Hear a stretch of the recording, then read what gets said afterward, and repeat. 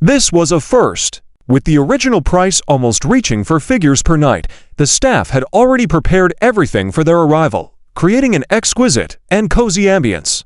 Chen-Lu especially liked the setup of the small table by the window, offering a clear view of the night scenery by the river. He noted that having a bathtub in the bathroom was something he would consider for his future house. That became the top priority on his personal wish list.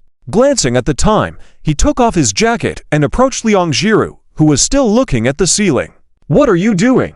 The girl shrunk back, inadvertently tripping and falling onto the bed, landing in the center of the flower petals. Chen-Lu nodded. "Liang Jiru, what are you doing?" "I said we should go to bed early today. We have to catch a flight early tomorrow morning." Chen-Lu chuckled and shrugged. "Why do you think I booked a hotel so close to the airport?" Liang Jiru hadn't reacted yet and asked subconsciously, "Where are we going?" "You said Lin Miao Miao is on her way to climb Mount Tai, right? Let's go too, and also bring her back to work overtime." Chen-Lu smirked. Accomplishing the wish of this naive person and catching the one who skips work while traveling, it's a win-win situation. What does it mean to be a boss born after 2000? Advanced tactical thinking. Liang Jiru's gaze was a bit sluggish, and she finally remembered the airplane she had seen take off not long ago. She had been tricked again.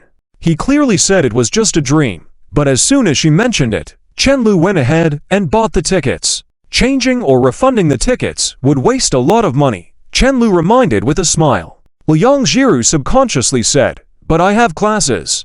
I always remember your class schedule. It's Wednesday today, you don't have classes all day Thursday, and you only have classes on Friday afternoon. We can easily come back in time. Worst case scenario, take a leave if you can't come back in time. It's just one class," Chen-Lu said. When Chen-Lu was still a student, he noticed Liang Jiru was very clear about her schedule. Since then, he had developed the habit of checking her class schedule from time to time. The naive bullet she shot a year ago had finally hit herself in the forehead. He knew that hurried trips with no time for enjoyment were meaningless. But in the future, there would be plenty of time to accompany Liang Jiru on leisurely outings. This time, he wanted Liang Jiru to understand that many things, if pursued directly, were not as unreachable as they seemed, and there was no need to treat them as dreams. Humans were good at imagining various difficulties to hinder themselves, repeatedly getting stuck in unnecessary internal conflicts until they completely lost interest or courage to move forward. The naive one couldn't have imagined that buying plane tickets in advance might even be cheaper than high-speed rail tickets. Nor could she have imagined that such a seemingly distant distance only required a 2-hour flight and they could be back by the next day. The world was indeed vast, but before humans today, the world was also very small. "We didn't bring any change of clothes," Liang Jiru muttered to herself again, thinking that Chen-Lu was quite impulsive to buy the tickets so directly. "Who said we didn't?" Chen-Lu patted the backpack he had just placed by the bed. "Who goes out to book a room and still carries a backpack? Duo can manage. We'll be out for a day or two. The cat food in the automatic feeder will last." Liang Jiru didn't want to speak. She had been curious in the elevator about why Chen-Lu was carrying a backpack, but was too embarrassed to ask. But what if it was something strange? Now she understood. This familiar feeling since she met Chen-Lu. She had been fooled countless times clearly and blatantly. You never knew how many traps this harmless-looking person had set behind your back. She thought for a while and couldn't think of anything else worth worrying about, just subconsciously mumbling to herself. Chen-Lu whispered, "Have you noticed? Many worries are self-imposed." Liang Jiru was speechless for a moment and turned to the floor-to-ceiling window, looking at her reflection on the glass, slowly placing her right hand on it. From the height of the 30th floor, the night views were breathtaking and dazzling, some lights reaching the sky, but still couldn't disturb the tranquil and peaceful night. She was captivated instantly. She had been anxious and flustered a moment ago. Now she felt unusually calm seeing this sight. Without that evening's momentary impulse, she might never see such a landscape in her life, let alone experience such a novel thing with Chen-Lu. If she had missed Chen-Lu's nervous and stuttering appearance at the front desk, she would regret it for a lifetime. After a moment, the corners of the girl's mouth slightly lifted, and in an extremely soft tone, she said, "Maybe I just lacked the heat of the moment when coming to the hotel." At this time, Chen-Lu was lying on the bed, about to speak, and the soft body of the girl pounced on him. She pressed herself against him, forehead against his cheek, rubbing herself against him like a cat. Why are you so good to me? Because I like you. Every time I ask you, you say the same thing.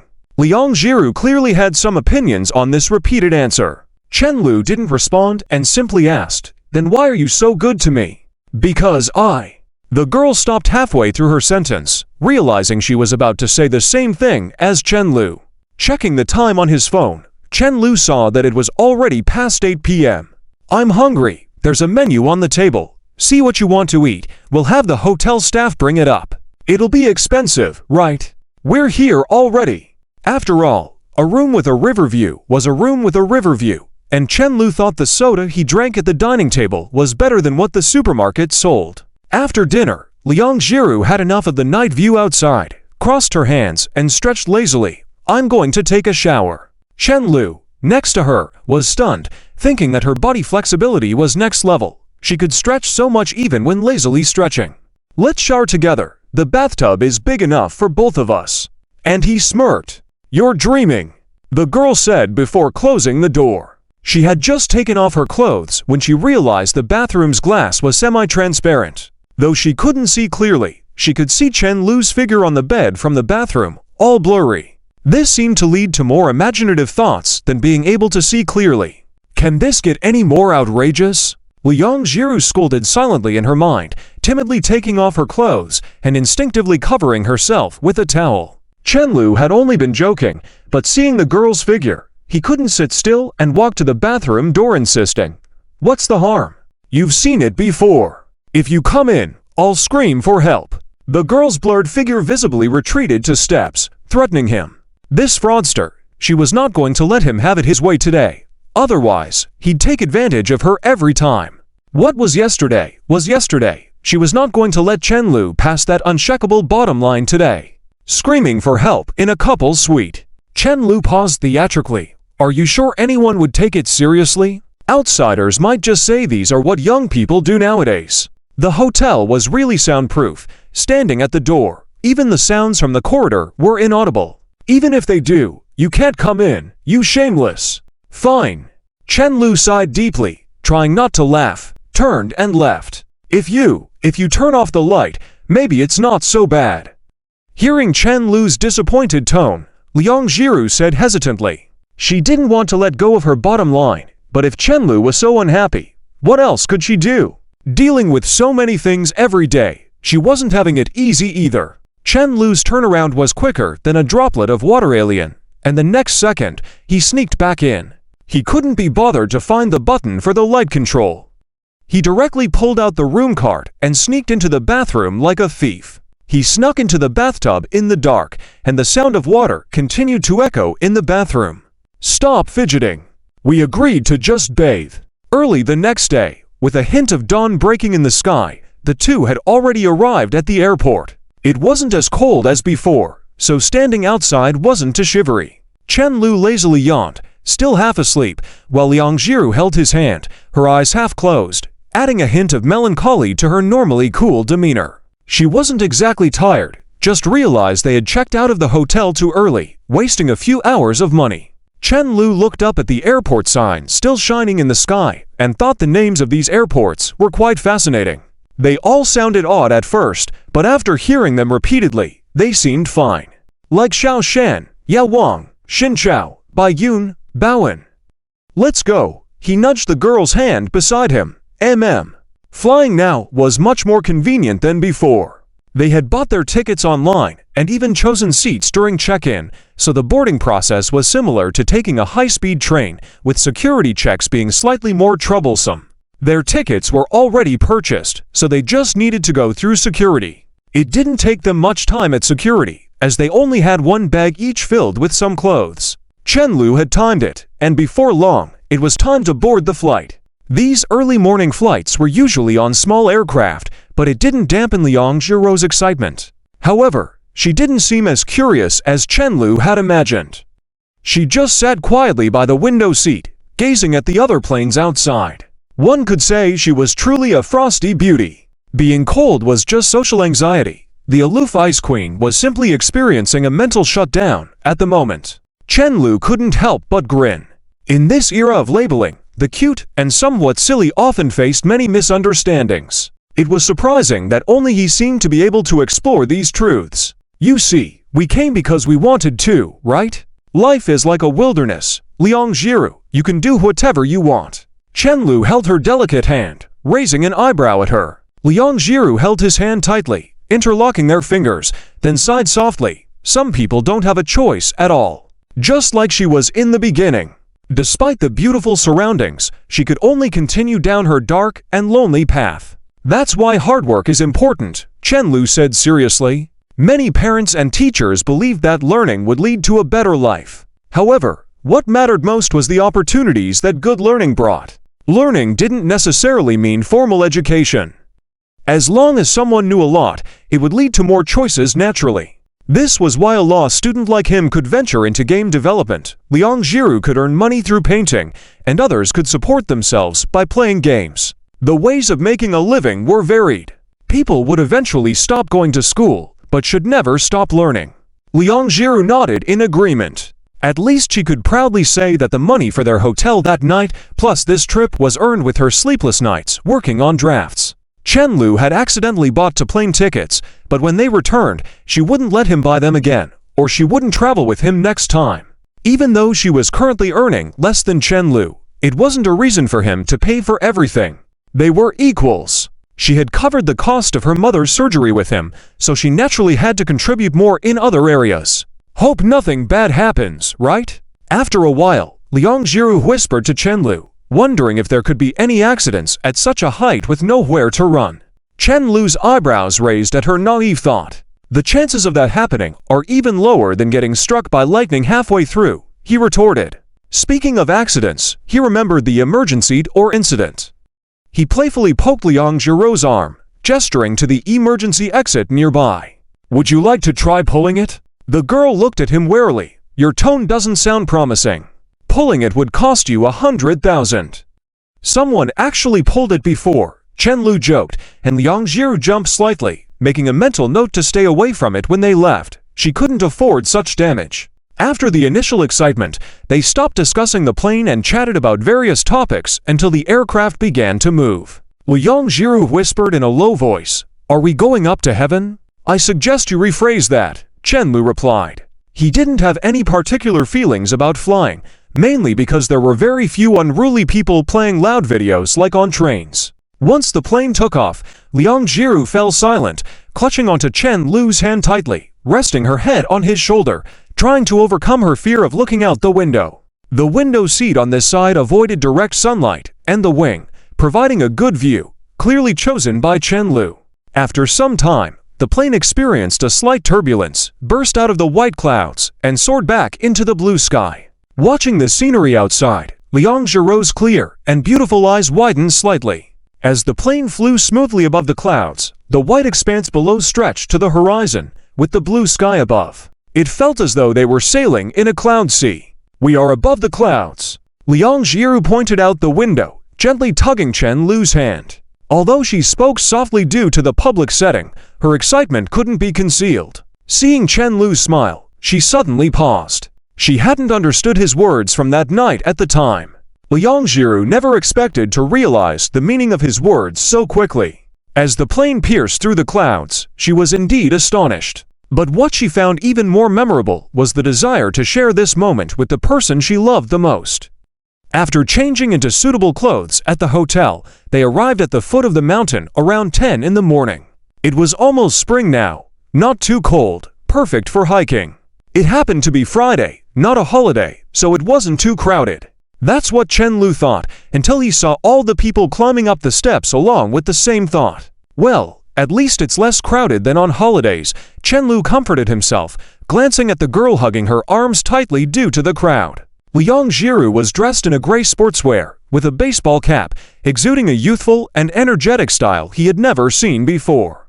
Being around this silly girl always offered a different kind of view. "Ask Lin Meow Meow what she's doing," Chen-Lu reminded. Liang Jiru glanced at her phone, then lifted her head. "She's climbing," she replied. Chen-Lu placed the half-drunk bottle of water back in his bag, put sunglasses on Liang Jiru, then himself, adjusting the frames and flashing a proud smile. Make sure not to tell her the boss and the boss lady are personally hunting her down.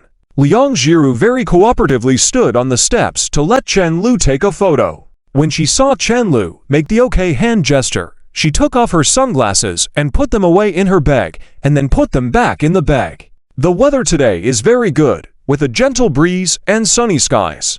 The clouds were flying high, but it wasn't especially sunny, so there was no need for sunglasses. Chen Lu probably didn't intend for her to wear them while climbing. He just wanted to take pictures. This person liked playing real-life versions of Miracle Nikki with her. Chen Lu looked at the girl in the photo and couldn't help but smile. Liang Jiru didn't seem foolish at all, but she always managed to expose her foolish essence with just a few words and actions. Like this scissor gesture she was making now, it completely wiped out her original cold and aloof demeanor, making her look a bit silly.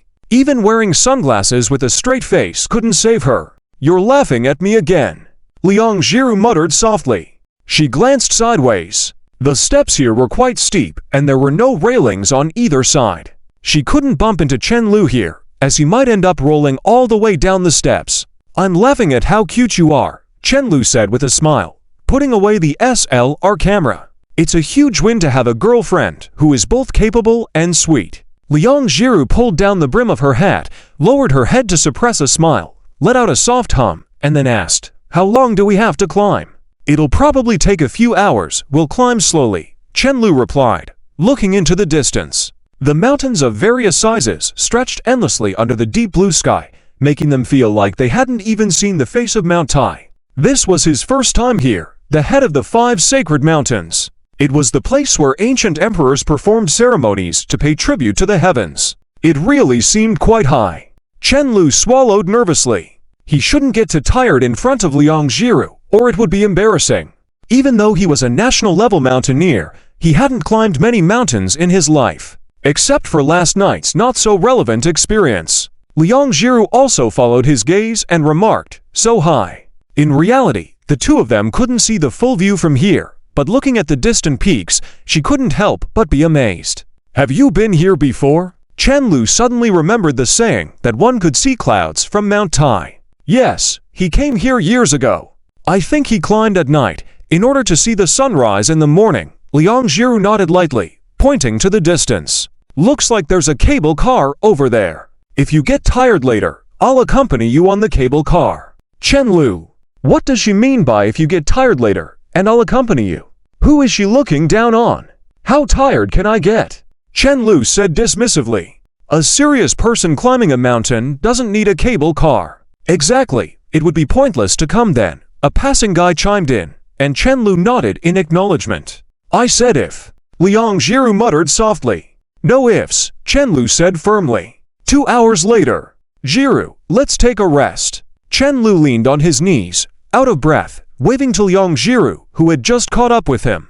It started off okay, but after the initial climb, the steps became so steep that every step required a lot of effort. Liang Jiru, on the other hand, seemed to have boundless energy like a young calf, climbing quickly and stopping him every now and then to look at the scenery without taking a break. She found everything so fresh and had a constant smile on her face. It was as if she was a primary school student on an outing. "Okay."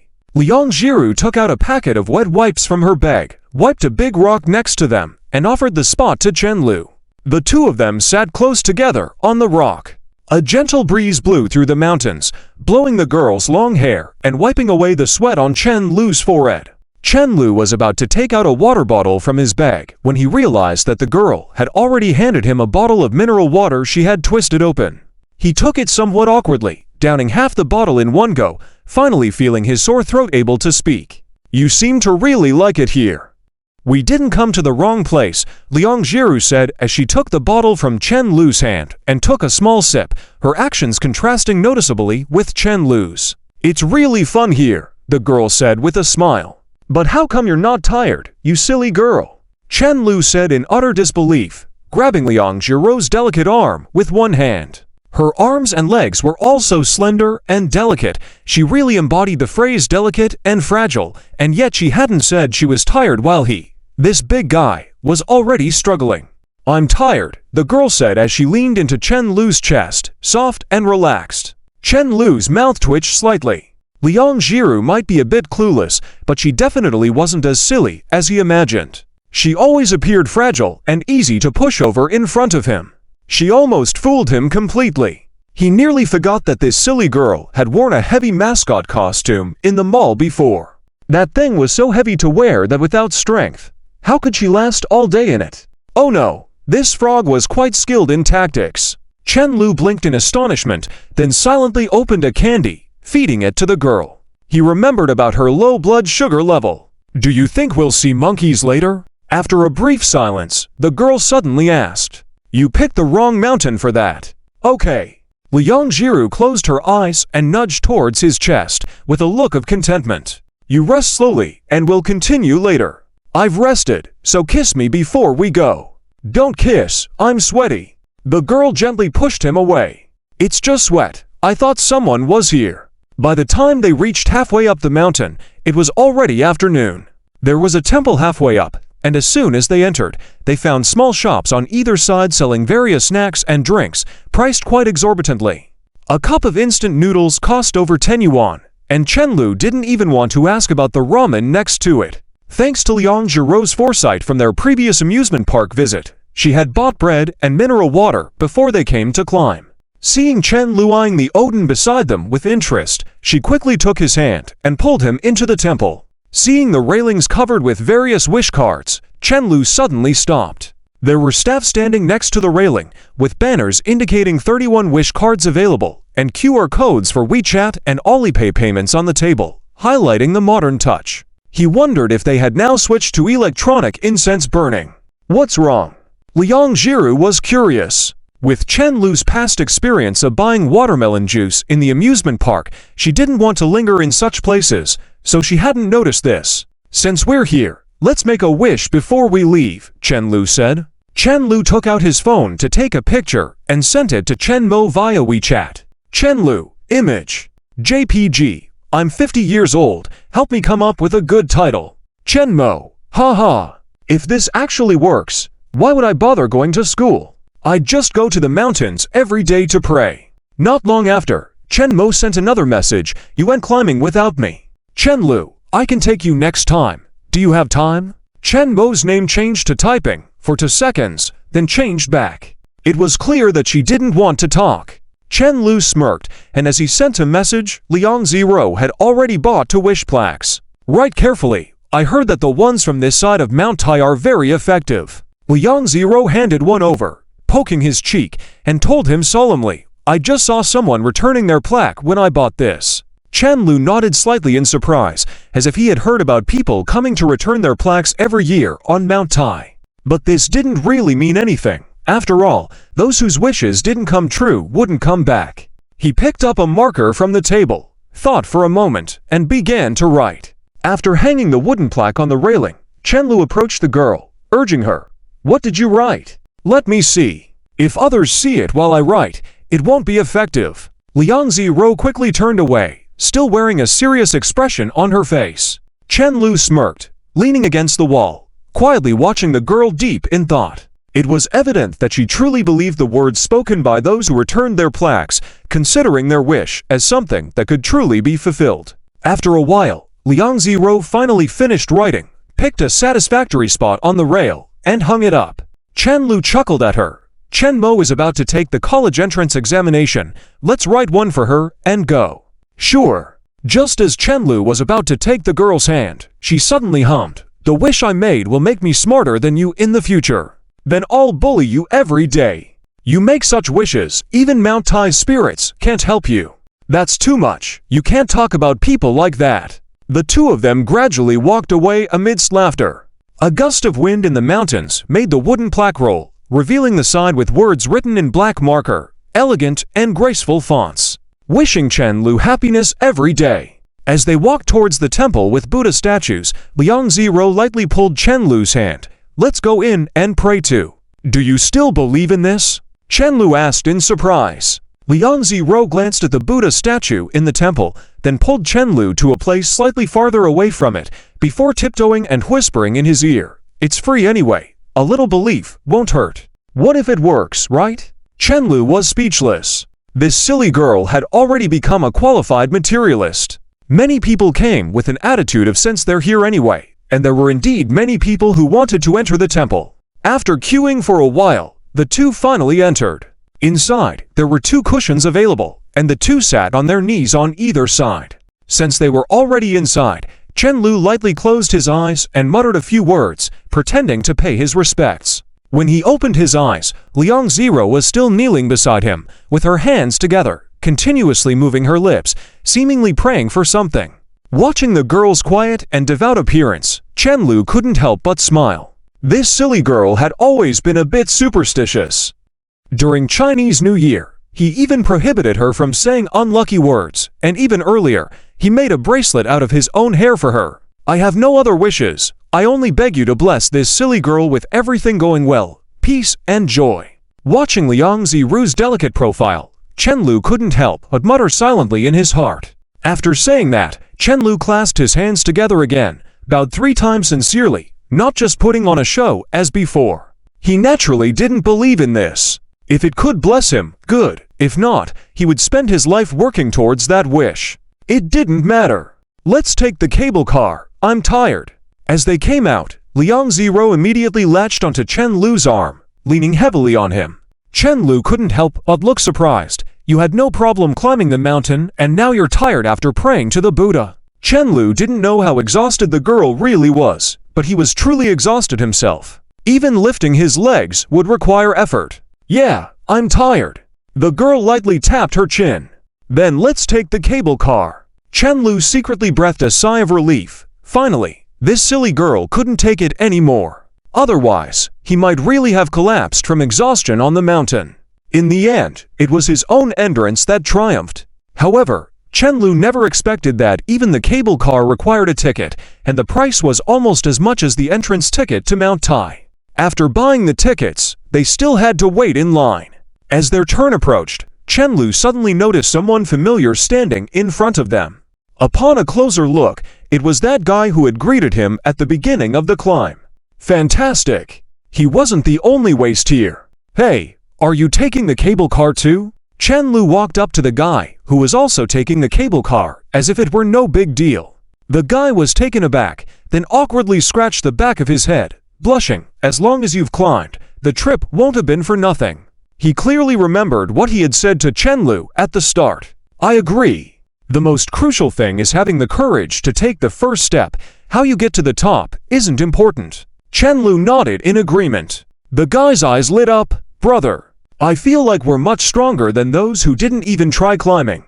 Liang Zero held Chen Lu's hand, suppressing her laughter as the two men self-exculpated themselves shamelessly. Why wasn't the cable car coming yet? She had almost reminisced all the sad moments. It was hard for her to hold back her laughter. Soon, the empty cable car swayed towards them. The guy waved at them. Please, you go first. Then let's say farewell here. Chen Lu didn't decline either, helping Liang Zero onto the cable car. The guy watched the two of them cuddled up on the cable car, the smile on his face suddenly fading, and his heart felt a heavy weight. It seemed unfair to him that others couldn't climb, yet here he was with a beautiful girlfriend, riding the cable car together. He had tried, but ended up with nothing. Darn it! A shout of jealousy echoed through the mountains. At the mountaintop, Liang Zero, who had complained about being tired before taking the cable car, was suddenly full of energy again, dragging Chen Lu's hand and wandering around as they did at the start of the climb. By now, the sun had lost its intensity, and clouds surrounded the mountaintop. Looking from here, the temple on the distant mountain seemed to really sit on the clouds, with just a faint outline of the peak and the solitary temple visible. Below was an endless sea of clouds. There was an inexplicable feeling of being in seclusion with immortals. Will we come here again in the future? Liang Zero propped her hand on a stone railing, playing with her loose hair. You can come back to return a wish plaque. Returning the wish plaque is fine, but if it's a wish made to Buddha, that might be a bit difficult. Liang Zero blushed slightly. If it really comes true, I'll definitely come back. Chen Lu was taken aback. What wish did you make? Keep it a secret. Okay, you actually learned how to be elusive. Chen Lu went forward to tickle her. Liang Zhiru quickly took 2 steps back, keeping a safe distance from him. You can guess. She turned her face away, looking at the pedestrians coming and going in the distance. Below the railing, Many tourists were climbing up layer by layer. Standing here looking down, it felt like overlooking all living beings. Everything here was fascinating to her. There were mountains, clouds, tourists of all kinds, and her favorite person. She recalled a phrase, one meeting, one opportunity. Many people in life only meet once, and even the clouds that just floated by her would never appear in front of her again. If the two of them really returned here many years later, everything here would inevitably look different. But no matter how many years passed, she would still remember today in the mountains, with a gentle breeze and perfect sunlight. Chenlu wasn't interested in all these living beings. He looked at the side of the girl's face, pondered for a moment, and guessed, becoming rich soon. When this silly boy didn't say a word, he looked like a literary girl. No one knew what foolish question he was pondering.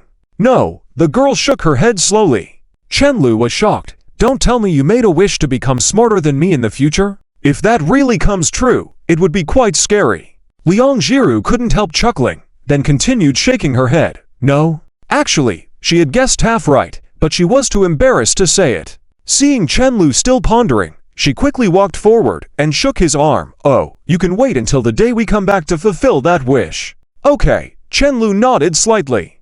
Delving deep into everything would be too boring.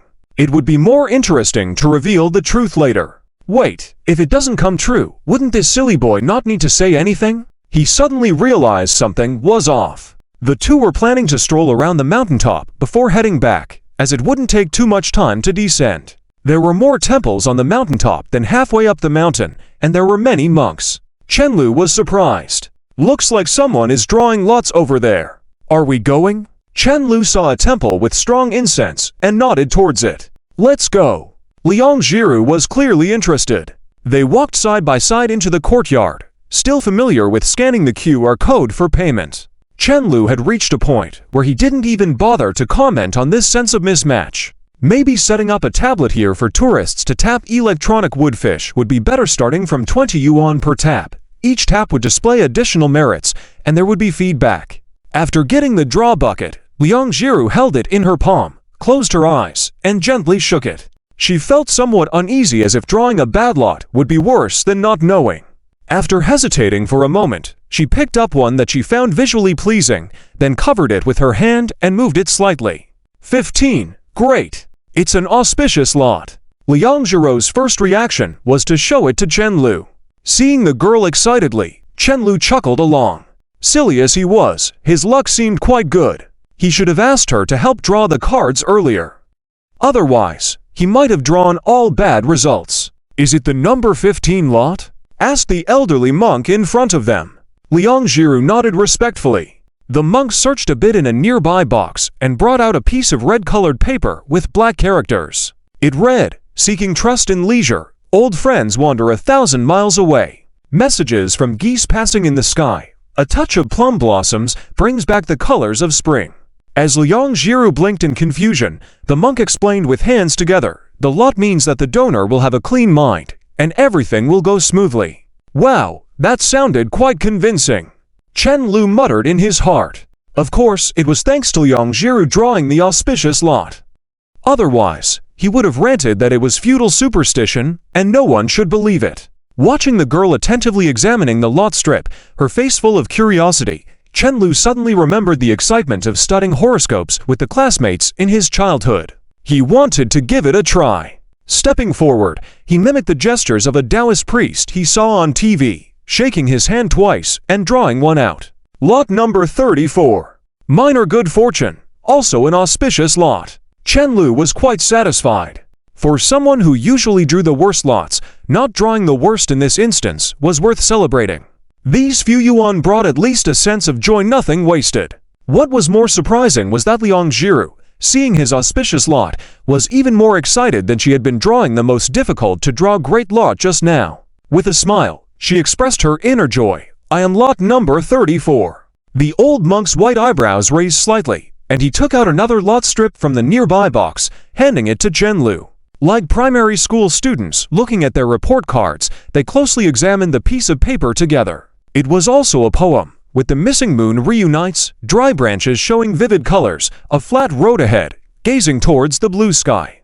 I want to seek marital fortune for both of us. Chen Lu pointed at Liang Jiru standing beside him. Liang Jiru was taken aback. Did she have to say it earlier? What did she wish for just now? Safety, career? The old monk took a moment to assess the two of them and then exhaled. Originally, both of your life paths were full of hardships. It's only when you both came together that you had a good destiny. In the future, you'll need to support each other. Only then will your journey be smooth and protect each other's safety. Liang Jiru was startled, her face slightly pale. Was his original life path very bad?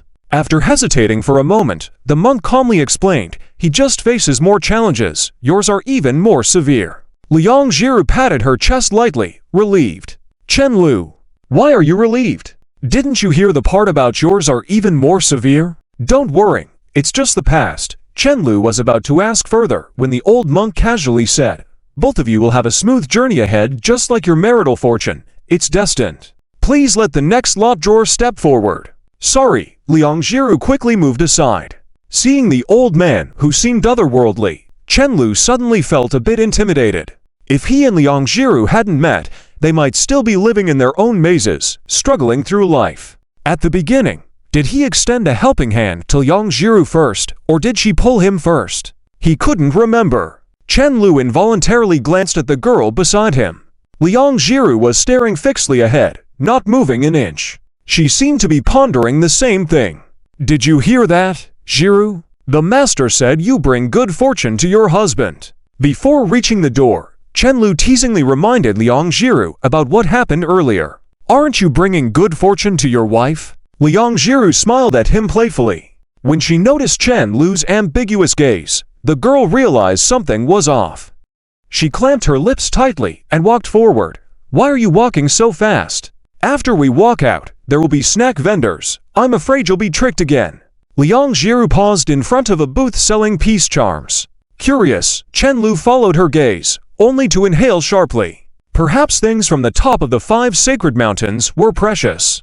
A piece knot made of a red string, and the stone was being sold for 168 yuan. Before he could react, Liang Jiru had already scanned to make the payment and was standing in front of him with the peace charm in her hand. Maybe it'll work. They did say your life path was bad. Liang Jiru murmured softly. They also said it was about the past. We both drew auspicious lots. You still have great fortune. Seeing it was Liang Jiru spending money, Chen Lu, who always felt like he was being unjustly treated in tourist areas, suddenly became frugal and thrifty. I don't care whether I draw auspicious or inauspicious lots. I don't really mind. In fact, I've been drawing inauspicious lots for over 10 years. Liang Jiru said expressionlessly while carefully tying the red string with a stone piece knot around his wrist. As long as you are safe, that's the best auspicious lot for me. The more someone has lost, the more they understand how to cherish. Liang Jiru is like that. Chen Lu thought that this silly girl was still the same as when she was braiding her hair into a bracelet, simply seeking peace while giving herself a little comfort. Well, it looks pretty good. Liang Jiru clapped her hands, stood up straight, and lightly smiled as she looked at the red rope on his wrist. This red rope, which was bought with money, looked much better than the one she had braided herself. Chen Lu looked down at the peace buckle, feeling complex emotions.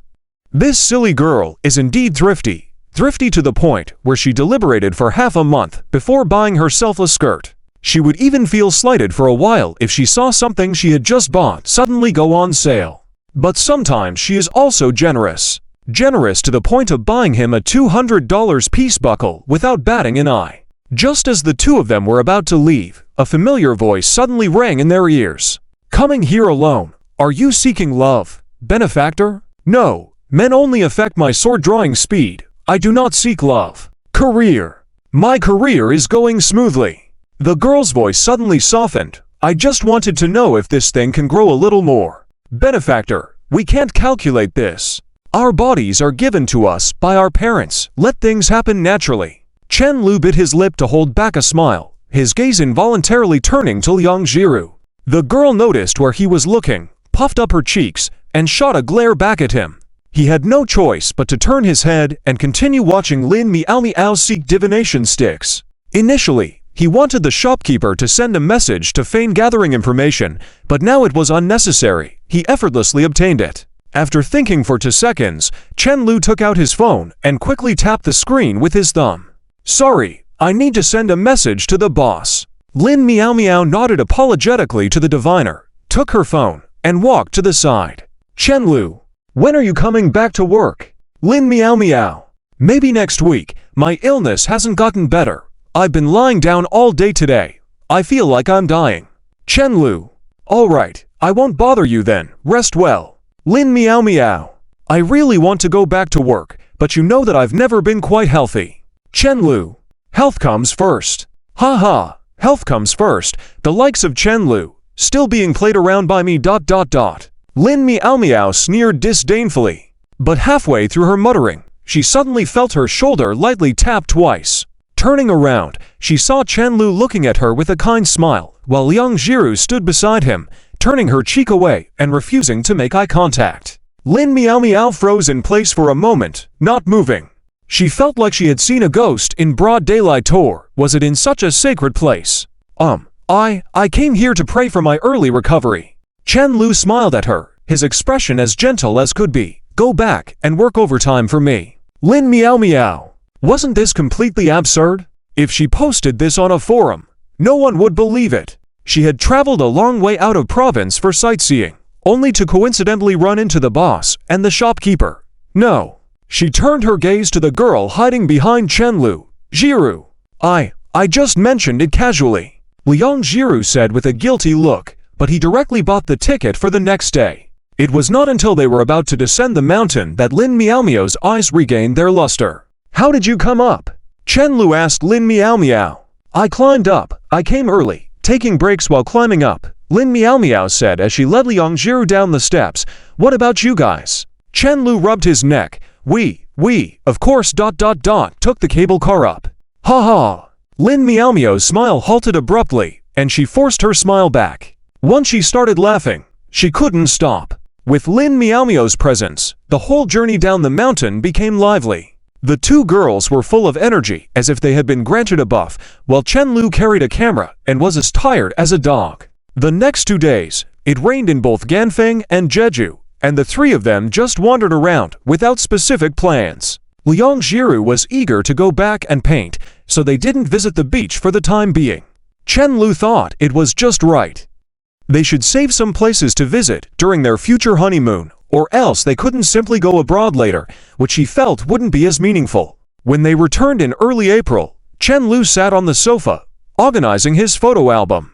Including the trip to Mount Tai, the current album was starting to run out of space. He would have to stock up more when he had time, as they would only take more and more photos in the future. Liang Jiru indeed didn't transfer money into that card as she used to, but she was spending more money on him. Chen Lu suddenly felt that this silly girl was sometimes quite smart. She must have thought that it was strange to keep accounts in their relationship, but also felt like she was taking advantage of him if nothing happened between them. So she chose a way that both of them could accept. He hit the jackpot with this silly girl. "I'm heading out." Lost in thoughts, Chen Lu was suddenly startled when Liang Jiru peeked out from the doorway and waved at him. "Where are you going?" Chen Lu asked curiously. "Don't you have plans today?" "I was just asked out by Meow Meow, so I agreed to go with her," the girl said softly. "I'll come back early to make dinner for you. Don't order takeout." "Got it." Chen Lu waved back at Liang Jiru. Since returning from Mount Tai, Liang Jiru often rode her new electric bike around with Lin Meow Meow. A 20-year-old girl should be like this. Liang Jiru walked into the entrance hall, hand already on the door handle, then quickly walked back to Chen Lu. "What's wrong?" Chen Lu was taken aback. "Kiss me." After a long hot kiss, Liang Jiru pushed the door open and left. "Where have you two been recently?" Chen Lu had just taken his seat and heard Li Xiniang's suspicious question. Zhang Chao, still with a lollipop in his mouth, shrugged and said, "We went to the mother-in-law's house today, just returned." "And you?" Li Xiniang asked, as the two had been missing for a few days, making it hard to find them for a meal. "I climbed Mount Tai," Chen Lu thought for a moment, then added, "with my girlfriend." Zhang Chao became interested. "Is that place fun? I'll take my wife there after she gives birth." "You two act like humans." Li Xiniang wanted to leave. Since the diving incident last time, it was rare for them to have the chance to gather for a meal. Today, they didn't meet at the street food stall, but at an unfinished villa. This was the wedding house Zhang Chao had bought, with only a simple coat of paint on the walls and many traces of paint on the floor. Male gatherings had less ostentation, so Chen Lu just brought a pot, plugged it in, and could use it immediately. The ingredients were brought by the other two.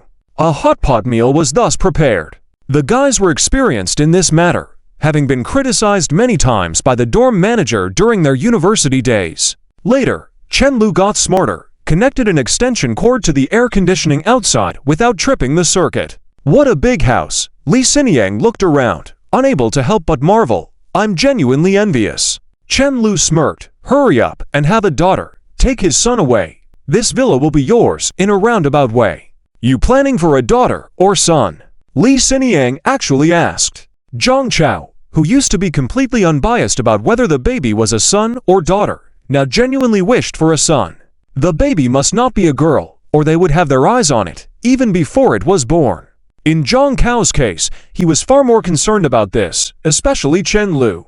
With that in mind, he suddenly remembered something, and took out two small red booklets from his pocket, handing one to each of them.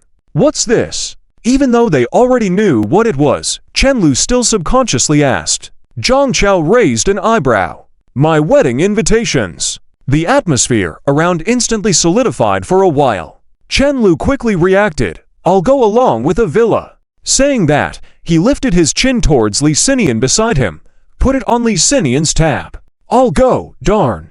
Get lost. Li Xinian instinctively repeated, then quickly spat at him after coming to his senses. This person was usually gentle, but when provoked, he was still like a dog.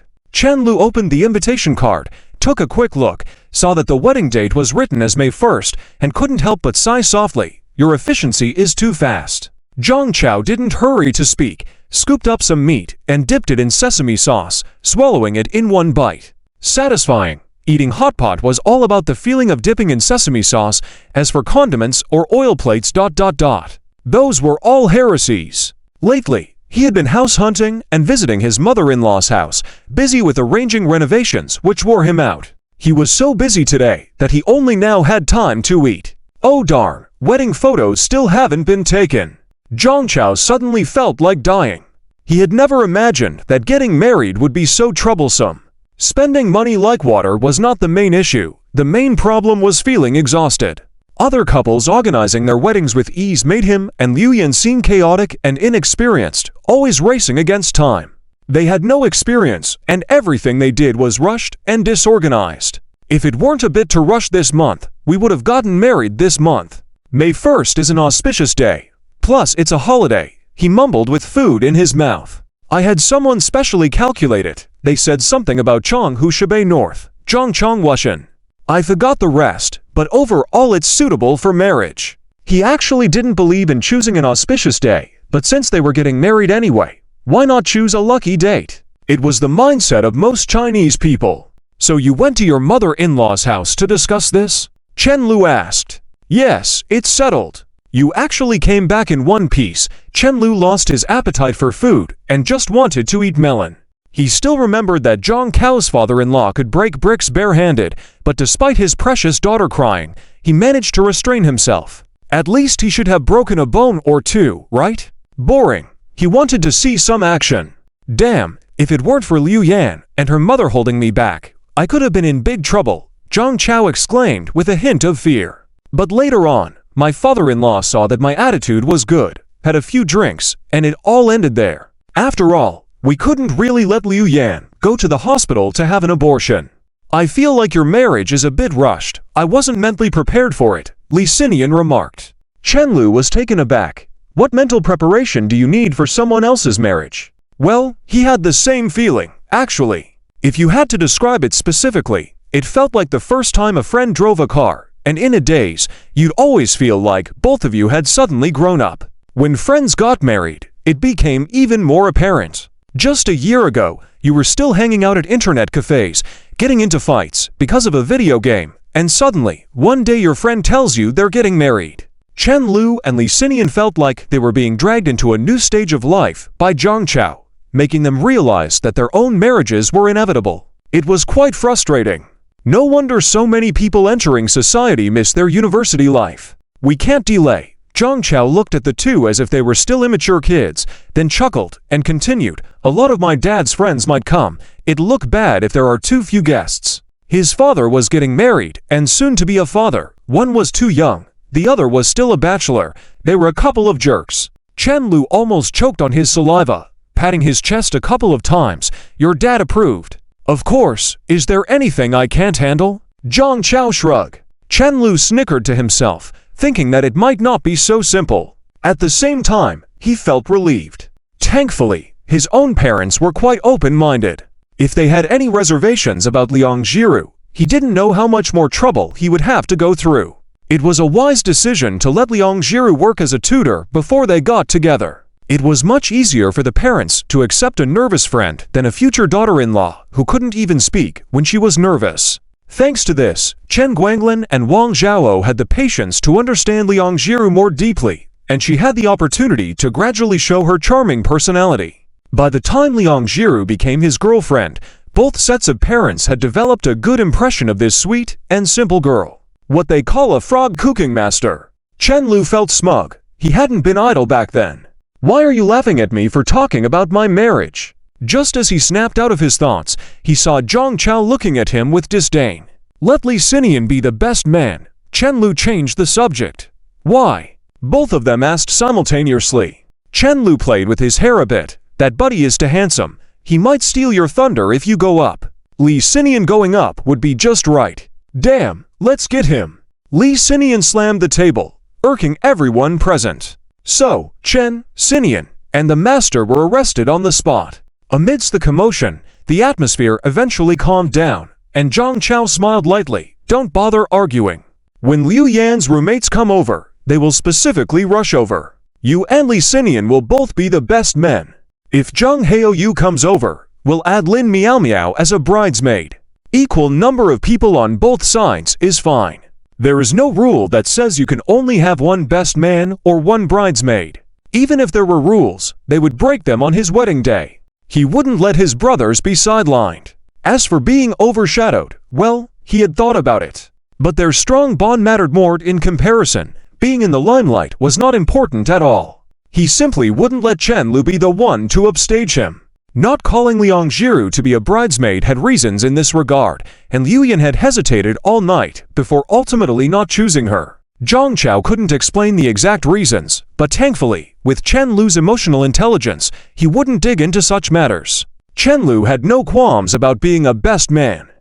They were both very sensible, and the crazy wedding antics wouldn't happen at Zhang Cao's wedding, thanks to having a clean social circle. In the afternoon, neither of you should leave. Accompany me to move some things over, then try on the best man's attire, Zhang Chao instructed. Li Xinian nodded, moved a whole box of beer bottles to the table. Are you done with the instructions? Let's drink. Chen Lu grabbed a bottle lazily, not bothering to find a bottle opener, and opened it on the corner of the table. Are you drinking? He paused before pouring a glass for Zhang Chao. This guy had a pregnant woman at home. Of course, I am drinking. If I don't seize the opportunity now, I won't be able to drink in a couple of months. Zhang Chao took the bottle and poured it full for himself. Liu Yan had just started to show signs of pregnancy, and she hadn't shown any special reaction yet, not to the point of feeling nauseous at the smell of alcohol. She even sneaked out at midnight yesterday, squatted in front of the fridge, secretly eating ice cream like a thief. He was lurking in the bedroom, peeking out to secretly watch the whole process without making a sound. After all, the child couldn't grow up without a father. Following his wife's constitution, he wasn't sure if she would experience mild or severe morning sickness. But regardless, he wouldn't be able to smoke and drink casually for quite a few years to come. As they continued to drink, the three of them became more and more intoxicated, and the sun gradually set from its zenith. Congratulations, my oldest friend. I wish you happiness. Li Xinian took off his glasses, burped slightly, and raised his glass again to Zhang Chao. After finishing, he leaned on Chen Lu's shoulder, slightly tipsy, and asked, "When are you getting married?" "I don't know. Maybe soon." Chen Lu truly didn't know. "It depends on when my girlfriend wants to marry me." Li Xinian chuckled, his mouth oozing some alcohol. "You can't overtake from the outside lane now. Get married sooner. Try to smell the tailpipe before he flaunts in front of us with his child." Don't talk about me. Don't try and compete for the tailpipe with me. I'm actually planning to confess to that Miss Diver soon. Great. Zhang Chao, who had been lost in thought, suddenly raised his thumb. Your dad approves. Chen Lu nodded slightly. Grandpa approves too. When Li Xinian curiously asked for advice, pounding the table and making a loud noise, give me some tips, like how to confess. Chen Lu thought for a moment, then shook his head slowly. I have no experience, Liang Jiru confessed to me. Such a beautiful girl took the initiative to confess to you, and you still frown like that. Li Xinian looked at Chen Lu like that, feeling increasingly displeased. Damn, this guy is so pretentious. Chen Lu sighed deeply. Sigh, you wouldn't understand. How could a mere mortal possibly understand how intense his battles with Grandmaster Chen and the frog in the pot were going? Originally, Liang Jiru had been focused on figuring out how to control him, and now this silly guy didn't need to worry about his family anymore. He was truly afraid that in the future, he would be at the mercy of Liang Jiru. When she was drunk, she dared to pounce on him. What's the difference between that and waking up one day only to find that he had been boiled to death by the frog? You're just pretending here. Li Xinian mouthed the words, aren't you? Then he looked at Zhang Chao. What about you, leader? Zhang Chao scratched his nose awkwardly, hesitated for a while before finally admitting, in the beginning, Liuyan said if I didn't confess to her soon, she'd kill me. Forget it, I'll figure it out myself. Li Xinian sighed. These two were not normal at all. In fact, there's no need for anyone to teach you any experiences. Whether a confession succeeds or not, you already have a rough idea in your mind before confessing, don't you? Chen Lu swayed the wine glass in his hand and said softly. Luckily, they were still chatting now, and no one noticed that he barely drank anything. He had been feeding the fish all this time. It's unclear how long it had been, but the other two had almost finished their drinks, each leaning back on the sofa, looking half asleep. Chen Lu couldn't hold much alcohol, but he never got drunk. He sat on the adjacent sofa, watching anime all afternoon. Farewell to Florine. This was the anime Liang Jiru recommended to him when she showed him her fan art. This silly guy now had his own account with 100,000 followers to manage, so he had to keep up with popular anime or manga. That's how a creator's account worked, whether on Weibo or on a small platform. By consistently drawing what the fans wanted to see, fans would keep following, and the creator's popularity would gradually rise. He wondered which anime would make Liang Jiru recommend it with tears in her eyes and say, I must die before you in the future. The whimsical way her mind worked sometimes, quite out of the ordinary. Just as he was halfway through, his phone suddenly vibrated. Liang Jiru sent a video. Chen Lu curiously opened it and saw a young man dressed as a waiter from Hai Di Lao and a young lady dancing on the screen. However, only their backs were visible in the video as the two waiters danced for the customers at another table. How many years have walked alone, watching the knife light illuminate the night? How can one tell the difference between heroism and devilry? A snap of fingers. A dream is but a moment. Tilda Chen Lu, having Hai Di Lao with Lin Miao Miao. Liang Jiru. Yeah, can you dance? Chen Lu. You're kidding. Can I not? Liang Jiru. Of course you can. You say the weirdest things. ... On the other side, the long-haired girl held her chin with one hand, looking back at the bubbling pot. She wasn't interested in watching others dance. She just found it fun and wanted to share it with Chen Lu. These things are so expensive. Liang Jiru pointed at various items on the table and whispered to Lin Miao Miao. Just this plate of frog legs was so costly, one could buy many ribs with that amount, and she didn't even dare to eat it. Lin Miao Miao was amused, holding up her phone and laughing, showing her cute canine teeth. What's the big deal? I only came to watch the dance.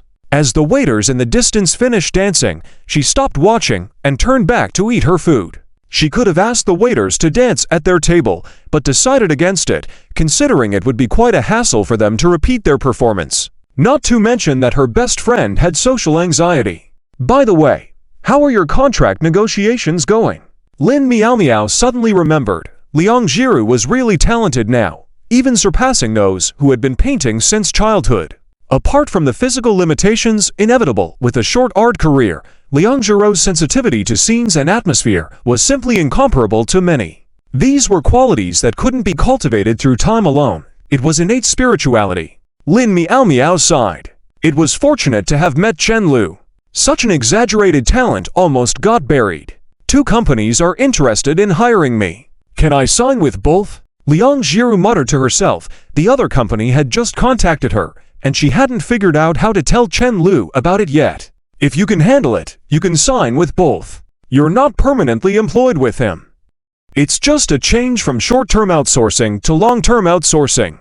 No one will mind you signing with multiple companies. Lin Miao Miao paused. You probably don't need money urgently now. Why stress yourself out a lie? Liang Jiru clenched her fists, took a deep breath, and her expression became more determined. I want to save for my dowry.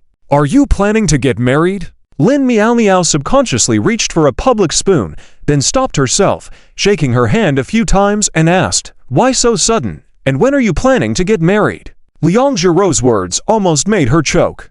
She silently rejoiced that she almost used her hand to pick up food instead of a spoon. I don't know. Liang Jiru shook her head slowly. You don't even know when you want to get married. It depends on when Chen Lu wants to marry me. Lin Miao Miao stared at Liang Jiru's delicate and pretty face, blinking with a vacant expression. This couple, are they crazy? Everyone in the world can see that Chen Lu can't wait to marry Liang Jiru tomorrow, or maybe Liang Jiru can't wait to package herself and deliver herself to him.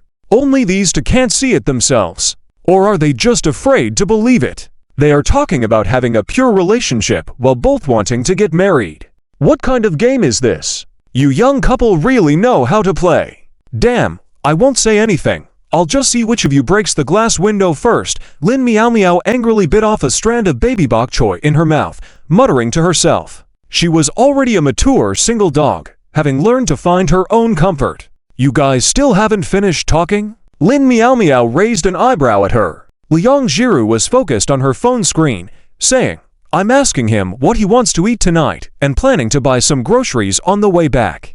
Can't your mind be on Chen Lu all the time? I don't think Chen Lu would want you like this, Lin Miao Miao said softly. It seemed odd that she was out playing but still thinking about her boyfriend. Chen Lu has always said that. Liang Jiru lowered her eyes slightly, a faint and almost imperceptible smile forming on her lips, appearing sweet at first glance, but bitter upon closer inspection. But, in reality, he is the one living for me. Why do you say that? The girl raised her head slowly, pondering. Chen Lu never told me what he initially wanted to do. Maybe a photographer, or perhaps a more relaxed teacher, or civil servant ... but certainly not owning this company. He thought I was naive, but there were some things that I understood clearly. That man's peculiarity lay in this, constantly reminding her not to live solely for him, while distorting his entire life to suit her. No matter how much she thought of Chen Lu, she only wanted to make him happier each day. He was smarter, thinking further ahead than her. Seeing Lin Miao Miao's lack of reaction, she continued, in fact, there are parts of Chen Lu that are fragile like me, so I try to smooth over his wounds. Maybe this is the way we survive, where neither of us can do without the other. Why aren't you saying anything? Liang Jiru suddenly doubted if she had said something wrong. Lin Miao Miao recovered her senses, dumbfounded, and shook her head. I'm just shocked that such profound words could come out of your mouth. Could this simple-minded girl say so much in one go? Lin Miao Miao wondered if Liang Jiru was reading from a script. I may be a little slow, but I often think about these things when I'm free. Liang Jiru smiled faintly. Anyway, I think things are fine like this. After all, we are 2 abnormal people in love. That's right, Lin Miao Miao smiled along. She wanted to take back her earlier statement. Thank goodness Liang Jiru met Chen Lu. It should be said, thank goodness these 2 met each other. After spending the whole afternoon, Chen Lu didn't rush back home, as usual, but went to Professor Yin's place. He couldn't possibly ignore him after asking for help. That wasn't his style. Professor Yin's house was still quiet, but ever since he taught the old man how to play online chess, he would spend his free time at the computer, challenging people worldwide. This time he even saw the old man complaining in the chat about his opponent's move. Just a pure keyboard warrior in his old age. Back at home, Liang Jiru had already returned, sitting by the computer desk, looking at him sideways. What did you get? The girl asked curiously. Chen Lu shook the package in his hand. It's the suit for Zhongchao as the best man. His wedding is set for the 1st of next month. That's fast. Liang Jiru held her face in her hands, somewhat surprised, then turned back to continue watching anime. She didn't turn on the light, only the faint light of the computer screen shining on her pretty face, reflecting in her beautiful eyes, making her look like an internet-addicted girl at first glance. No matter how much you save on electricity, you won't save enough for a car. Chen-Lu casually turned on the living room light, placing the suit on the coffee table. Looking back, Liang Jiru was still gazing at the computer screen, smiling softly. This simple-minded girl either didn't notice or just didn't care that Liu Yan didn't ask her to be a bridesmaid. Around 9 o'clock in the evening. Are you going to sleep after you go there? In the living room, Liang Jiru was holding Chen-Lu's coat and watching him pack his things. Sleeping well makes me sleepy. Chen-Lu packed up his power bank and formal wear, looked at the Red Bull on the coffee table, and simply put them all in the bag. The Red Bull they bought when they accompanied Liang Jiru home unexpectedly came in handy at this time. Getting married is so troublesome. Liang Jiru murmured softly. You only get married once in a lifetime, so it must be grand. Chen-Lu was afraid that this silly girl might suddenly say, how about we just get a marriage certificate in the future?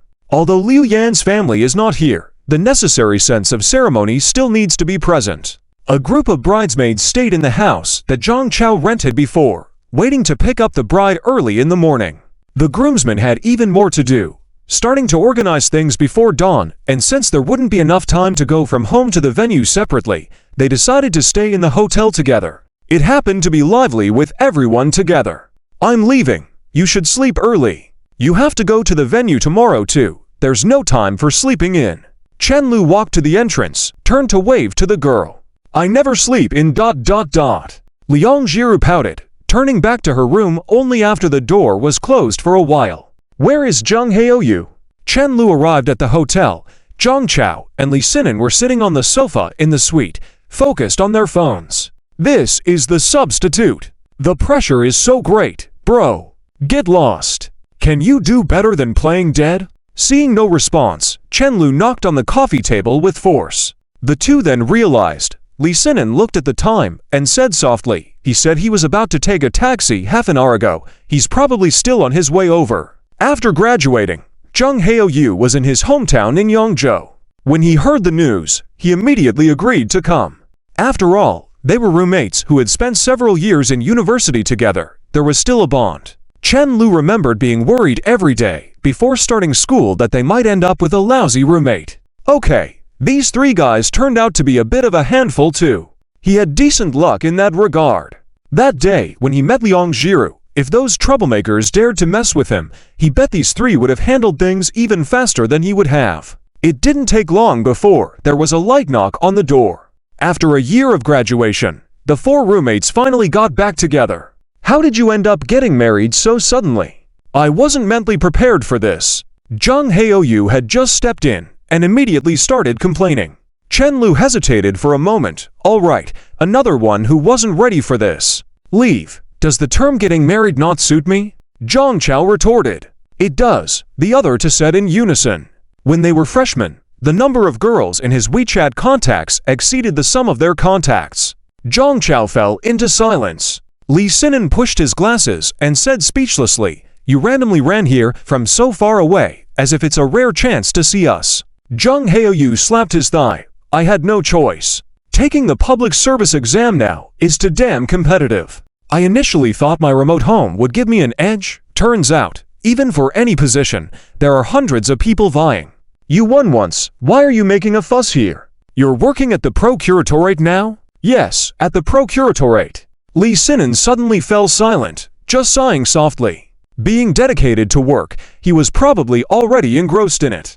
Zhang Haoyu's wedding suit was tailored to fit, tried it, and everything was fine. There was nothing much else to worrying about. Zhang Chao spent a lot on the wedding, with the wedding company taking care of everything properly. They would have to go out early tomorrow and couldn't get any sleep, so they gathered to play games together. To be honest, your chess skills are even worse than my girlfriend's. After a while, Chen-Lu said to Zhang Chao. Liang Jiru knew that in the early stages, you needed a strong team to keep your blood volume up.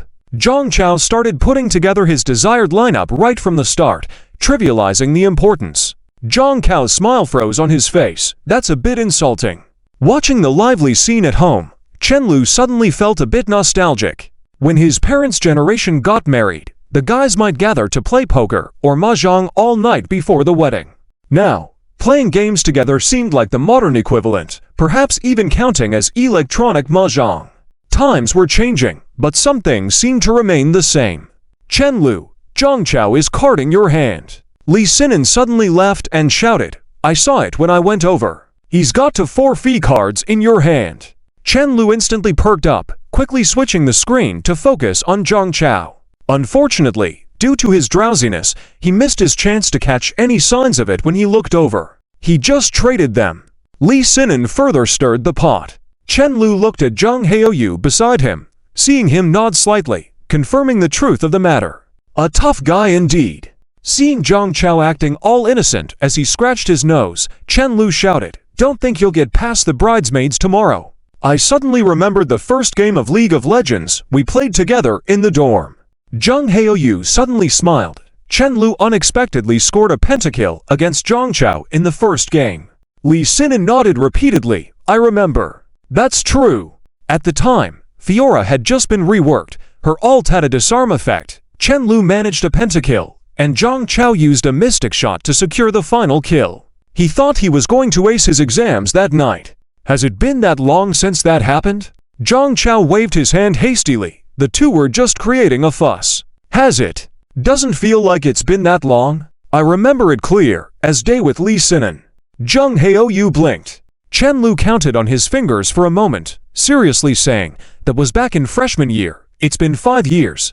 Do you still think that IG's recent championship win was not long ago? It feels like the pentakill incident just happened yesterday. I even remember what champions we were playing." Zhang Chao suddenly noticed the groom's attire he'd be wearing the next day, and he was surprised. He stood there, his expression becoming somewhat distant. Unintentionally, those were the days of squabbling with these guys, playing games every day, and dividing up the winnings on the spot. The days of discord with his family over his aspirations, intentionally missing exams, skipping classes to hang out at bars, all those days had passed. Suddenly, he remembered the night before the last makeup exam. Liu Yin had burst into the bar, dragged him aside in front of many people, as he was completely drunk, to the side of the road. He remembered her high ponytail swaying with the evening breeze, remembered the girl's teary eyes, and the slap she gave him. At that time, they weren't even together yet. Zhang Chao involuntarily touched his cheek, unknowingly, so much time had passed. He now had a new role and new responsibilities. He wasn't just a rebellious child with conflicts at home anymore. He was a husband, a father, with a little family of his own. He couldn't smoke or drink recklessly anymore. He couldn't just dive into games or novels to escape bad moods, and he had to learn to turn down pretty girls trying to add him on WeChat. He had to hand over his earnings on time every month. From being a boyfriend overnight to becoming a husband and father, he might not be fully prepared yet. But he had no regrets. Zhang Chao's eyes suddenly got a bit moist, then he smiled and shouted, "I'm getting married." The next day, May 1st, at 4:32 in the early morning, the night still shrouded the entire city of Hangcheng. The lights in the buildings were dark, with few vehicles on the road. The city seemed to be in a dreamlike state. However, there was a bustling scene at the entrance of a certain hotel. Before dawn, a group of people set out, with arrangements already made at the hotel entrance. Cars were adorned with red flowers, turning around amid firecracker sounds, lining up to head towards Zhang Chao's home. Take a deep breath. Take a deep breath. You're going to fetch a bride. Not entering a delivery room, Chen Lu quipped as he saw Zhang Chao looking tense, yawning sarcastically. Zhang Chao, dressed in formal attire, sat stiffly with clenched fists, eyes wide, seemingly staring at nothing in particular. This guy must have never sat so upright, even in his school days. It took Zhang Chao a whole 2 seconds to react. Go to hell, my father just fixed my hair. Don't make me hit you. Irritated by the mockery, he muttered, just you wait, I'll see if you're nervous when you get married in the future. Joking, it's just a wedding. What's so nerve-wracking about it? Chen Lu found it amusing. Zhang Chao continued, what will you do if you get nervous then? I'll wash my hair by standing on my head. Did you record it? Zhang Chao asked as he saw Li Xinian holding his phone. Li Xinian on the other side laughed, recorded it. Watching the video of Chen Lu pretending to be cool as he planted flags on himself, Li Xinian couldn't help but laugh more brightly. Although it was Zhang Cao's wedding day, he was already looking forward to Chen Lu's future wedding. Damn it, he would upload the video to the cloud drive as soon as he got back. With that kind of a smile on Li Xinian's face, Chen Lu couldn't help but roll his eyes at him, shifting his gaze to the window, looking at the faint light on the horizon. Humph! Mortals! Chen Lu had fought numerous battles with the frog in the pot. How could he possibly be nervous about getting married? In less than half an hour, the group arrived at the bride's home. The photographer got out of the car first, squatting beside the door with a large camera, signaling for a few people to get down. Li Xinian was about to open the door when Chen Lu patted his shoulder. Let Zhang Chao go first. But he's in the middle. How does he get down? Li Xinian's mind was slow to catch up. Zhang Chao, still blank-faced, suddenly tried to move to the front passenger seat. Damn it, just step over Li Xinian. While none of the big guys seemed nervous about the upcoming event, none of their brains were working either. The commotion continued inside the car. As the photographer was getting confused, Zhang Chao finally got out of the car. Once outside, Zhang Cao's tense expression persisted as Chen Lu and the rest made their way to the door. A large red double happiness sign hung on the door, bright and eye-catching. Inside, a group of bridesmaids nervously blocked the door, waiting for the knocking. Nearby, a group of children surrounded them. If they didn't receive red envelopes later, the door wouldn't be opened. If it was the bedroom door, that was a different price altogether. Soon, the smiles on the bridesmaids' faces began to freeze, exchanging puzzled looks. Strange, even though the footsteps had stopped for a while. Why was no one knocking on the door? Could it be that the groom had run away halfway during the ritual? Of course not. They were strategizing together. A group of guys huddled like thieves at the corner of the stairs, quietly discussing.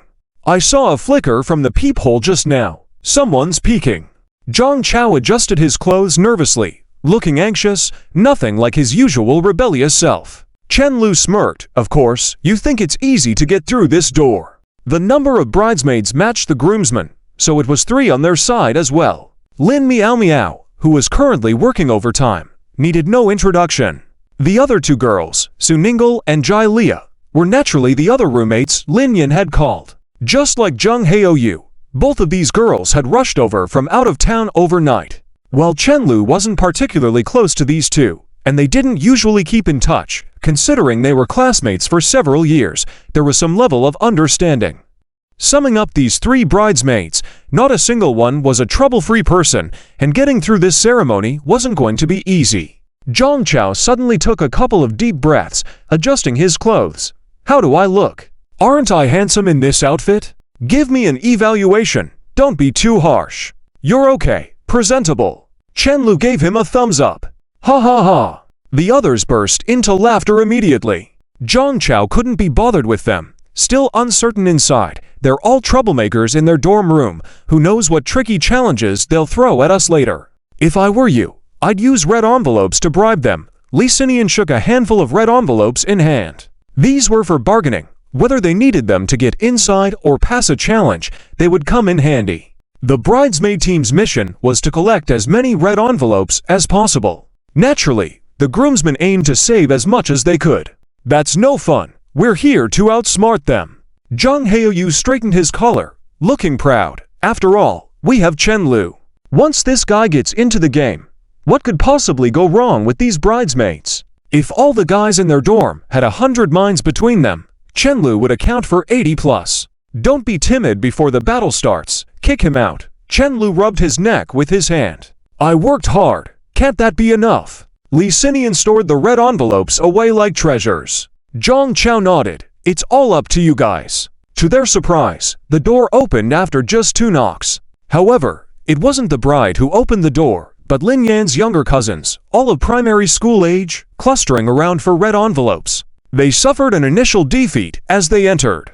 Noisily making their way into the bedroom, they saw the bride, Lin Yan, in her wedding dress, sitting on the bed, holding a hand fan to cover half of her face, smiling gently at them. She had shed her former arrogance and was now full of tenderness. The other bridesmaids were wearing light makeup, not trying to steal the spotlight. Lin Yan, with her makeup and the wedding day glow, easily outshone others. The 2 bridesmaids could only match about 60% of Lin Yan's radiance. The bridesmaid who had been standing near the bed was slightly better, reaching about 100% of Lin Yan's shine. Oh, that was Lin Yan herself. Chen Lu saw Lin Yan's puzzled expression and responded with a polite smile. Zhang Cao's smile never faded, grinning foolishly. Why are you all smiling like idiots? Do you really think it's that easy? Su Ninggle pushed everyone back, holding her chin up. Our Yan Yan won't leave that easily. You have to pass the test first, Jai Lia added as she stood by. Come on in. Zhang Chao looked towards Lin Yan on the bed.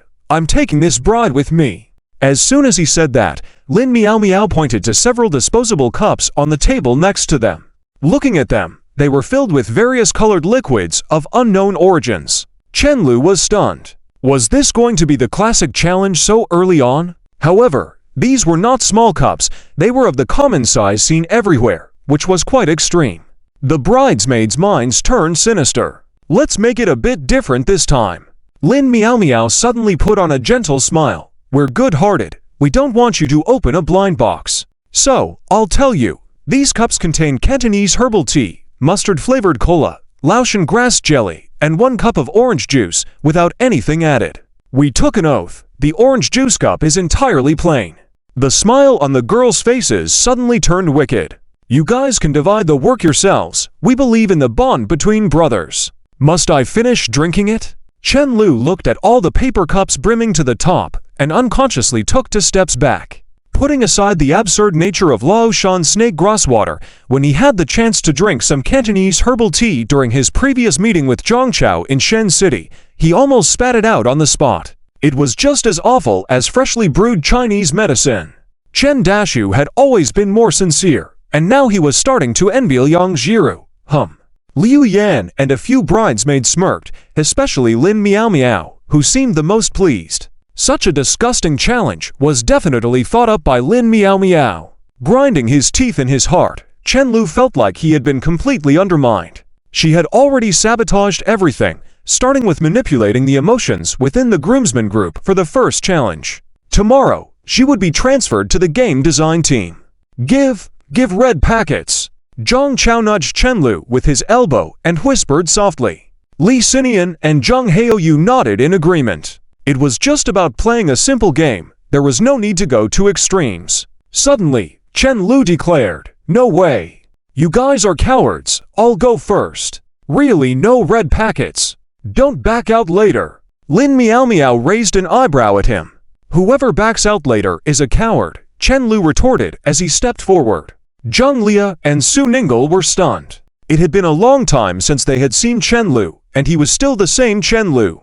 Gentle and considerate traits were deeply ingrained in him. Just as everyone was touched by his actions, Chen Lu walked straight to the paper cup labeled orange pulp and gulped it down. Brothers, I've risked my life to find a way out. This cup is indeed orange pulp. They were not trying to deceive us, he declared solemnly. The 2 bridesmaids kept their thoughts to themselves. Yes, Chen Lu was indeed still the same Chen Lu. Boss, it has to be you, Lin Miao Miao muttered in disbelief. She had originally wanted to witness groomsmen fighting for this cup of orange pulp, and she had thought Chen Lu's earlier remark of whoever backs out is a coward was aimed at her. Turns out, he had actually set a trap for his brothers. Jiru, come and see. Your man is a real troublemaker. Several boys groaned and looked at the remaining 3 cups, particularly the Laoshan snake grass water. Who would drink it and who would spit it out? They had tried it once before in the dormitory and ended up throwing up their lunch together in the bathroom. What now? No way out, Zhang Chao continued in a hushed tone. Today I'm the groom. Vomiting won't be appropriate. So, who's sacrificing for this Laoshan snake grass water? After a moment of silence in the bedroom, Liu Yan and several bridesmaids laughed while observing the men. They were eager for Zhang Chao to drink it. If he vomited during the ceremony, they could brag about it forever. Make way. I'll do it. After some time, Li Xinian suddenly shouted. He picked up the cup of snake grass water, pinched his nose, and said, Remember this, which animal is brave enough to drink the orange pulp, and which one will risk their life by drinking the snake grass water for you? With that, he gulped down all the liquid in the cup. How does it feel? Everyone asked in unison. Even the bridesmaids couldn't resist approaching. Lee Sinian remained silent, his expression gradually contorting more than if he had swallowed several pounds of lemons, his face scrunching up. Soon, his throat made a sudden rolling motion, and his cheeks slightly puffed up. Oh no, was he going to vomit? Before Chen Lu could act, Zhang Heoyu rushed up to cover his mouth tightly with his hands. After a few seconds, Lee Sinian's puffed-up cheeks returned to normal. He had forcibly swallowed it all. Chen Lu felt like his jaw was about to drop. Dang, if I ever get married, you definitely need to be there. This guy is really something. He's not joking around when it comes to challenges. Zhang Chao and Zhang Heoyu each picked up one remaining cup, their expressions fierce and determined. The most difficult challenge was over, and the remaining games were all for entertainment. Both sides played with restraint, avoiding any vulgar games, and everyone enjoyed the wedding process. After a while, Zhang Chao picked up a pen and signed the marriage guarantee, a document that resembled a legal contract. In his hand, he held the instant noodles that had been nibbled into a heart shape. After speaking, he took another big bite. He hadn't eaten breakfast, so he finished the entire piece. Not just him, the entire groomsmen group hadn't eaten anything and were all nibbling on food. Liu Yan and a few bridesmaids were dumbfounded. What had started as a game to nibble on for pieces of instant noodles into the word love turned into a chaotic eating frenzy with these guys devouring everything in sight. The heart Zhang Chao was nibbling on was meant to represent the letter O. What kind of extraordinary individuals were in this dormitory? Is it over? Chen Lu saw that Liu Yan wore her shoes well, indicating she wasn't planning to make things difficult with shoe-related challenges. Suddenly, Liu Yan, who had been silent the whole time, smiled lightly and said, "There's one more. One more. There are 5 questions. You need to answer at least 3 correctly to take the bride away." Lin Miao Miao, with a smile, walked in front of the bride and blocked Zhang Chao, who was about to pick up his bride. For some reason, the smile on Liu Yan's face suddenly seemed even brighter. Seeing this situation, there was definitely trouble brewing.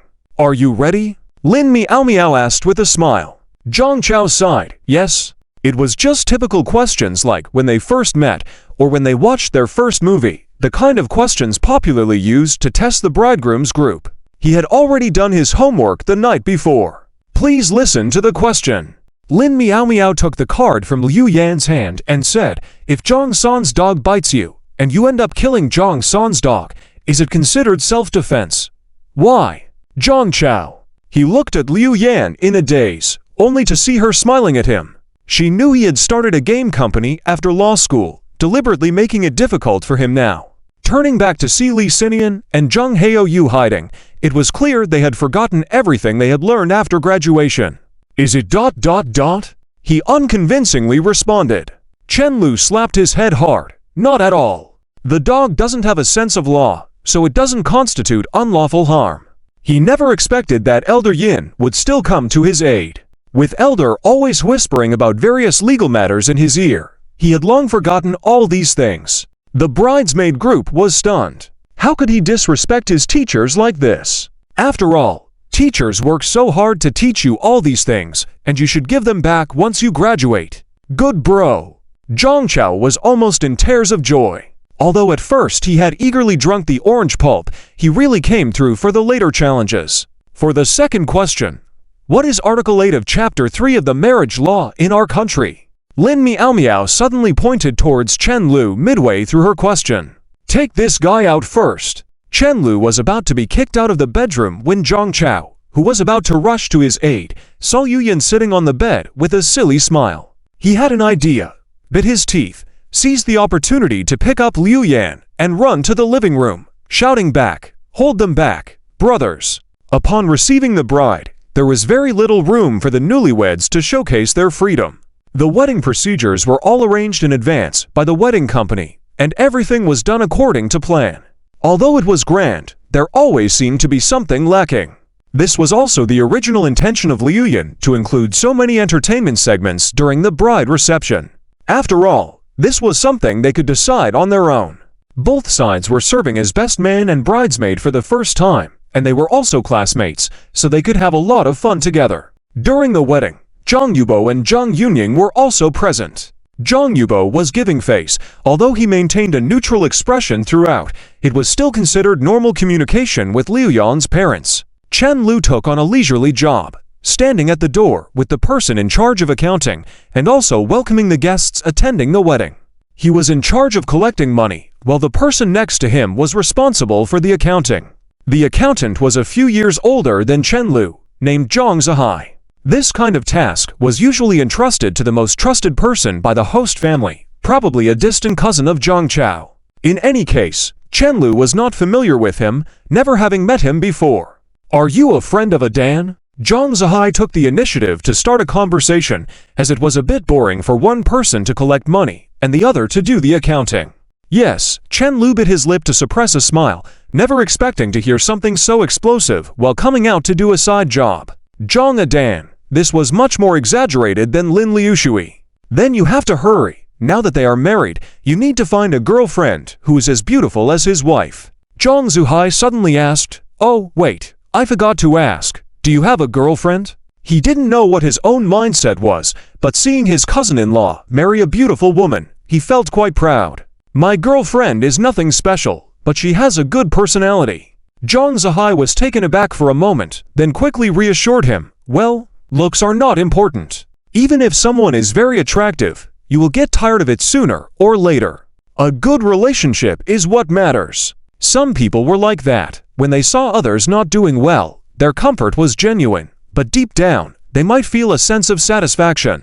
"That's true," Chen Lu chuckled in agreement. Just as they were chatting, Chen Lu's smile suddenly froze. He saw a girl walking slowly into the hotel through the main entrance. The girl was wearing a white one-shoulder satin dress, revealing her snow-white neck and shoulders. The blue diamond necklace around her neck made her already exquisite collarbone even more eye-catching. The girl walked into the hotel lobby with a cold expression, looking aloof and unapproachable, like a bright moon hanging high in the night sky. She was so beautiful that one didn't even have the desire to initiate a conversation. As she reached the middle of the lobby, the girl suddenly looked lost, her gaze wandering around aimlessly, hands fidgeting restlessly in front of her. This was Liang Jiru. Sensing the gaze of others, Liang Jiru instinctively looked away. After realizing it was her boyfriend, she hesitated for a moment, then lifted the hem of her dress and ran towards him. Even though she appeared aloof, her cute actions gave her away completely. "You look really beautiful today." Chen Lu was the first to speak. Liang Jiru lowered her head slowly, hiding her bashful smile. "You look nice too." With her cheeks flushed, she carefully handed over a red envelope in her hand. "Liang Jiru, 500. Please keep track of it." Chen Lu politely counted the money, and then whispered to Zhang Zihai beside him. "You're keeping so much money. Even if your family is rich, you shouldn't be so extravagant." Liang Jiru was taken aback, and seeing Chen Lu's playful look, she felt a bit flustered, as if she had made a mistake. "Hun, didn't you ask me to bring 500? Did she remember it wrong?" Seeing tears welling up in her eyes, Chen Lu reached out and gently pinched her soft cheek. "I'm kidding, go on in." The girl pouted playfully at him, then obediently waved goodbye and walked into the wedding hall. Chen Lu smiled as he watched the girl walk away, raising his chin proudly. "That's my girlfriend, Zhang Zihai. You call this nothing special? Isn't it because of her good personality?" Actually, her personality does seem quite nice. If it were his wife, she would have probably slapped him by now, but she obediently waved goodbye. Zhang Zihai felt like his teeth were about to break. If not for the fact that this was the head of the younger generation who partnered with his cousin, he would have felt even more exasperated. About half an hour later, there were fewer people coming to pay their respects, so Chen Lu had nothing to do. He took a photo from the side, and then opened WeChat to find the family group chat, selected the photo, and sent it. "Chen Lu, this is my first time being a groomsman at this age. Wang Zhao, when will you be the groom?" "Chen Lu, Mom, I'm sharing life with you, so this just wouldn't be interesting." At the wedding venue, Liang Jiru was sitting at the table with colleagues from the company, and the seat next to her was reserved for Lin Miao Miao. Sitting across from her was Lin Miao Miao's assistant, Xiao Ji, whom she was also familiar with. Obviously, Zhang Chao and Liu Yan had taken into consideration this somewhat socially awkward friend, so they had arranged things in advance. However, the short-haired girl sitting on her other side was someone she didn't recognize. "Hello, I'm Sun Ruoxi, the girlfriend of the groomsman on stage. Liang Jiru heard the girl greet her as soon as she sat down. "Hello, I'm Liang Jiru," she responded shyly. "You're very pretty." "Thank you." Liang Jiru felt incredibly uncomfortable without Chenlu there and couldn't even bring herself to look at the others. She was aware of her own awkwardness. She had the skill to flirt with Chenlu, but talking to strangers was not her strong suit. But now, facing her best friend's girlfriend, she suddenly felt the need to be on her best behavior. After a while, Sun Ruoxi nervously asked, "Is the person you've been watching your husband?" Liang Jiru felt a bit nervous about an unfamiliar person asking her such a question. After a moment of contemplation, and since no one else could hear, she simply nodded. "Yes, that's my husband." She glanced up at Chen Lu standing on the stage, as if she had done something wrong, her face turning red with her heart beating fast. Chen Lu hadn't been on stage the whole time. He had sneaked away during a lull. When he sat down next to Liang Jiru, she was still gazing intently at the center of the venue, her beautiful eyes glittering and slightly trembling. "Do you want to get married?" Chen Lu whispered mischievously into her ear. Liang Jiru lowered her head, nervously fiddling with her fingers, too embarrassed to speak. Chen Lu took Lin Miaomiao's seat and held the girl's hand while continuing to watch the center of the venue. The two exchanged rings amidst cheers, and the scenes around them changed rapidly until the whole venue dimmed, with only spotlights shining on them. This guy Zhang Chao was really generous, making the wedding so grand as if it was a royal affair. Since he had organized a Western-style wedding for them, Liang Jiru and Chen Lu could have a traditional Chinese wedding. Liang Jiru would look perfect in that kind of attire. Last year, on the Double Seventh Festival, this silly girl wore ancient clothing and looked like someone from ancient Jiangnan. As if she was walking alone on a bridge in an ancient city in a light rain, using an oiled paper umbrella, and suddenly turning back to smile at you. It almost made his eyes pop out. She would definitely look beautiful in that traditional Chinese wedding dress. Chen Lu nodded silently and made a mental note that the bridal chamber must have a bathtub. "I'll go help with the toasts, you eat more." Chen Lu gently patted Liang Jiru's hand back after a while. The girl nodded obediently, "Okay?" The wedding proceeded smoothly and ended with all guests and hosts enjoying themselves. Liu Yan wore a wedding gown and went around toasting with Zhang Chao. Just as she was about to sit down and take a break, a hotel staff member hurried over to her with a bouquet of flowers with a serious expression. "What's the matter?" she asked curiously. The staff member raised the bouquet of flowers in hand and said earnestly, "A lady requested me to give this to you before she left." He emphasized that it was a woman who sent it, because if it had been a man, he wouldn't have dared to take on this task, delivering flowers to the bride at a wedding. Fortunately, it was a girl. Liu Yan received the bouquet, a bunch of red roses with a congratulatory card attached that read, "Congratulations on your wedding." Seeing that there was also a necklace, Liu Yan was about to raise the necklace in the air, but suddenly froze, her eyes trembling uncontrollably. This was something that all four of them in their dorm had, something that Moon Qing gave them at the beginning of the school year. She subconsciously glanced back at Su Ningli and Jai Lia sitting and chatting at the table. They had never left. "What does the person look like?" Liu Yan suddenly became agitated. The staff member was taken aback and gestured with his hands. "She's a very pretty young lady, quite tall, with a long ponytail." "Where is she?"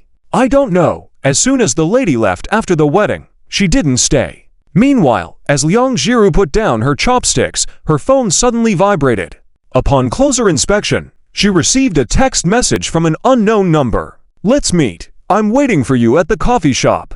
You should be able to guess who I am.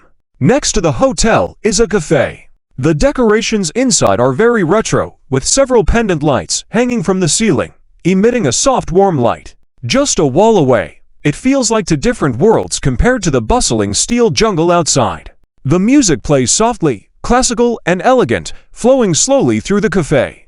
Occasionally, guests entering abruptly bring the noise from outside, interrupting the peaceful atmosphere here. But soon, it returns to calm. By the window, a girl with a long ponytail sits alone, her beautiful and cold eyes fixed on the outside view, lost in thought. She sits there, cold and thoughtful, exuding an unfriendly aura. Witnessing her best friend's wedding, she has chosen the least disruptive way to do so. And then, to find out more about Chen Lu's current situation without causing trouble for the two of them. This is probably the only way. Mo Yuking's lips moved slightly, and she suddenly smiled bitterly. How interesting. She has actually learned Chen Lu's way of thinking now, and her actions are becoming more and more similar to his. Yet, the further they walk, the farther apart they become. Miss, here is your latte. Thank you. Mo Yuking subconsciously placed her hand on her bag, looked at the person clearly, then slowly withdrew her hand. This is domestically served. No need to tip. Please bring another cup. Okay. The waiter gradually walked away, and she continued to raise her chin with one hand, looking at the screen of her phone. In the photo, Chen Lu was in a suit standing on stage, with a faint smile on his face, holding a microphone to give a blessing. As she watched, she suddenly smiled too. She had resisted returning this time, but now she thought it was quite worth it. After a while, Mo Yuking suddenly saw a somewhat familiar figure entering through the door. She quickly turned off her phone screen and waved at the girl entering. The girl first looked surprised, then pursed her lips and walked slowly toward her. Liang Jiru was still wearing the same one-shoulder gown she wore at the wedding, a very fitting dress. It was the style Chen Lu liked. Observing her demeanor, Mo Yuking felt that something was off. Oh right, she had cut her bangs. If it weren't for her slightly hesitant movements, she wouldn't have recognized her. It's not easy for close people to notice changes. In just over a year, Liang Jiru had changed so much that Mo Yuking almost didn't recognize her. Feeling somewhat uncomfortable under Liang Jiru's scrutiny, she sat up right in front of her and barely said a word. Taking advantage of the window next to her, she also discreetly observed the other person. Mo Yuking looked just like she did when they first met, with little change except for her hairstyle, still appearing aloof. If one were to find a difference, it might be that she had slimmed down slightly. Perhaps because they had both felt a sense of crisis since their first meeting, their memories of each other's appearance were particularly vivid. Liang Jiru could even perceive subtle changes in the other person's appearance. The atmosphere fell silent, and they didn't know how much time had passed. This is for you. Mo Yuking spoke first, pushing the other teacup toward Liang Jiru. Thank you. Liang Jiru received it with some surprise, gently putting her hands on the teacup. The line she had prepared in her mind, "No amount of money will make me leave Chen Lu," now seemed unnecessary. She had prepared so many scenarios on her way here, but the situation had turned out differently from what she had imagined. You look even more beautiful, Mo Yuking continued. It was strange. She had known Liang Jiru for over a year, and this was their first conversation. Liang Jiru resisted the urge to lower her head, kept her posture straight, and said, "You too. It seems we still have very little to say to each other." Mo Yuking chuckled lightly, then took a deep breath. "Let me start then." Liang Jiru nodded, listening quietly to what Mo Yuking had to say. "I hadn't planned to come back this time. I was here mainly to accompany my mother for her divorce. I didn't expect to coincide with Liu Yan's wedding. So, you don't need to be wary of me. Whether I'm the kind of person to interfere in others' relationships, you probably know Chen Lu's character well." Mo Yuking calmly spoke, sipping her coffee, and then continued. She found her own mindset rather strange. Despite her tough exterior, deep down, she had a slight hope that Chen Lu would change his mind, leave Liang Jiru, and be with her. But while she longed for Chen Lu to change his mind, she despised that version of Chen Lu in another timeline. In fact, if he actually did such a thing, she wouldn't like him anymore. She also disliked herself for harboring such fantasies, even if they were faint and fleeting. Mo Yuking felt fortunate that she had always loved a gentleman who remained consistent in his feelings. She also felt tormented by the fact that she had always loved a man who would never leave Liang Jiru or fall for someone else.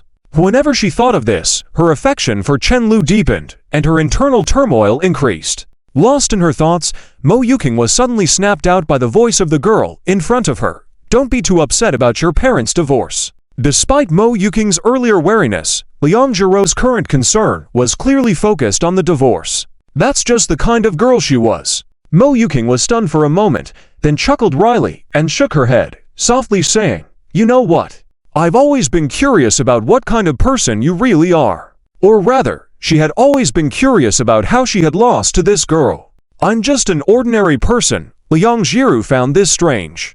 "I'm not good with words. Even though I prepared many tough lines beforehand, I couldn't say a word when I saw you. I was shy, I couldn't speak at the wedding today, and I caused a lot of trouble for Chen Lu. But I truly envy you. Mo Yuking interrupted her. I've always envied you, Liang Jiru said honestly. Now it was Mo Yuking's turn to be taken aback. What do you envy me for? I envy you for growing up with Chen Lu, for having a childhood accompanied by him, Liang Jiru revealed. Is that so? Mo Yuking sighed and leaned against the chair. I also envy my past self. For a while, Liang Jiru counted on her fingers, speaking about the things Mo Yuking wanted to know. Mo Yuking listened as if she were hearing a story. Then after a long while, she suddenly smiled lightly. If you ever mistreat him in the future, I will come back and take him away. I won't give you that chance. The previously timid Liang Jiru suddenly raised her head, gazing steadfastly at her without moving. Her expression was so firm as if she had changed. Unfortunately, this state didn't last long. In less than 2 seconds, she looked away again, fidgeting nervously with her hands and lowering her voice slightly. I will always be especially good to him. After a moment, Mo Yuking recovered from her surprise, a bitter smile forming at the corner of her mouth. That would be best. You have no idea how you hurt him. Liang Jiru looked at the cloudy sky outside the window, casting her eyes down as she spoke. It was now May, and rainy days were becoming more frequent. Looking at the thick clouds in the sky, it seemed like it would rain soon. Chen Lu seemed to have forgotten to bring a jacket. She hoped he wouldn't catch a cold. Liang Jiru pondered silently. Mo Yuqing bit her lip, remaining silent for a while. This was the first time she had seen a hint of resentment in Liang Jiru's eyes. At that moment, Liang Jiru's phone, placed on the table, suddenly vibrated. You can go ahead with your own things, Mo Yuqing reminded. Liang Jiru picked up the phone, then her lips parted slightly, showing a puzzled expression. Chen Lu, did you meet with Mo Yuqing? She looked at the message on her phone, first surprised with her mouth agape, then quickly turned to look outside the window. There were only a few droplets on the window, and she didn't see Chen Lu's figure. Chen Lu wasn't looking at her. Chen Lu, don't look outside, I'm still at the hotel. Liang Jiru was shocked, reminding herself to check if she had been bugged when she showered at night. Then, Chen Lu sent another message. Are you wondering how I knew? Call me husband, and I'll tell you. The girl became more puzzled, her head almost bursting with unanswered questions. She reluctantly tapped the screen with her finger. Liang Jiru, husband. Chen Lu, is it possible that I've been busy all day, but I've been keeping an eye on you the whole time? Making you sneak out without a word, even fooling me. There's no one else like you in this world. Liang Jiru deleted a message. Chen Lu, sneaking out and making your boyfriend worry. You should apologize, not delete messages and act stubborn. Liang Jiru, I'm sorry. I'll make sure to let you know next time before I go, so you won't worry so much about me. Mo Yuqing also kept busy, seizing the opportunity to ask how the divorce proceedings with Lin Qian were going, receiving an okay response. She had to leave, her dignity not allowing her to meddle in others' emotions. As she set down her phone, Liang Jiru had just put away her phone and looked up at Mo Yuqing, saying, Chen Lu asked me to tell you, he hopes you live well. Mo Yuqing snorted coldly, putting on her sunglasses and said, he doesn't need to worry about me. I also hope you can be happier. Mo Yuqing contemplated for a moment before asking, do you think there's a better guy out there in the world than your boyfriend? Liang Jiru shook her head slowly, without even thinking. No. Well, that settles it then. You two don't need to worry. Mo Yuqing waved her hand, taking a few steps before suddenly turning back to say, Liang Jiru, I admit defeat in this life. I won't hold back in the next life. Pushing up her sunglasses, she smiled with a sense of relief.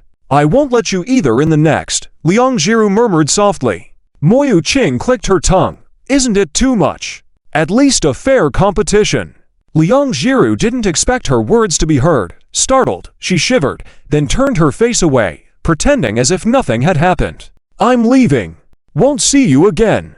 Mo Yuqing headed straight for the door. Goodbye. Liang Jiru didn't say goodbye. Although she truly didn't want to see Mo Yuqing again, she didn't want to utter words that would hurt or remain silent. After much thought, she could only say goodbye. Hearing this, Mo Yuqing gritted her teeth slightly and quickened her pace. You won't die if you're not so gentle. Doesn't this show that I can't measure up to you at all? Mo Yuqing had just reached the door when she suddenly came face to face with Chen Lu. Chen Lu held an umbrella, and upon seeing her, he paused for a moment, then continued to stare at her steadily. Raindrops fell continuously from the edge of the umbrella, creating splashes of water in front of them. The boy's face was calm, and this time it was Mo Yuqing who felt flustered first. After countless dripping sounds, were you intentionally coming to see me, or was it just a coincidence? Mo Yuqing's voice trembled as she asked. She regretted asking immediately. She would rather not know the answer she didn't want to hear than ask. It's up to you to decide what you want to believe, Chen Lu said softly. Mo Yuqing's lips trembled suddenly, as if this person could always see what others were worried about. I hope it was just a coincidence, she chuckled bitterly. If Chen Lu had come specifically to see her, she would feel uncomfortable, because that would mean Chen Lu had completely let go of her and put aside their past, being able to face her so openly. She didn't want that. Even if she didn't interfere in Chen Lu's emotional life, she would prefer to occupy a small place in Chen Lu's memory, right? Just a tiny bit was enough. She never wanted to be forgotten by Chen Lu. As for whether Chen Lu had come specifically to see her, or by chance, the answer was no longer important. Mo Yuqing didn't want to dwell on it. Chen Lu's presence here, just like his happy relationship with Liang Jiru, was inevitable. How have you been lately? Chen Lu asked. Busy, but content. Mo Yuqing casually took off her sunglasses. You don't need to tell me to live well. I've already halfway achieved my childhood dreams. I'm happy now. You wouldn't understand the joy of academic pursuits. Chen Lu chuckled. As a law school dropout turned entrepreneur, of course, I wouldn't understand. The raindrops falling from the sky became more dense, pattering on the umbrella. He looked up at the sky, then handed her the umbrella. Take the umbrella. It's about to rain. Seeing Chen Lu only had this one umbrella with him, Mo Yuqing couldn't help but ask, what about Liang Jiru? Liang Jiru has me, Chen Lu replied quietly. After a moment of silence, Mo Yuqing snatched the umbrella from him, taking a few steps away, not allowing him to shield her from the rain. Chen Lu touched his forehead and walked to the eaves. You're not coming back. Why should I come back? To see you marry Liang Jiru and have children? Sounds familiar. Mo Yuqing snorted coldly. I'm leaving. Take care. You too. Chen Lu saw that she was about to turn around and suddenly spoke in a cold tone. I will avenge Moyu. That's to avenge both of us. Both of us. It's been over a year. You can't keep blaming me, right? Blaming my parents' divorce for making me unable to face you is not fair. Mo Yuqing smiled. Blaming him for causing my parents' divorce isn't allowed. With that, the girl turned and walked into the dense rain curtain, not looking back. Chen Lu watched the girl's fading figure for a while, not thinking of anything, feeling more at peace than he had imagined. As the girl walked, she spoke on the phone. Yan Yan, my flight tonight. Come out and have a chat with me. Or next time you see me, your child may already be married. After a while, he sighed lightly, pushed the door open, and entered the coffee shop. Chen Lu pushed open the door and entered, walking into the warm coffee shop from the rain. At that moment, Mo Yuqing just happened to turn around and saw Chen Lu, who had been standing there for quite some time, turning to enter the cafe. She suddenly smiled. It seemed like they had always missed each other so naturally. Mo Yuqing stood still in the rain, holding an umbrella, watching the closed shop door, a faint smile on her lips. Chen Lu, do you know? When I first arrived overseas, I spent countless sleepless nights tossing and turning. I couldn't sleep, really couldn't sleep, thinking about how we used to be together every day since we were young. But now we are on opposite sides of the globe. It makes me so sad. Until I realized later, even though we are 11,870 kilometers apart, we are still looking at the same moon. This means the moonlight that shines on me will be upon you in 12.7 hours. I can let the moonlight secretly embrace you, whisper good night for me. When I wake up, I can still see the sunrise that bid you farewell appearing on my horizon. So, even though I may never actively come to see you in this lifetime, we are not far apart. I will find another way to be by your side. Chen Lu. No one said I cannot silently love you. No one said this timing cannot be a lifetime. After a while, Mo Yuqing walked slowly in the rain, her path filled with puddles reflecting her delicate face against the gloomy sky. She lowered her head to look at the reflection of the black umbrella in the puddle, like a boat sailing upside down in the sky. How did you get here? Liang Jiru asked when Chen Lu sat next to her. Taking a sip of the latte, the girl handed him. I came to take you home, Chen Lu replied. The girl smiled and leaned her head on Chen Lu's shoulder, rubbing her cheek against it like a cat. You don't have to be jealous of her anymore, right? Chenlu asked with a smile. I never felt jealous. What made you think you were good at acting? Liang Jiru suddenly sat up straight, shifting her gaze to the side, feeling guilty. How did you know? We've been together for so long, and even from the beginning, her name never came up between us, did it? Chenlu rubbed the girl's soft cheek. You never even casually asked about her once. Being jealous is somewhat one-sided, perhaps just afraid of being taken away from her by someone else. I realize that I may have thought too little in the beginning. Now thinking back, this silly girl maybe has been feeling insecure about Mo Yuking from the start. It turns out this silly girl has been a bit jealous from the beginning. With these results to prove it, many inexplicable details suddenly make sense. Chenlu vaguely remembered that before he persuaded her to untie her hair, the silly girl deliberately came to see him with her hair down once. Wasn't it the morning when Liang Jiru had her hair down for the first time as she cooked lean meat with preserved egg congee? That morning, Liang Jiru with her hair down was like a lady from the south walking out of a painting, which left him stunned for a while. That's why he later mustered the courage to praise her for looking beautiful with her hair down. Did you only see Mo Yuking with her hair down that day when she brought me congee? Chenlu curiously asked. Liang Jiru blinked innocently, then spooned a piece of pudding and fed it to Chenlu. Is it delicious? It tastes sweet. Chenlu.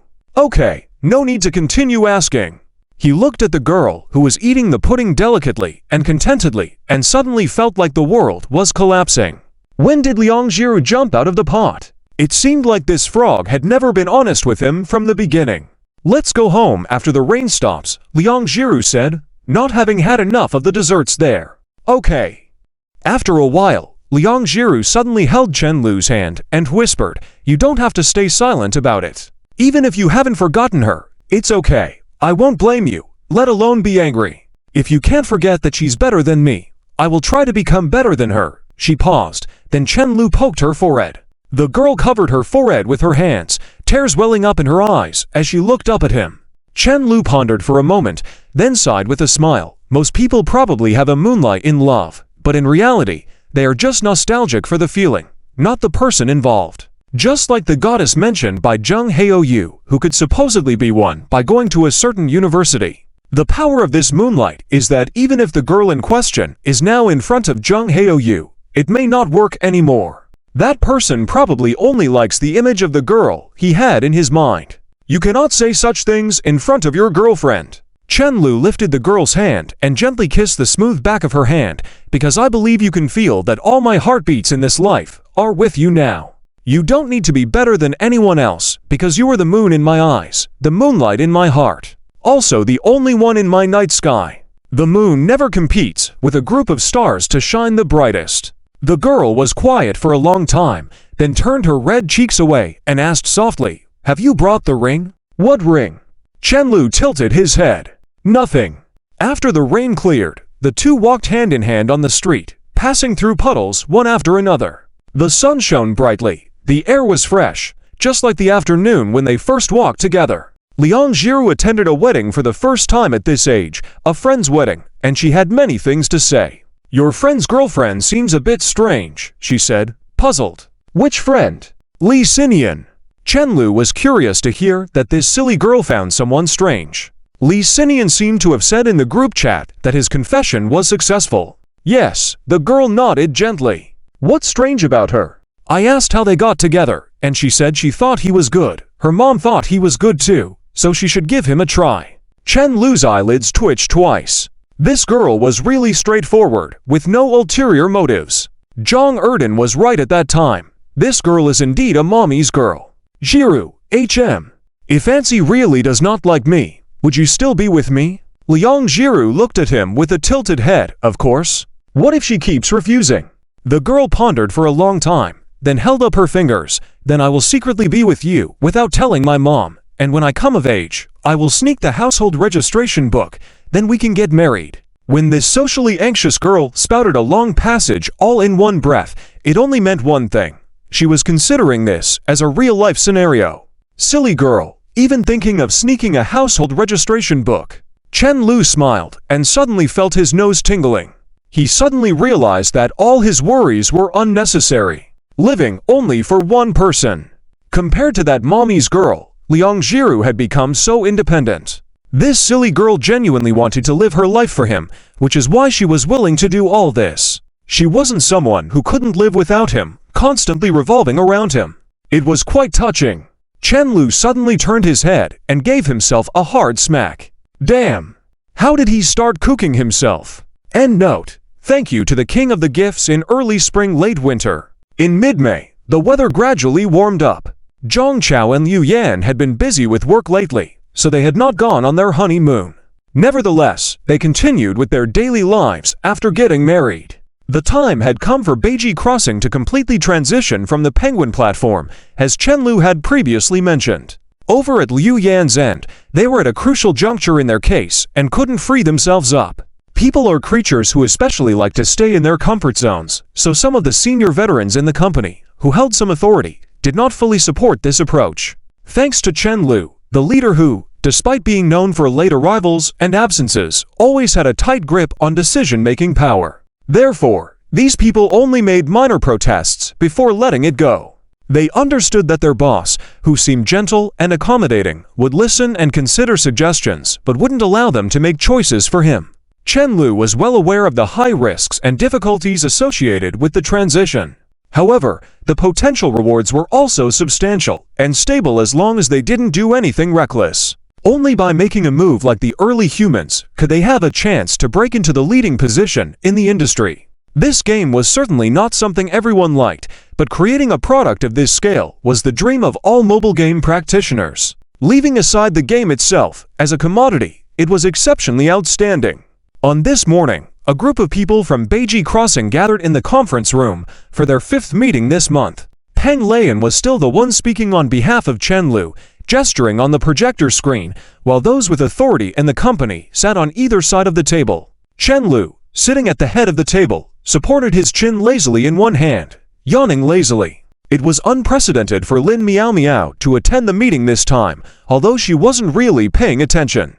Throughout the meeting, she kept her head down playing her mobile game, occasionally peeking up discreetly to see if anyone noticed. Chen Lu felt she might as well not have come. Her presence only caused more trouble. He suspected she just wanted to relive the excitement of playing games on her phone in class while the teacher lectured. Chen Lu suddenly recalled his middle school days when his homeroom teacher used to say, "I can see clearly what you're up to under the desk. It's just a matter of whether I choose to address it or not." Surprisingly, the homeroom teacher meant it. While he didn't become a teacher himself, he still experienced that feeling in a different way. "Teacher, I'm sorry I used to sneakily eat myself heating hot pot during class."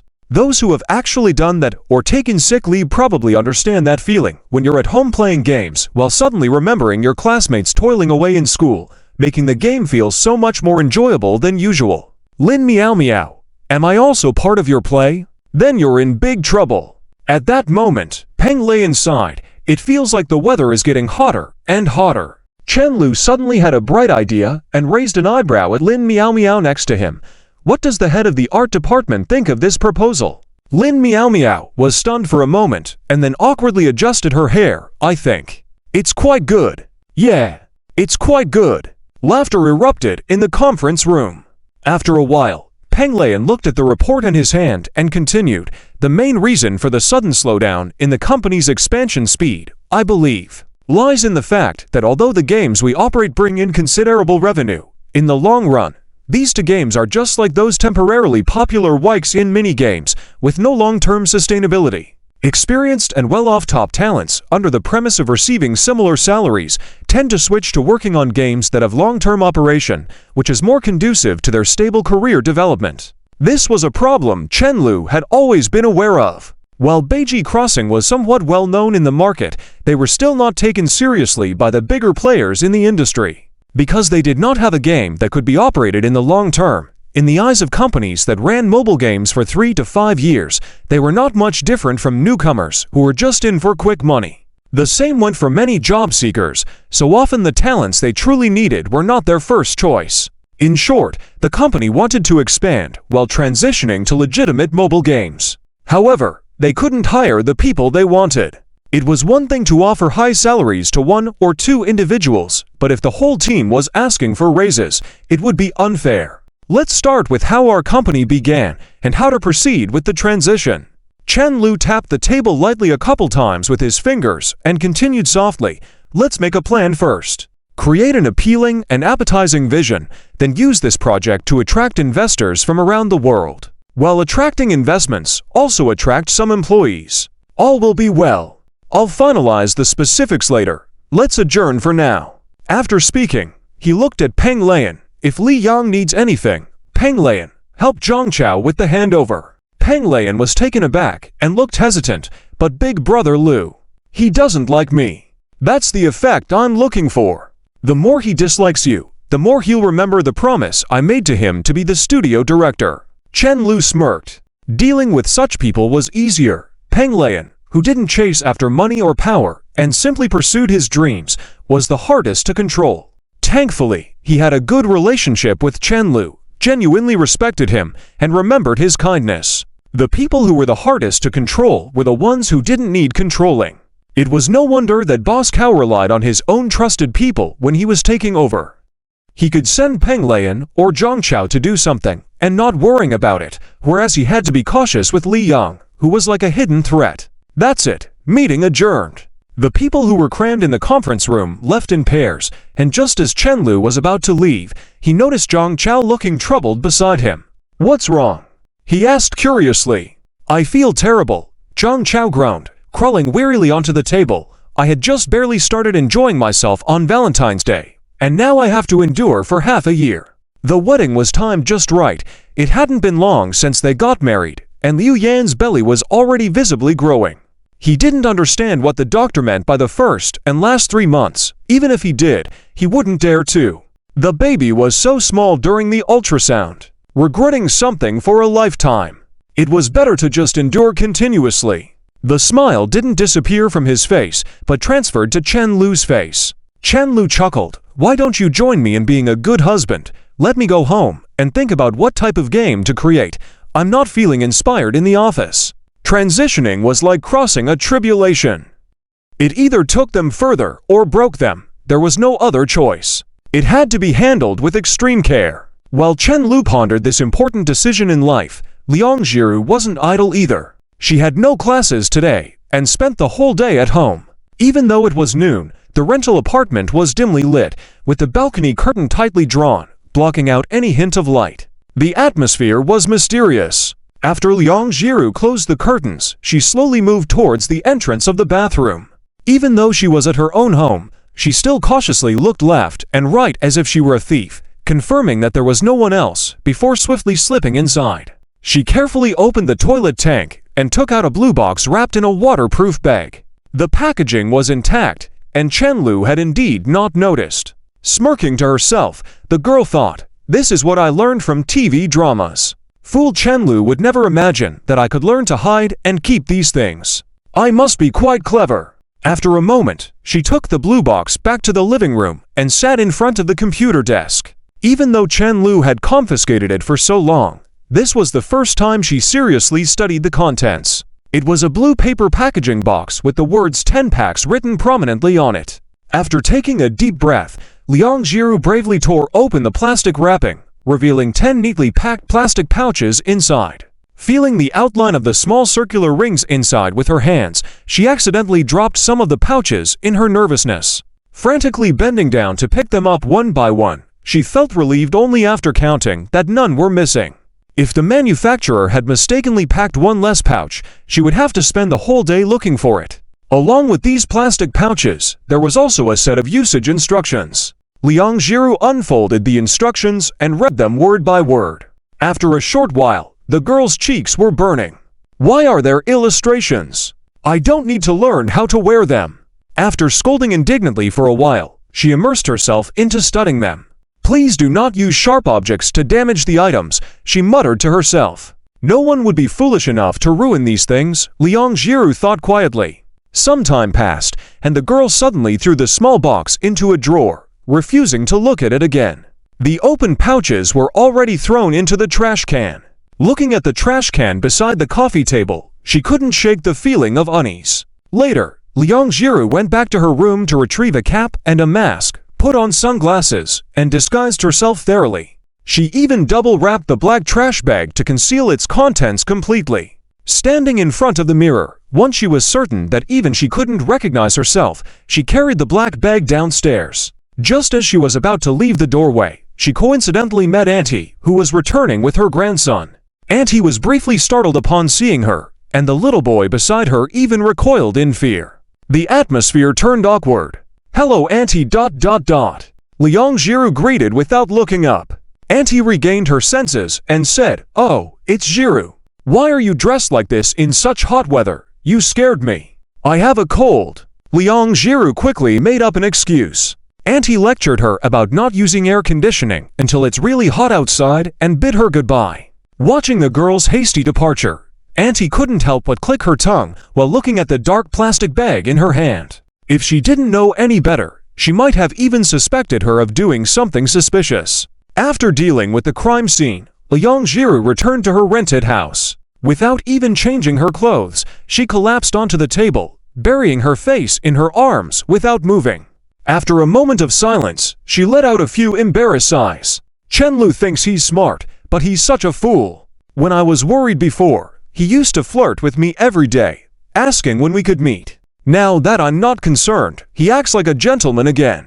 Does he expect me to have myself all cleaned up and served to him on a platter, saying I'm ready, have your way with me? Ridiculous, I wouldn't have it. Maybe I'll ask Meow Meow? But seeking advice from others about such things seems perverted. Whatever, I have nothing to fear. At most, it'll just hurt a bit." Just as she was thinking this, Chenlu happened to open the door and enter the house. Upon seeing the darkened interior, he looked around in confusion before entering the hallway. "What are you doing?" he asked curiously. Liang Jiru quickly turned her cheek away. "Nothing, just. Why did you buy so much liquor?" Chenlu walked to the computer desk and noticed a few bottles of beer in a bag. He couldn't help but ask. Liang Jiru quickly avoided his gaze, claiming, "They're complimentary from the supermarket." In reality, these beers were an impulsive purchase after much hesitation at the supermarket. She was starting to miss the feeling of being tipsy that night. Unfortunately, her mother hadn't fully recovered back then. Otherwise, she would have taken advantage of the alcohol to push Chenlu onto the bed and avoid the current awkwardness. She could later blame it on the alcohol, claiming that Chenlu took advantage of her while she was drunk. The plan seemed perfect, but she felt it was bizarre and shouldn't be taken lightly. Chenlu lifted his eyebrow, puzzled. "Thank you, but I don't like exercising," he said. Liang Jiru retorted, "That's precisely why I got them for you." Chenlu. The logic seemed flawed to him. Suddenly, Liang Jiru approached him, hugged his arm, gently shaking it, and suggested, "Let's go jogging every morning from now on." Chenlu chuckled, realizing she was waiting for him to agree. "Give me some benefits," Liang Jiru said, looking at Chenlu's hand caressing her thigh. "Aren't you receiving benefits right now?" she added. The strapped night dress was now disgusting. She regretted buying it. She had been fretting over Chenlu's health for nothing. "That doesn't count," Chenlu confidently stated. Feeling that he was about to be exposed, he quickly asked, "Why suddenly asking me to exercise? Look, I even have ABS." As he raised his shirt slightly, the thin outline of his ABS was visible due to low body fat percentage. He wasn't physically unfit, he was just lazy. Climbing Mount Tai before was more of a physical exhaustion rather than a deliberate decision. This was why Liang Jiru wouldn't let him touch her. Otherwise, he would insist on showing her how invigorated he was by engaging in activities of his interest. "Can you hold out until your birthday before we talk about this?" "My birthday?" Chenlu pondered for quite a while about when his own birthday was, but recently, he had only been thinking about Liang Jiru's birthday every day. The girl nodded gently. "Yeah, today is May 14th, and your birthday is on the 26th, so there's just about 10 more days. But I really don't need to exercise." "What gave you the idea that I need to work out?" Chenlu still didn't want to exercise. "When you climbed Mount Tai before, you started to complain about being tired after just 2 steps. Chenlu's eyelids twitched at her words. Who did she think took just 2 steps? This guy had been climbing non-stop for 2 hours at the beginning. Chenlu thought it was impressive that he could climb together for 2 hours. Liang Jiru could never have imagined that Chen Master's defenses would break down at a touch. Seeing him stiff and unresponsive, she leaned closer to him. With her mouth by his ear, she continued to softly entice. "Darling, just promise me, I won't let you lose out." Liang Jiru was a bit confused. Other girls would act cute and beg their boyfriends to buy them lipsticks, bags, and makeup. She was revealing her charms to Chen Lu, ultimately for his own good. How did this happen? Chen Lu couldn't resist. The girl's seductive words were penetrating his heart, and he had to clear his throat forcefully before waving his hand. All right, I reluctantly agree with you. Just hold on until my birthday, not even one more day." He quickly added. This was the rigor that a law student should have. "My boyfriend is really great." The girl suddenly beamed and planted a kiss on his cheek before heading to the kitchen to do the dishes. Chen Lu cocked his head at her words, feeling that something was not quite right. In the afternoon, Chen Lu didn't return to the office. He sat on the couch like a statue, his gaze fixed on the computer screen, contemplating the problems facing the company. Liang Jiru, as usual, sat in front of the computer drawing live, not using her mic when streaming. The room was filled only with soft and relaxing music, accompanying the gentle black lines she drew on the canvas. Sensing that Chen Lu seemed lost in thought, Liang Jiru put on headphones, and the living room was very quiet, except for the sound of the brush gently sliding on the digital board. This scene was common after the two had met. Whenever either of them needed quiet to work, they would silently respect each other's space, appreciating the presence of the other. Chen Lu also enjoyed this quiet companionship. Whenever he felt a bit tired, he would lift his head to see his beloved sitting there, giving him a sense of peace. He quietly sighed, redirecting his gaze to the computer screen. It was challenging to maintain enthusiasm and appeal through marketing in serious mobile games, much less to create a novel and high-quality game. Besides the open-world concept, he hadn't even figured out the starting point for the theme. After a long while, the shadow of the succulent on the balcony gradually shifted westward. Chen Lu had played enough with his hair and began to absent-mindedly clean his ears with a cotton swab. People were capable of doing anything under significant pressure, and the neatly cut paper scraps on the table could attest to that. Liang Jiru finished her draft just as Chen Lu was digging into his ears. She stood up, stretched lazily, and saw him doing that. She walked over. "Let me help you."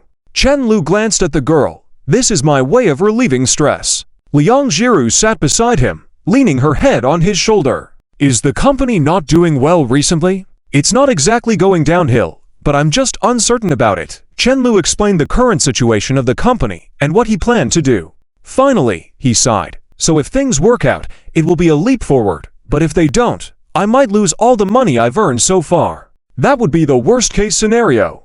Before founding the company, he had set a firm bottom line for himself not to borrow money and not to use any family funds. This way, even if he failed, he wouldn't be drowned in debt or affect his family. All responsibility rested on his shoulders. "I thought there was some insurmountable hurdle since you look so troubled." After clearing things up, Liang Jiru gently held Chen Lu's hand and suddenly lifted the corners of her lips, saying softly, "What does it matter? Worst case scenario, I'll draw to support you."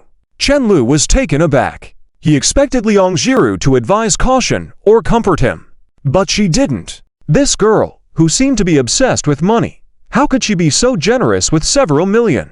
"Do you know what I mean?" Chen Lu turned to her. "This silly girl probably didn't grasp the concept of several million. I roughly estimated that we have at least 6 or 7 million available. If we were to keep it in the bank, we wouldn't go hungry, even if we never worked a day in our lives. With so much money, why do you have no desire to use any of it? Are you willing to let me spend it all?" The girl blinked in astonishment, her mouth slightly agape. "We're actually that rich." "Yes, that's why I said before, even if you don't want to draw, I can support you for a lifetime." Chen Lu breathed a sigh of relief, making the little money lover understand how reckless his plans were. But Liang Jiru continued to smile sweetly, cupping his cheek. "I can see in your eyes that it's not what you want." Chen Lu was at a loss for words. If he liked to take risks, then he liked it. However, when it came down to it, he couldn't deny that he harbored some ambition. Just like few men can resist the idea of empowered by fate, achieving prosperity and longevity in 8 characters. Plus, the company wasn't solely his. Zhang Chao and Peng Leian believed in his ability and willingly supported him. Countless mouths relied on him to provide meals. As Chen Lu was lost in thought, the girl continued earnestly, "I support you." Sensing Chen Lu's gaze on her, Liang Jiru turned away shyly. Also, I believe in you. You are more capable than anyone else. Liang Jiru felt that Chen Lu was the most intelligent person she had ever met, just slightly more so than herself. Only a bit, not more. Chen Lu forced a smile and shook his head. It's not that easy. If something goes wrong, your boyfriend would be left with nothing. We're both stubborn. You're just as obsessed with trivial matters as I am. I mentioned it before. Worst case scenario, I'll draw to support you.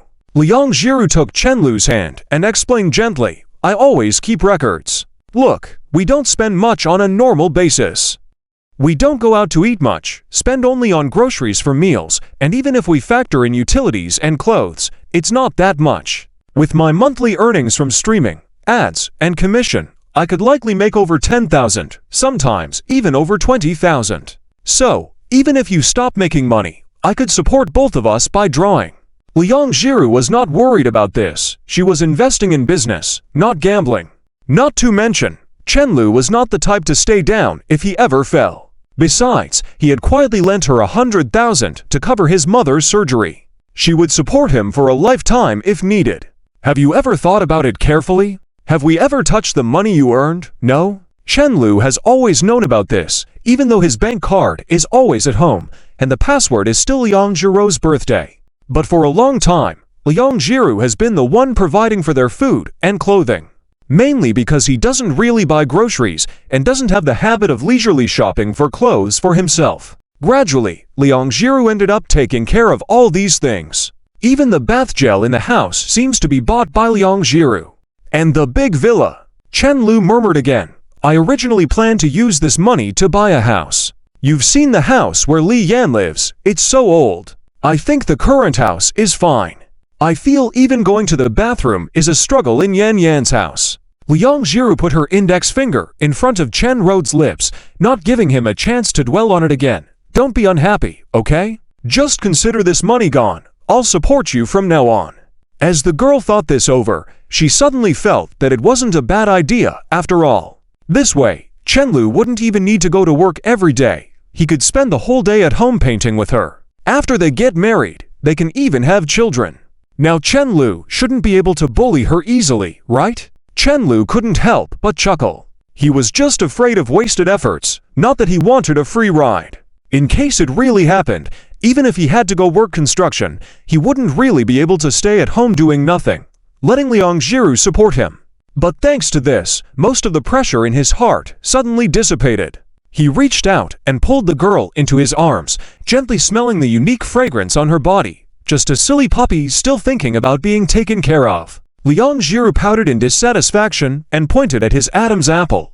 Now I'm the one cleaning the room every day, washing dishes and cooking food, and you just sit there playing with your phone while eating, then you leave when you're full. Isn't it me who's supporting you? Let's not talk about it anymore. Chen Lu's mouth twitched a few times, suddenly feeling like a freeloading puppy. It had been a while since he had cooked. Damn, turns out he was the one who had been spoiled. I want to clean your ears, the girl suddenly said in a sweet voice. I suspect you just want to play, ... Clean your ears. Don't kiss my thigh, it tickles. Liang Jiru put the ear scoop on the coffee table, afraid that she might accidentally tickle Chen Lu's eardrum if she shivered. She had just put down what was in her hand when he pinned her down on the couch. Can I kiss you now? Chen Lu mischievously approached, bringing his lips close to the girl's, while his right hand was wandering on her thigh very restlessly. Don't fool around. Dodo is watching. The girl glanced at the gray cat poking its head out of the balcony and refused to let him take advantage. Isn't that more exciting? Liang Jiru shyly shrank back. You're being supported by me now. You can't be disobedient. I'm just doing what a gigolo should do now. Liang Jiru. Does this person even realize he's being supported? After a while, Chen Lu came out of the bathroom with washed hands, his mind slightly calmer. He had been moved to the point of craziness just now. This was broad daylight. I'll go paint. Liang Jiru tittied her hair and hurriedly ran to the computer desk as if escaping. Okay. Chen Lu nodded. He secretly breathed a sigh of relief. Fortunately, he had controlled himself. He didn't expect Liang Jiru to feel a bit reluctant, even though the water hadn't warmed up yet. He had sworn he just wanted a kiss at the beginning. Damn, The slip nightgown was really tempting. As the summer heat intensified, so did the restlessness between the two. In the blink of an eye, it was Chen Lu's birthday. That morning, Liang Jiru and Chen Mo were shopping at a gift store in the mall. The two girls looked around aimlessly, not sure what to get. Your college entrance exam is coming up soon. Is it okay to take a day off? Liang Jiru asked softly, looking worried. It's just a day off. It's already this late. This one day won't make a difference to whether I can pass the exam. Chen Mo finished her fruit tea and threw the cup into the nearby trash can. My brother specially took a day off to come back for my birthday when he was in his senior year. Chen Mo remembered it clearly. Chen Lu had rushed back after school in the afternoon to have dinner with her, then hurried back for evening self-study. The two of them have always fought, but also looked out for each other in various small ways. Don't ask why, but she really hated her brother when he used her face towel. However, she wouldn't hesitate to give him whatever he asked for. Seeing Liang Jiru looking a bit sad, she curiously asked, "Why are you frowning?" "I still haven't figured out what gift to give." Liang Jiru bit her lip. The last time it was Chen Lu's birthday, their relationship wasn't at a level where she could give him a gift, so this was the first time she would celebrate his birthday. The more she wanted to give a meaningful gift, the more she couldn't think of anything. And the gift Chen Lu gave her on her birthday, she couldn't possibly match it with something of equal value. Not to mention equal value, she felt she couldn't even achieve the same effect. She would never forget the gift Chen Lu gave her, but she couldn't think of anything that could make him remember it for a lifetime. "Do you really need to think about this?" Chen Mo was shocked. She looked around and then said to Liang Jiru, "How about I go to the gift shop and buy you a gift ribbon, then tie you up and present you to my brother? You will be the gift." "Ah, brother, you don't know, but I have been breaking my head for you. Is it too much to ask for half of your company's shares in return?" Liang Jiru's heart skipped a beat upon hearing this. Are these siblings even good people? "What are you planning to give?" Liang Jiru asked softly. Chen Mo chuckled smugly. "I want to give my two remaining get-out-of-trouble cards." "What's that?" "Sister-in-law, don't you know? This thing is a hard currency in my brother's hands. It can save you from a beating." Liang Jiru's mouth fell open, listening in shock. In the following period, Liang Jiru couldn't decide on a gift after a long time of picking. The two of them could only go to a cake shop first. "Wait, let me get you a gift ribbon to wrap it up nicely." The female server was very polite and carefully tied the cake package. As far as she remembered, the name on this cake was Chen Lu's, like a boy's name. "Are you planning to give it to your boyfriend?" "Let me tie a heart for you, Tilda." Liang Jiru blushed slightly and nodded, "Thank you." After a while, the two of them left with the cake. The server looked at the two girls, leaving with reluctance, secretly clicking her tongue. They were such a lovely sight. That guy Chen Lu was really lucky. Just as she was reminiscing about this, the most beautiful one among them suddenly came back. "Do you have any other questions?" The server continued to smile politely. Liang Jiru hung her head deeply, fidgeting with her hands, repeatedly opening and closing her mouth, unable to say a word. The server felt puzzled. "Hello." Liang Jiru finally pointed at the display window. Can I have one of those gift ribbons?" "Sister-in-law, why did you just run back?" Chen Mo asked with a curious expression, hands in pockets. From Chinese New Year until now, she felt that in just one semester's time, her sister-in-law had changed more than she did in her sophomore year. Now she looked much cuter than before in just half a sentence. She seemed more caring, except when it came to her studies. Liang Jiru reached into her pocket, hiding the red gift ribbon inside, afraid that Chen Mo would see it. "It's nothing, just something I forgot," she muttered softly, avoiding eye contact. How could she tell the truth to Chen Mo? She would definitely think her future sister-in-law was weird. "How about we check out other gift shops again?" Chen Mo adjusted her ponytail, showing no sign of urgency. Today was spent relaxing by accompanying her sister-in-law around.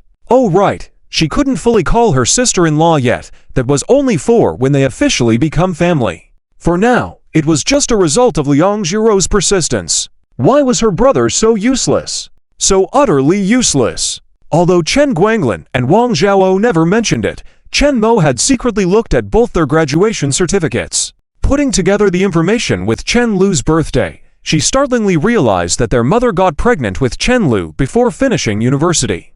Even Chen Xiaoming's father got married right after graduating from university. No one in their family was mediocre. Even at such a young age, Chen Xiaoming understood everything, unlike honest Chen Mo. Her brother's lack of action was tarnishing the family's reputation. Chen Mo gritted her teeth silently, then saw Liang Jiru shaking her head slowly. No need, let's just buy it here. I just remembered what we can give. Liang Jiru pursed her lips. Earlier, Chen Lu had given her 2 birthday gifts, so this time she wanted to prepare something more thoughtful. How about considering my suggestion from earlier? Anything else would be too low compared to getting yourself something. Chen Mo persisted, whispering into Liang Jiru's ear. No, you can't bully your sister-in-law. While the 2 girls were anxiously preparing for Chen Lu's birthday, Chen Lu was as usual, drowsy and late for work. He never really cared much for his own birthday. In his mind, birthdays were just an excuse for Chen Mo to enjoy cake. Since he always got tired of cake after a small piece and ended up giving the rest to Chen Mo, he didn't really anticipate his own birthday. When he pushed open the door, everyone suddenly shouted in unison, "Happy birthday, boss! How did you all know it's my birthday today?" Chen Lu was puzzled. Sitting at her desk, Ziya tilted her head slightly and said, "Did you think your ID number was a secret?" After a moment, Chen Lu pretended to be pleasantly surprised and urged, "Where's my gift?" All the staff. Is that something a normal person would say? Shouldn't you be touched instead? Why are you demanding gifts? The office fell into silence, except for the sound of Peng Leian typing at her keyboard. Lin Miaomiao's first reaction was suspicion, as she quietly watched Chen Lu without saying a word. Ziya, who was always bullied by Lin Miaomiao, was more straightforward, looking dazed as she said, "Sorry boss, we didn't prepare anything." "Well, it's okay." Chen Lu waved his hand generously. "Actually, you can all work overtime for free today. Consider it my gift." With that, he triumphantly entered his office, leaving everyone staring at each other at their desks. Ziya held her head in her hands, while Lin Miaomiao scowled. "Quick! Call the boss lady over!" A while later, someone suddenly shouted. When Chen Lu pushed open the door, Zhang Chao was combing his hair, looking at various reports in his hands. Running a gaming company required not only managing the company, but also staying sensitive to the market at all times. "Oh, it's your birthday today." Zhang Chao looked up at Chen Lu and spoke slowly. Chen Lu nodded slightly, lazily sitting in front of him. Zhang Chao casually waved his hand, as per tradition. "Pick a skin pack from Controlled League, it's from your father." Among men, gifting a skin pack or purchasing a game currency package from a specific platform was a sign of a good brotherly relationship. "That was only when I was unemployed, and now that you're a big shot, can you still gift me a skin pack on my birthday? I'm even poorer now than when I was in college." I don't believe it. Chen Lu didn't buy his story. Though Zhang Chao had spent on marriage and buying a house, he still had some savings. Zhang Chao grinned, pulling Chen Lu closer and whispered, "I'm a married man now. If I buy you a skin pack, I have to dip into my savings. You have no idea of the sacrifice." His voice was hushed, not wanting it to be overheard outside the office. Since his marriage, he had no financial freedom. Choosing a slightly more expensive skin pack would mean spending half of his hard-earned savings.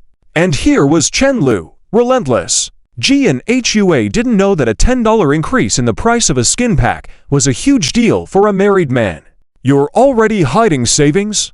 Keep it down.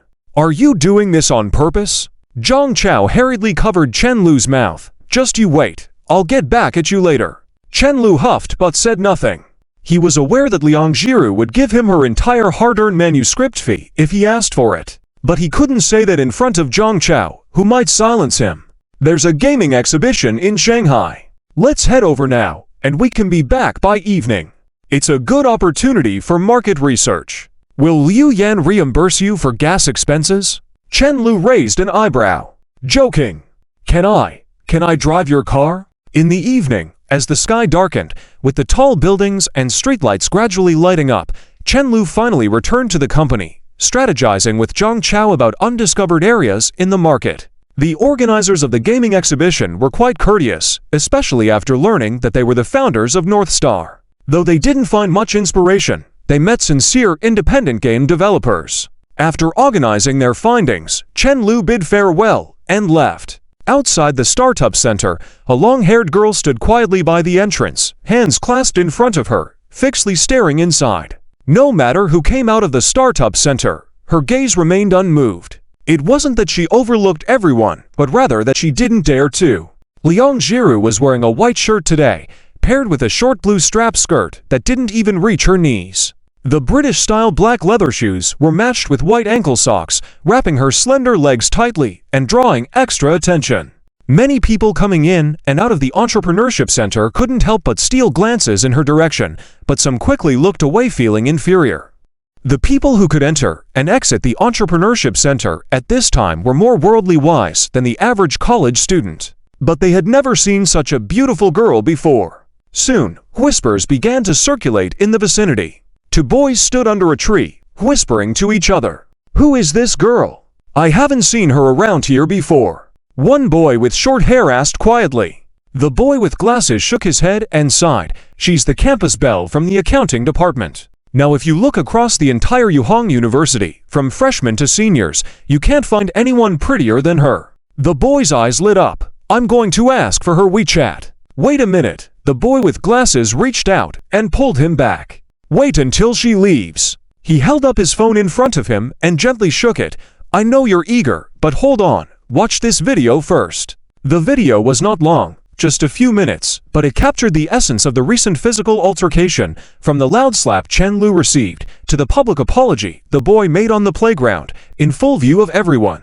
The whole incident was somewhat unreasonable, but that's how it played out. A few minutes later, the atmosphere calmed down. "It's okay." The boy with short hair took a few deep breaths, completely dispelling any thoughts of contacting her. Chen Lu was really not someone to mess with. Even though the school was ostensibly supporting their company, if he crossed Chen Lu, the school wouldn't even bat an eye at him. Not to mention his studio, all the companies in this entrepreneurship center were just small fry in front of Chen Lu. "Do we go or not? The clients over there are waiting." "Let's wait a bit longer." "Haven't you noticed how beautiful the sunset is today?" Chen Lu rode the elevator downstairs, and as soon as he arrived at the entrance of the entrepreneurship center, he immediately saw Liang Jiru's figure. "Why did this silly girl dress so nicely today?" he muttered to himself. "Is this a birthday celebration or New Year's?" His gaze couldn't help but scan her from head to toe, then gradually move upward, repeating the process. Sun Yifeng, see GIF. Seeing the leather shoes and ankle socks, Chen Lu began to doubt if his XP system had been fully researched. He'll have to delete everything from his computer. As he was lost in thought, the girl standing at the door noticed his presence and happily ran over, hugging his left arm. "Why did you come to pick me up?" Chen Lu asked curiously. "Because I wanted to see you earlier." The girl leaned her head on his shoulder as they walked slowly. Chen Lu smiled lightly. "You could have at least told me. I was standing there like a fool. If I told you, it wouldn't be a surprise anymore. Thanks. I really like this surprise." Witnessing this scene, the onlookers felt a sourness as if they had tasted sour lemons, watching the two of them walk away together. Glasses Boy asked, "Are you still watching the sunset? Watch a blockbuster. Let's go. You make it easy for me to draw public ire." The onlookers dispersed. Chen Lu whispered in the girl's ear. Liang Jiru tilted her head in confusion. "You don't like it?" She had dressed up a bit to avoid embarrassing Chen Lu, but it seemed to have backfired. "No, I really like it. I'm having a blast." Seeing Chen Lu's silly smile, Liang Jiru pouted and gently said, "Uncle and Auntie invited us for dinner. Auntie made a lot of delicious food. I just came over from there." "I know." Chen Lu nodded slightly. He hadn't studied abroad, and over the years, he had been accustomed to celebrating his birthday at home. As they reached the doorstep, Chen Lu scanned his fingerprint, and the door immediately opened. Liang Jiru was about to enter when Chen Lu stopped her. "Wait a minute," he whispered. Chen Mo is home today, so he had to be cautious. Slowly opening the door, it was pitch black inside. "Chen Mo, it's not like you won't have another birthday. Why make it difficult for me today?" Chen Lu shouted inside. No response. "Crap, how are Mom and Dad teaming up with her?" "You walk behind me," he whispered to Liang Jiru. A moment later, as Chen Lu was about to step out of the entrance, he was sprayed in the face with confetti. The lights then turned on, revealing Chen Mo's triumphant face. "Did you think we would suddenly turn on the lights and wish you a happy birthday together? No, That's impossible. Chen Mo answered his own question. Bro, times have changed. Chen Mo held the confetti cannon in his hand, blew on it like the muzzle of a gun. You told Mom about me skipping class in the 9th grade, so we're even now. We can call it quits. Liang Jiru smiled lightly, then took the initiative to help Chen Lu clean up the paper scraps on his face. Chen Lu let out a sigh of relief, silently noting down a point for Chen Mo. You clean the floor yourself later. Just because you're taking the college entrance exam doesn't make you a national treasure. Wang Zhaoxia's voice came from the kitchen. Okay. Chen Mo answered, quickly hopping over to sit next to Chen Guanglin, who was sitting on the sofa holding a book. Come sit here. Chen Guanglin motioned for Chen Lu to sit next to him. Chen Lu felt something was off. He had spotted the confetti cannon hidden beside Chen Guanglin's thigh. If you bring out what you've been hiding, I'll come over. You're no fun.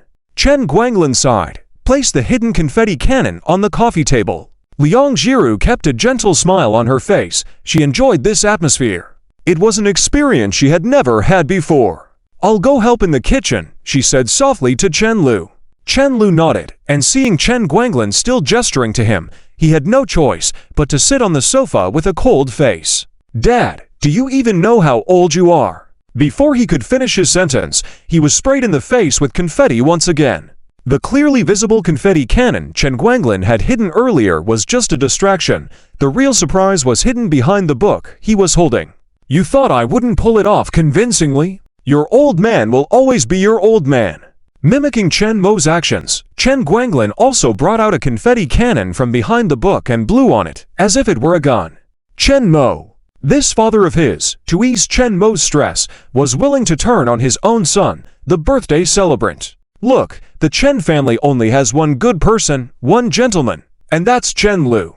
Even with the kitchen door tightly closed, the playful noises coming from the living room remained clear and audible. Listening to the commotion outside, Wang Zhao suddenly revealed a faint smile on her face that seemed untouched by the passage of time. Jiru, have you heard of a term called willfully blind? Liang Jiru turned her head to listen obediently. Both the father and son are full of trickery, accustomed to deceiving and tricking outside, thinking they can still deceive those who see right through them once they get home. Wang Zhao sneered disdainfully, proudly saying, Chen Lu's father often thinks he's fooling me round and round, but in reality, I'm the one leading him on. Liang Jiru nodded repeatedly, looking at her future mother-in-law as if she had found a kindred spirit. Chen Lu always thinks I'm naive, but most of the time, I'm actually quite clever. This remark amused Wang Zhao even more, and she playfully pinched Liang Jiru's cheek with her damp finger. You silly girl! A lively and warm meal. For Chen Guanglin and Wang Zhao, who were getting older, being able to gather together as a family of 5 to share a meal was a great joy. It was even more special for Chen Lu, not to mention that it was Liang Jiru's first time celebrating his birthday with him. After dinner, Chen Lu and Liang Jiru held hands and walked downstairs. The car was parked outside the residential area, and the two of them were going to take a leisurely stroll, burning off some calories. Chen Lu looked at the 3 exemption cards in his hand and fell into deep thought. 2 of them were gifts from Chen Mo, for which he was very grateful. Because Wang Zhao really kept her word, no matter how angry she was, as long as he showed her these cards, she could restrain herself from taking action. So, Chen Mo had really splurged this time. However, ever since Chen Mo entered high school, he hadn't given them any more of these cards. So, what did it mean for his mom to suddenly give him one as a birthday gift now? And she specifically instructed him to keep his word again this time. After a while, as he thought about how Liang Jiru would be entering her senior year soon, Chen Lu suddenly took in a deep breath. Once again, he wanted to emphasize that he was a righteous and upright person in the family. Liang Jiru had no idea that her future mother-in-law was so eager for grandchildren and had such dark intentions. Looking up at the night sky with a dumbfounded expression, she spoke slowly. When I was young, I loved to make wishes while looking at the stars. Chen Lu raised his head at her words, the darkness enveloping them.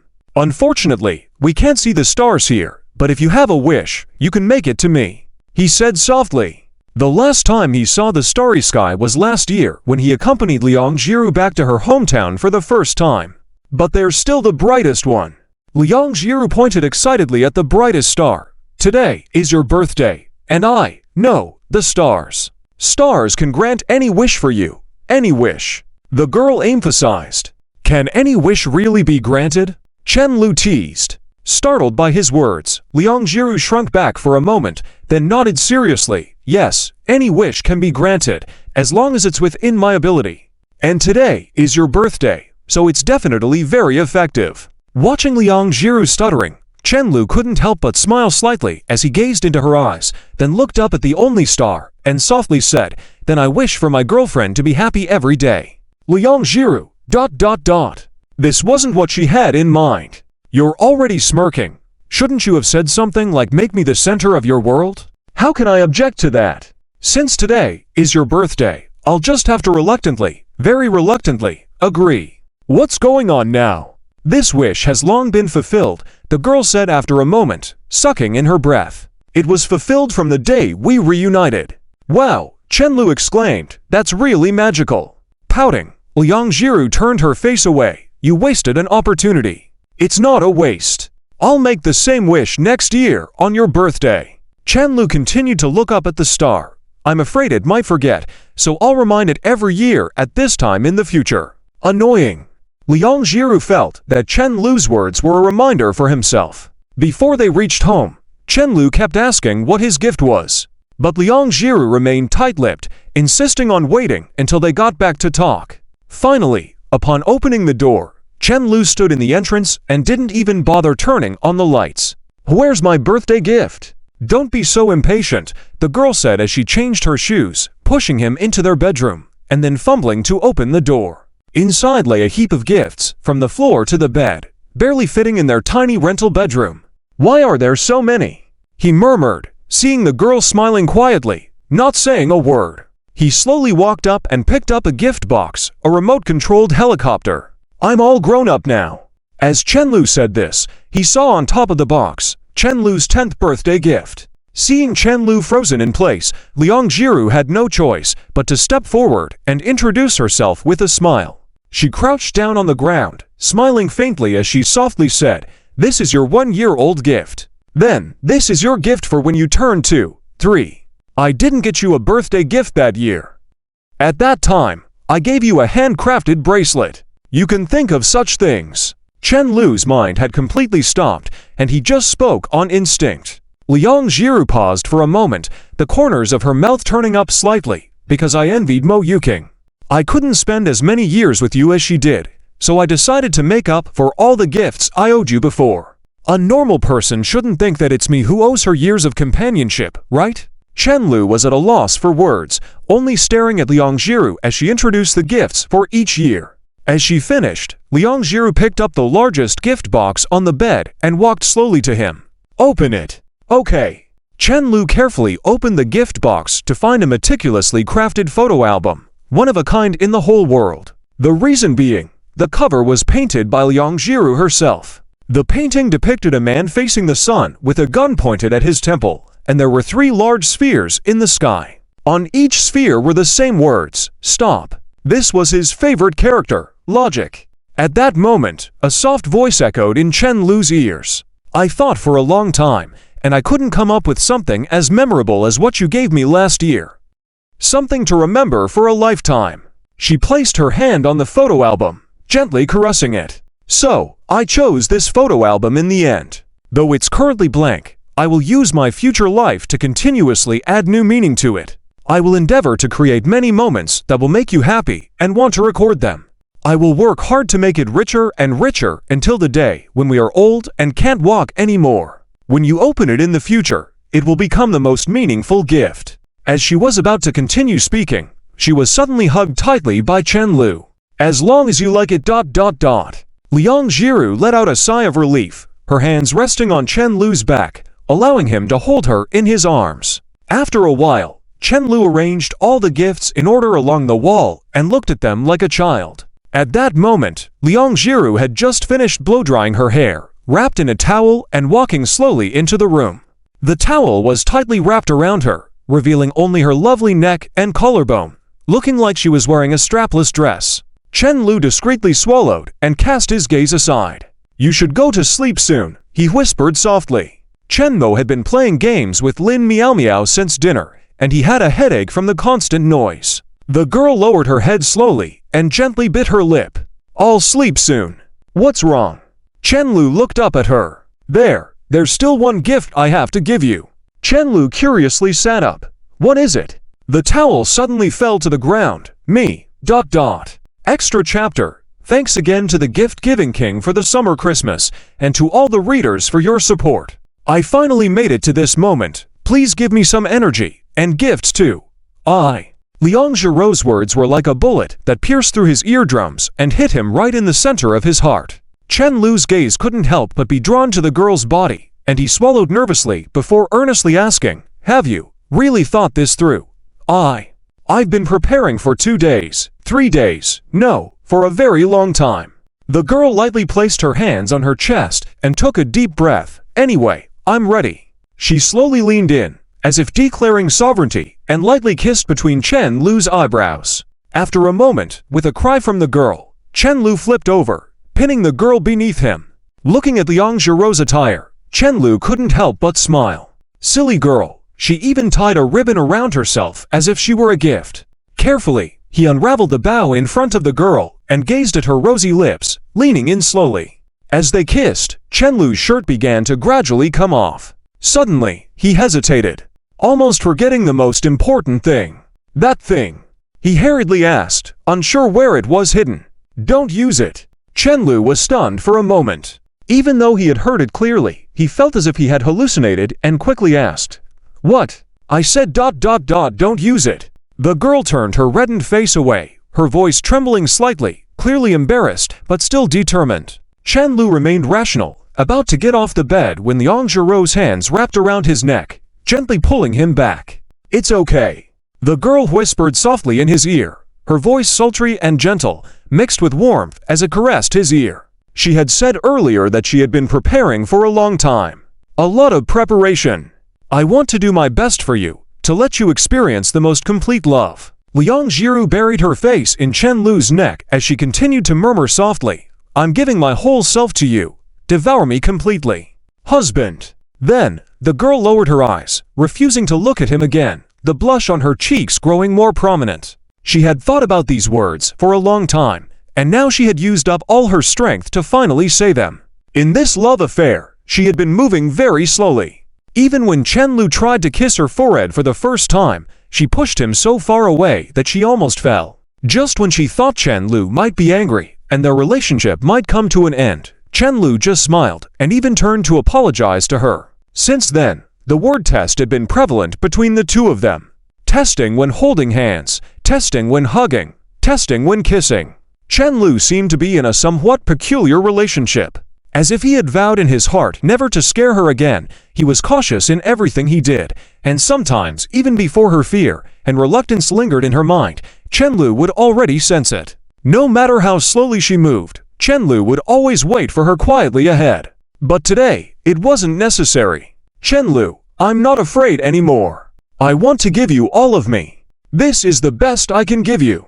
The girl's words had a significant impact, and Chen Lu's defenses had been completely shattered. "Turn off the light." Sensing Chen Lu leaning closer, Liang Jiru quickly instructed. Chen Lu exhaled. "Can we leave the night light on? I want to look at you properly." "Rogue." Liang Jiru turned her face away playfully, but did not refuse. The bedroom soon darkened, with only a faint light from the knit stand illuminating the room. Supporting himself with his hands, Chen Lu quietly watched her for a while. Liang Jiru was the most perfect girl he had ever seen. She was timid to the point where you could easily startle her with a light touch, and just a teasing remark could make her cheeks flush. Yet, she was also brave enough never to let you go too far. Though she was so easily embarrassed, she ended up being the one to confess first. In the warm dim light, Liang Jiru looked like a piece of art. The dim light casting a soft glow on her face, highlighting the faint blush on her cheeks. She was so beautiful that it seemed as if Nuwa, the goddess who created humans, had put in all her effort to create this silly, but lovely, girl. Liang Jiro's features, her eyes, nose, mouth, were also pure and beautiful. Even her body was alluring. "You're so beautiful," he said genuinely. Liang Jiru didn't say anything, but reached out to cup Chen Lu's face and lightly kissed his lips. I can't continue." I'll leave it to you," she said as she tucked herself under the covers, with only her blushing profile visible, and a hint of redness on her earlobes peeking out from her dark hair. Chen-Lu leaned down, his lips gently caressing her cheek before finding hers. "I'm a bit nervous." After a while, the girl breathed out. Chen-Lu gently stroked her cheek. "Jiru, look at me. I love you. I love you too." Outside, the rain had started to fall softly, bringing a cool breeze. Inside, the two of them hugged tighter, wanting to meld completely into each other's bodies.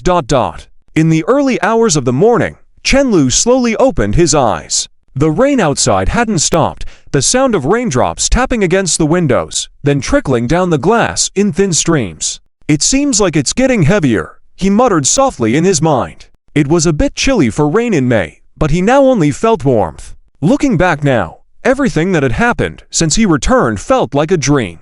As he looked around, Chen-Lu noticed that the towel that had been beneath him had been thrown to the ground at some point, and the bedsheet was wrinkled and messy. But he didn't care about tidying up now. Every time Liang Jiro's hand reached his back, he had the urge to grab, but he would snap back to reality, grasping onto the sheet tightly, his lips pressing against her neck, letting her do whatever she wanted. She was so gentle to the point of being ingrained deep into his bones. Glancing to the side, the girl next to him curled up in his arms like a little cat, sound asleep and content. Liang Jiru slept deeply, her body rising and falling with steady breaths. In that moment, Chen-Lu felt one thing. This girl belonged entirely to him. He couldn't help but smile softly, leaning over to plant a gentle kiss on her forehead. Liang Jiru stirred at his movements, gradually waking up. Rubbing her eyes, she looked up at him with a happy smile. "When did you wake up?" "Not long ago." The girl snuggled into his embrace, her face beaming with happiness. "What time is it?" Reaching for his phone on the bed, Chen-Lu checked the time. A little past 3. "It's still early. Go back to sleep." "I don't want to sleep." Liang Jiru seemed to still be half asleep, reaching out to hug him tightly, nuzzling her cheek against his chest like a cat. "Do you want to, Chen-Lu? Can you be a bit kinder?" Liang Jiro's words were cut off as Chen-Lu leaned in. When she woke up again, it was already the afternoon of the second day. Heng City had experienced a heavy rain, as if washing the windows and the whole world clean. The sun emerged from the dark clouds, casting a faint light through the curtains into the quiet room. Master Chen had exhausted his energy through a night of battles and slept deeply. This time, it was Liang Jiru who woke up first. Liang Jiru opened her clear and beautiful eyes, quietly observing the man sleeping beside her. The two of them had entered a new relationship. She had given her 20-year-old self to 22-year-old Chen-Lu. This man was the only one she loved in her life. She had no regrets. Gazing at the sleeping Chen-Lu, Liang Jiru cuddled with him briefly before tidying her disheveled hair and preparing to clean the room. Stealthily searching for her clothes on the bed, Liang Jiru was careful not to wake him up, fearing being teased. In a rush to leave, she eventually found clean clothes in her wardrobe. She then proceeded to tidy up the room, noticing the trash can full of crumpled tissues. Blushing, she hastily tied up the trash bag, concealing its contents before deciding to get extra plastic bags to cover it completely. Next was the towel. Although she was too tired to clean up the night before, she had still kept it in mind. Liang Jiru picked up the towel, planning to soak it in water in the bathroom, but then heard Chen-Lu's voice. "Don't bother washing the towel. Save it as a souvenir." Liang Jiru was taken aback, but Chen-Lu quickly corrected himself. All right, I won't save it. Your look made me think you would call the police." He then proceeded to choose clothes to wear, but Liang Jiru softly offered to wash it for him. "No need." "Are you sure you don't need my help?" Chen-Lu raised an eyebrow at her. I'm sure." The girl stubbornly puffed her cheeks, about to take a step when suddenly she winced in pain, leaning against the wall, too weak to move. Chen-Lu, now in his pajamas, gently pecked her cheek, taking the towel from her hand. "Stop pretending. You'll embarrass yourself even more trying to walk out leaning on the wall." Tearful, Liang Jiru looked at him pitifully. "You bully." As Chen-Lu finished soaking the towel and returned from the bathroom, he saw Liang Jiru sitting quietly on the couch, holding a glass of water in her right hand while rummaging through a drawer with her left hand. Soon, she took out a small box. "I knew you bought this." Chen-Lu swiftly took the cold medicine from her hand and threw it away. Liang Jiru was stunned, But after a moment, she said, "What? If anything happens, I'll take full responsibility. These things harm your body." Chen Lu firmly held her delicate hand. "It's not that harmful. I've checked. Some girls even take this to skip their periods before the college entrance exam." Liang Jiru gently squeezed his hand back. Liang Jiru's body had fully recovered, so pregnancy was not a concern for her. She was more worried about Chen Lu's career being at a critical stage. However, she was pleased to hear Chen Lu's words. At such times, girls couldn't help but feel a bit anxious and insecure. Nevertheless, hearing Chen Lu made her genuinely happy. Chen Lu continued earnestly, "Not even a little bit. Regardless of the slim chances, as long as you are willing, we can have the baby." Lost in his thoughts, Chen Lu realized that he needed to seize the opportunity to propose in the next 100 days to make up for his past mistakes. As they enjoyed a warm atmosphere in the living room, Chen Lu couldn't help but fantasize about their future life together. Liang Jiru, fed by Chen Lu, engrossed in her gaming, seemed to exude a lovely intoxication. Chen Lu watched her delicate profile, imagining their future together, finally realizing that getting married sooner rather than later was essential. In a few days, it would be June, and Liang Jiru would be able to get her certificate in October. In the next 100 days, he had to find the perfect moment to propose and make her cry with joy. He gazed at her hand on the mouse, thinking to himself silently. For some time, Liang Jiru accepted the food from Chen Lu and focused on her game. The cozy setting in the living room gave a sense of contentment. Chen Lu looked at her refined profile, imagining their future life together, hoping to be able to propose soon. He watched as she handled the mouse with expertise, enjoying the scene before him. After their intimate encounter, he desired to be close to her even more. KFC can be really greasy if you eat too much of it. After eating it for 2 days in a row, you might never want to eat fried food again in your lifetime. But if you only have it once in a while, it tastes amazing. Chen Lu felt that it was still necessary to indulge in junk food occasionally. Following Liang Jiru's lead in such a healthy diet day by day was too much. He felt that they lacked the bad habits that young people in their 20s should have. After finishing the meal, Chen Lu cleaned up the junk and saw Liang Jiru still sitting in front of the computer, seemingly not planning to move. So he had no choice but to sit beside her for a while. Watching her play games was more interesting than playing by himself. They had gotten up in the afternoon, so the whole afternoon passed quietly and uneventfully. The temperature today was at least 30 degrees, so staying at home in air conditioning to play games was what a normal person would do on such a hot day. Liang Jiru seemed to think so, behaving like a silly, enlightened person. Chen Lu was satisfied, feeling that his efforts over the past year as a mentor had not been in vain. In the evening, as the sun was setting, Chen Lu subconsciously went to turn on the lights and suddenly realized that something was wrong. He turned on the living room light, and the dim room instantly brightened up. Turning to look at Liang Jiru, who was still seated in front of the computer without moving, he couldn't help but sigh. "This is the first time you've sat at the computer desk for so long." Liang Jiru could actually sit in front of the computer all afternoon. Normally, this silly girl could only sit in front of the computer for a couple of hours before she had to clean the house. But not today. Why was that? A guess suddenly arose in Chen Lu's mind, and he decided to verify it immediately. Sitting down on the sofa with a puzzled expression, he gently patted the space beside him. "Jiru, come here." Liang Jiru looked up at him, her tone gentle. "What's the matter? Just tell me. I have something fun for you to see. Come take a look." Chen Lu persisted, even when she seemed uninterested. Even a silly girl like her, could he not be a match for her? I haven't finished yet," the girl said, averting her gaze and mumbling softly. If Chen Lu's clue that she was engaged in continuous talking while avoiding eye contact was correct, then Liang Jiru was indeed the one. As he remembered that he had only gone to turn on the light after watching her play games all afternoon, he asked, "Didn't you just finish, guy?" Liang Jiru suddenly became evasive, stuttering in her response. Chen Lu let out a cold hum. "Humph, women. I knew it, after getting what you wanted from me. You didn't love me as much.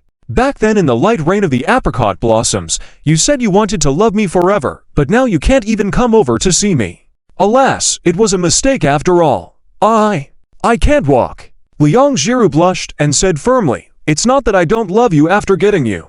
It's just that I love you even more." She buried her face in her arms and remained motionless, not raising her head. She hated this, and she would bet that what Chenlu said was fun to show her was just a distraction. She had been sitting in front of the computer all afternoon just to keep up the act. Finally, after persevering until evening and being able to rest in bed right away, how could she have been tricked like this? Chenlu was amused, feeling greatly satisfied with his competitive spirit as a man. He had guessed correctly.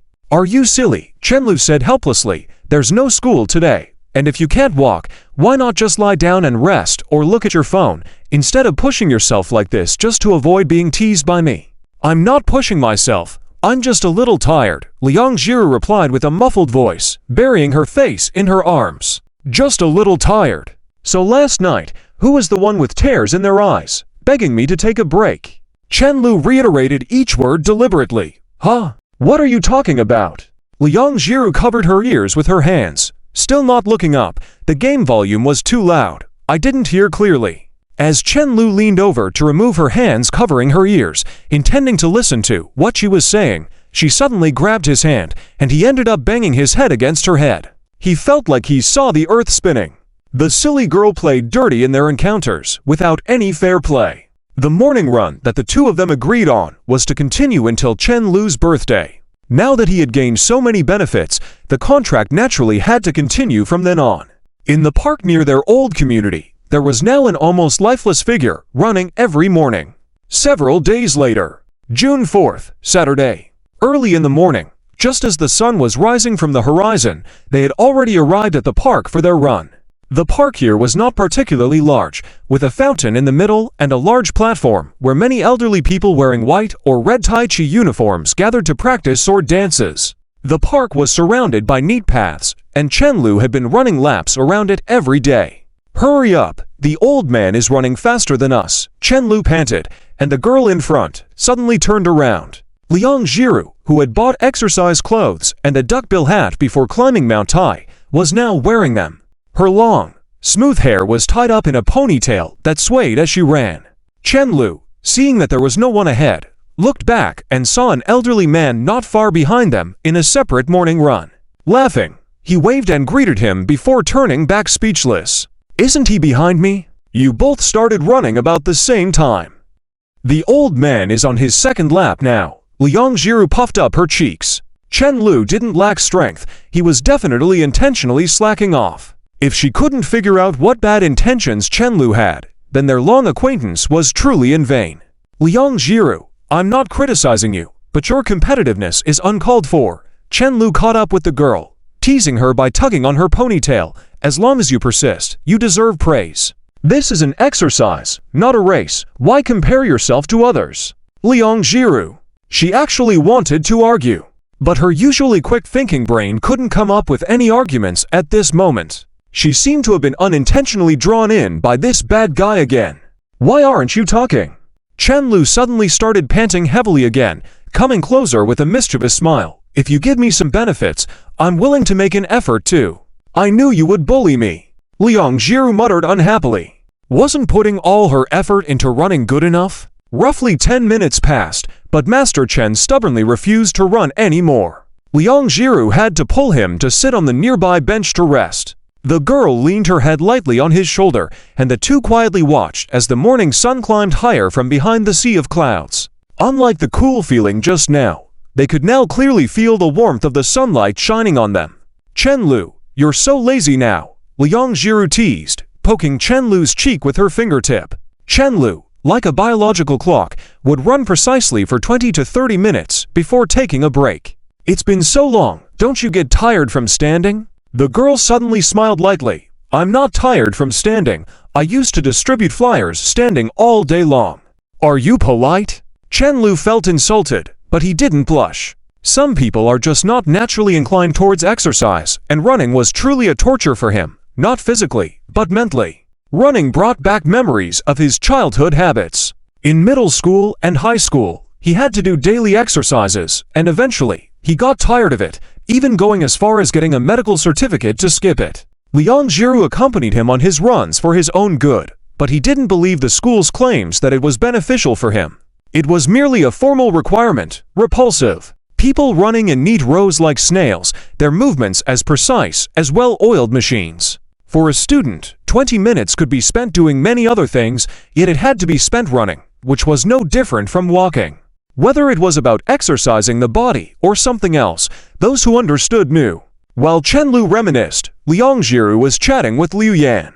Liu Yan, you and Chenlu have been topping the WeChat steps ranking for several days now. Did you know? Liang Jiru, we're jogging. I'm helping him exercise. Even though Chenlu was in a state of inertia every day, due to her relentless persuasion, he actually didn't run much less in the end. After all, as long as she didn't go back, Chenlu couldn't bear to leave her alone in the park. A moment of silence at the other end of the phone. Liu Yan, I hadn't even thought about it. I'll make Zhang Chao go for a run then. It's really strange recently, when I'm the one pregnant, but he's the one gaining weight. Liang Jiru, it's tiring. Chenlu gets tired after just 2 laps. Liu Yan, that's simple. I'll just follow behind Zhang Chao with a stick, and if he goes too slow, I'll hit him. Liang Jiru felt astonished, then she sighed lightly after looking at Chenlu's cheek. Despite her hesitation, she had to continue flirting. Just hold on a little longer, run a few more laps, and I'll massage you when we get back, okay? The girl continued to poke him gently with her fingertip. Chenlu, looking gentlemanly, said, That's not fair, I should massage you too.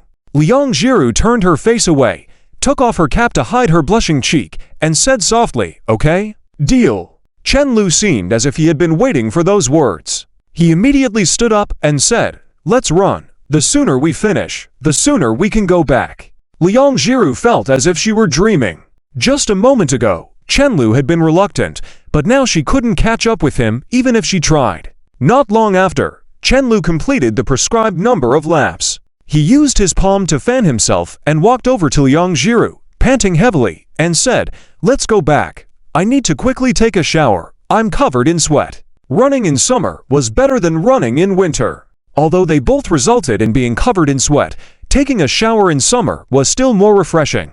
Taking a shower in winter was as cold as freezing, requiring a long mental preparation before entering the bathroom. The act of showering itself was torture. Hangzhou was not as warm as the northern regions. The heated floors in northern homes kept them warm like in summer. When they returned home, Chenlu quickly took off his sweaty clothes and ran to the bathroom to shower. Liang Jiru walked slowly into the kitchen to prepare breakfast. This was how they spent their mornings together for the past half-month. Knowing that Chenlu was sensitive to the cold in winter, she would rush to shower before him to warm up the bathroom a bit. In summer, she didn't need to do that, but as the temperature of the water she used for showering was much higher than Chenlu's, he always complained that it was scalding hot. After a while, Liang Jiru finished showering and came out. Do you have any plans for today? Chenlu, who had just finished drying her hair, asked while helping her. I'll be going to Miao Miao's place later. I have something to discuss with her. Think about where you want to go tomorrow. I've been busy recently, but I still have time to go out with you. Chenlu interrupted. Liang Jiru sat on the sofa, fidgeting with her fingers nervously. By the way, did you have something to tell me? Lin Miao Miao asked, typing away at her keyboard, fully absorbed in her online game. I want to propose to Chenlu. Liang Jiru took a deep breath and said softly, almost inaudibly. Lin Miao Miao, still focused on her game, suddenly stopped typing on the keyboard. You want to propose? Are you proposing? Lin Miao Miao's voice echoed throughout the living room, so loud that it seemed like it would burst through eardrums at any moment. Liang Jiru hurriedly ran over to cover her mouth and instinctively looked around. Keep it down. After a long moment, Lin Miao Miao gestured with her eyes that she wouldn't be loud again, and the girl finally removed her hand. Lin Miao Miao took a deep breath, glanced at the character that died because of her lack of operation, and lost interest in the matter. She turned her head to scratch her head, puzzled, and looked at Liang Jiru. Why are you in such a rush to get married? Oh my, she didn't even have the desire to find a boyfriend. How come her best friend was already preparing to propose? She doesn't even seem old enough to get married. Suddenly, Lin Miao Miao felt that mothers and mothers-in-law across the country would love the kind of girl Liang Jiru was. There was no need to rush her, as she was already impatient on her own. I'm not in a hurry to get married. I just want to get the certificate early, Liang Jiru explained softly. Oh, I see, Lin Meow Meow flattered, then asked, is there a difference? Once you get the certificate, you're not just boyfriend and girlfriend anymore, like Yanyan, who had to finish the banquet to be considered married. Liang Jiru could not bring herself to say that getting the certificate meant becoming husband and wife. Lin Meow Meow scratched her head again, unable to make sense of Liang Jiru's unusual train of thought. In other families, it's the boyfriends who are afraid of their girlfriends leaving, so why was it reversed in her case? Can you tell me why you suddenly thought about proposing? She asked curiously. Because it's June now, and by October, I'll be old enough to get the certificate, Liang Jiru explained hesitantly. I thought once I reach that age, I'll propose to Chenlu. Since everything that should have been done is done, I thought of proposing. It's not like I already handed over the most important thing and needed this formality. I just want to get the certificate on my birthday. It won't delay Chenlu at all. This was the only time in her life that she had taken the initiative, and it was the birthday gift she wanted most. Are you in such a hurry to put yourself in his hands? I've never seen you be so passive. Lin Meow Meow heaved disdainfully. Seeing Liang Jiru's puzzled look, Lin Meow Meow suddenly froze and was overwhelmed by the information she had received since Liang Jiru arrived. She picked up the computer mouse with a hand and grabbed Liang Jiru's shoulder with both hands, shaking her. Wait, what do you mean by everything that should have been done?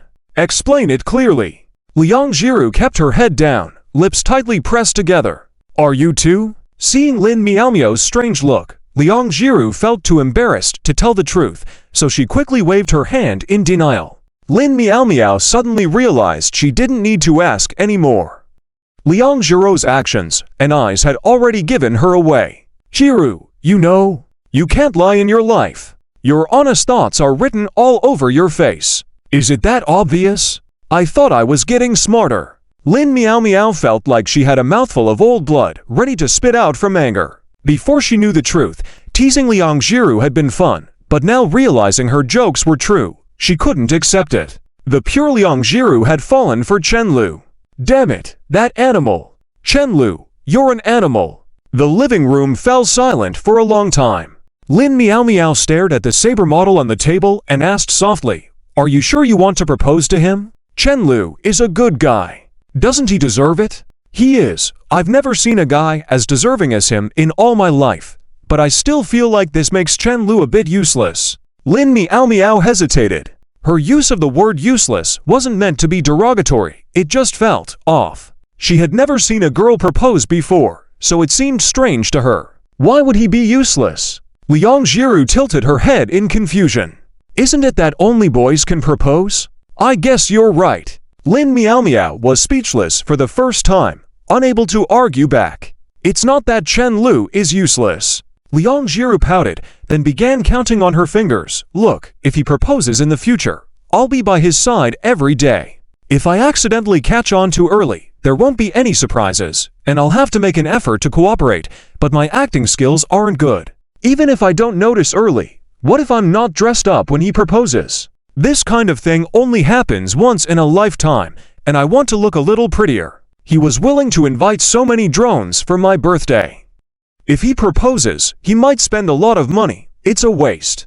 And Chenlu will definitely buy an expensive ring, but I don't want to wear it, so it's a waste of money. Lin Meow Meow listened in a daze, feeling like Liang Jiru's reasoning made sense. It made sense, or did it? Each point sounded reasonable on its own, but together, it felt off. If you're in a hurry, you can hint to him, let him propose to you on his own. Lin Meow Meow continued to strategize. I think it's better if I do it. Liang Jiru had her own small insistence. Chenlu wasn't passive. This man had always been waiting for her to catch up. He would clear any obstacles in advance and wait for her to decide whether to take that next step. Now that she had a bit of confidence, she was determined to step up her game. And she didn't like the idea of hinting to him. Hint to Chenlu. Make him guess her thoughts constantly and then get upset if he didn't guess right. She didn't want that. It was exhausting to be in a relationship like that, and Chenlu would be even more tired. She had seen girls in her class who argued with their boyfriends. They could express their unhappiness but chose not to, preferring their boyfriends to guess. If the boyfriend asked what was wrong, they would coldly say they were fine and didn't need comforting, not revealing the source of their unhappiness. Then, when the boyfriend left, they would complain that the boyfriend didn't understand them. Liang Jiru furrowed her brows slightly. She didn't want that. Oh, whose little protector are you? Lin Meow Meow saw her furrowed brows and thought she didn't like her calling her boyfriend useless, so she couldn't help but tease her sardonically. Well, this clueless girl sure knew how to put on a good face. It's a good thing she was a deaf and blind to Chinese, otherwise she would have been burned right here. Go ahead and propose, hurry up and throw yourself into Chen Lu's arms, so I can become a godmother in a couple of years. You focus on what you were doing first, then we'll talk. Liang Jiru suddenly pointed at the computer screen. Okay, I'll win this promotion match and be your strategist. Helping her best friend propose got her excited. Lin Meow Meow was about to roll up her sleeves and get to work, but she quickly turned back. There's no need to rush, the crystal exploded. This good cabbage seemed eager to jump into someone's mouth. Lin Meow Meow, being a good friend, had no choice but to support with all her efforts. After all, there was no need to consider so much. She wasn't unfamiliar with Chen Lu. At first, when she first saw Chen Lu, she was very cautious, afraid that he might be a scumbag who discovered Liang Jiru's hidden secrets and quickly came over to take advantage. After all, even though she didn't want to admit it, this guy did look presentable. Initially, she made countless sarcastic remarks about Chen Lu. Later, she slowly discovered that this guy seemed different from what she had initially thought. Lin Meow Meow had forgotten when she had completely acknowledged Chen Lu. The most memorable moment was when Liang Jiru had low blood sugar and passed out. Chen Lu heard her say it was nothing, and his whole demeanor softened, leaning against the wall as if he had lost all his strength. That gesture was undeniable. What shocked her the most at the time was that this simple guy in front of Chen Lu gradually began to smile. In other words, the only person who managed to pull Liang Jiru out of the shadows in just over a year was him, Chen Lu. For anyone else, it wouldn't have been possible. Chen Lu deserved it. Liang Jiru was happy. Everyone was pleased. No, Jiru, this matter must be grasped. You must not let Chen Lu slip away, Lin Meow Meow suddenly said anxiously. Liang Jiru, come on, let's create a small group chat. So if there's anything you can ask us, the advisors, Lin Meow Meow continued before Liang Jiru could react. Liang Yan joined the group chat. Chen Mo joined the group chat alongside Lin Meow Meow and Liang Jiru, forming a group of 4. Lin Meow Meow was too lazy to type, so she sent a voice message explaining the situation briefly. Liang Yan said, so, this must be resolved before her birthday. The lawyer preferred to go straight to the point, understanding the situation quickly. The younger sister of the proposed candidate had a different style of speaking. Chen Mo asked, are you going to propose to my brother? Shouldn't you take a good look at yourself first? Do you know how good-looking you are? Do you know how virtuous you are? Chen Mo continued, damn.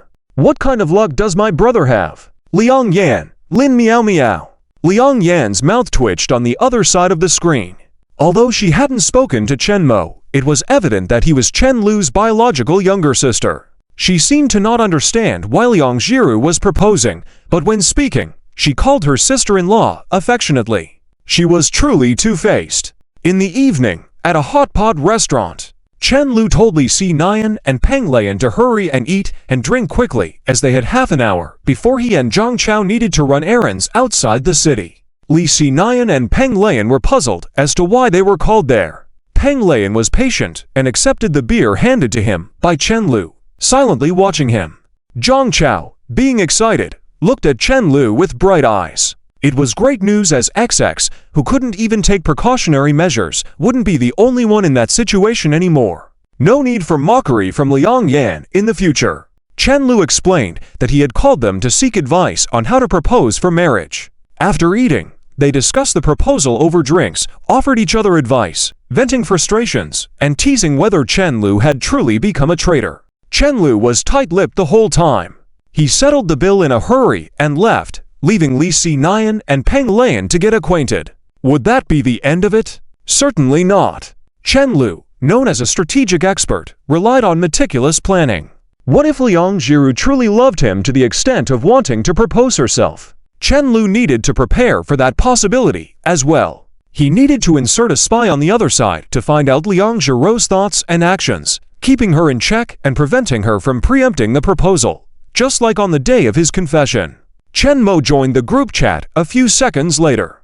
Be gentle. Gentle. Is this thing really so valuable? Chen Lu held a fan that was almost as tall as a person, speaking in disbelief. He placed the fan down and stretched his arms, taking a deep breath. Indeed, technology had been advancing all along.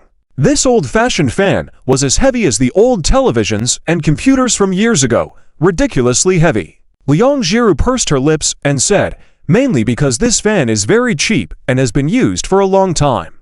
I'm afraid it might break. This fan was moved by Liang Jiru from the house that Chen Lu had bought for her. She bought this second-hand fan for over 20 yuan when she was a freshman and had been using it since then.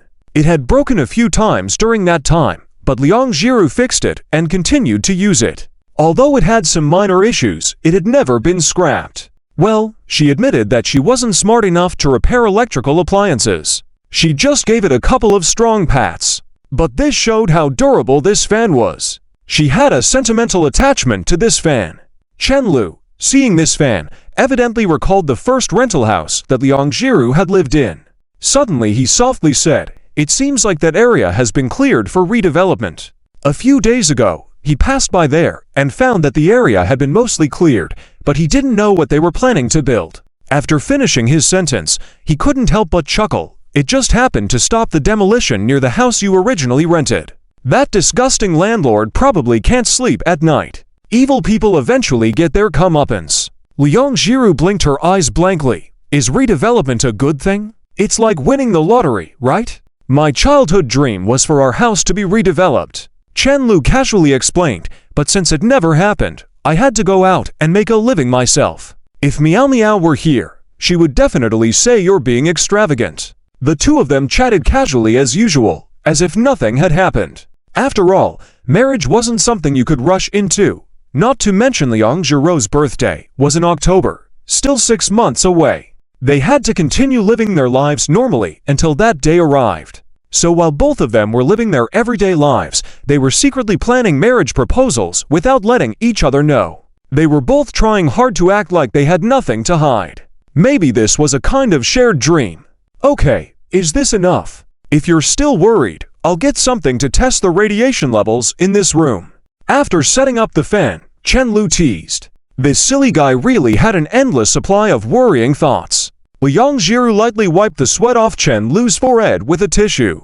All that's left is to clean the room again. I can handle it myself. You should go rest. It was late evening, and the two of them were hurriedly tidying up the room where Chen Lu used to live. Of course, it wasn't because they were having an argument and needed separate living spaces. It was because a national treasure was going to visit today. Driving from their home to Chen Mo's examination center could take at least half an hour, even without traffic, but just a few minutes from the rental house. Even getting a half-hour extra sleep could be considered an advantage. So when Chen Mo proposed it, Chen Guanglin and Wang Zhao had no reason to refuse, and so it was decided. During the days of the college entrance examination, Chen Mo's giant panda national treasure was specially taken care of by Chen Lu. Chen Lu felt quite proud. This meant he was already the pillar of the old Chen family. But for some reason, Chen Guanglin and Wang Zhao always asked Liang Jiru to handle things. Seeing Liang Jiru wiping the fan blades with a cloth, Chen Lu couldn't help but comment, "You're so worried about Chen Mo catching a cold from the air conditioning that you moved the fan over from so far away. How did my little sister get such a great sister-in-law?" He had seen Liang Jiru drenched in sweat as she brought the fan in, and it surprised him. "You're taking advantage of me again. Acting like I'm already your wife." Liang Jiru playfully puffed up her cheeks. Initially, she had a slight resistance to the title of Chen Mo's sister-in-law, but for some reason, she now felt pleased about it. It's only a matter of time before that happens. "Can't you run away then?" Chen Lu said disdainfully, thinking to himself that he had already planned his proposal and she didn't seem to have a clue.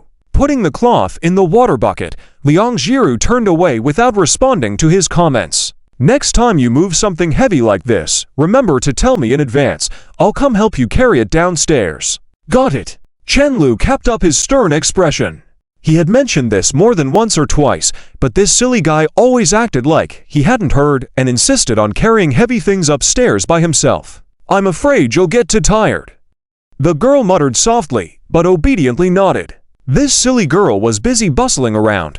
Chenlu couldn't bear to sit by and just watch, so he crouched down to help. He thought it was unnecessary to work so hard when they could easily buy a new fan for a few dozen yuan.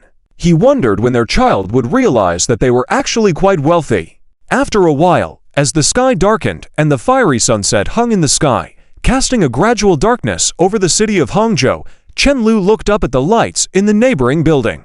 Liang Jiru was still diligently washing the fan blades, a few strands of hair sticking to her pretty face from sweat. She seemed oblivious. He reached out and brushed the loose strands of hair behind her ear, giving a light smile. In the end, there was a slight difference in their attentiveness. Though he had made the rounds to remind the neighbors to keep an eye on the children for a few days and not let them make too much noise at night after all. It was an older neighborhood with many elderly people looking after their grandchildren. Chenlu wasn't as worried as Liang Jiru, who was concerned that Chen Mo might catch a cold at night by not using the air conditioning, or that it might be too hot if she did.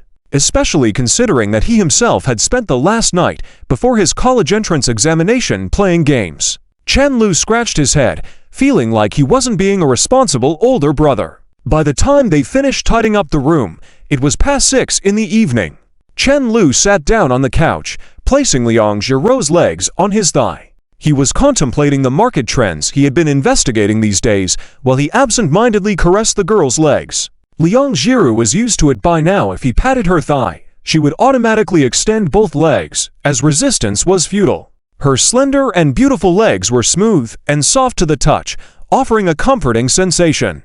When Mo arrives, I'll sleep in your room with her. You'll have to endure these days by sleeping elsewhere, Liang Jiru suddenly suggested. Why is that? Chenlu asked. Mo says she sleeps better when someone is with her, she explained. Chenlu was taken aback. While Chen Mo didn't like sleeping in her own bed from a young age, making it a bit extreme to come and torment her brother. He immediately looked up, about to say something, but the girl placed a finger on his lips and whispered in his ear, I will make it up to you later. It's no big deal. Chenlu generously waved his hand, then leaned in close to the girl's ear. Tell me more about this compensation.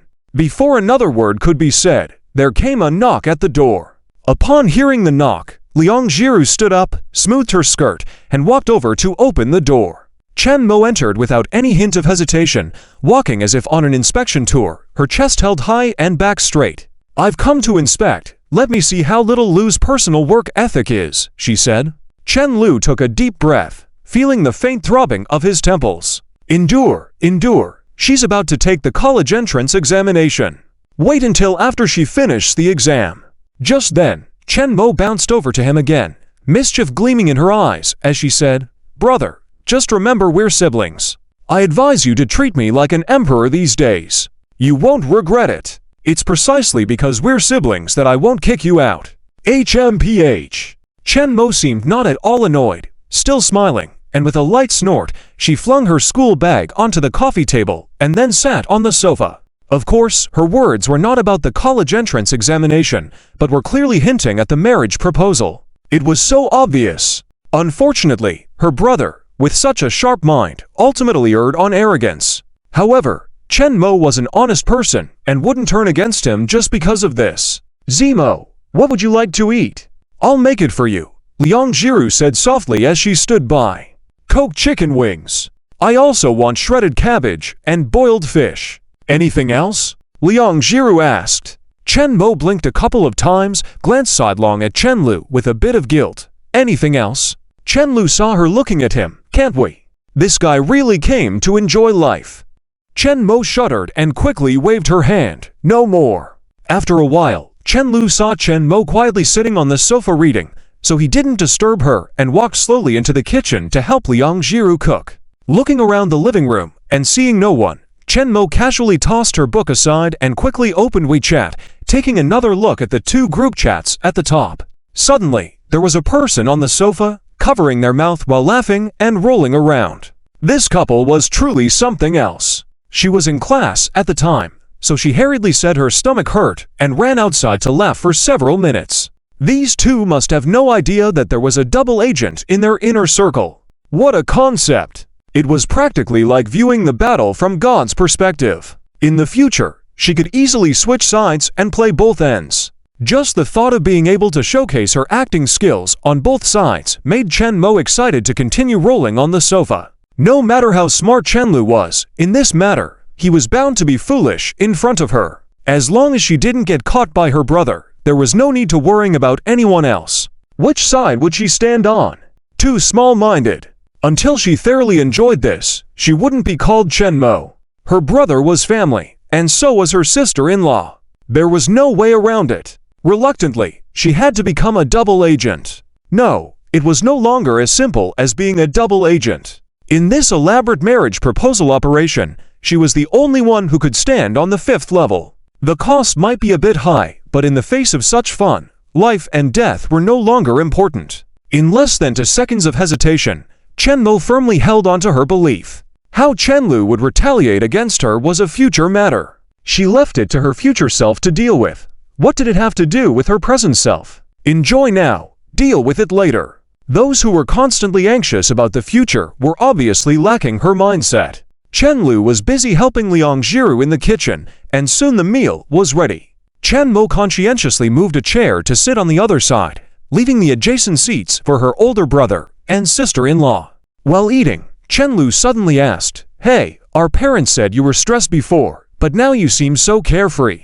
Chen Lu found it strange according to his own thoughts. If it weren't for Wang Zhao stopping nagging about it later, he would have found time to take Chen Mo out of school to assess the situation. "I'm good at self-regulating," Chen Mo said. "Self-regulating?" Chen Mo saw her sister-in-law fixing her hair into a nice ponytail and sweetly smiling at Liang Jiru. Slowly picking up her chopsticks, she continued, "I was actually quite anxious before, until I suddenly remembered that I have a big brother who earns at least a few million yuan a year. Bro, my classmates are all striving for success. Never thought I'd attain it easily like this, skipping the twists and turns they have to go through for so many years. If I can't get into a good university or find a good job." Chen Mo paused, lifted her chin towards Chen Lu. "I'll just work as a security guard at your company." She knew all too well what her brother was thinking. Once Chen Lu became successful in the future, she would work as a security guard at his company, sitting at the security booth every day with a cup of hot tea, playing with her phone while waiting to collect her salary. When some high-ranking executive, not knowing any better, hollered at her saying she had no right to stare at them, she could simply say, "I'm the boss's sister." Then, with a phone call, her brother would come down and fire the ignorant executive. Just thinking about it was thrilling. Chen Mo had only meant it as a joke, but now her lips were practically touching the sun with how wide she was smiling.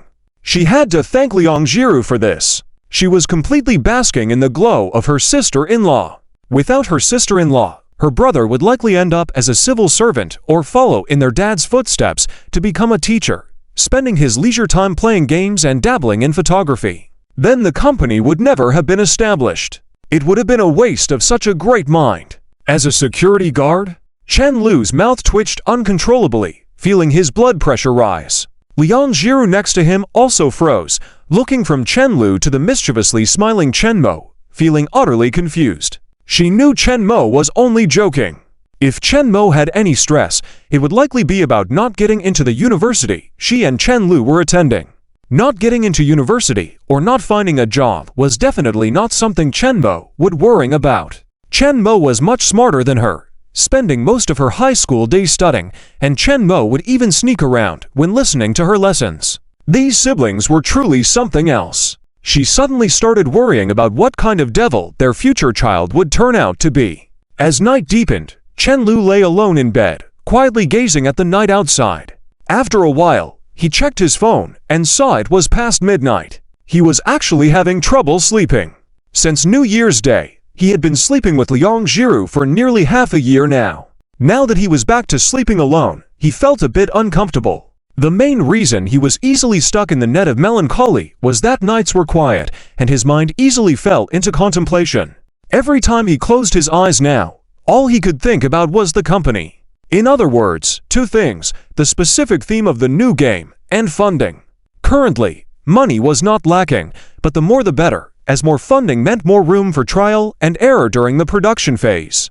Chen Lu suddenly remembered the head of the investment companies in Hangzhou, whom he had interacted with back when Arctic Star was just a small studio. "I think I have his contact information somewhere." Muttering to himself, he picked up his phone again, scrolling through his contacts until he found the name he was looking for, Yu Chunlin. At that moment, the bedroom door slowly opened, and Chen Lu looked up to see Liang Jiro's slender figure. The girl was still wearing that strap sleeve dress, her fair and clear skin radiating in the darkness. Seeing that he was about to speak, she quickly pressed a finger to her lips, softly shushing him. Then she tiptoed into the room, silently closing the door behind her. "What's wrong?" Chen Lu curiously asked. "I missed you." The girl slowly lay down on him, whispering in his ear as if sharing a secret. "Just wanted to come see you. After 2 days in the hospital, he will probably start updating tomorrow. You talk as if we are separated by 100,000 miles. Chen Lu chuckled. "Even if it's just a wall between us, I would still miss you." Liang Jiru continued to murmur in his ear, gently pulling Chen Lu's arm around herself before snuggling happily into his embrace. "Alas, I can't sleep without holding you. Xiaomeng has been asleep for a long time, but I can't fall asleep." She felt embarrassed saying this, almost revealing her true feelings of not being able to sleep without Chen Lu. "Incapable," said Chen Lu, but he hugged the girl honestly, turning her over and holding her soft body tightly in his arms. "Well, maybe I'm just incapable," Liang Jiru pouted shyly, knowing she shouldn't have said such things directly. "Pathetic," Chen Lu teased, but he embraced her tighter. "Then I must be pathetic." Liang Jiru, snuggled in Chen Lu's arms, initially sulking, gradually smiled, not waiting for Chen Lu's comfort. Chen Lu was puzzled by her sudden change in expression. Gradually, the bedroom became quiet. "Actually, I couldn't sleep just now," Chen Lu confessed after a moment of silence. The girl nestled quietly in his arms, not speaking, but her increasingly warm cheeks revealed she had been listening all along. Chen Lu gently pinched her cheek when he realized she was listening, playfully breathed hot air into her ear. "Are you pretending to sleep and planning to stay here afterward?" He would bet that this silly girl was planning to pretend to sleep, stay the night, and then shift the blame to him the next morning when asked by Chen Mo.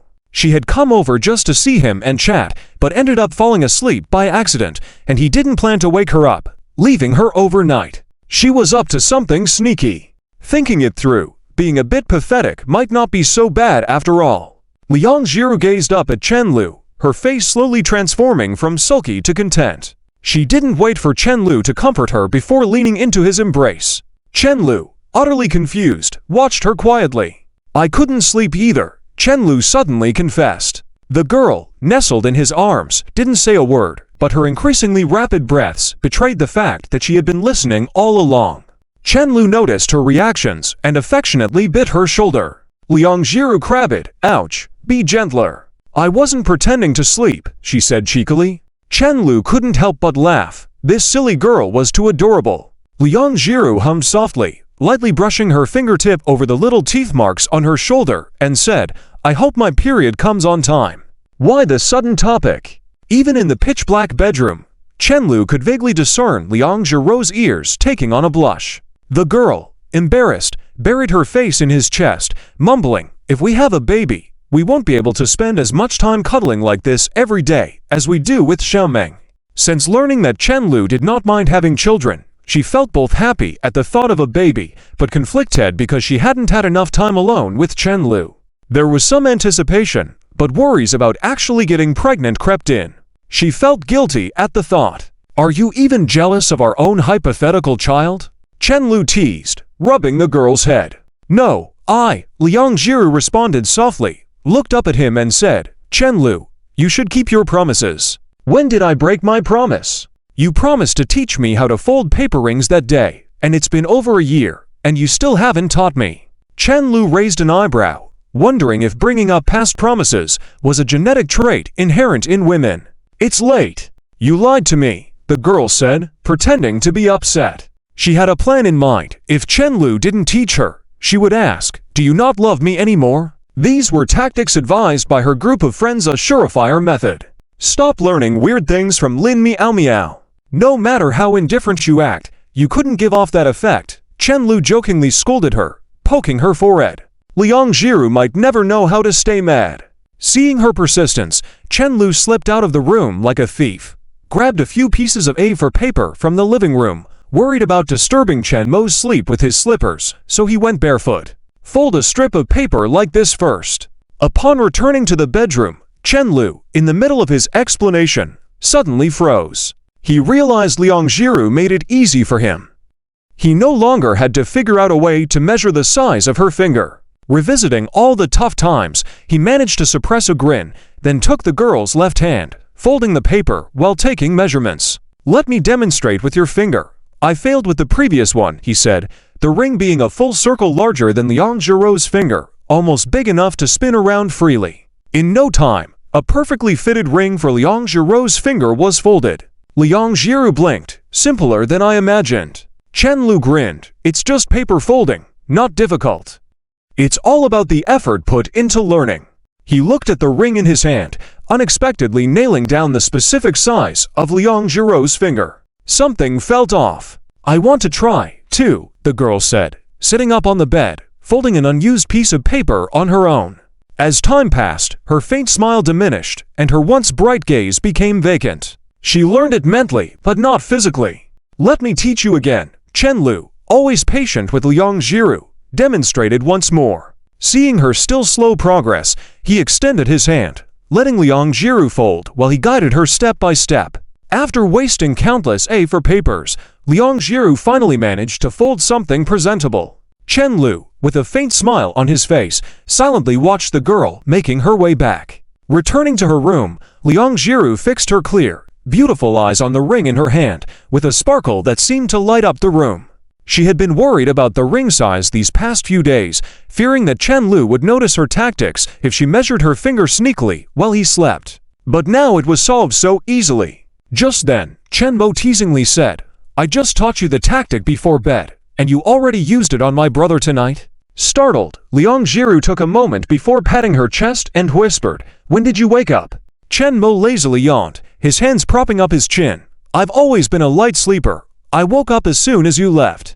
"I'm sorry." She felt guilty and a bit flushed. So, the fact that she left in the middle of the night to meet Chen Lu was already exposed from the start. "No need to apologize. Tell me, did you try to pull a fast one on my brother?" "Ah, right." Liang Jiru nodded repeatedly. To be honest, she completely forgot about the idea of proposing with a folded ring right after Chen Mo just taught her. Initially, she just wanted to sneak over to Chen Lu, purely out of curiosity. Can she really be honest about it? "Zemo, you were really clever, simply a genius," Liang Jiru sincerely praised in a soft voice. Chen Mo nodded, holding back a smile, thinking to herself that she is, of course, a genius. How else could she control the script? Betraying one side, then passing false information to the other while being a double agent is the lowest behavior. Since fate gave her this opportunity, she must be the ultimate winner of this proposal battle. Students who have watched the competitions definitely know that a 3-0 crushing is garbage. The most exciting ones are always when the sides are tied to 2-2, leading to a decisive final round. She wants to guide the situation towards that kind of scenario. That's what makes it interesting. Chen Mo glanced out at the night through the window, praying that Chen Lu wouldn't find out she's a double agent before she has her fun. In her mind, she also thought, "Bro, if you didn't think about taking advantage of teaching my sister-in-law how to stack rings, you can just go die." Meanwhile, "I've gained a whopping 7 pounds. Zhang Chao stood on the scale, looking pale as he stared at the numbers above. "Liu Yin, all that soup your mom made, why did it all end up in my belly?"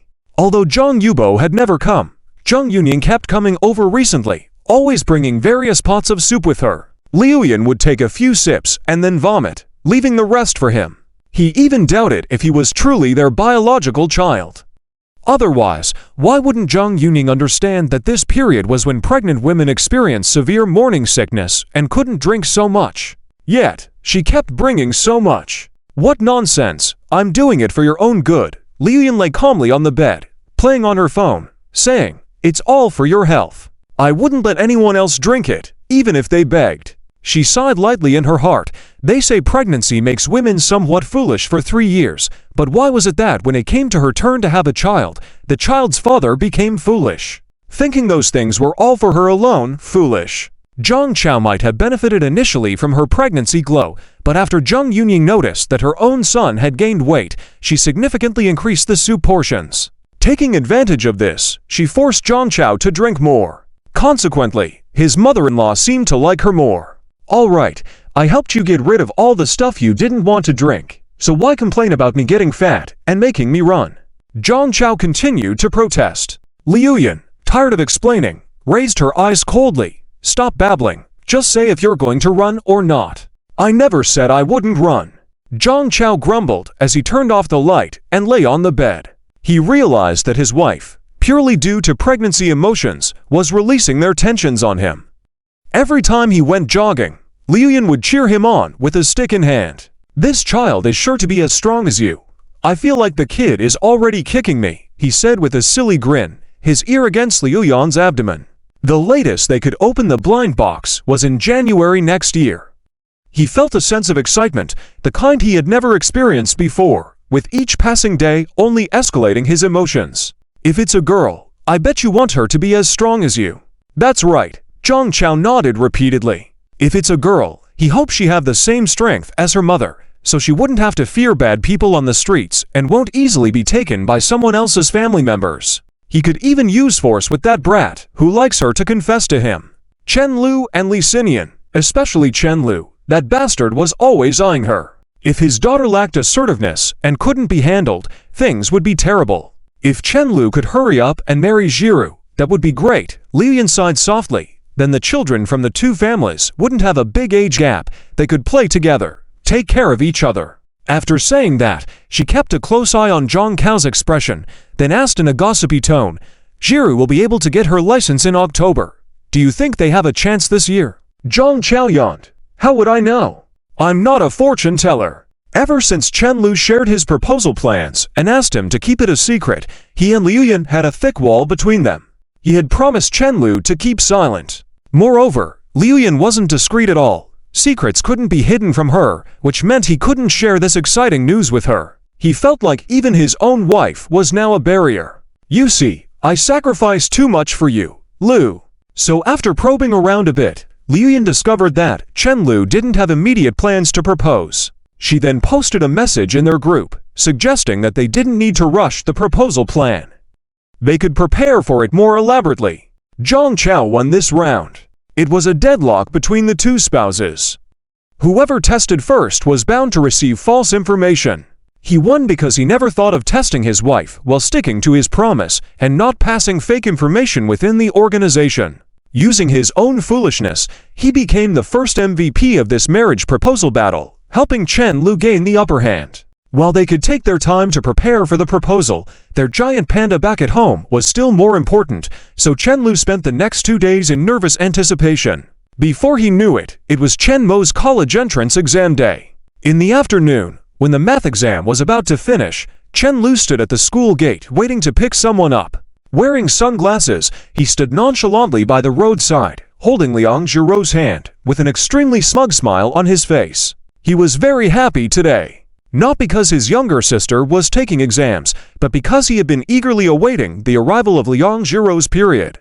Although he had mentally prepared to be a father, he still wanted to enjoy 2 more years with this silly girl. He now regretted his earlier recklessness. But realistically, no one could resist in such a situation.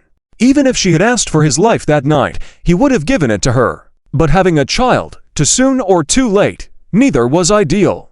Chen Lu thought that getting married after getting licensed this year, spending a couple of years as a couple before considering children, was just perfect. The plan was flawless. Liang Jiru was completely unaware of how obvious her arrangements were, looking around at all the other parents waiting to pick up their children before returning her gaze to the school gate, taking a few deep breaths. Relax a bit. These past 2 days you've been more nervous than Chen Mo herself. Chen Lu couldn't help but tease her. I don't know why, but when I think of Zemo taking her exams, I get really nervous, Liang Jiru replied softly. All right. If you're this nervous for your younger sister's exams, how will you survive when our child takes exams in the future? By then, we'll both be old, the girl suddenly said softly after a long silence, her gaze fixed in the distance, lost in her thoughts. Chen Lu didn't have any such feelings at all. After all, he always felt that he had met the person he wanted to spend his life with when he was still relatively young. Moreover, this silly girl just turned 20 in October, making it the best time of her life. The two of them still had plenty of time to be together and see all sorts of sights. He was far luckier than those in their late 20s worrying about marriage, so he naturally couldn't worry about aging. As for why Liangjiru might be worried, perhaps girls were just naturally prone to worrying about such things. Thinking about this, he couldn't help but glance at the girl beside him. The side profile of the silly girl was still as charming as ever, as she looked into the distance with a thoughtful expression. To accompany Chen Mo's college entrance exam, she had specially worn a slim-fit kipao in ivory white. She appeared cool and elegant, but the kipao outlined her figure in a way that was incredibly enticing, making it hard to know where to look. Sensing Chen Lu looking at her, she turned her head and sweetly smiled at him. Liangjiru's clear and beautiful eyes seemed to express endless tenderness when she looked at him. Chen Lu found himself slightly mesmerized. While they had been together all the time before, and he hadn't felt anything special ever since he started preparing for the proposal, his thoughts had become increasingly restless, eager to marry Liangjiru as soon as possible. Having a girlfriend and having a wife were definitely different. His feelings for Liangjiru not only did not fade over time, but had become even more passionate since that day. The ring was already prepared, and in the coming days, he had to move forward with the proposal. He needed to ask his brothers for suggestions on the proposal location. Chen Lu pulled the girl towards him and gestured for her to bring her ear closer. Liangjiru obediently complied. "If you're worried about getting old by then, why don't we just have a child now and enjoy our time together? So when the child is taking the college entrance exam, we'll both be around 40, with plenty of energy to live our lives." He whispered softly in the girl's ear. You just want to act like a rogue and bully me." Liangjiru saw through his true intentions at once. She really suspected that ever since Chen Lu experienced the so-called good days on his birthday, he had been somewhat dismissive of that blue box. Otherwise, why would he buy so many 0.01 things back? Is your boyfriend that kind of person? Chen Lu was unconvinced. Who was the one who bought those things? They cost over 100 yuan, but each box only had 6 pieces. The girl pouted, not understanding why these items were so expensive. And Chen Lu had bought the most expensive ones. He had better not show her those expensive items again in the future. After Liangjiru finished speaking, she happened to glance at the large characters written on the school gate, Hang City Second High School, and her face instantly flushed red. She lowered her head, not saying a word. She had been influenced by Chen Lu, discussing such matters in this place. Seeing Liangjiru's reaction, Chen Lu instantly guessed what was on her mind at that moment and couldn't help but chuckle awkwardly. This was his alma mater. He had always thought it was just shortly after the college entrance exams, but now he had already graduated from university. "Oh, I almost forgot.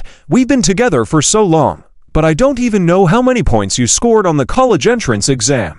Chen Lu decided to change the topic. Liangjiru looked back on the exam for a moment before saying, "I scored 676. Chen Lu was speechless for a long time, finally pushing up his sunglasses with his trembling right hand. "Just a tiny bit higher than me. I'm not jealous at all." So what if she got 676? He was still going to marry her. Liangjiru didn't hear Chen Lu's teasing tone and nodded in agreement. Chen Lu was already outstanding. She had no reason to be envious. She lightly touched Chen Lu's hand with her thumb and said, "At the time, my mind was filled with the need to do well in the college entrance exam to make money to treat my mother's illness, so I was particularly nervous and had a bit of an off day. That feeling of being completely surrounded by pressure, gasping for air like drowning.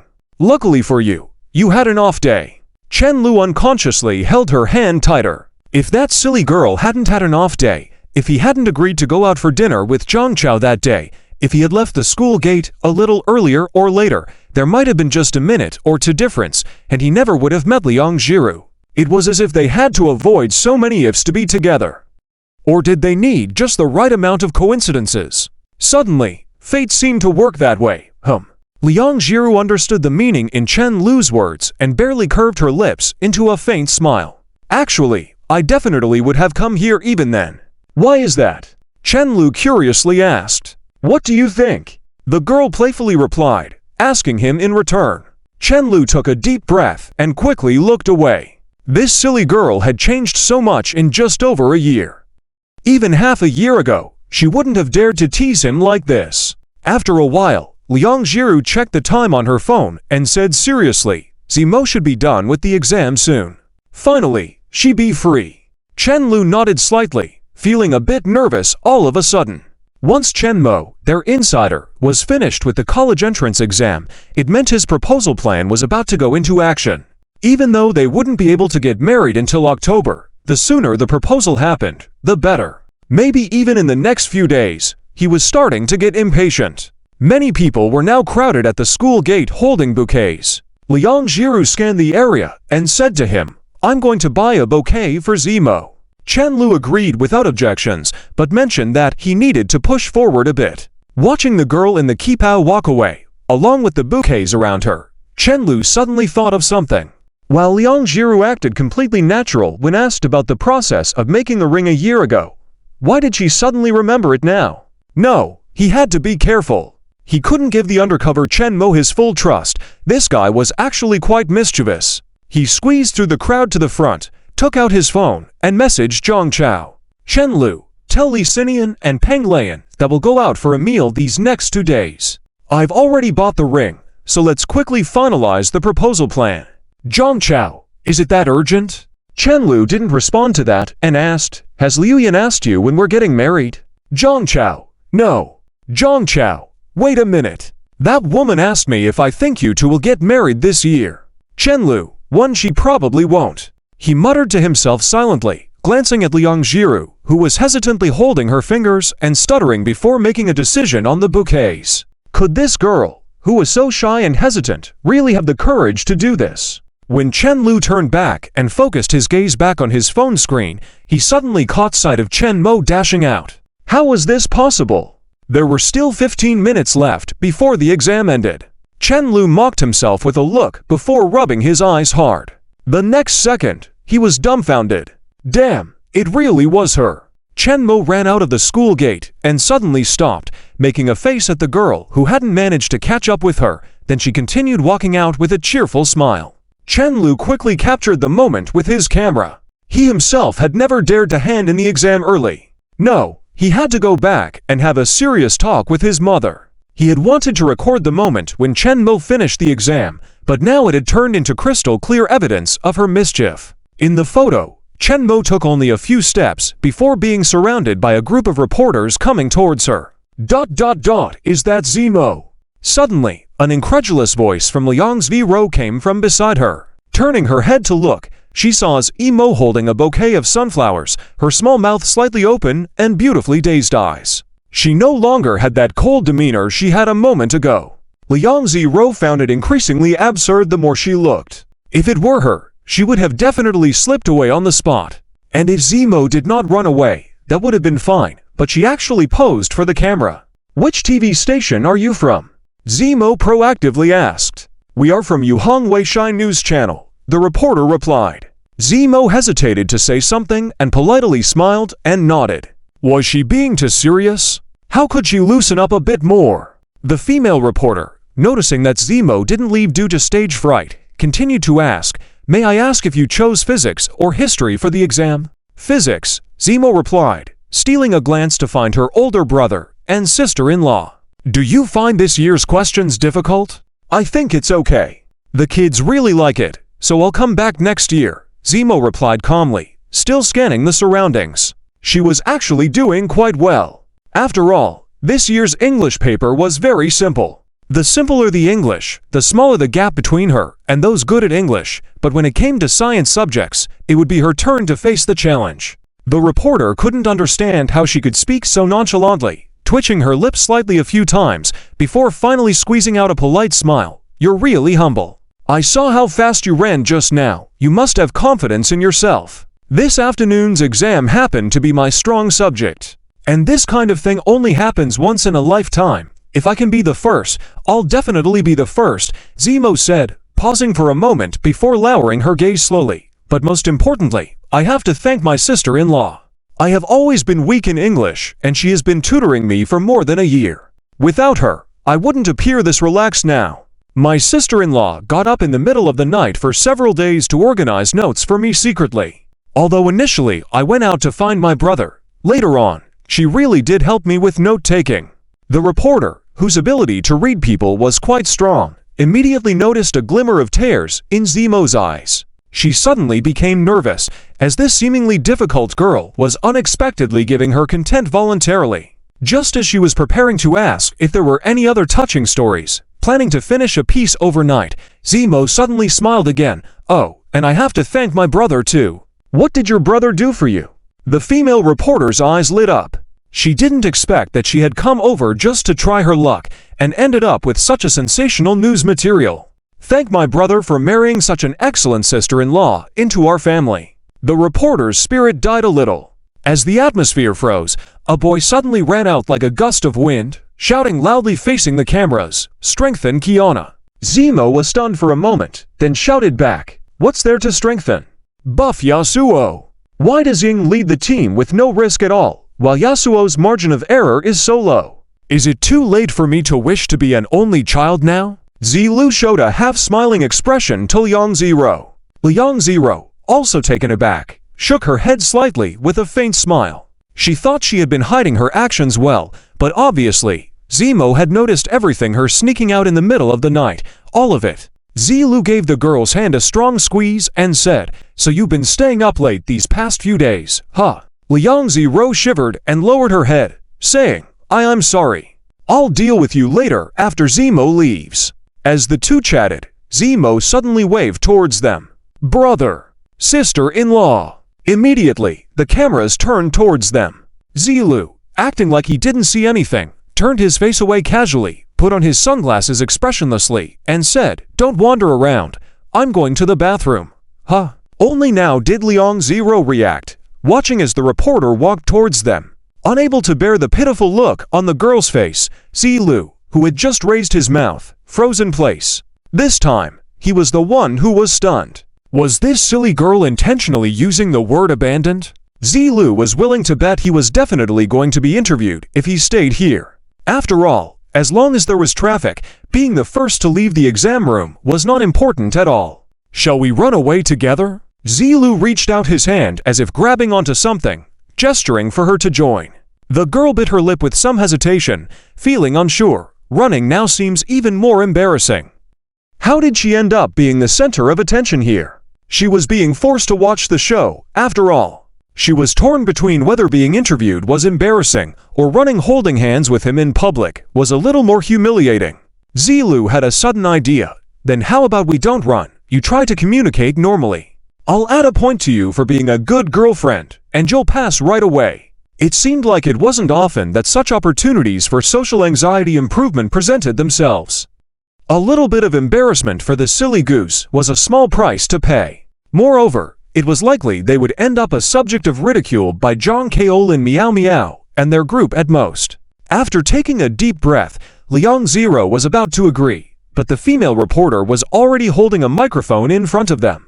The reporter, realizing she had no way with Liang Zero, wanted the both of them to be interviewed together. She refused to believe that all three of them were difficult to deal with. "You are so handsome, you must be this young lady's boyfriend," she said to Zilu. Zilu didn't respond. The female reporter blinked in confusion. What was up with this couple? Were they always one step behind in their reactions? She curiously reached out and waved her hand in front of him a few times. Zilu, still wearing his sunglasses, stood there unmoving. "I am blind." Zilu pushed his sunglasses with his other hand. "Can't hear." "Oh, okay." The female journalist nodded in a daze, her eyes filled with inexplicable respect as she looked at Liang Zero. She thought it must be tough to stay up all night summarizing key points for her sister-in-law every day, and spending every day with a blind person. Truly beautiful and kind-hearted. In an instant, she imagined being able to write at least 1,000,000 words of a touching love story. The journalist walked quite far before realizing something was amiss when she saw the cameraman trying to hold back a laugh. By the time she turned back, the others were long gone. The sky gradually darkened. Cars parked on the side of the road had already turned on their lights, and the white and red lights flashed continuously, creating twinkling stars at the end of the road. The intense summer heat had begun to dissipate, replaced by a gentle breeze that felt slightly cool on the face. The rental house was very close to the school, so Chen Lu and Liang Zhiru had walked there, and they would naturally walk back home with Chen Mo. Chen Mo casually threw a transparent stationery bag into the trash can when they turned the corner of the street, then walked along the curb with a sunflower in hand, appearing carefree. Even though the other two didn't look pleased, Chen Lu was really fed up with her. She had escorted her for several days, only to be deceived in the end. Liang Jiru, on the other hand, always seemed impervious to anger, subtly pouting her cheeks and pulling Chen Mo closer whenever a car passed by. "All right, you dare to hand in the test paper early. Just wait to be scolded by your mom," said Chen Lu suddenly. Chen Mo rolled her eyes back. "How would anyone know if you don't say it?" "Why wouldn't I say it?" "You know why." Chen Mo gestured towards Liang Jiru. Perplexed, Liang Jiru looked at these two enigmatic individuals. She couldn't understand a word they were saying. "My mom could make it to the news eventually. How could it not be news when someone from Hengcheng No to middle school runs out of the gate first?" Chen Lu felt it was worth editing a bit. They wouldn't abandon the coverage just because Chen Mo was good at stirring things up. Or perhaps Chen Mo might become the most popular one in recent years. Chen Mo suddenly froze. "I forgot about that." Chen Lu smiled at her words, shook Liang Jiru's hand, and smiled softly. "I just wish to be an only child, and now my dream is coming true so soon." Liang Jiru hoped Chen Mo would help with planning and wouldn't sabotage at this moment. She chose to stay silent with narrowed eyes. The girl was tired of standing at the school gate. Lazing around, she leaned against Chen Lu as they walked leisurely. "Where does Emo want to go to school?" she asked curiously. "The same one you and my brother attend," Chen Mo said, raising her hands above her head and stretching. Then, she turned back. "Sis-in-law, when I start my 3rd year, you'll be in your final year. I can be your junior for a year. I'll take you to the cafeteria then." Liang Jiru hesitated for a moment, pursed her lips. "I don't eat at the cafeteria now. I have to go home at noon to cook for your brother." The rented house had gradually become home to her, despite being a bit old and even rented by Chen Lu. Seeing Chen Mo standing there, Liang Jiru quickly reassured her, "You can come here to eat when the time comes. It's very close. If you want to eat something specific, tell me in advance, and I'll make it for you. I won't go. By next year, you guys might even have a child. If I come over, I'll end up being a babysitter for you too," Chen Mo teased. But before she could finish the sentence, Chen Lu and Liang Jiru almost stopped her mouth. Luckily, she ran off quickly. Chen Lu and Liang Jiru exchanged glances, both worried that Chen Mo's words might expose their engagement plans. Each of them thought the other just did not want Chen Mo to speak nonsense. Chatting as they walked to the entrance of the old neighborhood, Chen Mo and Liang Jiru stopped there, not going in. Today they were bringing Chen Mo home and planned on eating there. When Chen Lu left to get the car, Chen Mo quietly approached Liang Jiru and asked, "Sister-in-law, are you ready?" Liang Jiru glanced around, saw no one, and whispered hesitantly, "I've bought the ring."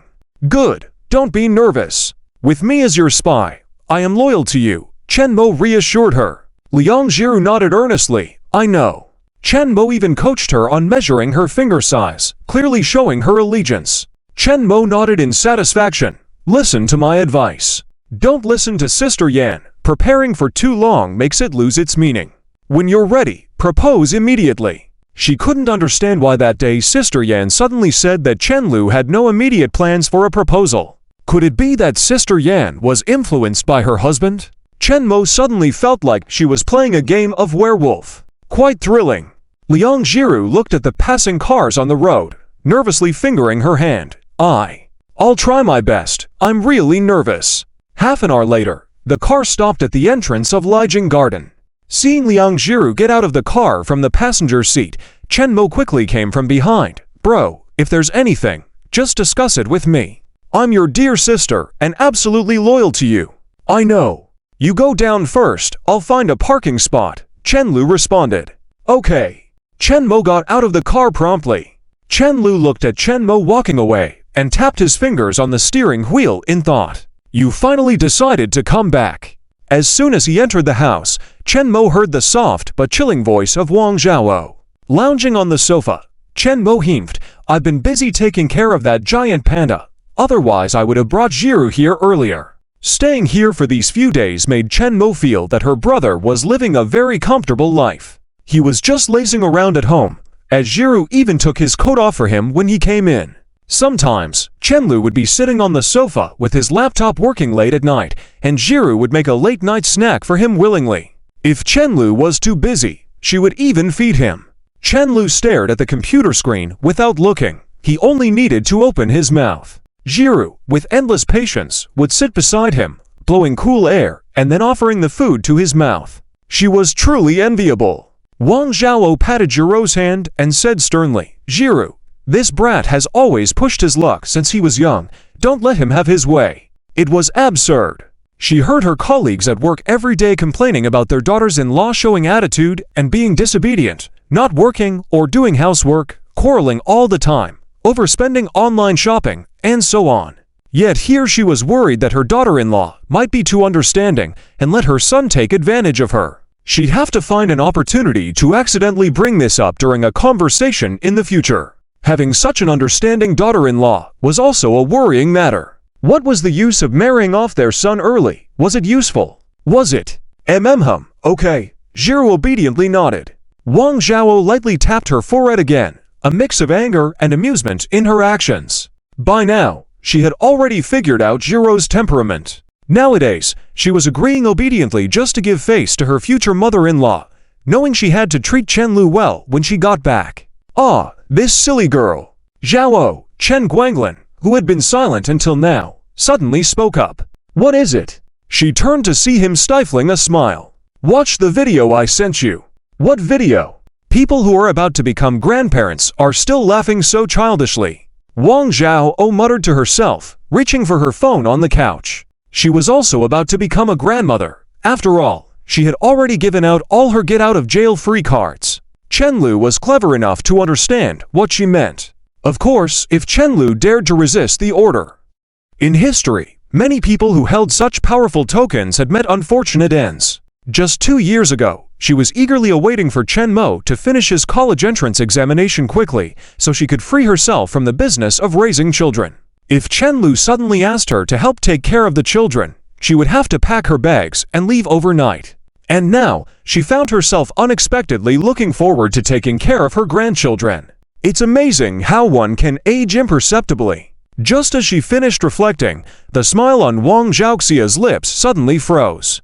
Chen Guanglin had sent a video link. Clicking on it, she saw a girl sprinting out of the school. Just by the running posture and the swinging ponytail, she knew it was her own daughter, even before reading the title, the first female scholar who handed in her exam paper ahead of time.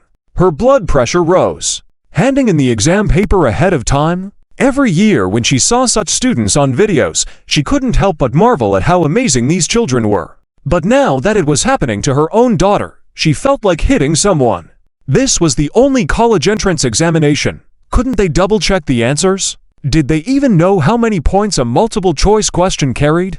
And it wasn't over yet. The things Chen Mo said during the interview were completely outrageous. As she tried to regulate her breathing, she suddenly saw Yang Jiru and Chen Lu appearing on the screen. One handed in the exam paper early, and the other was shouting something about strengthening. Yasuo, and the other was saying something about being blind and unable to hear. Wang Zhao felt like she was about to faint from anger. How did she end up raising such two little rascals? Although Jiru was not very talkative in front of strangers, at least she was well behaved, right? Before she could say anything, the WeChat message notifications kept ringing one after another. Looking at the family group chat full of relatives, many were already starting to discuss the matter. The old Chen family has finally made a name for itself. Like JPG. Like JPGO. Your daughter-in-law is really beautiful, so envy.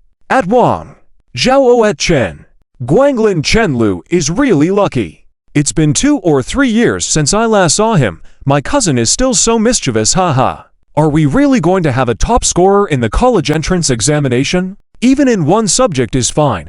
I remember little Mo won an award in the physics competition. Relatives near and far had different focuses. Those with distant relationships were more concerned about the college entrance exam results. Whether they were hopeful or anxious about Chen Mo's performance remains a mystery. Those closer were paying attention to the so-called Chen Mo's sister-in-law, or Chen Lu's girlfriend. Many older people had this mentality. Marrying a pretty daughter-in-law meant their son was capable, and the family would have a good reputation. Clang! Wang Zhaoxia's phone was suddenly thrown onto the coffee table, sliding from the tabletop to the edge. Chen Lu took a deep breath, stealthily pushing the phone that was about to fall off the cliff back towards the center. Unrelated to the turmoil, Liang Jiru looked like a startled deer and moved closer to Chen Lu. "Mom." Chen Mo swallowed nervously. The living room remained silent. Chen Lu, who had been bitten by a snake once, couldn't be afraid of the well rope for 10 years, so he didn't care about the influence at the moment. He directly pulled Liang Jiru, who was originally sitting next to him, onto his lap, letting her sit on his lap.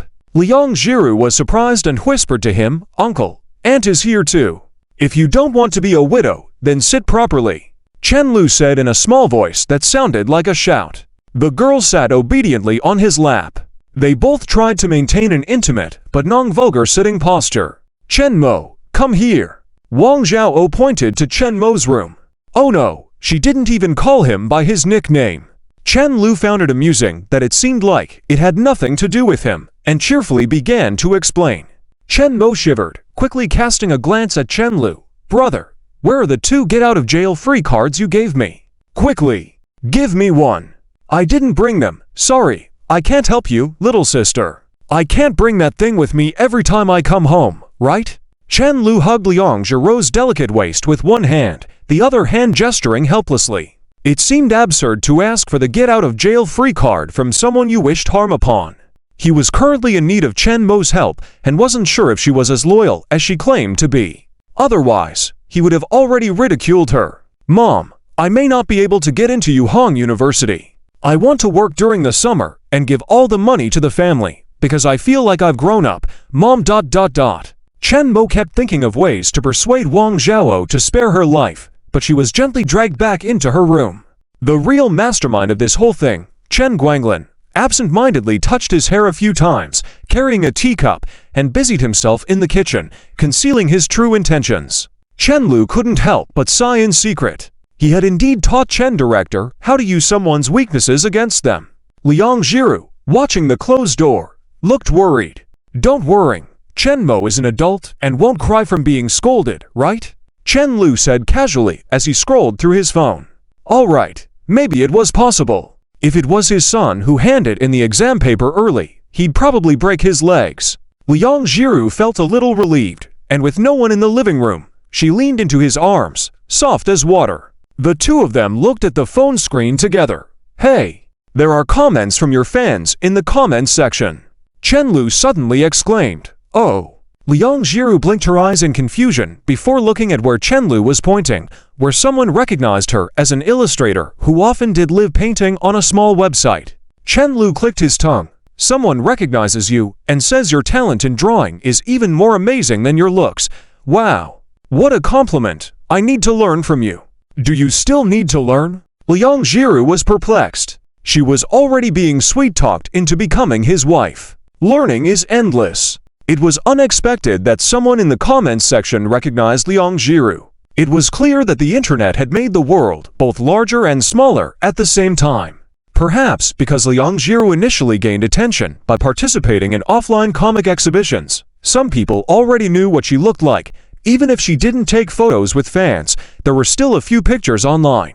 Liang Jiru had very beautiful eyes, making her easily recognizable. It seemed like she was going to be known online with her real name soon. If Liang Jiru became a famous content creator, did Chen have a future as a parasite?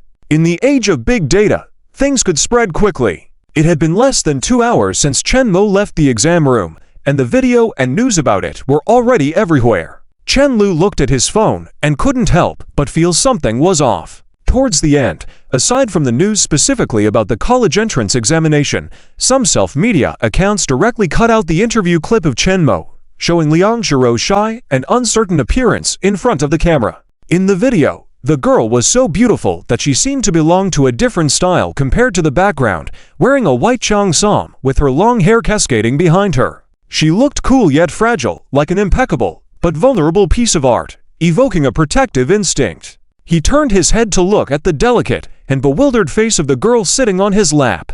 Despite Chen Mo being the first to run out of the exam room, why did it feel like Liang Jiru was the one who became famous? "I should have run away at that time." Liang Jiru pinched her chin, saying firmly. Chen Lu was sometimes particularly bad. He clearly had already realized what was going on at that time, yet still told her not to run around, that he needed to go to the restroom, to bully someone. It's not a big deal. It doesn't affect our daily lives anyway. Chen Lu didn't care. After all, he had already caused a small fuss for the traffic of the new game. Once the hype died down, no one who knew him would recognize him. It took a long time for a few people in Liang Zhirou's livestream room to think that his voice sounded somewhat familiar from the video. The internet works that way. It has memory, but not much. He raised his eyebrows at the girl. With your account gaining more traffic, you can earn more money. Liang Zhirou's eyes lit up at the mention of earning more money. All her previous worries suddenly disappeared. That reporter sister is really kind, the girl sincerely said. She glanced at the kitchen, listening to the sound of cooking inside, hesitating whether to go in and help. If it were Wang Zhao, she would have gone over immediately, but with Chen Guanglin inside, she felt unsure and a bit scared. Growing up without a father, she didn't know how to interact with elders of this age. She had always felt a mix of respect and fear towards Chen Guanglin. It wasn't that he wasn't nice to her, but Chen Guanglin seemed quiet, yet always seemed to be pondering many things, constantly observing everyone around him.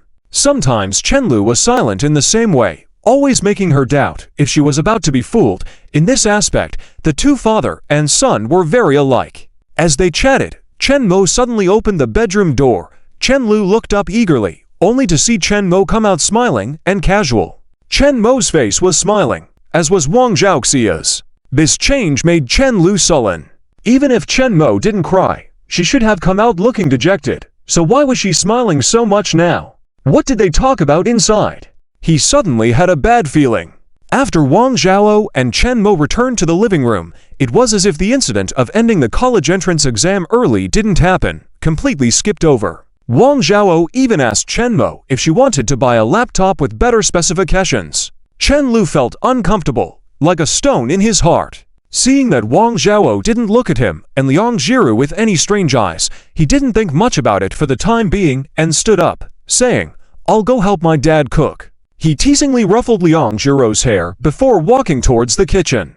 This silly one was definitely too embarrassed to help, and he also thought it wasn't appropriate for them as a couple to just sit on the couch waiting for food. They had been awkward for quite a while now.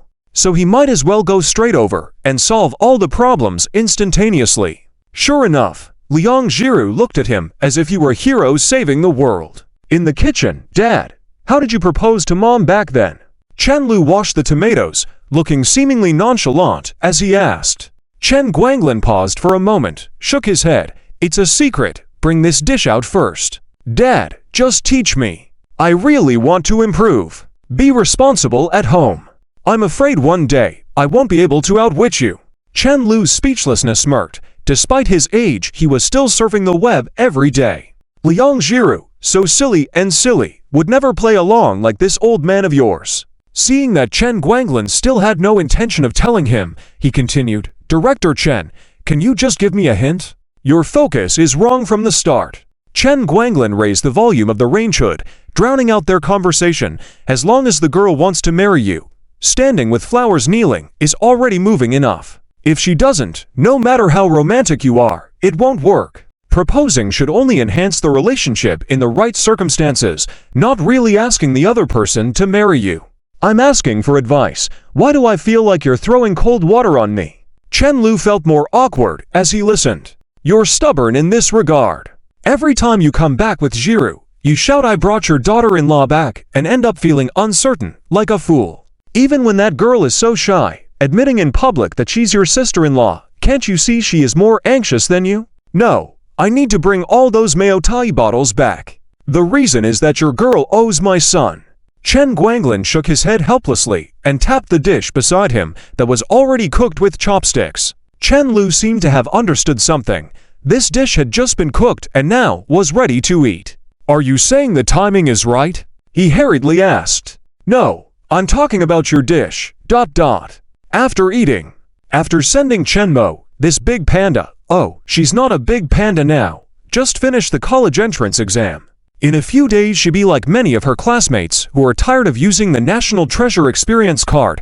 Chen Lu didn't linger at home and chatted for a while before setting off. he was still thinking when he entered the house. His previous attitude towards proposing was indeed a bit purposeful, neglecting how to make this moment memorable for both of them.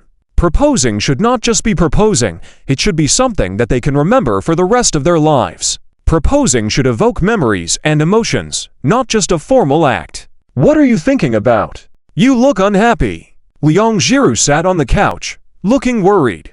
She hadn't been sleeping well these days, so she had no inspiration for her art now. She also didn't want to face the overwhelming private messages, so she simply avoided them. If she didn't see them, it didn't exist. Anyway, the time was late now. She just wanted to take a break. Nothing. I'm just glad we can finally have some time to ourselves. Chen Lu patted his thigh. Come over here. Although Chen Mo's driving speed wasn't much slower than Lin Miaomiao's, it still felt odd to show affection in front of his sister and girlfriend. It was weird even when they were in different rooms. He had endured it for many days. Liang Jiru didn't hesitate this time, nodded and sat down obediently. Unlike before when she sat sideways in his arms, this time she sat facing him on his lap, her arm gently around his neck. Chen Lu took a deep breath. This silly girl was still wearing the cheongsam. The figure accentuated by the fitted dress was enticing, and right in front of him. With this sitting position, her slender and long legs were fully exposed. Just a slight bow of his head was enough to see them. You're poking me again. I'm not poking anyone.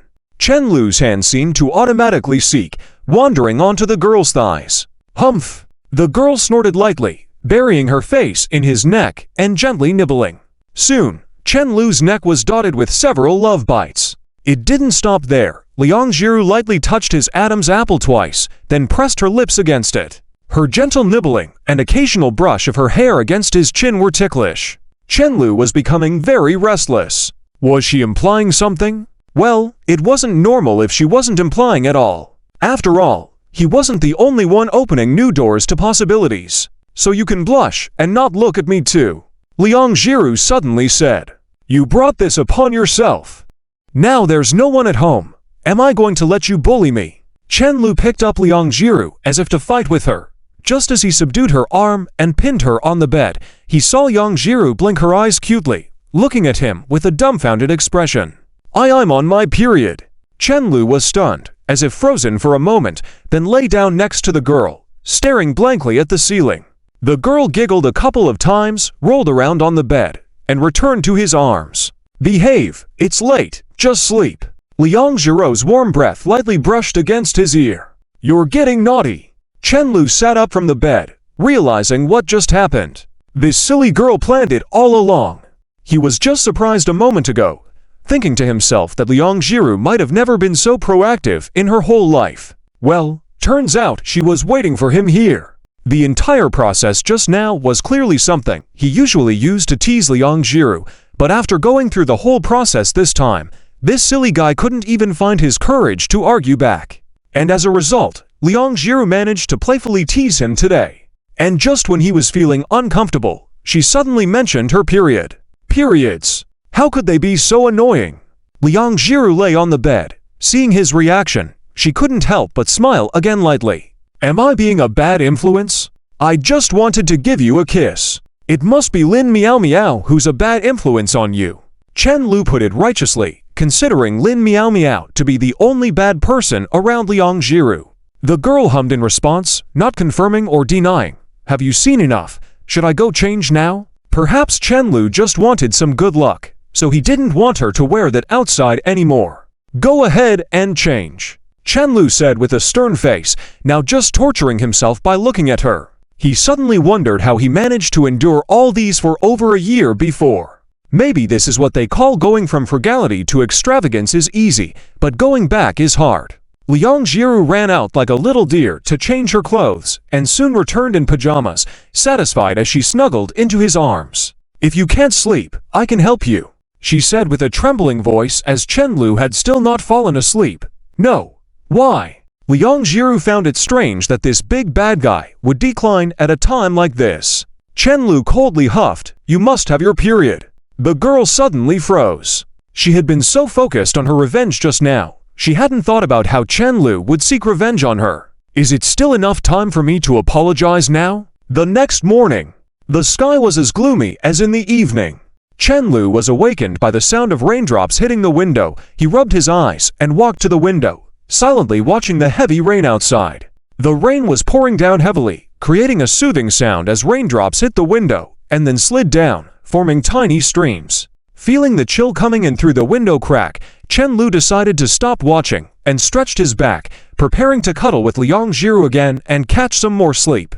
It's really nice to have some alone time. It would be even better if the rain stopped and he didn't have to go out jogging. Having to jog and sweat every day, it didn't feel like jogging at all. It was more like torture. Muzi, let's skip the run today, he started saying, but then realized he was alone in the bed. Liang Jiru's silk nightgown from last night was carelessly placed on the bed, but she was nowhere to be seen.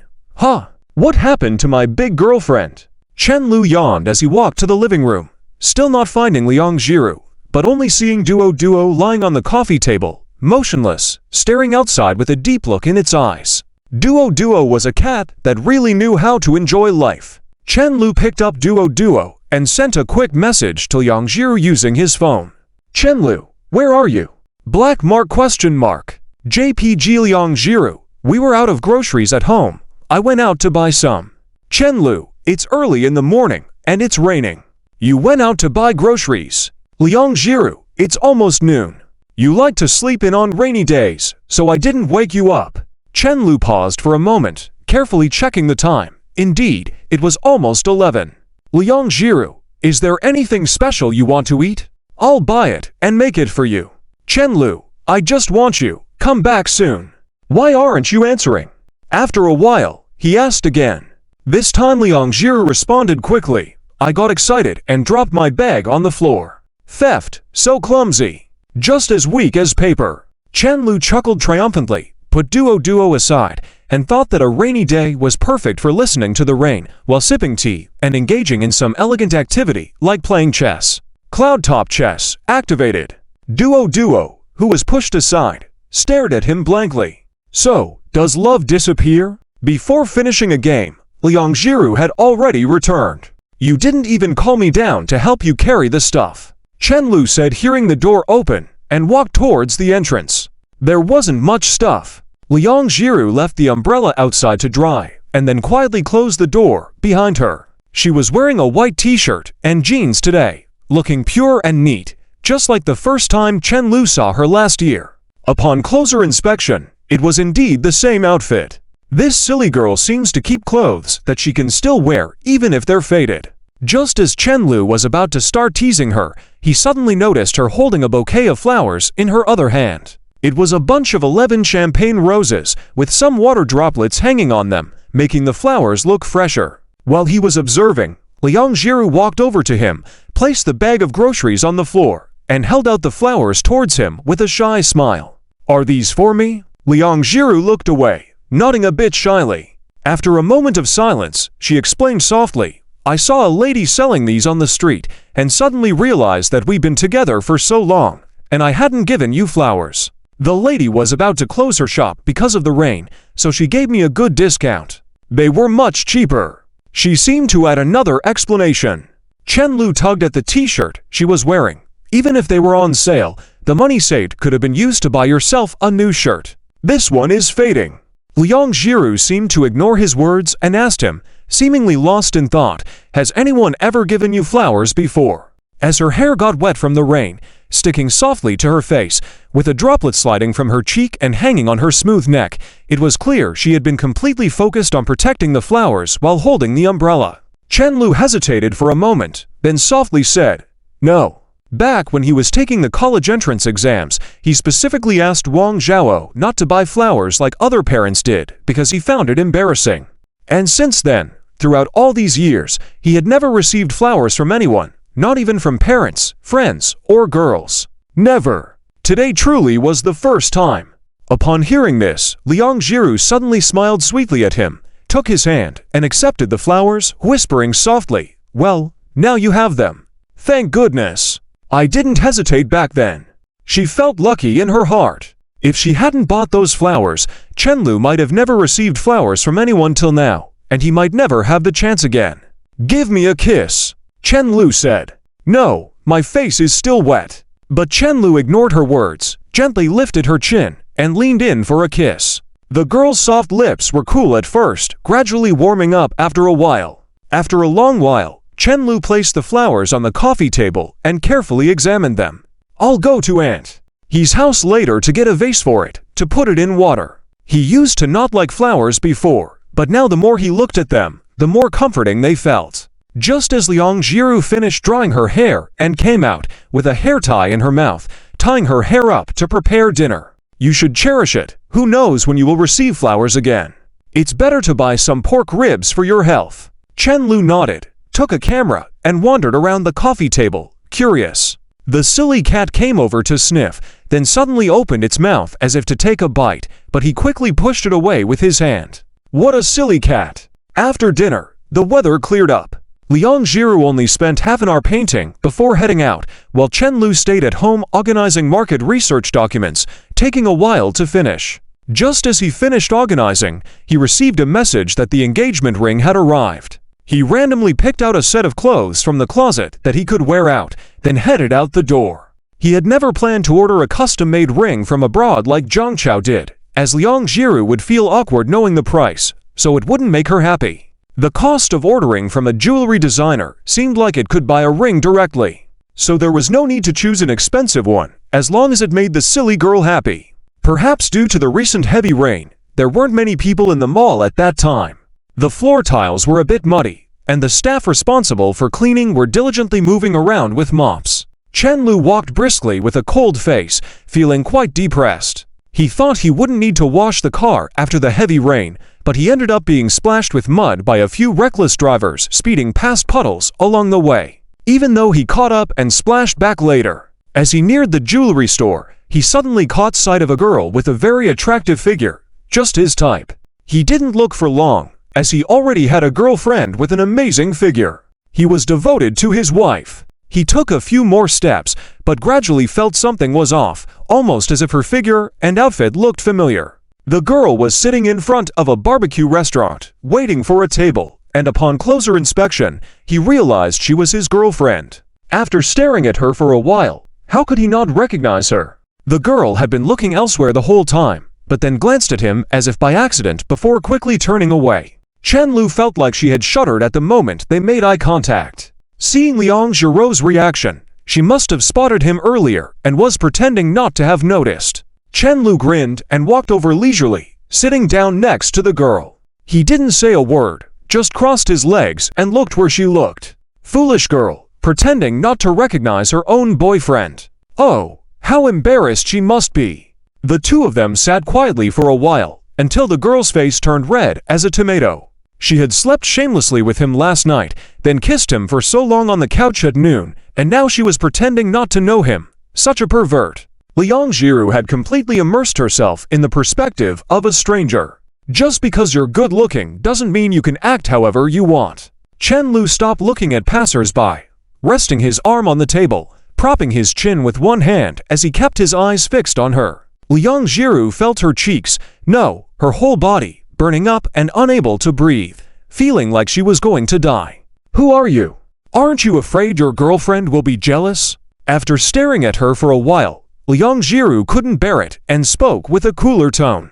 She was startled by her own wit. She was surprised that she could speak in a tone so different from her usual self. Difficulty truly brings out a person's potential. Chenlu was momentarily taken aback by Liang Jiru's cool demeanor and subconsciously double-checked if he had mistaken her identity. I've been single all this time just to meet you. Chenlu swung his legs nonchalantly, tapped his phone on the table, and said, Miss, add me on WeChat, let's get to know each other. I don't like talking to strangers. Liang Jiru was cold, turned her face away, and pulled her cap down. You're being very rude. Let's save that kind of play for home. It's a bit weird out in public. Chenlu coughed lightly and whispered to her. Liang Jiru felt like she wanted to die. The embarrassment increased, and she wished she hadn't pretended to be a stranger in the first place. What are you doing here? I don't want to live. Liang Jiru said with a trembling voice. I feel like living is too hard. Chenlu couldn't help but laugh. Stop joking. Just answer my question. I'm out with Meow Meow. She suddenly felt a stomachache. She went back home. Chen Lu nodded slightly without saying a word. "Why are you here?" the girl asked with a seemingly innocent expression. I. Suddenly, Chen Lu felt nervous. "What am I doing here? Why is a grown man like me coming to the mall for no reason? Am I here to shop? Nonsense! What kind of guy hangs out at the mall for no reason?" He felt completely embarrassed, but Liang Jiru was rather naive. Another girl might have been questioning where another girl was by now. "Why aren't you talking?" Liang Jiru tilted her head. Chen Lu felt like he was going to die soon. Chapter 363. Checking Jinshui on the spot. I was called out by my mom. Chen Lu fabricated a reason casually. After all, Liang Jiru wouldn't casually go check with Wang Zhao'o. "Where's Auntie?" She went back after shopping. Liang Jiru nodded lightly, not thinking much about it. She always believed whatever Chen Lu said, doubting that the words suspicion and Chen Lu existed in her dictionary. And of course, it was the same now. She felt a little uneasy as she reached into her bag and touched the small ring box, then quietly breathed a sigh of relief. It's embarrassing to lose face, but as long as the real purpose isn't discovered, it's okay. But when she recalled how Chen Lu had deliberately teased her just now, she still felt frustrated. No, she must find a chance to play a trick on him when they get home. "Do you have something to do later?" Chen Lu suddenly asked. He planned to make up an excuse and quickly go get the ring. This thing couldn't be taken earlier or later. Even if the setup wasn't ready yet, carrying the ring with him was the right move. If he noticed something wrong with Liang Jiru, he would directly kneel down on the spot. And when it came to proposing, he would be the one to do it. Now he felt that Liang Jiru seemed to have some calculations in mind, and he felt uncertain without carrying the ring with him. It's best not to push him, after all. Proposing only happens once in a lifetime, so it's better to make it grand. Chen Lu suddenly felt a bit awkward. Proposing has turned out like this. Well, it's actually quite fun. After all, ordinary people wouldn't encounter such a thing. Most probably, they'd buy flowers and candles online, create a heart shape somewhere, and kneel down to propose. That would be a bit boring. Liang Jiru blinked her clear, beautiful eyes twice. "I'm fine. If you're fine, go home quickly. I want to eat dumplings tonight, and you can make it in time if you head back now," Chen Lu confidently said. "It's been a while since I last had them. I want the 3 fresh flavors and pork with leeks. How about you buy both?" Liang Jiru hesitated for a moment, then softly agreed after 2 seconds. "Okay? It's a bit troublesome, but as long as Chen Lu was willing to eat more, it's fine." She didn't hesitate, ready to leave with her bag. "Do you need to stay here?" Just as she took a few steps out, the girl turned back to ask him. "No, I'll go out with you. I need to go to the company," Chen Lu said, following her with the car keys in his hand. Watching Liang Jiru ride her small electric bike away, Chen Lu finally felt relieved. However, he didn't head back directly. Instead, he drove out from the underground parking lot and circled around the shopping mall, deliberately entering through the back door of the mall. After a while, there were 2 light taps at the counter of the jewelry store. The boss looked up to see a young man dressed as if he were a fugitive in the hot summer, wearing a windbreaker, sunglasses, and a mask on his face. This man was dressed so suspiciously, veering close to looking like a fugitive. The jewelry store boss was dumbfounded at the sight of these 2 odd characters that morning. Why do people dress like thieves these days just to pick up rings? What's wrong with the youth today? A few days later, midsummer, scorching sun. Hang City seemed to have turned into a furnace overnight, green leaves blown off by strong winds, quickly withering on the asphalt roads, making the streets suffocating. The rental house was bustling, and Chen Lu could hear the noises from the living room even while lying in the bedroom. What's there to be nervous about in a diamond tier match? "Sister-in-law, I'll carry you there." Chen Lu closed his eyes, grinning. These 2 seemed to be playing games. Probably the only person in Hang City who got dragged around playing games by his sister-in-law was Liang Jiru. Just a few days after Chen Mo finished his college entrance exam, Chen Guanglin and Wang Zhao'o traveled around, seemingly celebrating the completion of their honorable mission. They let Chen Mo decide where he wanted to go and offered money whenever it was needed. He had received the same treatment back then. But Chen Mo wasn't interested in traveling. Since finishing the exam, he had been staying in Hang City. Feeling lonely at home, he would come over here whenever he had free time. Chen Lu believed based on Chen Mo's level of cunning, that she would probably leave immediately after Liang Zhirou's menstruation day passed. After all, if she didn't leave by then, it would be considered that she had established a bond with him. After resting with his eyes closed for a while, Chen Lu got up and walked out of the bedroom, slowly like a zombie, to the entrance, ready to change into his shoes. "Just keep playing. I'm going to the company," he said, pointing at Chen Mo. "And also, Chen Mo, make sure you change your Blue Axis keyboard before the school starts, or you might get killed by your roommates." The clacking sound of the keyboard that sounded like playing mahjong could still be heard in the bedroom. "I have a nearly silent keyboard," Chen Mo stuck her tongue out. This guy was always unnecessarily worrying. As Chen Lu was about to open the door, he suddenly saw Liang Zhiru standing up. "I'll go too," she said nervously. "How come you suddenly want to go to the company?" "Yan Yan is going there today too. I want to go to your company to find her and play with Meow Meow." Her voice immediately became softer when she saw Chen Lu's lack of response. "Is that not okay?" Chen Lu came back to his senses, flashed a faint smile at her. "Why would it not be okay? Let's go, I'll take you." He hesitated a moment earlier primarily because he felt it was strange to bring Liang Zhiru to the company and then be holed up discussing the proposal plan in his office. "Walls have ears." Liang Zhiru nodded and walked beside him. Seeing Chen Mo sitting in front of the computer without any intention of moving, he gestured at her. "Chen Mo, you should also come." "Me? I think I'll pass. You really should come." Chen Lu had a secretive look and kept signaling her with his eyes. Chen Mo suddenly panicked. Her brother didn't know what Liang Zhiru was up to, but she knew. She knew very well that these two were going to hold a strategic meeting. If she went along and both of them called her out simultaneously, she would be exposed on the spot, right? Chen Mo reacted quickly covering her stomach with her hand. "I want to go too, but my stomach hurts." "Drink more hot water." Chen Lu didn't inquire further. Holding Liang Zhirou's hand, he pushed the door and left. As they descended the stairs, he suddenly smirked. Chen Mo had a problem. Chen Mo had almost probed enough. Even though she didn't know what mischief he was up to, she was definitely up to something. The remaining task was to find an opportunity to test Liang Zhiru. As soon as the two arrived at the company, they felt a tense atmosphere as they entered. They saw Ziya sitting at her desk crying. A group of girls from the art department surrounded her, looking worried and flustered. The men from the programming department were busy typing on their keyboards from a distance, pretending not to see anything. Chen Lu paused for a moment, then shouted, "Lin Liushu, can you please behave like a human being for once? You keep picking on Ziya every day. Now look, you've made her cry, haven't you?" He certainly didn't mean to punish Lin Meow Meow without knowing what had happened beforehand, but he also knew Lin Meow Meow was not that kind of person. When someone is feeling sad, they are vulnerable, and making Ziya feel she had someone who cared about her would make her feel a bit better. Anyway, Lin Meow Meow had been pestering him every day.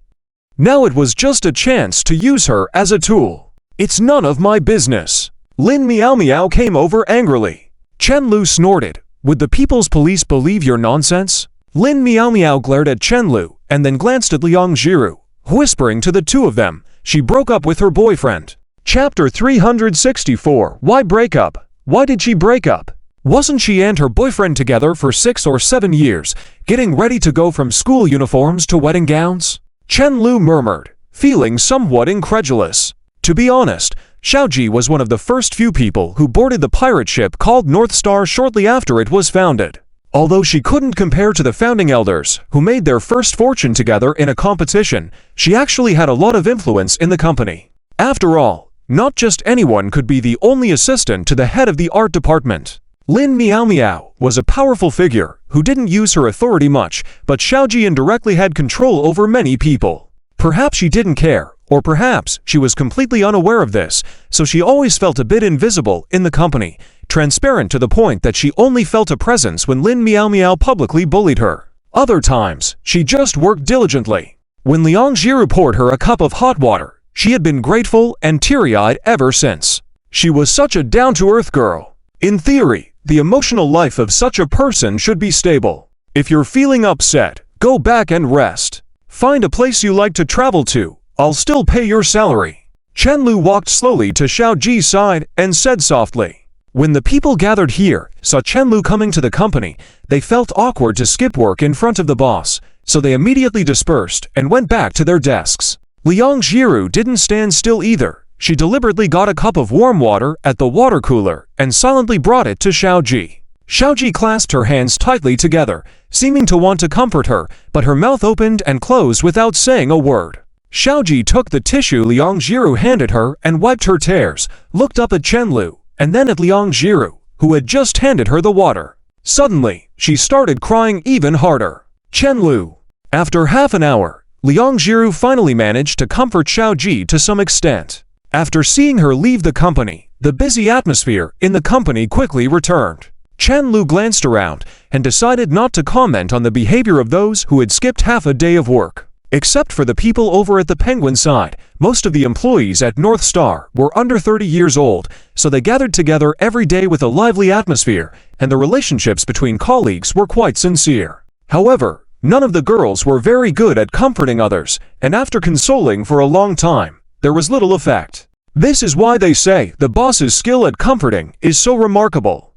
Aside from handing out tissues and holding hands, she didn't say a word throughout the entire process. But surprisingly, it worked. It's often because people are too complicated as a species that breakups happen. Why do some people break up even when they love each other? Liang Jiru pursed her lips curiously. It's hard for me to explain this clearly. Why? You're so capable. Liang Jiru looked eager to figure out this question. Chen-Lu pondered for a moment and said softly, because humans are such complex creatures. It could be because one gets tired of it and wants something better. It could be that after spending a long time together, they find out they're fundamentally incompatible. And it could be that one of them suddenly matures unreasonably and the other can't keep up, among many other reasons. Just loving each other doesn't guarantee a lasting relationship. Some people love each other but can't be together due to parental objections or family issues, while others truly loved each other but never truly fell in love. The world is so big. Why are there so many breakups? 10 years ago, there were even divorces over not having a son. Liang Jiru blinked her clear eyes, obviously not fully understanding. After a while, she lowered her head and said softly, I don't want to break up with you. Without Chen-Lu, she really couldn't imagine it and didn't dare to think about it. Girls always loved to fantasize. She had envisioned countless futures, but the one without Chen-Lu had never crossed her mind. Silly girl, you should say I won't break up with you. Is there a difference? Liang Jiru turned her head to look at him, not understanding. Of course there is. If you say you don't want to, it makes you seem passive in this matter, like you can only beg me not to abandon you. But in reality, you have the power to decide whether we break up. It's always in your hands alone. His words were quite clear. He would never mention breaking up in his life, but if Liang Jiru ever stopped loving him, he wouldn't cling on desperately and... Chen-Lu paused intentionally, gazing gently at her. Actually, I've always been afraid you would leave me, so hearing you say that gives me peace of mind. This time, Liang Jiru understood and quickly turned her face away, leaving only a slightly blushing earlobe hidden in the dark hair. Although the girl hadn't spoken, Chen-Lu felt her hand grip his even tighter. Don't be afraid. You know I've always been attached to you and can't live without you. After a moment, she suddenly whispered. Chen-Lu glanced at her. Liang Jiru's eyes were fixed somewhere, looking pensive. He smiled, gently squeezing the girl's soft hand. When he looked up again, he happened to see Zhang Chao helping Liu Yan through the door. It had been a while since he'd seen Liu Yan, and her belly was quite prominent now. She had one hand on her waist, and the other hand was handed over to Zhang Chao, showing a picture of lushness. Clearly intentional, her constitution required support. Zhang Chao gestured at him, and he understood, bidding Liang Jiru a word before entering the office. Zhang Chao soon followed. I'm sorry, he immediately said after entering. What are you sorry for? Chen-Lu was puzzled. I spent most of the money on buying a house, and you're about to propose. It seems like you'll be investing that money into it too. It's okay. We didn't plan for this when you got married, so what's there to be sorry about? Chen-Lu didn't care much. Besides, you don't need to buy a house to propose to Liang Jiru. Her happiness renting the apartment every day is incomparable. Sooner or later, he would give Liang Jiru the best life, not rushing in a year and a half. Let alone that what silly girl truly wanted now wasn't money. Upon hearing Chen Lu's words, Zhang Cao's guilt instantly disappeared, replaced by an impulse to hit the guy dead right there. After taking a deep breath, he excitedly said, "I've checked. There are several high-rise buildings with LED lights near the riverside. When the time comes, we can just spend some money and tell them to do a light show on site. You and your girlfriend stand by the shore, and the row of buildings across the river could all be lit up, showing whatever words or images you want." Chen Lu felt like this guy was trying to compensate for his own regret for not having had the chance to propose. "I've played a similar trick before. When, on Liang Xirou's birthday, I hired a drone by the riverside, more stunning than LED lights. Damn! I spent 3 days and nights coming up with something you've done already." Chen Lu couldn't help but curse. "I need to think of something else quickly. So urgent. You're already proposing. Shouldn't we carefully prepare for the most romantic moment? I always feel it's safer to get that certificate." Chen Lu's thoughts suddenly felt somewhat complicated, but it's not important. "Let's first create a small group excluding my sister." This guy Chen Mo definitely had his own plan. He couldn't let his sister know about important matters in the future. "Why is your sister a spy? Don't speak so harshly. How can calling my sister a spy be acceptable? She's my sibling, my trusted assistant." Chapter 365, 100 Secrets and One Sparse at the same time. In an office adjacent to Chen Lu's, there was only a wall separating the two rooms. "Why didn't I see your close bodyguard?" Liu Yan was just helped to sit up by Liang Xiru when she immediately turned to Lin Miao Miao and asked. She was referring to Ziya, who seemed to always stick to Lin Miao Miao like a shadow, leaving a deep impression on Liu Yan. She broke up with her boyfriend and just went back after crying. Lin Miao Miao sighed softly, feeling a bit worried, but when Ziya left, she didn't let anyone follow. Seeing that Liu Yan still wanted to ask, she continued to explain preemptively. After all, it's a long-distance relationship. Her boyfriend found a job in his hometown after graduating, apparently through connections. The treatment and salary are very good, so he has been urging her to move there and get married. But Ziji's family is not in that province, and the place is remote. In that place, it's impossible to find a decent job related to art, let alone one with good treatment like ours. Her boyfriend's family pressures them to get married every day. If she annoys her boyfriend, he'll nag her, but Ziya doesn't want to move too early because if they argue too much about this, the guy might suggest breaking up. Ziya currently earns a monthly salary of over 20,000, excluding social security and benefits. To be honest, if she were in Ziji's shoes, she might not be willing to leave either. Apart from those who were maliciously poached before, the turnover rate at the North Star is very low. They all knew in their hearts that it would be hard to find a better boss than Chen Lu after leaving. Chen Lu may be a bit of a dog, but his ability and leadership are top-notch. The fridge that is always filled with drinks and the various comfortable chairs may have been taken from a ditch by Chen Lu, but in the end, they were meant for their use. The company culture never involved disgusting favoritism, and even overtime pay was tripled. Who would be willing to leave this kind of thing?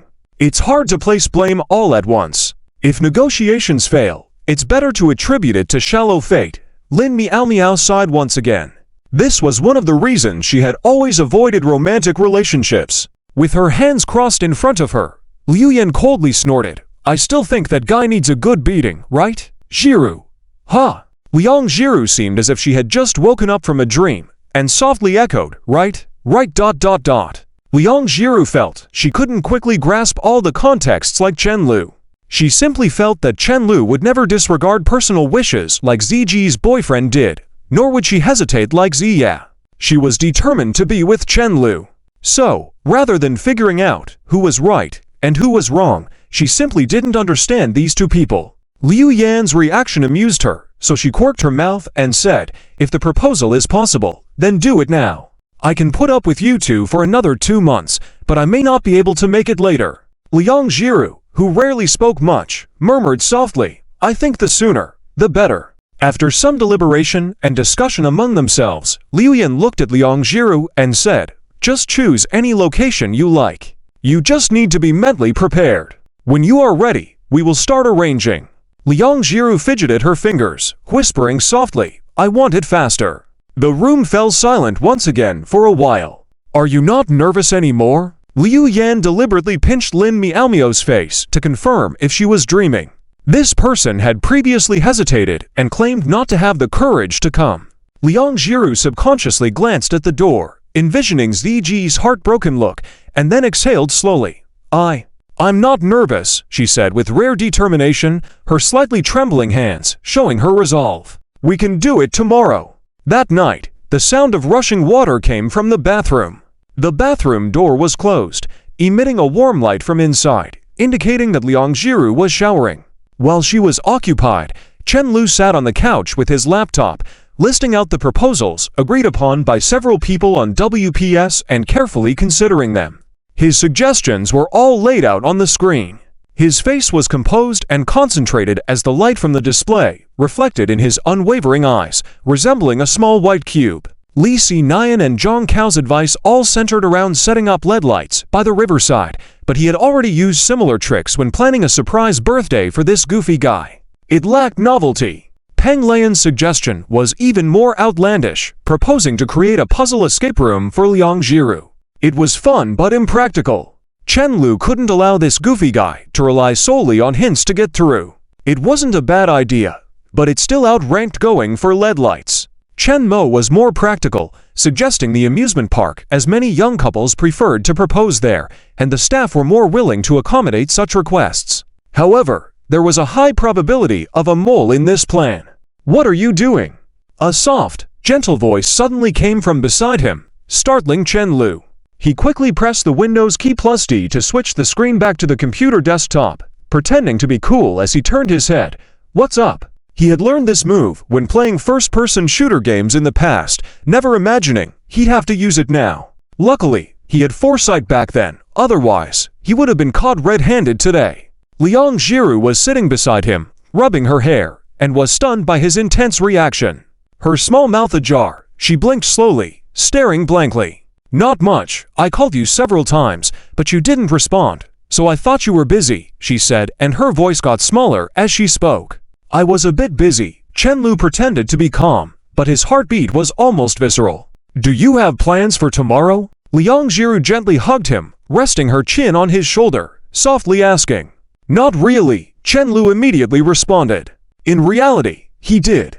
He had a meeting scheduled with Yu Chunlin, one of Hang City's most famous investors, and several shareholders from investment companies. He could postpone this meeting for later. It's not that urgent. However, if he refused Liang Jiru today, he wasn't sure how long it would take for this goofy guy to gather the courage again. How about we go to the amusement park tomorrow? Her voice grew softer as she continued speaking. Chen Lu's pupils suddenly trembled. He slipped up. He hadn't avoided the question this time. Chapter 366, Sharing a Bed, Different Dreams. In no time, Chen Lu was drenched in sweat. He had been researching the location and procedures just moments ago. How did this happen so suddenly? Acting so foolishly, he was really lacking in morals by ambushing him like this. If you have something to do, forget about it for now. We can do it another day, Liang Jiru whispered again, as she noticed Chen Lu had been silent for a while. Chen Lu wanted to say he suddenly remembered something, but he stopped abruptly halfway through. Words spoken cannot be taken back, and changing his mind suddenly would hurt Liang Jiru. Even if this foolish person couldn't understand, those few advisors behind her would definitely pick up on something. If this foolish person really intended to propose, there would be implications for Lin Miao and Liu Yan. Those two would certainly not escape being involved. Chen Lu turned to see the slight desolation on the girl's face. Suddenly, the complex thoughts in his mind vanished, and subconsciously he softly said, I'm free tomorrow. If you want to go to the amusement park, we can go. We didn't get to play a lot of things last time because we were looking after little Meng. Liang Jiru paused for a moment, then a slight smile appeared on her lips. She leaned her head on his shoulder, closed her eyes with reliance and comfort. Her long hair was still slightly damp, a few stray strands stuck to his neck, feeling a bit cool. After a while of silence, Chen Lu finally settled his mind from the initial panic. It was just a preemptive strike, no need to be nervous. Was Master Chen so easily dealt with? Even if Liang Jiru resisted, she had to stay put. He had the night to prepare. He could intercept before Liang Jiru made the first move. However, he suddenly hesitated. What if Liang Jiru just wanted to go out and play? Both of them were quite homebodies, and it had been a while since they went out. Liang Jiru seemed to have had a great time at the amusement park before, but he couldn't take the risk. If he waited for Liang Jiru to initiate the proposal, he would feel awkward for a long time. Where did this sudden chain of suspicion come from? He felt like Liang Jiru was aiming a gun at his heart, but he still didn't know if this foolish person really intended to pull the trigger. After much thought, Chen Lu decided to advance his proposal to the following day, regardless of whether Liang Jiru had plans to propose or not. He didn't want to gamble on whether there was a bullet in Liang Jiru's gun, so he decided to shoot first. That night, in the late night, Liang Jiru ran to the balcony, hugging Duo, and spent a long time whispering on the phone with Zi Zunfang. The summer night was not exactly quiet, with the chirping of insects occasionally masking the girl's soft voice. Chen Lu, on the other hand, was not idle. At that time, he was leaning on the bed, staring at his phone intently. "Chen Mo, bro, how long do you plan on dilly-dallying? Your wife is beautiful and virtuous. If you don't hurry up and marry her, she might run away." "Chen Lu, it's tomorrow." "Chen Mo, all right. Zhang Chao and Li Xinian exchanged questioning glances. "Chen Lu, I plan to finish playing at the amusement park tomorrow and propose when we go out to dinner at night. I have something during the day, so help me find a Western restaurant and communicate with the owner." Zhang Chao replied after a while, "Let's just book the entire restaurant. It'll be easier for whatever arrangements need to be made." "Chen Mo, having money must be nice." Looking at the message Chen Mo sent in the group chat, as well as his ridiculous profile picture, Chen Lu scoffed disdainfully. Whether this guy was a spy for fun or sided with Liang Jiru, letting her know some false information about his proposal plan would surely be beneficial. Chen Lu smirked confidently, accessed the chat where Chen Mo wasn't present, and began tapping the screen rapidly. "Chen Lu, that was just a practice run." "Chen Lu, now I'll explain the real proposal plan." "Zhang Chao, can you first explain why this is so sudden?" "Chen Lu, I feel like Liang Jiru might want to propose to me. I can't let that happen. I must propose to her first." After his statement, he mentioned Zhang Chao, "You're damn clueless. Sleeping next to Lua Yan every day, and you haven't noticed your wife switching sides. I bet Lin Miao Miao and Lua Yan definitely know about this." The atmosphere suddenly became awkward, and there were no more messages exchanged for a while. After a while, Zhang Chao said, "Bro, if you think about it, didn't she also not notice that I was planning this with you?" Chen Lu was dumbfounded. It seemed accurate. "Li Xinian, no, didn't you hear what she said? She seems to be wanting to propose to me." "Li Xinian, I can't take it anymore. Chen Lu, you damn fool. I've never seen a girl like this in my life." At our school, all the guys who want to confess to Liang Jiru could encircle the school. A bunch of people who can't even speak to her, and yet the girl wants to propose. "Li Xinian, if this gets out, those people can go up to the rooftop. I'm worried about you living a hard life, but seeing you so happy also makes me upset." "Zhang Chao, I suddenly don't want to help him anymore. These two fools are really going all out," Chen Lu thought sarcastically, continuing, "It's impossible to design something last minute. I plan to have a fireworks show at the amusement park, like Disney." Right now, he didn't care whether it was cliché or not, as there was no time for preparation. "Zhang Chao, is a fireworks show extravagant enough to hold off?" "Chen Lu, we can liaise with the fire department." "Zhang Chao, what do you mean? Do you want to ask your uncle, or should I handle this?" "Chen Lu, neither is necessary. The amusement park manager can talk to the fire department himself, and they can easily organize a fireworks display under the guise of any event. We don't have to worry about anything other than spending money." With the proposal done, the amusement park could promote themselves with a free fireworks show, a win-win situation. "Zhang Chao, all right, guys, let's not sleep tonight either. If this idiot doesn't show up, we'll sort everything out for him." "Li Xinian, got it. Peng Lian, I'm high as a kite right now." "Li Xinian, where did this guy come from?" "Zhang Chao, a screen peeker. I thought you had gone to bed." Peng Lian, image, JPG. As you can see, I'm working overtime. After sorting things out, Chen Lu took a deep breath and put down his phone. Tomorrow, all he needed to focus on was to be cautious around Liang Jiru. At that moment, Liang Jiru happened to push the door open. He looked into the girl's eyes without saying a word. It was actually Liang Jiru, who seemed flustered first, shifting her gaze uneasily. She reached out to tidy up her hair, which was already tidy, then sat on the edge of the bed and slowly lay down as usual, snuggling into his embrace. The atmosphere was somewhat strange, and Chen Lu didn't have anything to say at the moment. He just softly smelled the unique fragrance in the girl's hair. "How's Auntie doing recently?" Chen Lu asked after a while. "She's doing well." Liang Jiru didn't feel comfortable saying the part about hurry up and get married. "I'll come over to bring the grandchild." She fell silent, not speaking further, just nudging into Chen Lu's embrace. "Let's sleep." "Okay." The girl lifted her face from his embrace, planted a gentle kiss on his neck. "Good night." It was unknown how much time had passed. Both of them, who had bid each other good night earlier, couldn't fall asleep, despite the strategies discussed by their respective advisors over the phone until the devices were nearly broken. Neither of the two, who were planning to propose, could get out of bed the next morning. When they finally woke up, it was already past noon. At 1 o'clock in the afternoon, they saw that the sky outside was getting cloudy, indicating it wasn't very hot. They finished getting ready and prepared to head out. Chapter 367. How can you be so naive? Two people have been to this amusement park with little Meng before. So this time, they planned to play some activities that they couldn't experience at that time because they had to constantly watch the child. "Let's do things today that only adults can do," Chen Lu said as he looked at the map. Liang Jiru took 2 steps back quietly, not wanting to be associated with his naivety. "You have a weird way of thinking," she said. "What do you mean?" Chen Lu looked at her in confusion.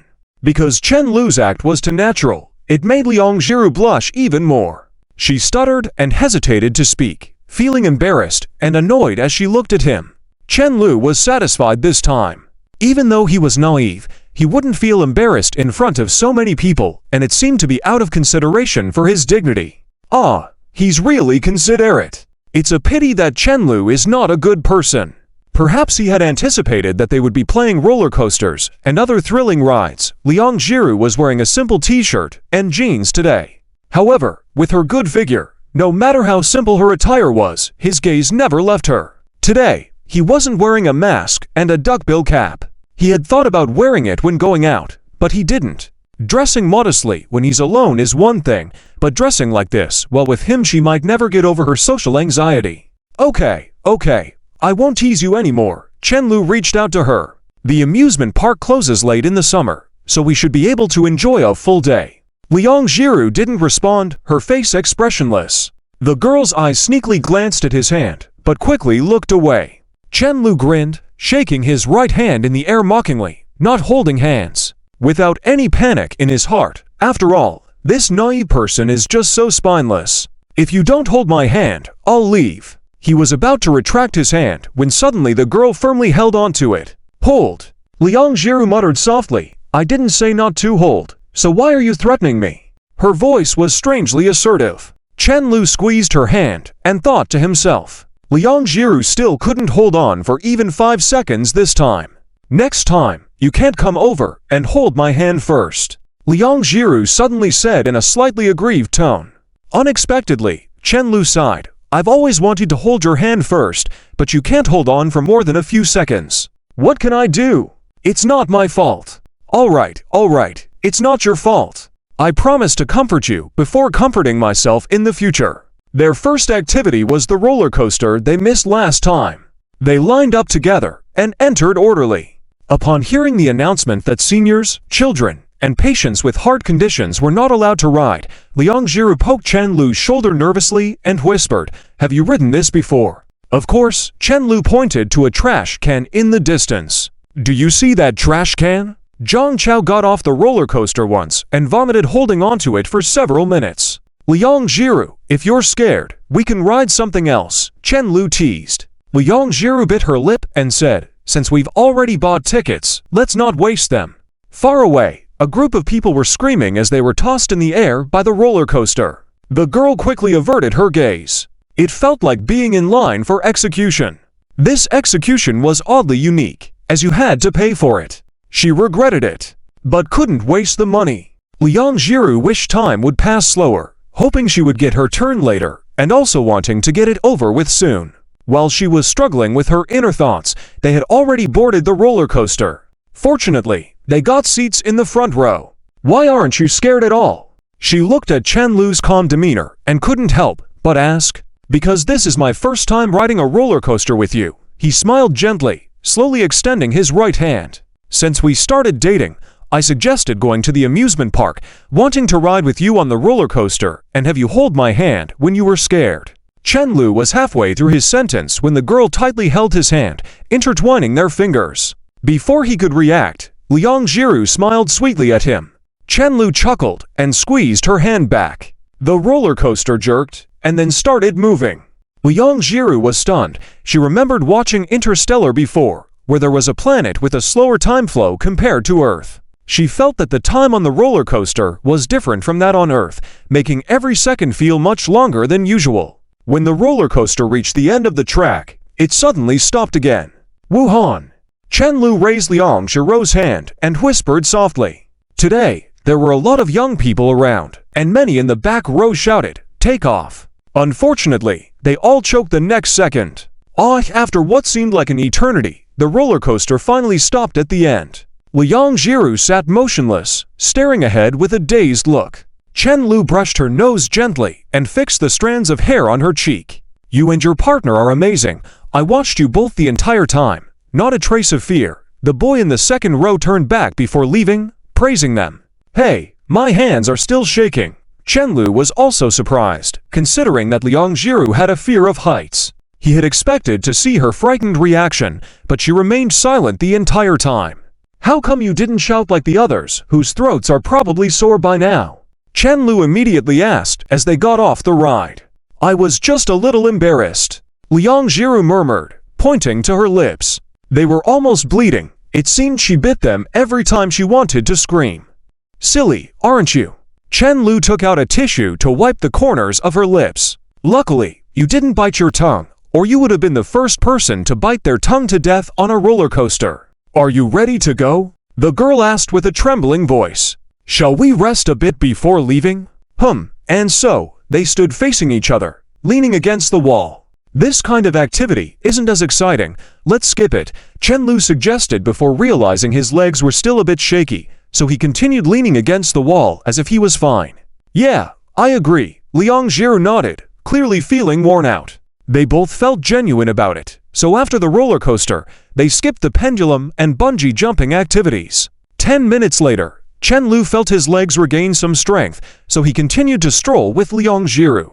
"Should we go to the haunted house?" Liang Jiru suggested as she looked at the ominously decorated building in the distance. Chen Lu was taken aback. Who proposes in a haunted house? He suddenly realized that this was his mental state today, fearing that he might be surprised by Liang Jiru. After 2 seconds, he decided to be bold and enter directly. "Are you sure?" Chen Lu reminded before they entered the haunted house. "Didn't you freeze up before when Chen Mo scared you pretending to be a ghost and you couldn't get up, clinging to my legs? That was at home. In the haunted house, I know it's all fake. I'm not afraid," Liang Jiru spoke hesitantly. "You have to experience it, right? If she clings to him in fear, she'd be the subject of jokes. But what if their future children see it?" Chen Lu shrugged helplessly. This naive person really has a strong addiction, no matter what they do. At that moment, to staff members dressed in fake blood, as nurses suddenly spoke, "While you two are running away from the pursuers, be sure to collect evidence of doctors conducting human experiments in the mental hospital. Escaping the mental hospital counts as completing the challenge. If you find all 4 pieces of evidence, we'll reward you." It felt like playing an escape game. Chen Lu thought to himself. With a sense of immersion, his fingers had already begun to hurt. After the staff explained the rules, Chen Lu looked at Liang Jiru. "I'll try not to hold you back," said Liang Jiru, mustering her courage. The staff suddenly chuckled. "Want you to make it out, you'll be fine." Having worked here for over a year, the staff had already seen many couples quarreling as soon as they left the haunted house. They had never seen a perfect run so far. Half an hour later, Chen Lu walked back with a stuffed bear hanging from him, bringing the 4 pieces of evidence to the table. "Where's the prize?" The staff was taken aback, noticing that the girl was still clinging to him and hadn't come down. She had seen it on the surveillance footage. At first she clung to him for dear life, and then when they were chased, she ran while holding onto him, each taking on their role of running and finding the items. The staff member swiftly handed them a medal to pin on their clothing. "We'll give you two," the staff member said respectfully. "Thank you," Chen-Lu said, picked up the prize, and walked off confidently. He didn't care about what was worth pursuing, as those staff members didn't understand his worth. After trying a few activities they missed last time, they sat on a bench to rest. It was already past 6 in the afternoon, and the darkening sky was noticeable. Liang Jiru handed Chen-Lu a bottle of water. "Did you have fun?" Chen-Lu asked. "Fun." Liang Jiru seemed tired, resting her head on his shoulder without moving. Chen-Lu nodded, but his gaze intensified as he looked at Liang Jiru. What's wrong with this naive person? Didn't she say she wanted to propose, and now she's ready to go home? He had been on edge all afternoon, cautious when going to places with fewer people. "No, did you really just ask me out today to have fun?" "Oh well, if you don't seek, I won't propose." He picked up his phone and sent a message to Peng Lian. "Chen-Lu, are the fireworks ready?" "Peng Lian, they're ready, but it's about to rain, and we can't set them off. There are already a few drops falling here." Chen-Lu was at a loss. He really hadn't expected it to rain today. But then, who proposes without checking the weather beforehand? Luckily, this naive person really was harmless. Liang Jiru had just answered a call and had left, sitting alone on the bench, playing with the medal she received from the haunted house. She had a faint smile on her face. Suddenly, two figures blocked the light from the street lamp.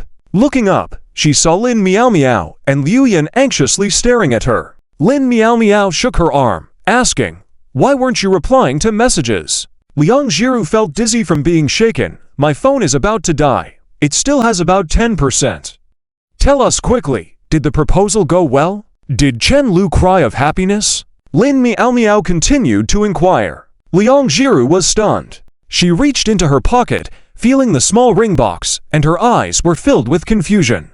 Beside her, Liu Yan's eyebrows shot up. "He didn't accept, did he?" "He did not accept." Liang Jiru shook her head, then quickly lowered her gaze, looking up at them timidly. I had so much fun, I forgot." Chapter 368. We had agreed on, let's forget about it. Can this be forgotten? Liu Yan and Lin Miao Miao were completely stunned. They never expected things to unfold in this way. Chen Mo was also dumbfounded. She still thought her big brother was planning to propose at the restaurant that night. She had even prepared sarcastic lines in her memo for when her brother was rejected. But now, it seemed like her brother inexplicably wanted to lie down and lose. After a long moment of silence, the first to react was Liu Yan. "Quickly call him out again." Liu Yan felt like the baby in her belly was kicking her out of anger. She gestured wordlessly towards Liang Jiru. "Jiru, why don't you go change into the dress? We'll set up at the restaurant, then pretend you disappeared while having dinner. Fool Chen-Lu to come back." The dress she and Lin Miao Miao had picked out with Liang Jiru before looked almost like a wedding dress, perfect for a proposal. She had been contacting Liang Jiru continuously just to urge her to change into the dress before the proposal. Who would have thought that she would forget about the proposal because she was having too much fun with her boyfriend? Huh? Oh, Liang Jiru nodded. She had mentally prepared for the proposal today. If it failed today, who knew when she would gather the courage again? One step forward, 2 steps back. She couldn't bear to think about it. She was starting to feel a little scared now. "What are you still standing there for? Go quickly." Lin Miao Miao bit her lip, a mix of frustration and amusement as she pushed her. Liang Jiru hurriedly ran off. The clothing store was very close by. She could get there in a few minutes if she ran. Watching the girl's retreating figure, Lin Miao Miao couldn't help but sigh and smile. This silly girl was the type to be casually invited to play all day, enjoying various foods and amusement parks, and then happily returning home afterwards. When she finally remembered her confession plans upon reaching the door with the keys, it was already a little too late. "I remember there's a Western restaurant nearby." Liu Yan stroked her chin, suddenly suggesting. Lin Miao Miao pondered for a moment. "Right?" Jiru said her phone is almost out of battery. Didn't she say she had over 10% left? She should be able to read a message at least. We should pick a spot and send her a message to meet us there quickly. In a black Mercedes parked on the side of the road, Zhang Chao rolled down the car window, looking at the distant Ferris wheel, flicked off the cigarette ash and curiously asked, "If you change the proposal method, wouldn't these fireworks be a waste?" Chen Lu shook his head slowly. "Not a waste. I'll save them for Liang Jiro's birthday. Or I'll give you a discount if you want to show it to your wife." "You scoundrel! Isn't the second sentence the key point?" Chen Lu was about to suggest going out to eat that evening when Lin Miao Miao's message popped up on his phone. "Lin Miao Miao, we were supposed to eat together, but Jiru is missing. Can you come help us find her?" Chen Lu was taken aback. "Where are you guys?" "Lin Miao Miao, at the entrance of a Western restaurant next to the amusement park." "Hurry, I'll send you the location. We can't reach her." Beside him, Zhang Chao, like a curious turtle, watched as Chen Lu read the message. Chen Lu, seeing his expression, gave him a strong pat and said, "What are you sitting here for? Drive. Be cautious." Zhang Chao was speechless, seeing Chen Lu's usually sharp mind dip to the level of a discounted rate upon hearing that Liang Jiru was in trouble. Can't he deduce that Lin Miao Miao wouldn't randomly go to eat near the amusement park that far away from the city center, especially since Liang Jiru wasn't even playing at the amusement park today? Amusement parks are usually not built in the city center, and they're definitely not affordable. A clever son, future children should be like Zhang. Chen Lu praised, immediately calling Liang Jiru. But the call didn't go through. Without overthinking, Chen Lu decided to let Zhang Chao drive to the location Lin Miao Miao had sent first. When they arrived, Chen Lu didn't even have the patience to help Zhang Chao find a spot to park. He got out of the car and hurried inside. Chen Lu walked into the restaurant to see candles arranged in a heart shape and fresh flowers, then saw the three of them, feeling a chill run through him. He knew it. Lin Miao Miao really dared to act as if he, or she was overpaid. Just as he was about to joke, he noticed Lin Miao Miao staring at him seriously. "Jiro's missing," Lin Miao Miao said in a solemn tone. Chen Lu was speechless. This girl is taking this too seriously. Whatever, as soon as Jiro appeared, he would just kneel down and address the issue. As long as he knelt down fast enough, the scene would be set up perfectly for him. Lin Miao Miao's breathing quickened. "It's not. Jiro really disappeared. She went to change clothes, but she hasn't come back yet." Chen Lu said nothing, simply made another phone call. But the familiar "The number you are calling is currently switched off" greeted him. "Can't get through, it's switched off," he said coldly. "Her phone must be out of power," Lin Miao Miao explained, but as soon as she finished, Chen Lu's phone buzzed. It was a text from Liang Jiru. "Can you come pick me up at the entrance of the amusement park? I'll be there soon." Silly girl. Why send a text? Chen Lu muttered to himself, replying okay subconsciously, but when he tried calling her again, her phone was already off. Helplessly, they all went to the entrance of the amusement park. Lin Miao Miao glanced at the group's back, then quickly grabbed a bunch of flowers and stuffed them into her bag. It's better to have them than not, just in case they need it later. 20 minutes later, dusk settled in. The sky filled with thick dark clouds. A few birds flew low across the sky, then quickly disappeared into the distance. The Ferris wheel in the distance had lit up its lights, spinning leisurely. The atmosphere became increasingly tense. Lin Miao Miao took out her phone and lightly tapped Chen Lu's shoulder. "When did Jiru send you the text?" Chen Lu looked at his phone. 20 minutes ago. Just then, Chen Mo returned, panting heavily. "I went to the clothing store, but she's not there. The owner said my sister-in-law had left a while ago." Lin Miao Miao's face grew more anxious, her lips trembling slightly. How many round trips could she have made in this time? She couldn't imagine what reason Liang Jiru would have to delay coming over. She wasn't the type to stop and admire anything just because it caught her eye. "If not, I'll go check the surveillance footage. It's not that much trouble anyway," Zhang Chao suddenly suggested. Chen Lu's expression grew complex, finding it the most worrying-free option, but also feeling that it was odd to go check surveillance just because her phone was dead and they couldn't contact her. Seeing his expression, Zhang Chao raised his chin towards Liu Yan and continued, "No problem. When my wife ran away from home, I did the same to find her. She was crying in a corner at that time. If I hadn't checked the surveillance, I would never have found." Before he finished, Liu Yan fiercely stomped on his foot. "Go quickly. Stop wasting time." Chen Lu nodded and said gravely, "You guys go. If you find anything, call me anytime. I'll wait here for her." "We agreed on it," he added.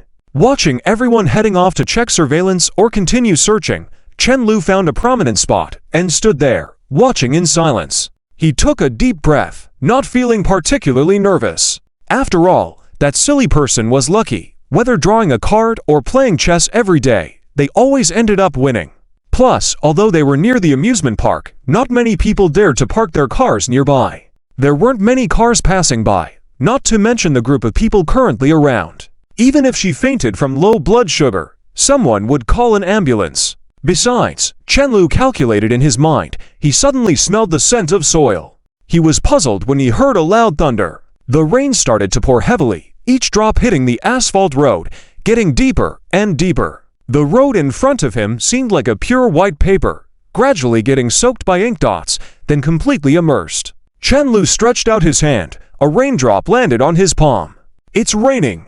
Chapter 369.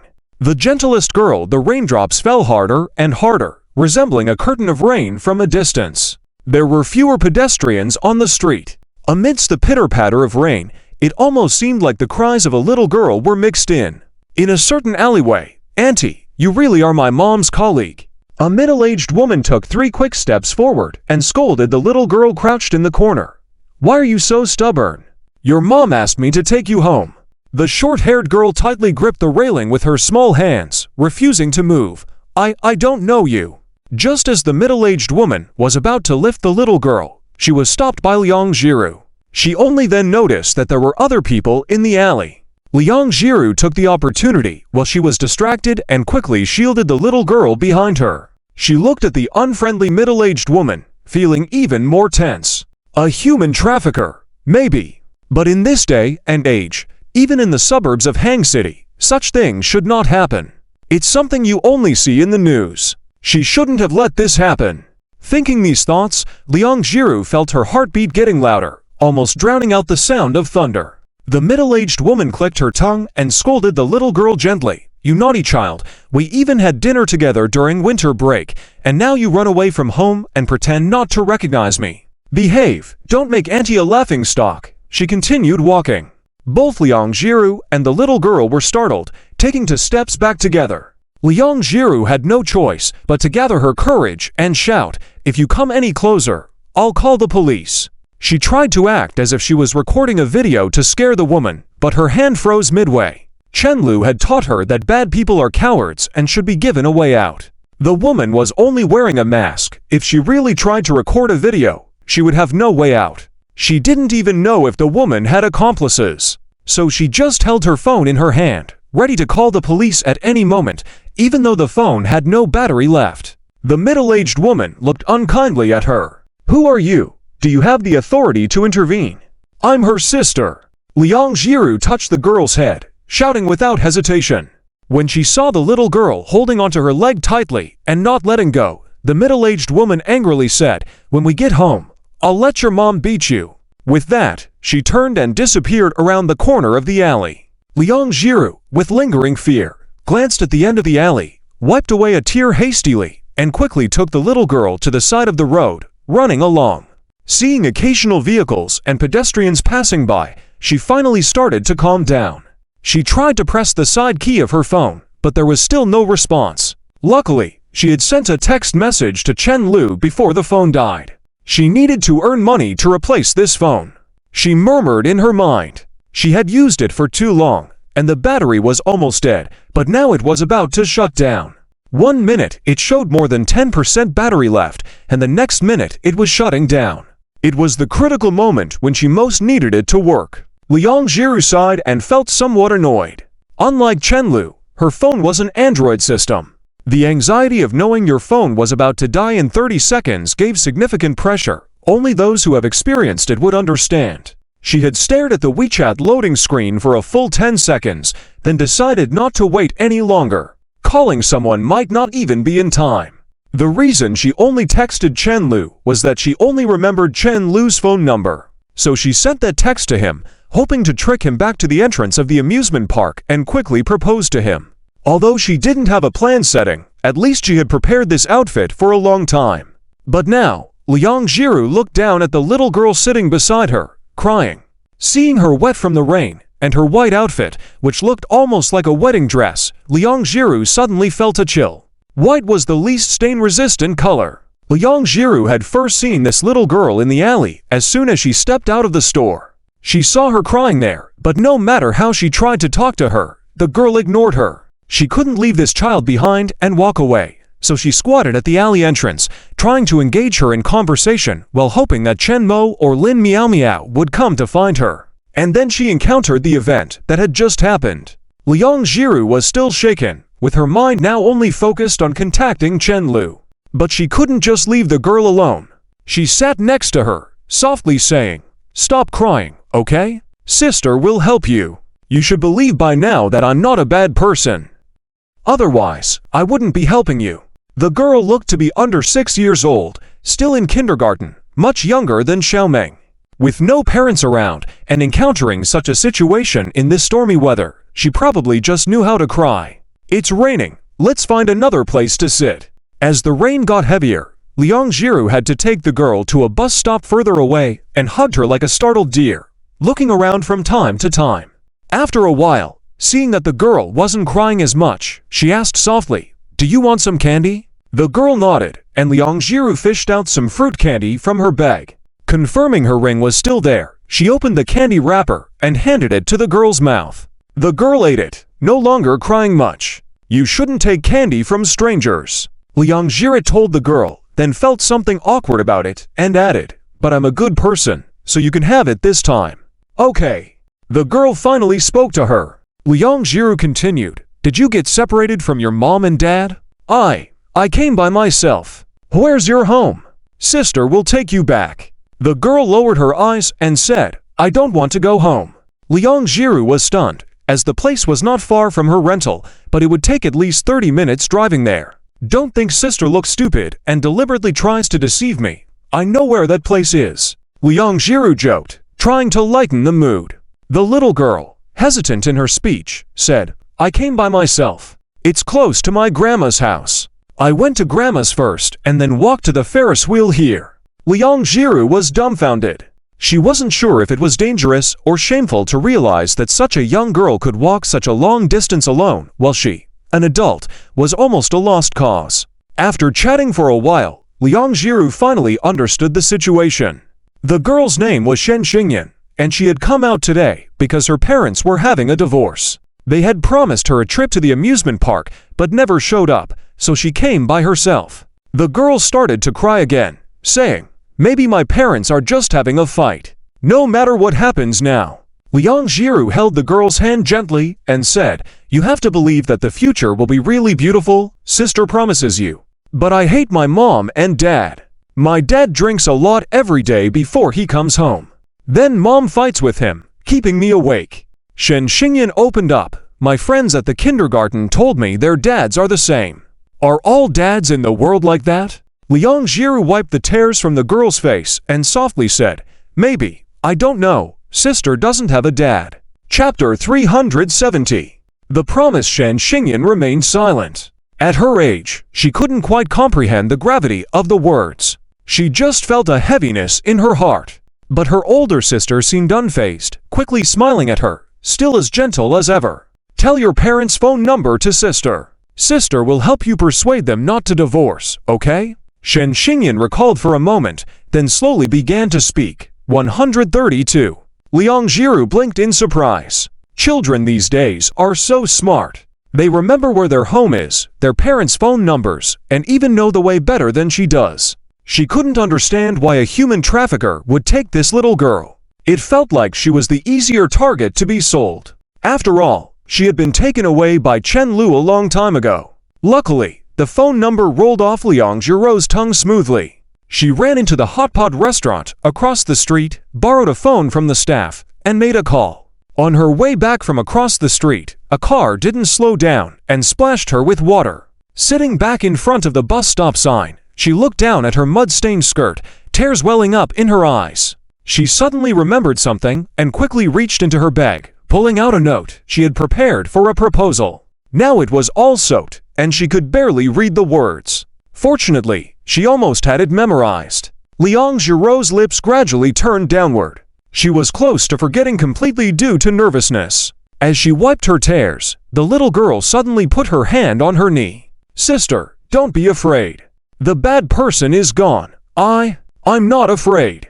Liang Jiru pouted, forcing back her tears. Why is proposing so difficult? Nearly an hour later, the little girl's parents finally arrived. They both looked disheveled. Their hair and clothes were soaked through, obviously having searched for a long time in the heavy rain.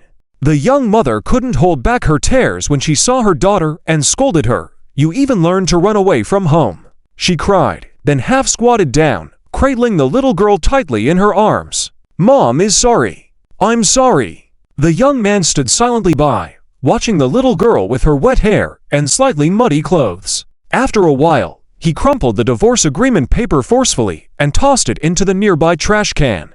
Neither side was at fault. What couldn't be communicated? He gave Liang Jiru a solemn thank you glance, then took out a check from his wallet. Being an accounting professional, Liang Jiru understood these things well, but still politely declined. The man then squatted down wearily and gently stroked the little girl's head. "Dad promises not to fight with Mom anymore in the future. Pinky swear," Shen Xingyan said tearfully. "Okay, Pinky swear." Liang Jiru watched the scene before her and couldn't help but smile. It had been a long time since she had experienced being embraced by her parents like this. In fact, she couldn't remember ever being held like this, so she didn't know if she had ever been. How nice! Liang Jiru sighed in her heart. The next moment, she suddenly remembered something and quickly turned around, lifting her skirt and running, splashing water on the roadside one after another. "Sister!" The little girl behind suddenly shouted. "Where are you going?" Sister is going to propose." Liang Jiru ran and awkwardly shouted. She felt a mix of emotions at the moment. She fervently hoped that Chen Lu would hurry home to avoid the rain, but also anticipated him waiting for her there. Watching Liang Jiru run farther and farther away, Shen Xingyan blinked in confusion. "What's proposing?" She raised her eyes to her mother, full of naivete and confusion. "It's asking another boy to marry her, and then they will form a new family just like Mom and Dad, and they'll have cute babies like you." Shen Xingyan's attention returned to Liang Jiru's muddy skirt. But, if the sister's dress is dirty, can it still succeed?" "Of course," the woman said firmly. "This sister is the gentlest and purest girl Mom has ever met. She likes someone who is equally gentle. That boy will definitely agree to her. The mud on the dress of such a person would only be decorative." The woman watched Liang Jiru's slim and charming figure, silently thinking to herself, the girl who had taken the initiative to propose to her must be a fortunate man. "A couple of hours ago, I saw you here. Now I'm closing the stall. Why are you still here?" A woman selling Odin tittied up her cart and called out to Chen Lu. Young people these days don't even know to go home in such heavy rain. Chen Lu looked up to see the woman standing in front of him, holding an umbrella. "If you don't have an umbrella, just take this one and hurry home."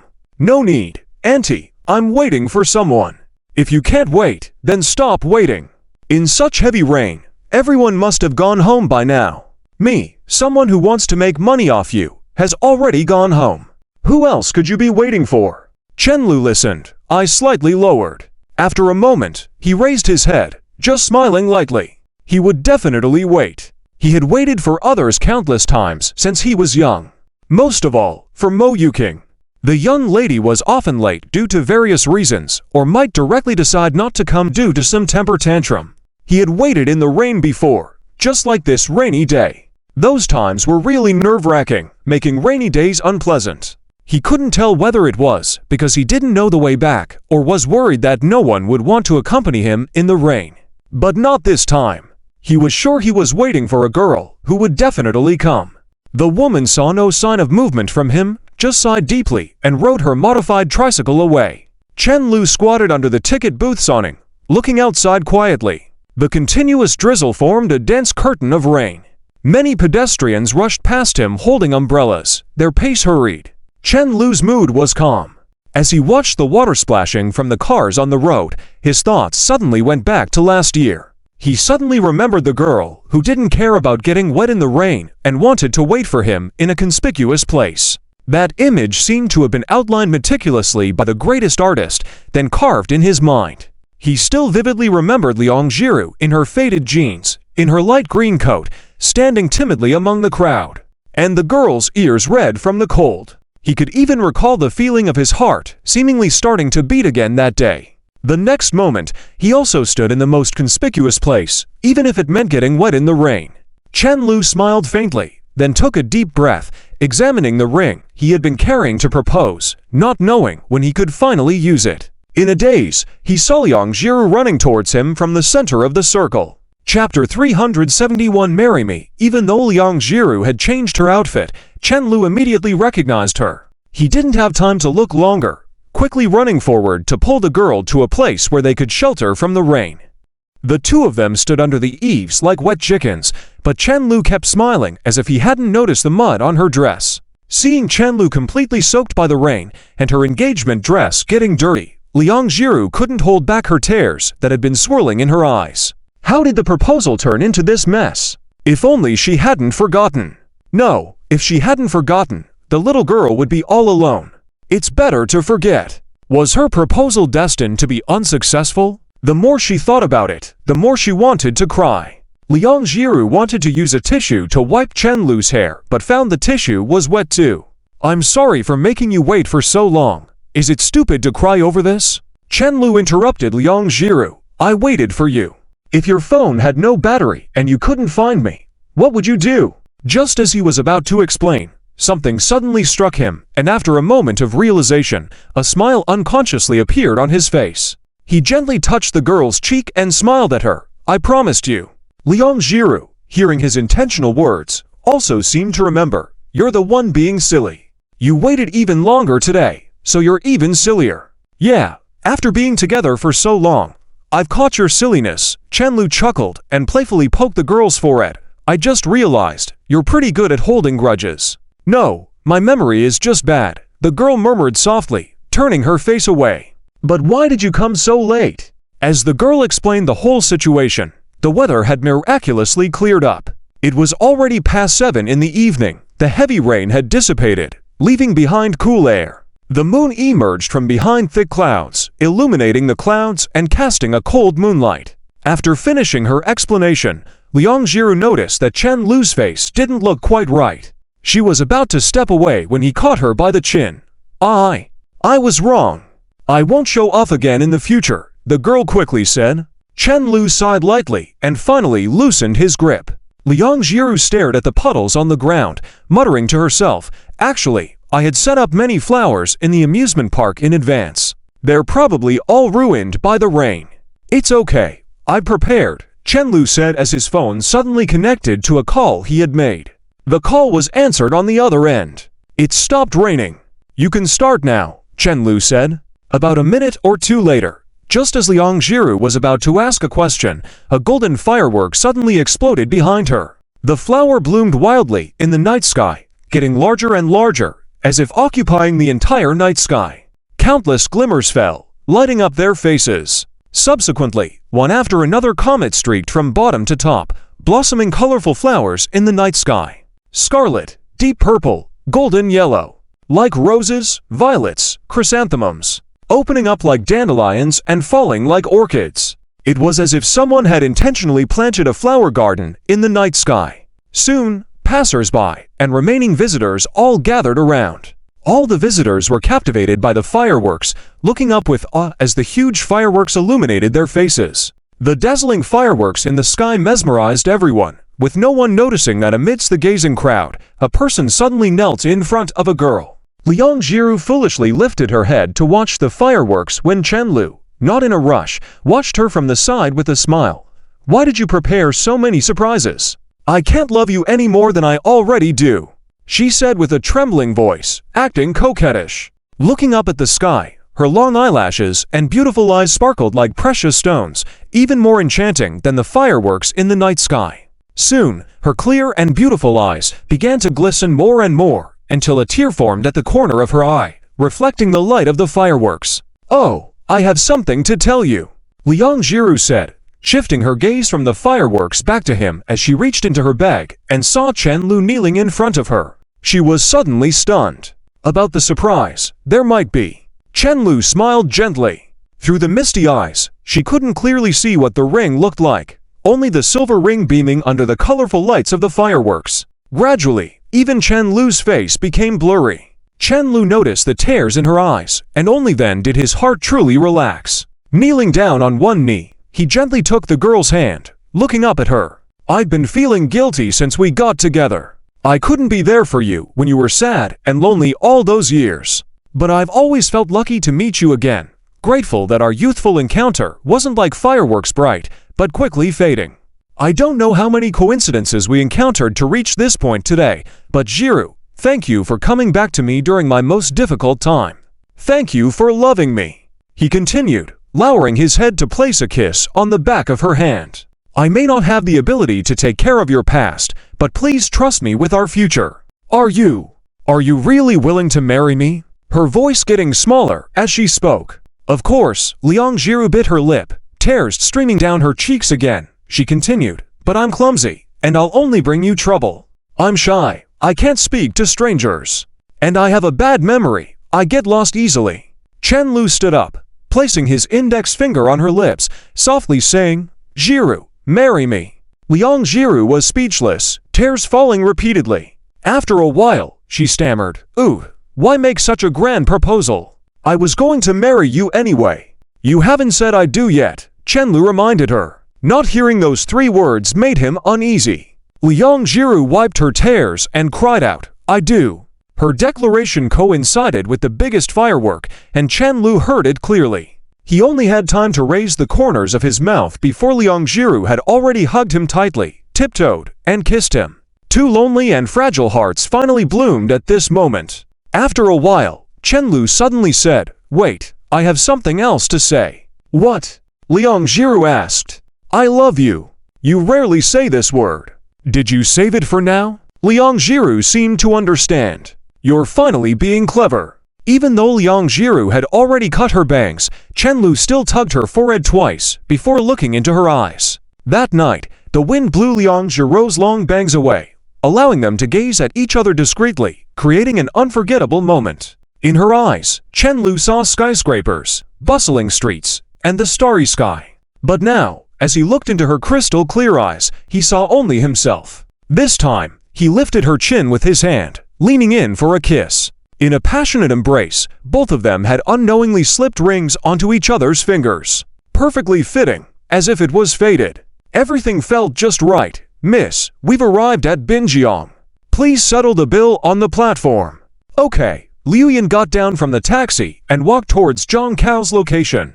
She leaned against the railing, silently watching the shimmering river. She couldn't understand why Zhang Chao insisted on telling her something important in person. He also asked her not to contact Chen Lu and Liang Jiru, saying everything was fine and they could find their way on their own. How tasteless! Although it was summer, the evening breeze felt chilly after the recent rain, causing goosebumps on her arms. After waiting for a while without seeing Zhang Chao, she took out her phone from her pocket. As soon as the call connected, Liu Yan immediately exclaimed, "Zhang Chao, I've been waiting for so long. Why haven't you arrived yet? Making your pregnant wife wait in the cold night. Are you even human?" The man on the other end clicked his tongue. "What are you talking about? Look over to the other side of the river." "The other side?" Liu Yan raised her head in confusion, but all she could see were the dark buildings lining the riverbank. Suddenly, all those dark buildings lit up like fountains, spraying water upwards. When the display was over, each building seemed to turn into dancing notes, pulsating at their own frequency. Liu Yan was stunned for a moment, then sniffed, a smile tugging at the corner of her lips. "The Third Sea Beach Island Resort will ask for copyright permission from you." "TCH, just watch quietly," Zhang Chao responded.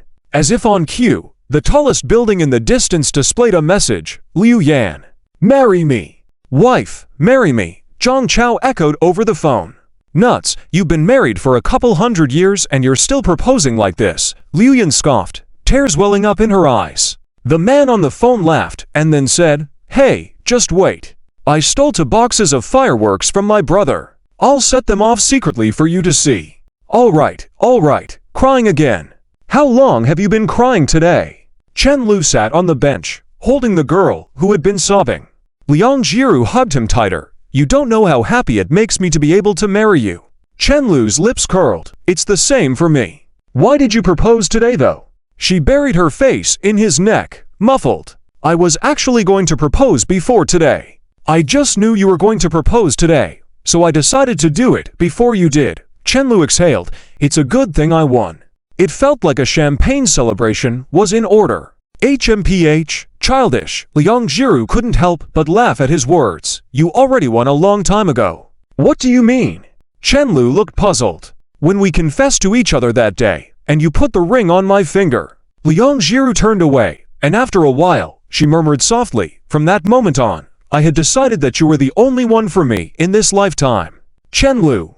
Shall I continue? Chapter 372. The air conditioning broke down for the whole year that night.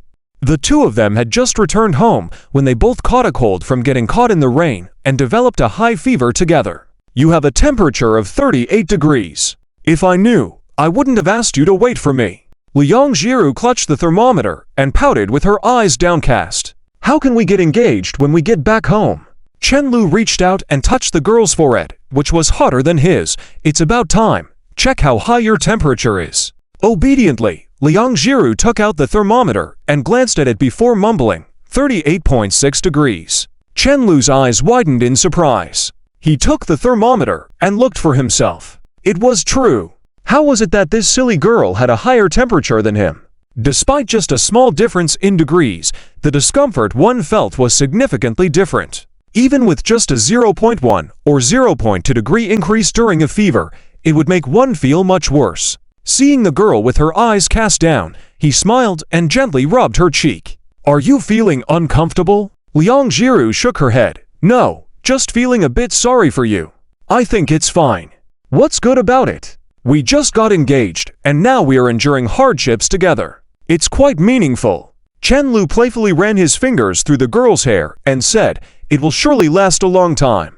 Perhaps due to the fever, Liang Jiru immediately smiled foolishly. The girl slowly got up from the sofa and then voluntarily climbed onto Chenlu's back. Let's go to bed. Her words were mixed with warmth, blowing on Chenlu's ear, making him feel a tingling sensation in his heart. This silly girl seemed to transform into a different persona when she had a fever or drank. She became much bolder. Wait! Chenlu took out a camera from the drawer and grabbed Liang Jiru's left hand. What's wrong? I'm going to take a photo. Chenlu held the girl's left hand with the camera in his right hand, trying to find the perfect angle. After a while, Liang Jiru heard the familiar click sound. In the photo, their hands were interlocked with their rings clearly visible. The girl stared at it for a while, unable to resist rubbing her cheek against Chenlu's, giggling softly, and saying, I love you so much. Chenlu's lips curved up involuntarily. I know. Carry me. Liang Jiru hugged him. Okay. Feeling the softness behind him, Chenlu took a deep breath. He wrapped his arms around the girl's legs, lifted her, and carried her easily. Liang Jiru was light, and she wrapped herself around him like an octopus, making it effortless for him. Will you still carry me when we get married in the future? Don't you think the Princess Carrie looks better? Liang Jiru smiled foolishly. She was nervous just yesterday, but now they were openly discussing getting married. Since being with Chenlu, she looked forward to each passing day, especially after getting engaged. She anticipated taking vows together, getting a marriage certificate, having a wedding, and eventually having their baby. Why are you smiling all the time? Chenlu couldn't help but tease, not realizing that his own smile never left his face. Perhaps due to the high fever or a lack of clear thinking, this silly girl seemed to laugh at everything after coming home. Even in this silly state, Liang Jiru was not easily appeased. Chenlu had been deliberately walking slowly, not expecting her antics. Humph! Liang Jiru snorted, caught his ear, and playfully bit it. She made multiple trips to the balcony, prompting Chenlu to make numerous turns back and forth before finally putting her to bed. Liang Jiru settled behind him, indicating that she was tired. Putting her on the bed, Chenlu sighed and lay down beside her. Good night, he whispered softly. Liang Jiru wasn't sure if she had fallen asleep, but hearing his words made her more alert. I don't want to sleep, she said, cuddling up to him, feeling warm. Why? I'm afraid that when I wake up tomorrow, I'll realize that today was all a dream. What's there to be afraid of? I'll just propose again if that happens. Chen Lu was about to say more when he noticed that Liang Jiru had fallen asleep. The next day, both Chen Lu and Liang Jiru felt groggy. They took leave from work and school. Zhang Chao had been caught last night for setting off fireworks in violation of regulations and was released only after writing a self-criticism. However, shortly after his release, he was called back for verbal praise, quite a coincidence. Yesterday, when Chen Lu was monitoring the cameras, he noticed a middle-aged woman chatting with a young girl. He observed her pacing at the corner of the alley while making a phone call for half an hour. He casually mentioned it to the police, and upon investigation, it turned out she was a human trafficker. The police's mixed expressions left Chen Lu perplexed. How could such a thing happen? Chen Lu woke up in the afternoon. Liang Jiru was propped up by the bedside, playing with her phone. When he approached, he realized she was checking the calendar. Stop looking. It won't make the day pass any quicker. Chen Lu couldn't help but smile. Liang Jiru sighed. Can time pass faster? It's almost July, just over 3 months. It'll be here before you know it. Chen Lu suddenly felt a sense of déjà vu as he looked at the ring on her finger. No wonder Liang Jiru had spoken as she did before going to sleep last night. It truly felt like a dream. He took her left hand, gently caressing the ring. I'm going to put it away later. Why? Liang Jiru blinked in confusion. I can't wear it always. I have to do the dishes and laundry. Chen Lu chuckled. What's there to hold back? This is an engagement ring. We'll get new ones for the wedding. Huh? We need new ones. Liang Jiru's mouth slightly agape. Can't we use this one then? For the wedding, we need a pair of rings, so everyone will know you're my wife when they see them. Liang Jiru reluctantly agreed upon hearing about the matching rings. Just as she was thinking, Chen Lu suddenly embraced her, whispering in her ear mischievously, "Call me husband quickly." No, you pervert. She buried her face in the pillow. Chen Lu, unsatisfied, pulled her hand and gently shook it. You already have the ring on. Why is it perverted to call me husband? We haven't gotten the certificate yet. The girl hesitated to call him that. She had tried to sneakily call him so earlier when Chen Lu was half awake in the morning, but she felt embarrassed. You can't run away. In 3 months, I'll have you call me husband every day. Chen Lu's hands started to roam her back, realizing she was covered in sweat. You're burning up. Why didn't you turn on the air conditioning? I'm feeling better, but you're not. Liang Jiru looked at him with a complex expression. You haven't fixed your air conditioning in your room intentionally for over a year. Chapter 373 likes to ask, right? Chapter 373 likes to ask, right? You've been deliberately breaking the air conditioner in your room for over a year now. Chen Lu listened, and his heart stopped for a moment. But who was Chen Dashi? With his psychological resilience, he immediately countered. What do you mean by deliberately breaking it? Where's your evidence? He unconsciously took a deep breath. No wonder Liang Jiru hadn't mentioned the air conditioner issue at all in over a year. It turns out this silly girl knew everything. She just didn't say. Indeed, what respectable person doesn't repair an air conditioner for over a year and a half? No matter how much she believed in him at the beginning, she should have figured it out later. ... What difference is there between his secretly triumphant behavior at that time and a clown's? Damn, he would be invincible in playing landlord in the future, drawing the biggest cards casually, and with a copy of his ID, he could play the trump card. It's not that you intentionally broke it, but why didn't you fix it? Liang Jiru muttered softly. Must have forgotten, right? Am I, a dignified gentleman, capable of doing such a dirty thing? Chen Lu continued to explain with an unchanged face and calm heart, and even if the air conditioner was really deliberately broken by me, it's been over a year. Why are you only bringing it up now?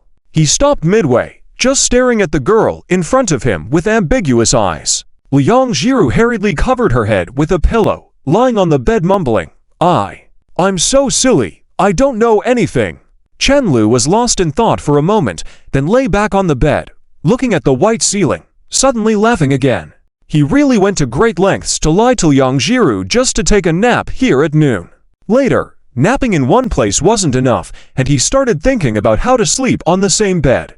And deliberately breaking the air conditioner. It was really something. He raised his hand and looked at the ring on his middle finger. After a year of wit and strategy, he finally tricked this silly girl into becoming his wife. Oh, right, she's not officially his wife yet. Chen Lu's temple suddenly throbbed twice. Why couldn't they get the marriage certificate yet? Why was this silly girl so young? Frustrated, the ostrich beside him finally peeked out from under the pillow and asked him softly, "What about you? How do you feel now that you become my fiancé?" "Become what?" Chen Lu deliberately feigned confusion. The girl refused to look at him, and after a few seconds finally got out a few words, "Fiancé." Chen Lu was pleased with this new title and smiled rarely. This new title felt comfortable no matter how you heard it, surpassing boyfriends by miles. It felt like a promotion. After a while, he finally composed himself and his expression turned more serious. "I want to make it official soon." Liang Jiru smiled and rolled into Chen Lu's embrace on the bed. "Shouldn't we have an engagement ceremony?" They continued chatting as fiancé and fiancée. Suddenly, Chen Lu remembered this occasion. He vaguely remembered that relatives' engagement ceremonies were quite grand, and maybe it would be a good opportunity to announce it to everyone. But it was strange that they casually agreed without involving both families. Something felt off. "Oh." Liang Jiru blinked in confusion. "I don't know. I've never been married. Chen Lu was speechless. She seemed a little clueless when speaking. "Of course, I know you've never been married." He secretly scoffed in his mind, then silently began to contemplate. He really didn't understand this. Everyone he knew getting married was just Zhang Chao, who rushed into marriage without even considering engagement ceremonies. His own mother seemed to have attended someone's son's engagement ceremony. Should he ask her? Chen Lu then remembered that Chen Guanglin and Wang Zhao, the old couple, were currently traveling around the country and not at home. It wasn't convenient to discuss this over the phone, so it would be best to wait until they returned. "Let's just not have one," Liang Jiru suddenly suggested softly. Chen Lu was puzzled. To save money. But it seems they usually have engagement ceremonies before discussing bride prices with both families. Even though they couldn't even get the certificate now, preparing for such a major event didn't seem like a bad idea. 3 months could pass in the blink of an eye when thinking back on what he did 3 months ago. They couldn't just get the certificate and then think about this, right? That would be too late. "My mother said, we don't need a bride price." The girl in his arms murmured shyly, "I don't want one either." Chen Lu. "Wait, when did she say that?" He hurriedly asked. "She mentioned it a while ago, and then I mentioned it again the night before I planned to propose." Chen Lu looked at her bewilderedly. She had already thought about the bride price even before proposing. Liang Jiru extended her delicate arm and hugged him tightly. "I just want to marry you. I don't care about anything else." Chen Lu didn't say anything more. He just leaned down and kissed the girl, expressing what he wanted to say with his words and tongue. After a while, the quiet bedroom suddenly filled with rustling sounds. I'll go take a shower first. I'm covered in sweat." "Why shower now when you'll shower again later anyway?" The two of them lazed around until dusk. Chen Lu started feeling hungry, so he rummaged through the kitchen for some bread and sat on the couch munching as he rubbed Duo's belly with his other hand. Glancing over, Liang Jiru was still sitting at the computer desk as usual, her right hand moving skillfully on the tablet, looking very focused. Chen Lu suddenly felt like a useless person. He was almost being overwhelmed by his own girlfriend. Just as he was thinking of picking up the computer to concentrate, his phone vibrated. Lee signing. At Chen Lu. "Wait, how can someone go missing after getting engaged? I still don't know if you succeeded or not. Zhang Chao, it must have been a success. He's busy now." Lee signing. "Is your company that busy recently?" Zhang Chao. "Sigh, it's obvious he's still a child." Chen Lu couldn't be bothered with them and just sent the photo taken last night, showing their intertwined fingers, to the group. Zhang Chao. At Lee signing. "Huh. Satisfied now with your inquiry." Lee signing left the engagement preparation group. Chen Lu smiled triumphantly, then casually disbanded the temporary group he had set up, as it had served its purpose. Just then, Chen Mo sent him a message. "Chen Mo, bro. I asked my sister. You didn't propose in a restaurant at all. I'm an honest person, and you lied to me." "Chen Mo, you even kept it from your own sister?" Chen Lu raised an eyebrow on seeing this, blood rushing to his head. "You know you're my sister." On the other side of the screen, Chen Mo's expression was quite complex. She had now managed to provoke both sides on her own.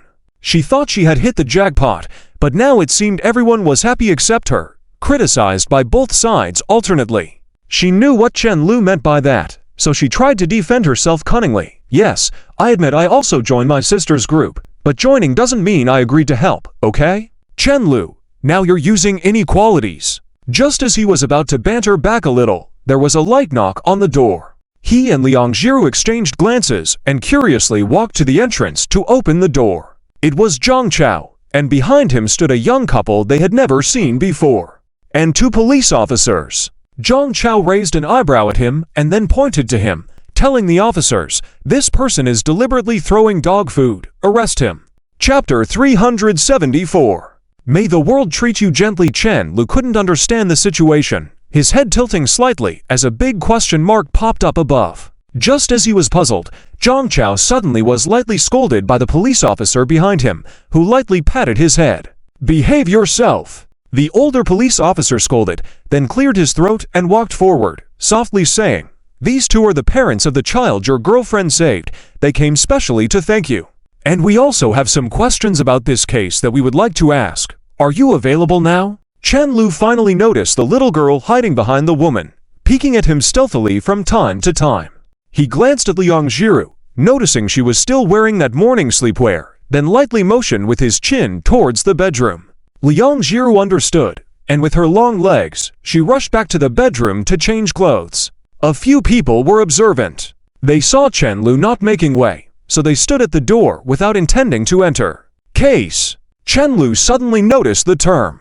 Wasn't it a story about a thoughtful citizen bringing the runaway little girl back home? How did it become a case? We have confirmed that the person talking to Zhao Xing at the time was indeed a human trafficker. If it weren't for your girlfriend, the situation might not have been very optimistic, the patient police officer explained.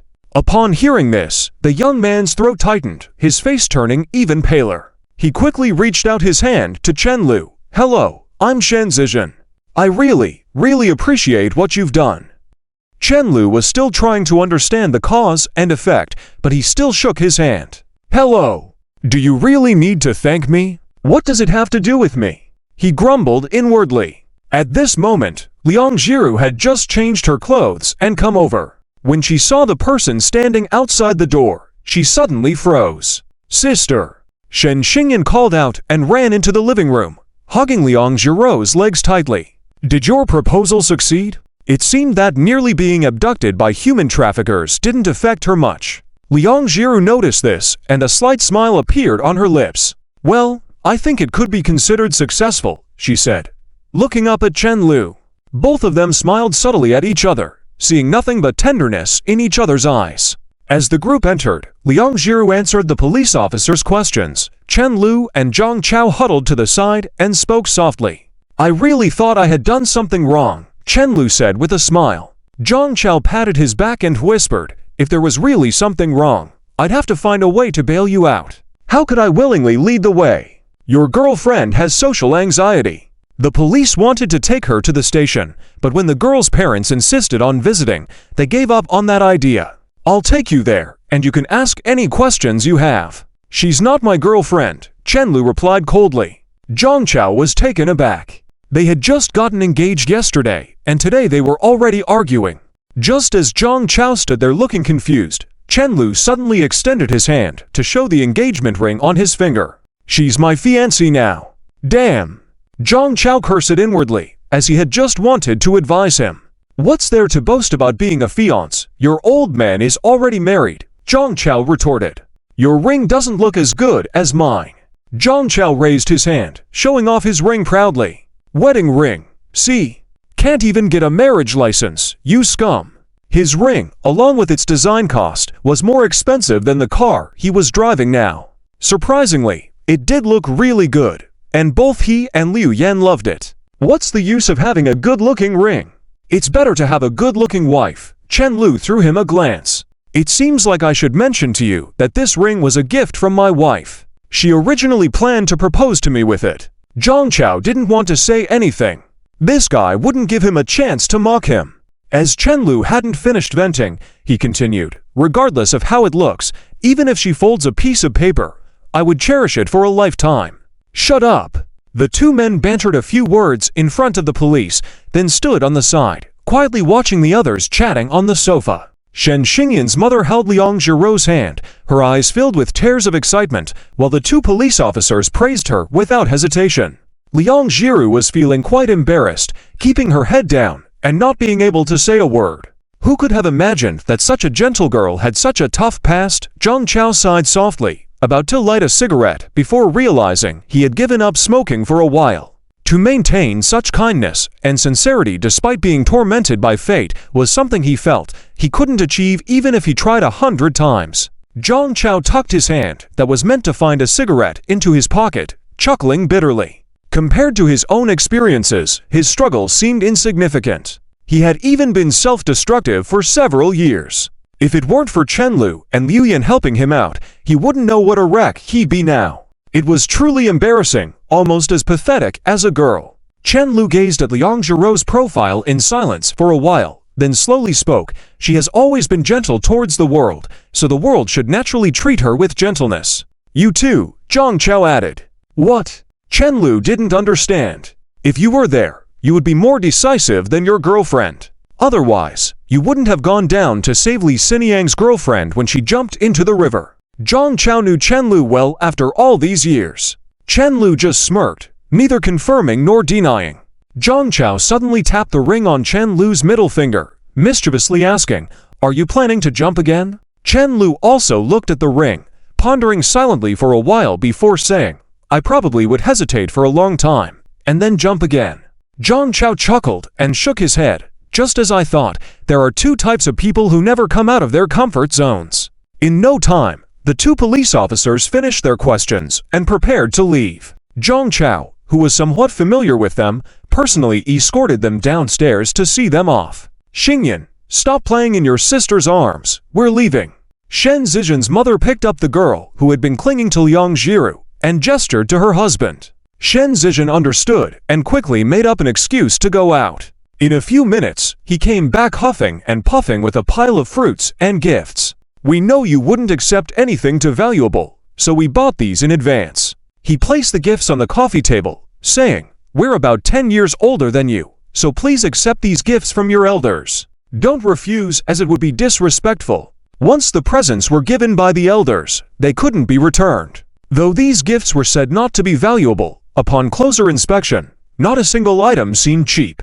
Liang Zhirou was somewhat at a loss, but Chen Lu, seemingly aware of the situation, patted her hand and took the gifts from her. "You said we are your elders, so we have to accept the gifts you give us," Chen Lu replied with a smile. "Ha ha, that's the right attitude," the man chuckled. "Goodbye, sister." Shen Xingyan waved at Liang Zhirou obediently. "Goodbye." Before leaving, Shen Zijian glanced around, noticing that despite everything being neat and clean, it still looked old. "Is this your own house?" he asked. Liang Zhirou shook her head. "It's rented." Shen Zijian nodded slightly, and after some thought, he took out the check he had intended to give to Liang Zhirou yesterday. "You saved my daughter, which meant you saved my life. Please accept it," he said sincerely, handing over the check. Liang Zhirou still shook her head.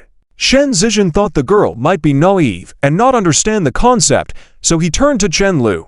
However, even Chen Lu declined without even glancing at the amount. "Please, take a look at the amount. I really want to thank you sincerely," he insisted to Chen Lu. Chen Lu lowered his gaze and saw that it was 300,000 yuan. He chuckled and handed the check back. "Set it aside for Xingyan's dowry. We can earn our own money," he said. Shen Zijian didn't want to say anything further, and the group could only bid farewell and leave. The sky had darkened without anyone noticing, and Liang Zhirou took the initiative to turn on the lights. Chen Lu suddenly raised an eyebrow at her. "Shall we have a daughter as well? In the future, perhaps?" Liang Zhirou blushed and tied her apron as she walked towards the kitchen. Chen Lu mimicked her usual tone as he called out to the kitchen, "If we don't do it now, we won't do it with you either." The kitchen door slammed shut. "This is 300,000 yuan. Descending the stairs, the woman carried Shen Xingyan and murmured in confusion, "Why aren't these young people even raising their eyebrows? Didn't this girl fail to graduate from college? Honey, did we give too little?" Shen Zijian's mouth twitched. "If we give more, they won't dare to accept it." He was also puzzled. Liang Zhirou didn't seem to need it, and Chen Lu had just graduated from college not long ago. It seemed they weren't interested at all. Were they not short of money? If they weren't short of money, why were they living in such a place? Seeing her husband also puzzled, the woman gave up trying to figure it out and turned to the little girl. Xingyan, did mommy tell you? The big brother that sister likes must be a kind person. If he also doesn't want these gifts, dad will be in a dilemma. This young man must be extraordinary, Shen Zizhen suddenly said, and I always feel like I've heard his voice before. Heaving a sigh, he rubbed his head, but I can't remember. Chapter 375. I want to marry Chen Lu.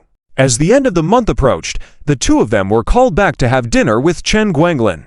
Chen Guanglin and his wife Wang Zhao'o had traveled across a large part of Huaxia in less than a month, and they only hurried back on the day of Chen Mo's results announcement to celebrate with her. Chen Mo was very competitive, performing exceptionally well in English, scoring a total of 662, higher than her previous mock exam scores. She was only 14 points lower than her sister-in-law's college entrance exam scores from back in the day. Chen Lu didn't think about it further. Being happy was all that mattered. College entrance exam scores were just passing clouds. Suddenly, as he watched the numbers on the elevator rise floor by floor, he turned his head and saw Liang Jiru nervously fidgeting with her hands. How many times have you been to my house? Why are you suddenly getting nervous again?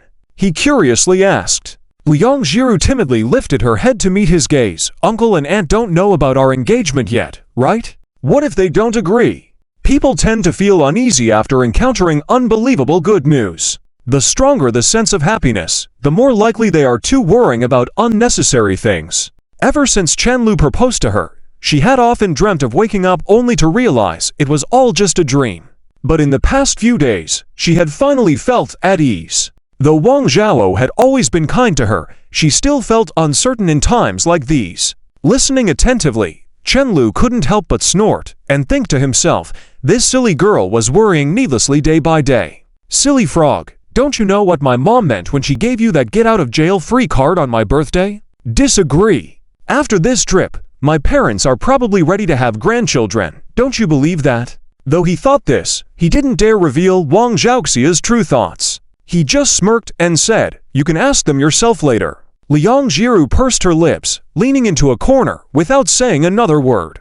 Soon, the elevator stopped at their floor, and the two of them walked out side by side, stopping in front of the door. Remember to call mom once we're inside, Chen Lu whispered in her ear. Huh? Liang Jiru, who was taking a deep breath, suddenly hesitated. We're not married yet. Is it appropriate? You're so silly. Don't you know what cooking the raw rice means? Chen Lu pretended to be serious. We're just waiting to register now. It doesn't matter if you call her early or later.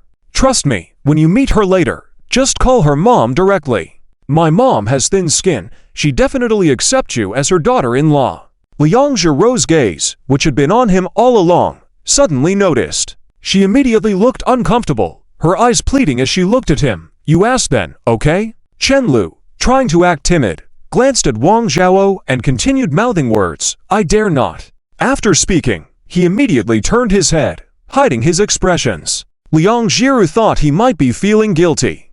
Oh well, since Chen Lu didn't dare, she would ask. She believed that a marriage accepted by both families was the most complete and happiest. If she wanted to marry Chen Lu, she naturally had the responsibility to earn the approval of his parents. Pushing all the responsibility onto Chen Lu alone would be a bit too much. With this in mind, Liang Jiru suddenly straightened up. Uncle, aunt, she mustered her courage, but her voice was extremely small. Chen Guanglin and Wang Zhao'o both turned their attention to her, patiently waiting. Even Chen Mo, who had been silently playing a game the whole time, turned to her. What is it? Wang Zhao'o asked gently. Liang Jiru, feeling the eyes of all of them on her, was so nervous that she could barely speak. Nevertheless, she summoned all her courage, held her clothes tightly, and with a trembling voice said, I want Chen Lu to marry me. Can it be done? Chapter 376, 6 of 1. Half a dozen of the other cough. Chen Lu coughed repeatedly, almost choking on the watermelon in her mouth. Wang Zhao'o was completely taken aback. Let Chen Lu marry you, she repeated in her mind several times, unable to help but start brainstorming. Was this about letting Chen Lu marry into the family? But zero. This child probably wouldn't consider such matters. Was it Aunt Fang's idea? But she wasn't the type to care about such things. Do you want Zilu to marry into your family? Wang Zhao asked blankly, feeling more and more uneasy as she thought about it. No, I don't. Liang Jiru also looked puzzled, her eyes showing a hint of disbelief. After a moment, she realized and quickly waved her hands. No. Actually, I wanted to ask if I could marry into the family. Liang Jiru hurriedly explained, getting flustered and even raising her voice without realizing she had misspoken. Aside from her, there were 4 other people present, and at least 3 of them short-circuited right then and there. Sister-in-law, you coming over ... should not be called marrying into the family, right? Chen Mo was the first to speak. Liang Jiru immediately lowered her head deeply, her face flushing red, and her mind almost steaming. In fact, she had initially intended to say, I want Chen Lu to marry me, but then felt that it wasn't appropriate. So she thought of saying, I want to marry Chen Lu. Then, in her nervousness, the 2 sentences merged into one. Seeing his girlfriend's mental overload, Chen Lu quickly came forward to defuse the situation. Mom, I plan to marry Liang Jiru. I proposed to her some time ago. Wang Zhao took a few seconds to regain her composure, then turned to look at Liang Jiru. So ... when do you plan to register your marriage? We're already engaged, so we'll just do it once the time comes, Chen Lu casually replied. I didn't ask you. Wang Zhao gently held Liang Jiru's hand, suddenly noticing that this girl's hand felt much softer and younger than last year. Jiru, what are your plans? It's not that she wasn't supporting her own son, but mainly because Chen Lu was quite conniving, and who knew if this little rascal could handle it. So, making sure Liang Jiru wouldn't be taken advantage of was the fairest thing to do. Other matters were none of her concern as a mother, and she didn't want to bother with them. Liang Jiru kept her head bowed deeply, her voice almost too quiet to hear, but resolute. We register once the time comes. Wang Dao. Fine. This young couple was already united, even before marriage. Her son was truly reassuring, didn't even need prompting for a wedding.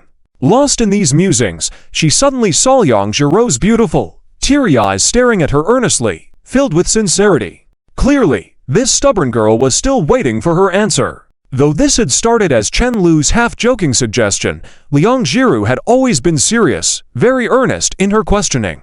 You silly child, you asked me the same thing when you and Zilu started dating, right? Worried we wouldn't approve even when you're getting married now. Wang Zhao paused for a moment, then reached out to gently pat Liang Jiru's cheeks. Are you really that afraid we wouldn't like you? Perhaps because she had a bit more temper, Liang Jiru seemed even more self-conscious than she used to be. Liang Jiru said nothing, just looked down with a smile that held a hint of bitterness. After a moment, she softly said, She was actually more afraid of not being able to be with Chen Lu. But she didn't want to say it out loud. Uncle, at first, I wasn't particularly supportive because you didn't say a word. Too weak-looking. Chen Guanglin suddenly pitched in. As soon as he finished speaking, his soft flesh around his waist was twisted twice by Wang Zhao. In front of the child, Chen Guanglin endured the urge to cry out in pain and pretended to stay calm, saying, Let me finish. Only then did Wang Zhao let go. Clearing his throat, Chen Guanglin continued, but uncle later found out that you just seemed weak on the surface. You are stronger and smarter than uncle had imagined. Many people often equate honesty with kindness, but it's not always the case. Honesty does not equal kindness, just as kindness does not necessarily mean weakness. This girl was kind and gentle, yet not dull. Her soul could accompany Chen Lu's soul, not just obedient like a machine. Gad.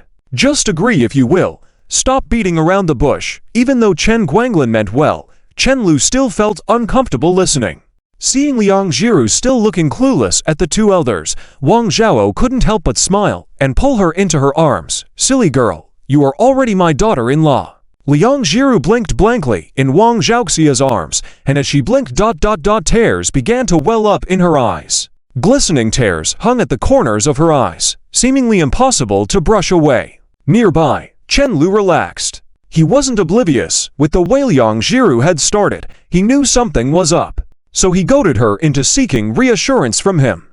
Hopefully, with this weight off her chest, the silly girl might finally feel relieved.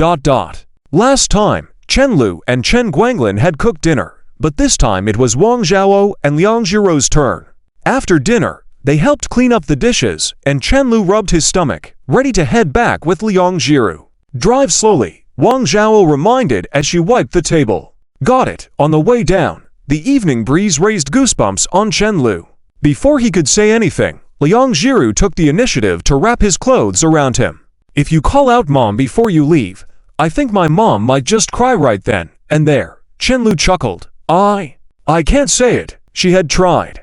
Smiling, Chenlu took the girl's hand and looked up at the only visible star in the sky. "Let's talk about marriage later." By the time the two arrived home, it was already past 10 at night. Liang Jiru didn't rush to bed. She sat cross-legged on the couch, holding Chenlu's laptop and watching anime.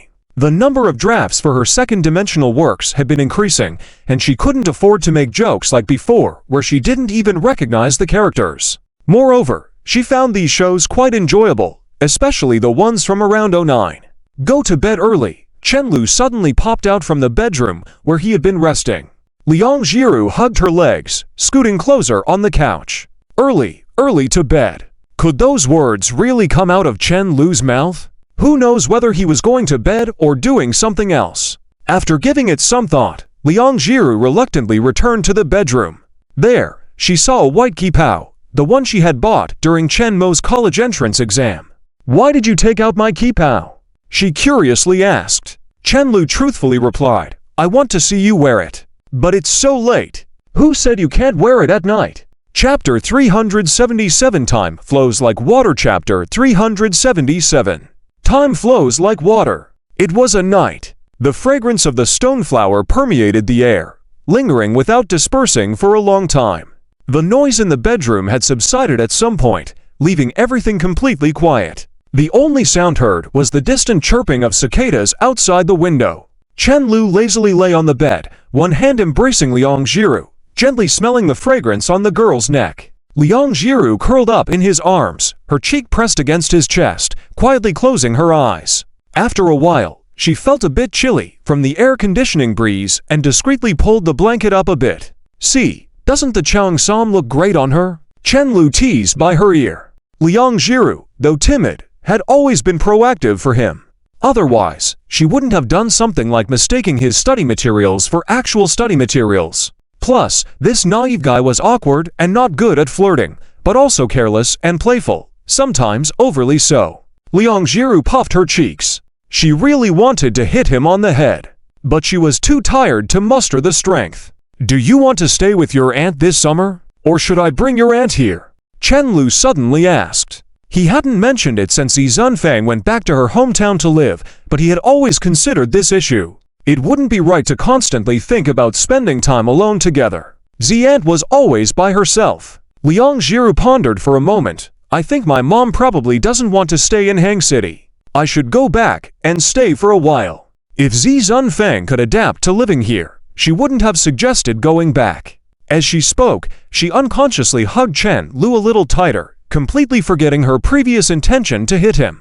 "I will miss you so much," the girl murmured softly. She had been considering this matter since the end of the semester, but didn't know how to bring it up with Chenlu, feeling a bit embarrassed and reluctant deep down. The emotions were as complicated as they could get. "You can go back when I'm busy during the summer, so it's more convenient for you since I won't be free to do anything else but wait for you at home." "Why do you always think things through so thoroughly?" "Of course, it's because of you, silly." Chenlu lightly kissed the girl's hair. "Since you're so naive, as your fiancé, I naturally have to think ahead. Give me back the moment I was moved just now." This summer, the two of them were busier than usual. Zhang Cao's pregnant wife's belly was getting bigger, and she couldn't come to the company many days. So Chenlu spent the whole of July working on a new game project, alone, an enticing project that would make potential investors drool. After another month of market research and various meetings, the direction for the new game had finally been decided. A 2D-style open-world mobile game with an anime aesthetic, featuring both single-player storylines and multiplayer online missions for both solo and team play. Collaboration wasn't mandatory, and those who preferred solo play could do so, but there were also features for socializing. As a mobile game, fulfilling the social aspect was essential. Higher social engagement retained players. Countless people played a game simply because their friends did. After the game was officially released, Each new version synchronized updates for the main story and various multiplayer missions. Unlike the game he played before, Chen Lu's project focused on character development and specialty weapons instead of just various weapon types. Some characters could be obtained for free, while others had to be earned by completing missions. And then there were character draw events, which usually drove a significant portion of the game's revenue. Never underestimate how much a hardcore fan will spend to get their favorite characters. However, for a project of this scale, Polaris was not yet large enough. He had participated in a campus recruitment event symbolically and recruited a few enthusiastic interns, but he was waiting for a chance to collaborate with the Lin Group. Once he absorbed their game studio, the company's capacity would double instantly. Leveraging this growth and the confirmed project, seeking investment would attract much larger sums than before. The plan was in motion. Liang Jiru was also busy. The two game companies she signed contracts with both happened to be planning summer events. One required a detailed drawing, while the other took an entire month to complete, resulting in dark circles under her eyes. By August, she finally finished all her work, and Chen Lu specially drove her to Zi Zunfang's place. September 6th. At noon on this day, it rained again in Hang City, and Li Xinian, with no particular plans, decided to have a meal. The light rain outside made the hot pot restaurant cozy and inviting. Since he didn't bring an umbrella, he sat down, absent-mindedly using a tissue to dry his hair, only to notice that Zhang Chao was sitting alone across the table. "Where's Chen Lu?" He went to pick up his wife from her mother's place. Li Xinian found Zhang Chao's wording odd. Did they have a fight? Do you think those two can even have a fight? Zhang Chao couldn't help but chuckle. He just went to stay with her family for a while. He then waved to the server and called to place an order. Their group had an arrangement from their university days. Whoever treated would order the food. So Li Xinian didn't bother with the usual back and forth of deciding who would order. He picked up the menu and started making selections. Let's skip the split hot pot and go for the butter base. 3 plates of beef slices, 1 plate of beef tendons, cow stomach with baby bok choy.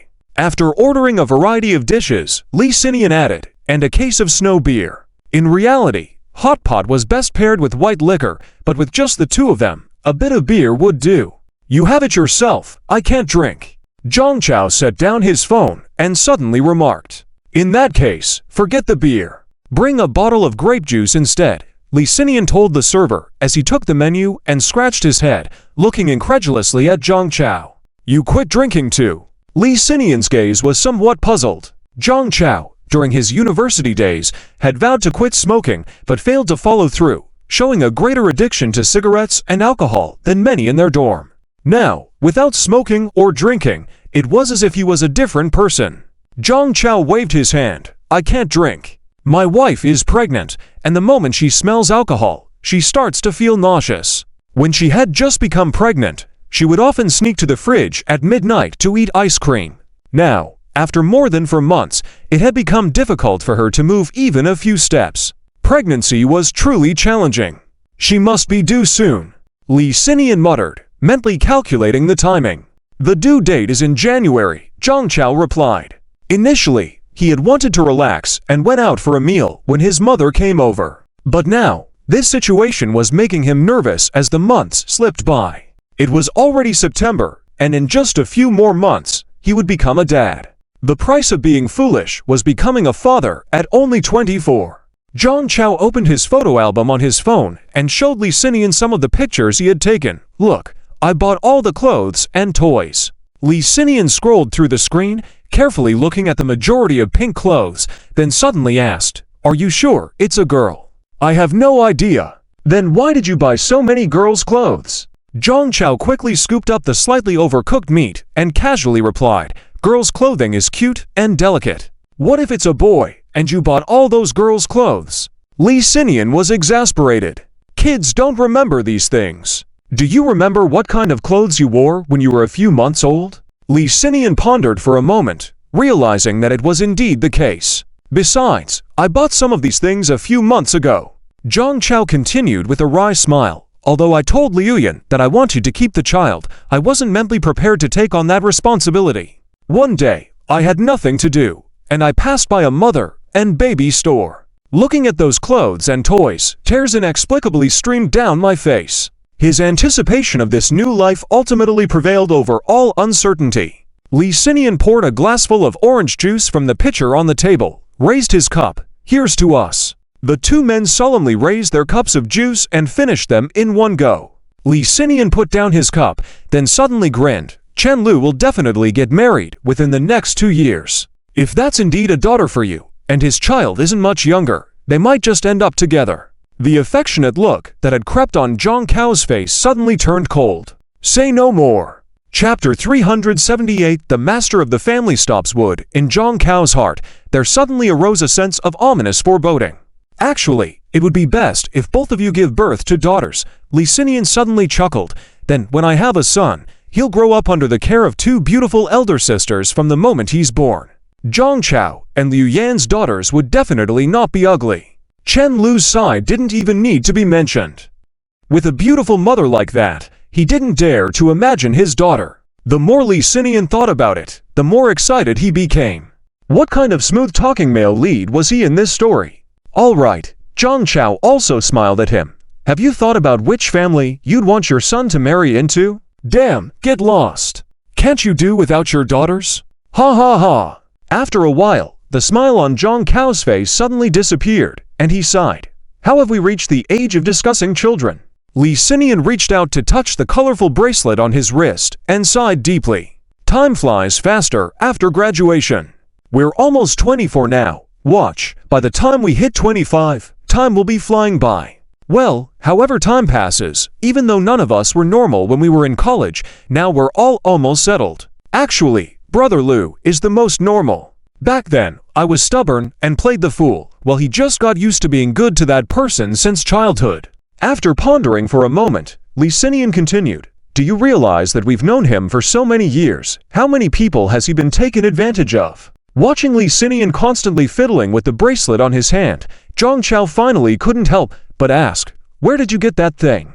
"Oh, you mean this?" Lee Sinian chuckled. "It was a gift from my girlfriend. She bought a braided rope on a certain online platform and made it herself." Zhang Cao's hand holding the water glass clenched, veins bulging, teeth almost grinding to dust. How come these Tanong married scumbags always like to show off in front of him, a married person?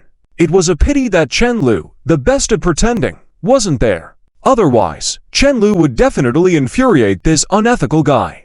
Thinking of Chen Lu, Zhang Chao suddenly remembered something and crossed his legs, saying casually, "I envy you. You still have your girlfriend to give you things. Didn't Li Yan give you gifts too?" Zhang Chao smiled at him. "Liu Yan is my wife, not my girlfriend." Lee Sinian paused. Seeing Lee Sinian's expression more uncomfortable than if he had eaten a fly, Zhang Chao couldn't help laughing out loud. Thanks to Chen Lu pretending like that in front of him that day, he could now easily see through Lee Sinian's disguise. It almost made him believe this guy was serious. On the other side, Chen Lu brought Liang Jiruo back to the rented apartment. Not even bothering to tidy up the luggage, he collapsed on the couch. Liang Jiruo dragged the suitcase from the entrance to the living room, smiling gently as she sat beside him and massaged his shoulders. "You always get tired easily. Take a nap and then come pick me up." The two had come home just past midnight. Calculating the round-trip time, Chen Lu had definitely set off to pick her up in the wee hours of the morning. Chen Lu raised an eyebrow. "Isn't it because I'm worried you'll have trouble sleeping if you miss me?" "Shameless. Did I say something wrong?" Liang Jiruo turned her face away, feeling indignant in her heart, yet she honestly said, "No." After a while, hearing a message notification, Chen Lu took out his phone from his pocket, checked his bank balance, and suddenly smiled. The several million he had originally saved and the few million extorted from Lin Jingming, he had invested it all. Back when Zhang Chao started his business, he always said he wanted to be the Guo fan of the domestic gaming industry. Now it was happening. Just as others went all out in making films, he had also put all his money into research and development, excluding the garage. Of course, game development wasn't about spending all the money at once, but if the leader didn't go all in from the start, what reason would other investors have to believe him? As for whether to keep savings or not was irrelevant. Savings were meant for emergencies or to cover unexpected situations. Chen Lu had thought it over carefully. If there was an urgent need for money during this time, he still had a property at Yeho Yacht the side. If selling that property wouldn't solve the problem and he needed more money, It didn't really matter. This approach was necessary for the current North Star. No one wants to be a mere spectator. Only by cutting off all other options and not holding back can those investors believe that he truly had plans and would work hard, and employees would feel like they were part of a shared interest. Well, in fact, this feeling was an illusion. But in order to pull this off, there was no other way. Risking everything for a chance at great rewards was impossible without steady capital. Otherwise, Boss Cow wouldn't have personally led his team to burn the Wu Chao nest back then. Your boyfriend is now officially broke, Chen Lu said with closed eyes. With that, he stood up again and lay down on Liang Jiruo's lap. Sister Jiruo, please support me. Sure. Liang Jiruo happily agreed, reaching out to touch Chen Lu's head. But we need to establish some ground rules first. Ground rules? Chen Lu was confused. Was this the fate of a man without economic status at home? You spend extravagantly, so rules are necessary. Otherwise, you'll end up spending all our money and we'll be left with nothing to eat, Liang Jiruo said seriously. Meng Duo, who was lying on the coffee table, perked up at these words. Was it time for it to repay its debt and go dumpster diving with these two bipeds? It looked at its paws. Its size was no longer what it used to be. Fighting the stray cats who used to bully it would be a massacre. Unfortunately, the two bipeds didn't know what it was thinking at the moment and had no intention of scavenging for garbage to eat. Mimicking Chen Lu's usual behavior, Liang Jiruo cleared her throat. First, you can't spend money on drones and fireworks for me anymore. Then, she raised a second finger. Second, if you spend over 1,000 at once, you need to inform me. Third, from now on, I'm the main breadwinner of our household. You can't bully me, Liang Jiruo said with pride. Chen Lu raised an eyebrow in amusement. When did I bully you? Calling me silly is bullying. Liang Jiruo pouted. Otherwise, after a day of classes, she'd come home to draw, take care of household chores, and endure Chen Lu's teasing. If she were to be bullied again, how pitiful would that be? Chen Lu found it amusing and sneered. All right, I promise. The girl couldn't help but smile faintly and took out a bank card from her bag, planning to hand it to Chen Lu. But suddenly, she had a whimsical idea. Like a rich woman keeping a young gigolo as seen on TV, she playfully slapped Chen Lu's face with the card. Wow, that felt even better. Was this what it felt like to be a rich woman? There, take it, Liang Jiruo said with a smile. What's this? Chen Lu looked at the bank card in her hand and subconsciously asked. Weren't we supposed to establish some rules? Why did she suddenly give him money? What's this development? It's a bank card. The girl's small hand trembled, biting her lip, as she turned her face away, seeming reluctant as she willingly handed the bank card to Chen Lu. There's 100,000 yuan saved in it for our marriage. Liang Jiruo didn't finish the sentence. Are you going out with a client? Chen Lu turned around and jiggled the bank card in his hand. To be precise, I'm going out for extortion. Chapter 379. The world is really small in the afternoon. The scorching sun blazed down. Chen Lu sat in the car, spinning the bank card that Liang Jiru had given him between his fingertips, quietly contemplating it. After a moment, he suddenly smirked. 100,000 yuan as dowry. It was outrageous. It was truly amazing how this naive girl managed to save up that much. Liang Jiru proved to have her own stubbornness and strength. Unlike other girls who had their parents help in preparing the dowry, she didn't accept his indulgence without a sense of guilt, but chose to earn it herself, relying solely on her own hands. And then, like any other girl, marrying the man she wanted to marry. She was no worse off than anyone else. Lu Jie, why are you smiling? Peng Lian, who was sitting in the passenger seat, curiously asked. What's the matter? I am about to get my license. Can't I smile? Chen Lu glanced at him, continuing to look at the bank card in his hand, as if it were covered with flowers. Super brother didn't smile like you before he got married. Oh, he had gotten his wife pregnant before marriage. The situation was different. Chen Lu couldn't help but chuckle at his words. Hurry up and find a girlfriend, but in the meantime, you have to find someone you genuinely like. This person might end up spending his life with a paper cutout. Peng Lian turned his head to look out the window, where there were still 2 cars circling the parking lot, looking for a vacant spot. After watching for a moment, he said softly, I do have someone I like. Chen Lu was taken aback, looking at him sideways. Really? Why haven't you mentioned it before? No one asked me before, did they? Peng Leian spoke matter-of-factly. The people in the company had stamped a stereotypical image of him as someone who only liked work and paper cutouts, which made it seem like he had no earthly desires. He was not even given a chance to explain. He couldn't just announce in the company that he was a normal person who also liked real-life girls, could he? He might just end up being dismissed on the spot. If you like her, go pursue her. Why do I have to pursue her? Does liking someone mean you have to be together? You don't have any ambitions, do you? No, she's single. Peng Leian looked outside expressionlessly. I just feel that she is like a cloud floating in the sky, free and carefree, with no worries, no concerns in her mind, always thinking about where to float next. If my disturbance would change her original self, then I'd rather watch quietly. I never thought your perspective would be so broad. Everyone had their own views on love, and if Liang Jiru or Zhang Chao heard this, their minds would probably explode. He couldn't understand it, but he respected it. He hoped that Liang Jiru's traces would be everywhere in his future life, and Liang Jiru probably felt the same way. What if you miss the opportunity? Aren't you afraid of regretting it? After a moment, Chen Lu couldn't help but ask. I never thought about being together, so how could I miss something I never considered? Oh my! Chen Lu fell silent. As they chatted casually in the car, they received a call from Yu Chunlin's secretary. They deliberately waited a while in the car before getting out. Walking towards the company's entrance, Chen Lu looked up at the tall building in front of him, with the words Goxiang Capital on top. The fact that a company mainly focused on finance and investment could build such a grand office building spoke volumes. Not only in Hangcheng, but probably throughout the country, they were among the top companies. We are playing an away game today. Nervous? Chen Lu turned to ask. The companies they had communicated with previously didn't have such an intimidating scale, so they had sent people to negotiate with North Star. This one was different. This was a big player. It seemed that Yu Chunlin was giving him face. The other small companies had sent employees specifically for inspections. This time, they could meet Yu Chunlin in person. My mindset doesn't affect my performance at all.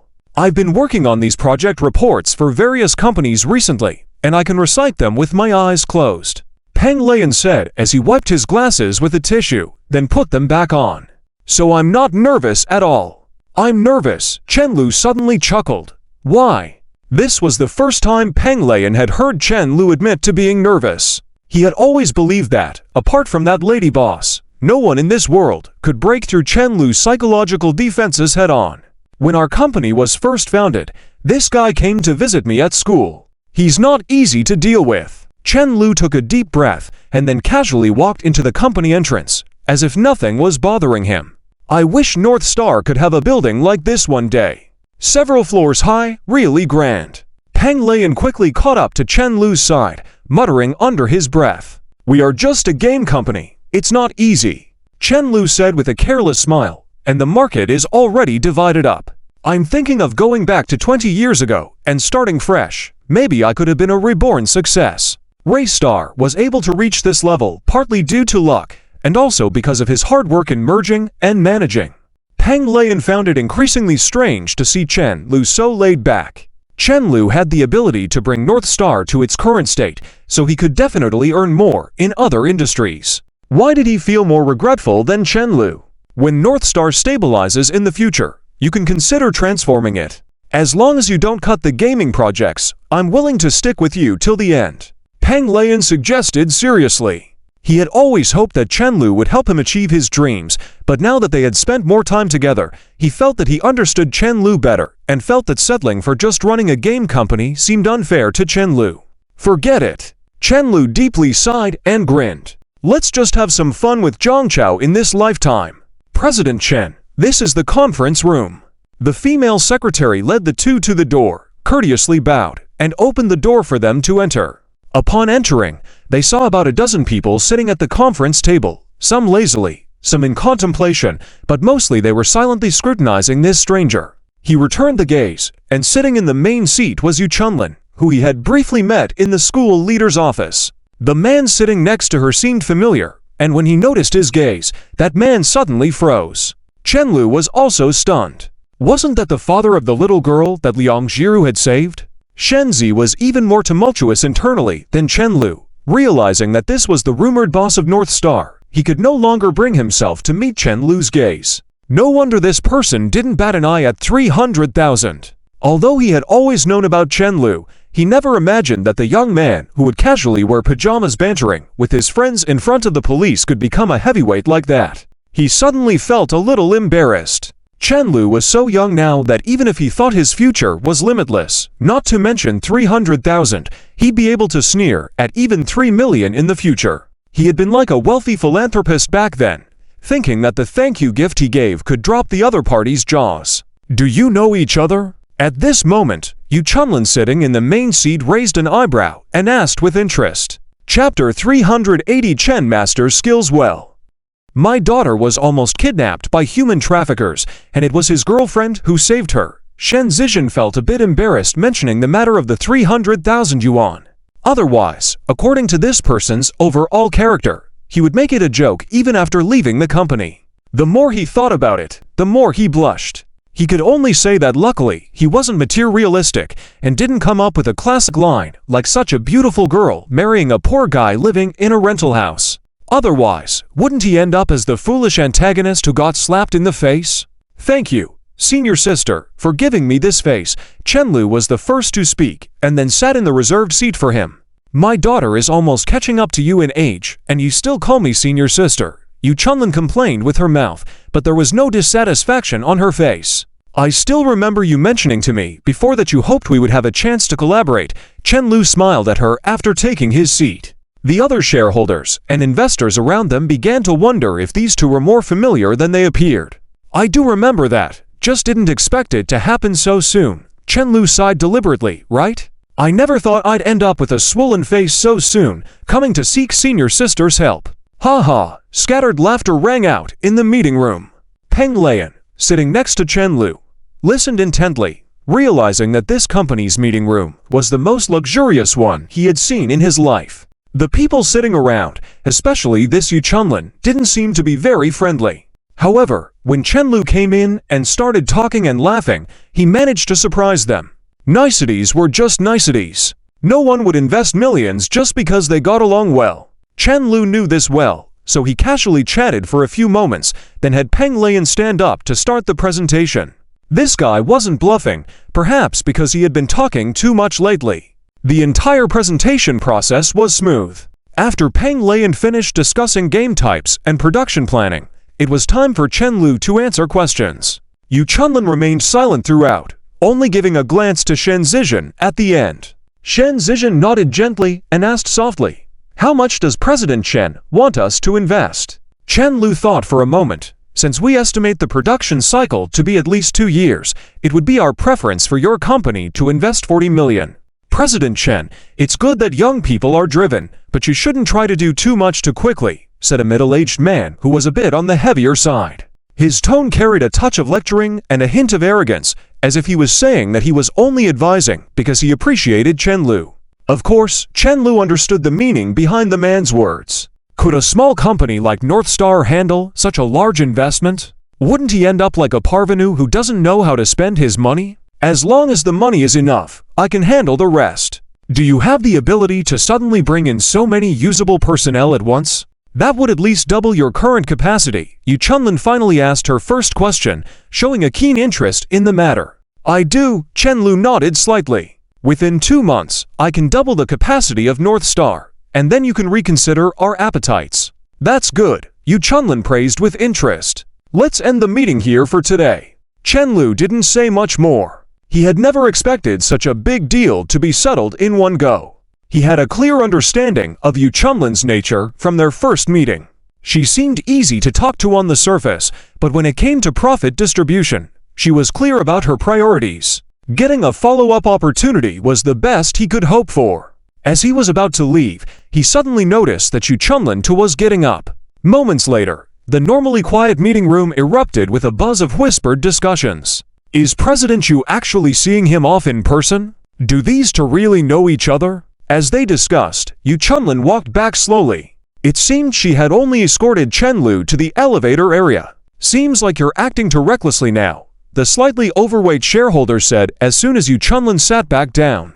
Yu Chunlin pondered for a moment. It seems you all have been living too comfortably over the past few years, losing the instincts that investors should have. The room fell silent, with everyone either looking down or putting up emotionless expressions, apparently sensing that Yu Chunlin's tone was off. She surveyed the room calmly, with a smile playing on her lips. When no one spoke, she continued, "If you take a closer look at the history of North Star since its establishment, you will find that this person is quite interesting.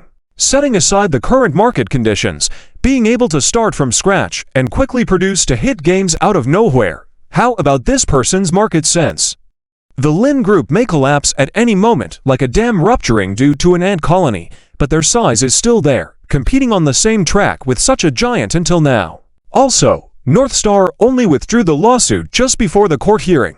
Don't you find that suspicious? Who has bothered to investigate this? Have you all been busy watching horse racing and football abroad?" She had to thank the Lin Group for helping her directly assess whether North Star was worth investing in.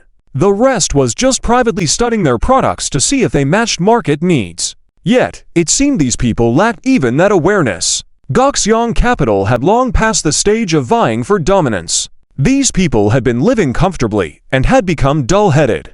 "Let's vote on it," Yu Chunlin said softly. "If the majority agrees, I will invest 40 million initially. If not, I will invest 20 million.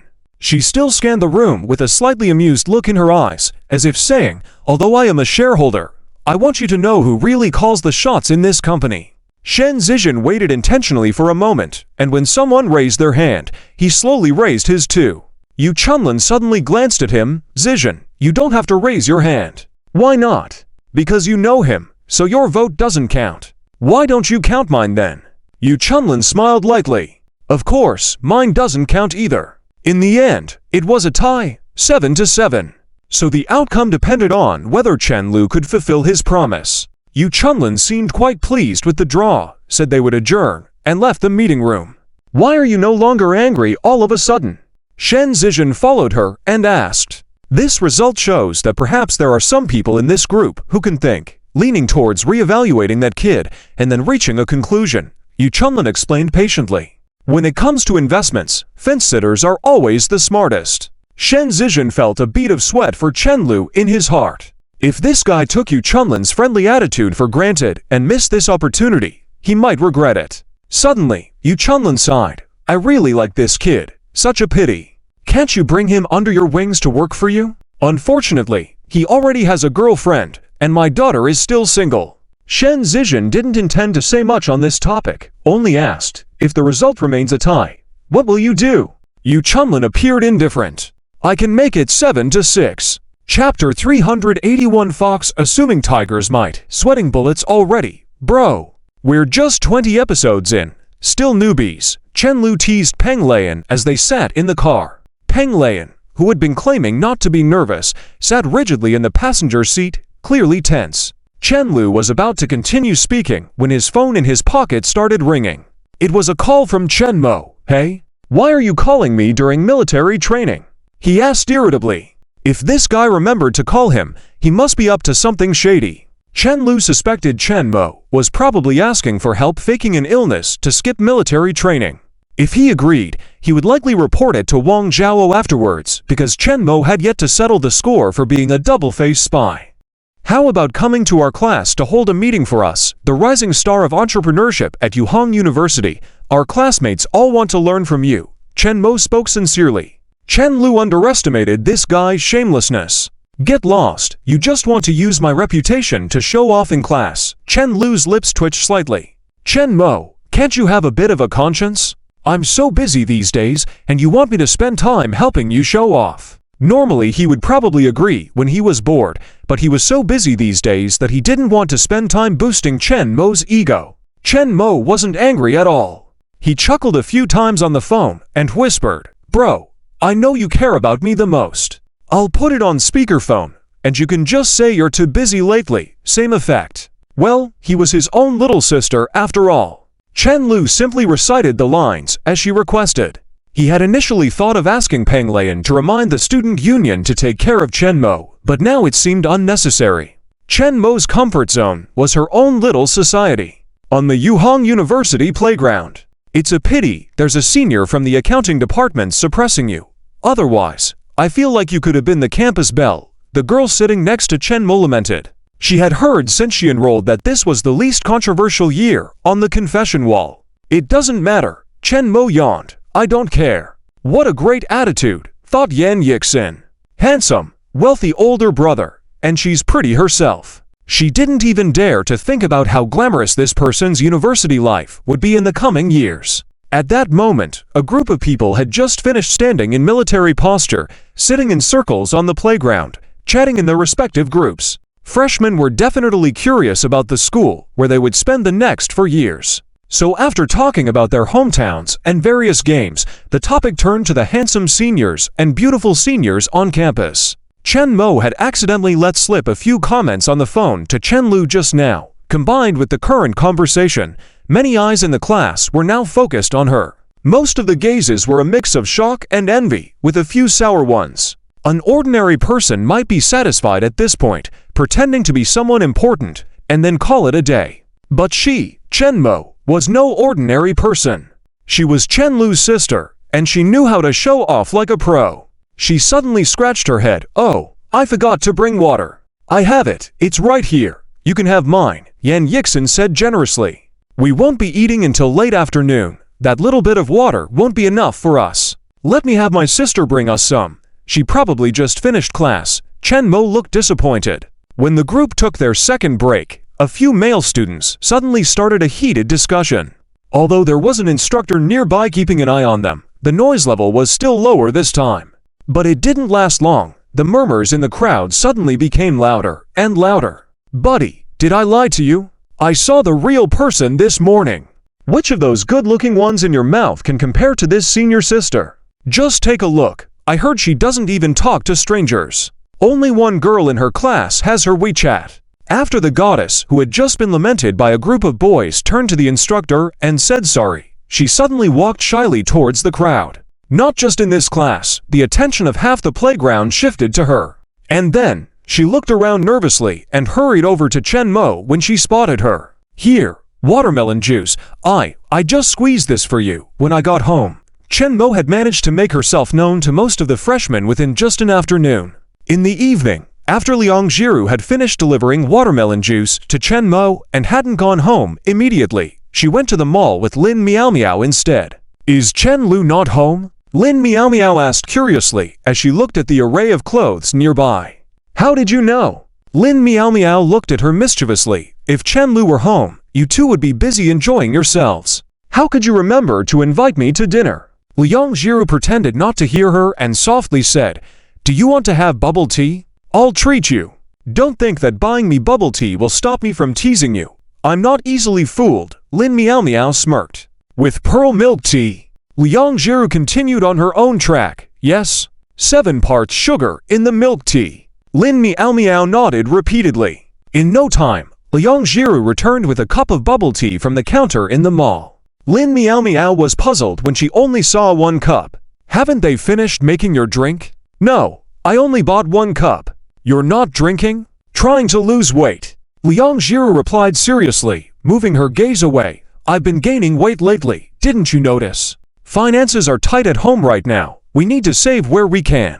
She was now the main support for her family, so she had to take responsibility. As for why she wanted to save money and go to the mall, going to the mall could be a form of entertainment. After all, looking around didn't cost anything.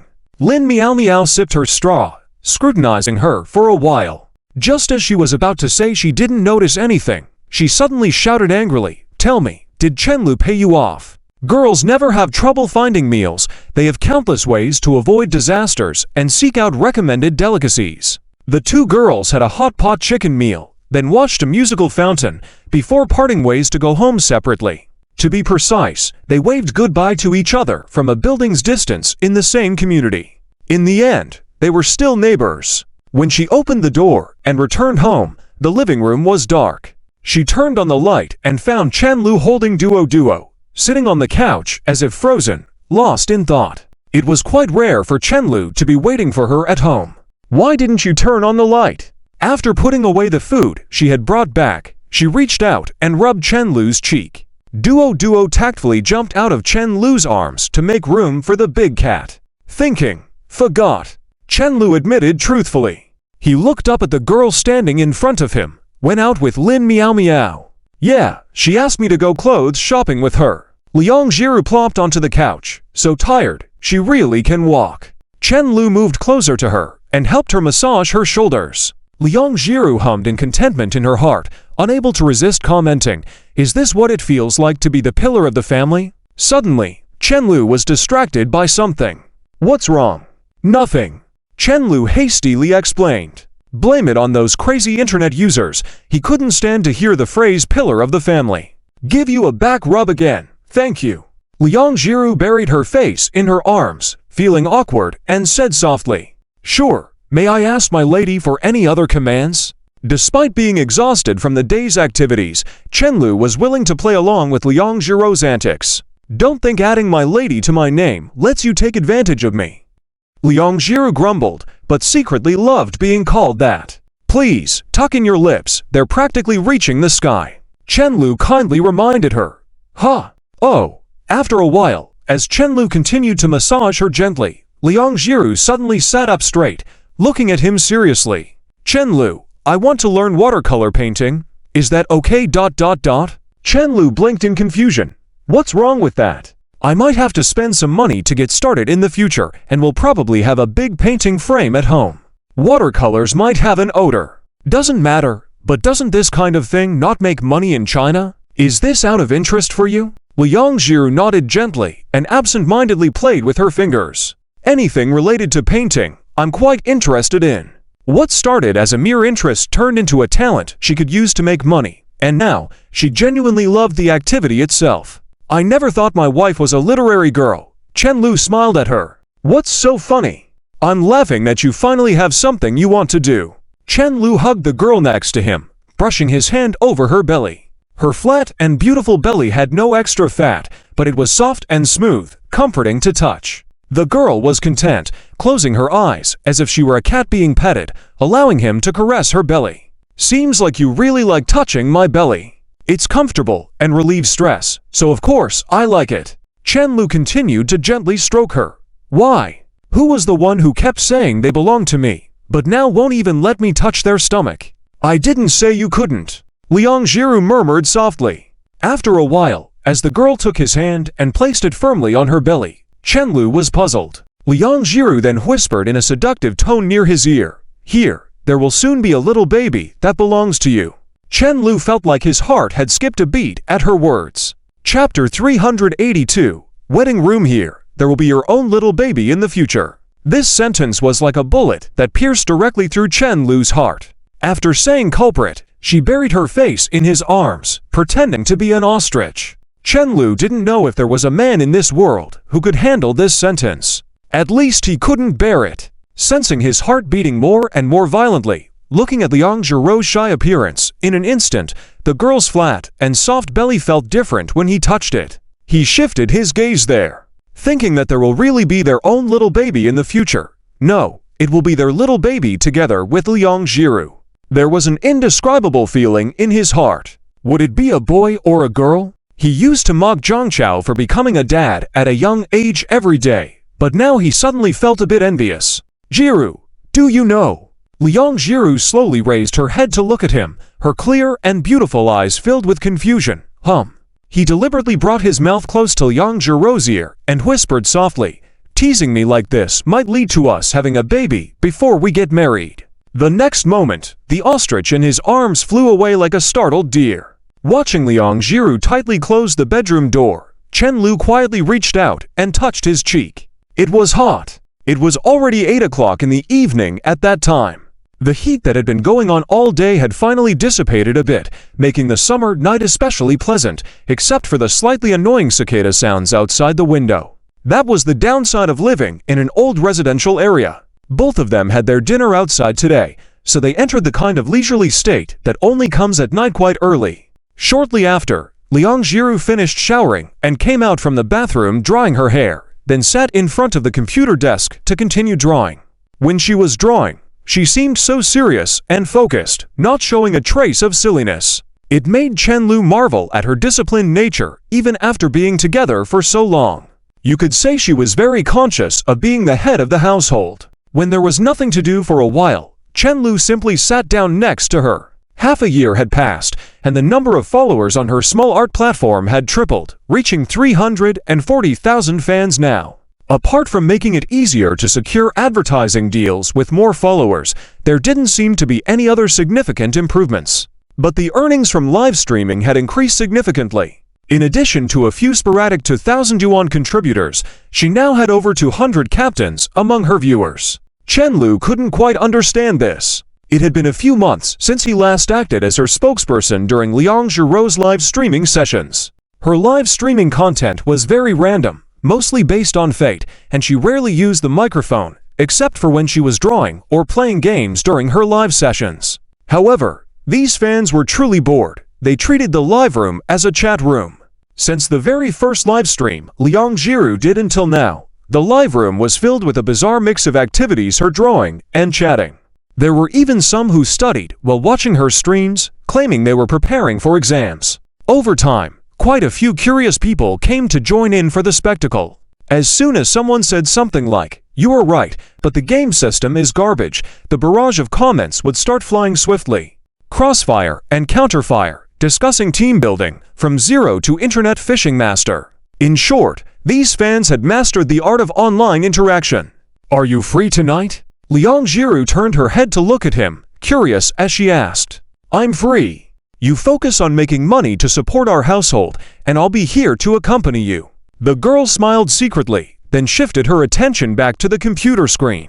Thinking about how Chen Lu had teased her earlier, Liang Zhirou pouted and said coquettishly, "Pay attention to your tone when speaking to our family's pillar." Chen Lu retorted with a smile, "I am the pillar." It was already September, and the day they would get their marriage license was approaching, making Chen Lu unconsciously worrying about the matter of the house. Seeing Liang Zhirou focused on drawing, he picked up his phone and sent a message to Zhang Chao. "Chen Lu, how much did you spend on that wedding house?" Zhang Chao, "About 7 to 8 million.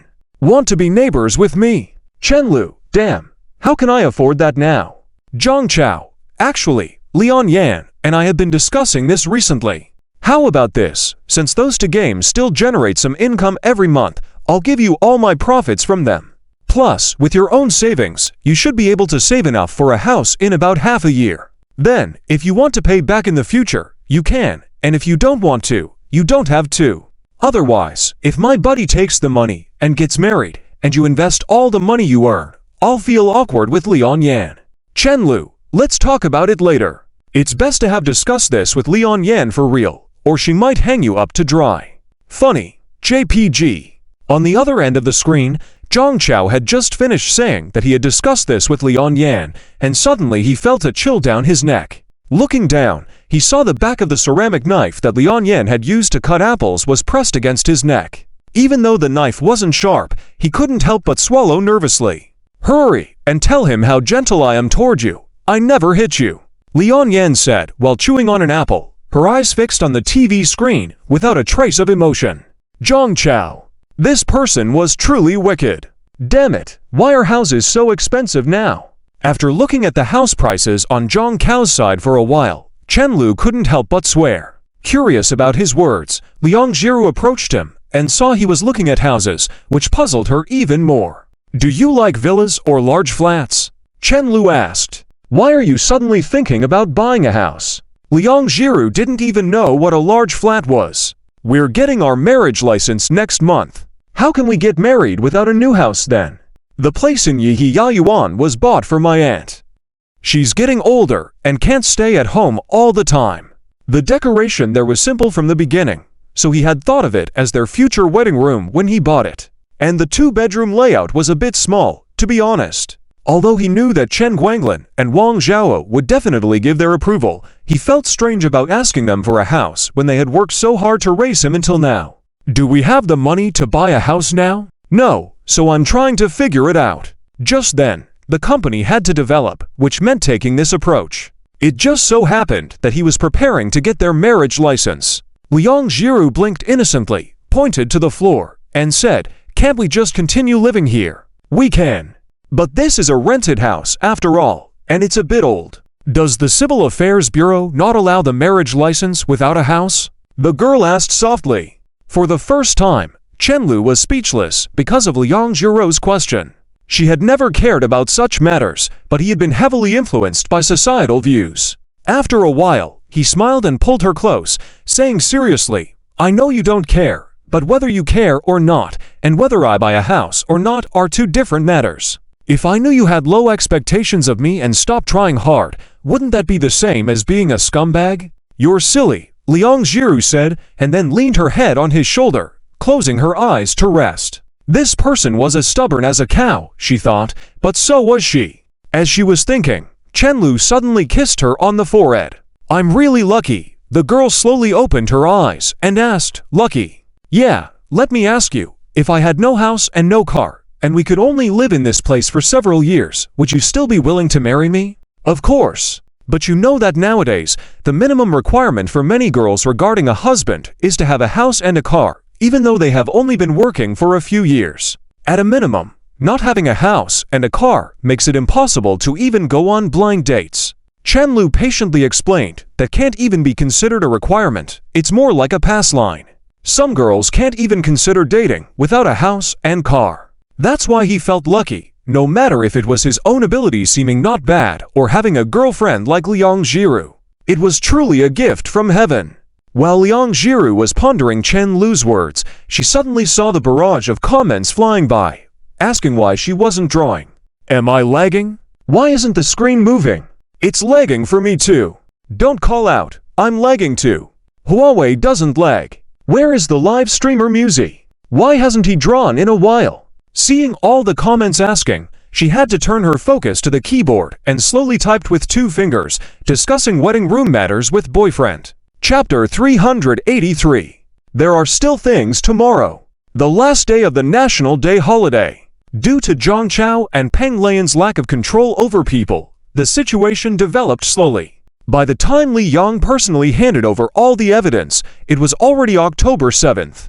As for how Li Yang got his hands on such important information, Chenlu didn't ask, nor did he care to ask. This person was able to stealthily leak internal data of their company without anyone noticing, so naturally, he must have had a way to betray others. That morning, holding the things given by Li Yang, Chenlu deliberately went to Professor Yin's house. Would this be enough to shake up the Lin group? Upon hearing this, Professor Yin set down his teacup, glanced at him, took the file bag, and seriously flipped through the contents. While looking through the documents, he took out a pair of reading glasses from his glasses case. Chen Lu sat quietly by the side waiting.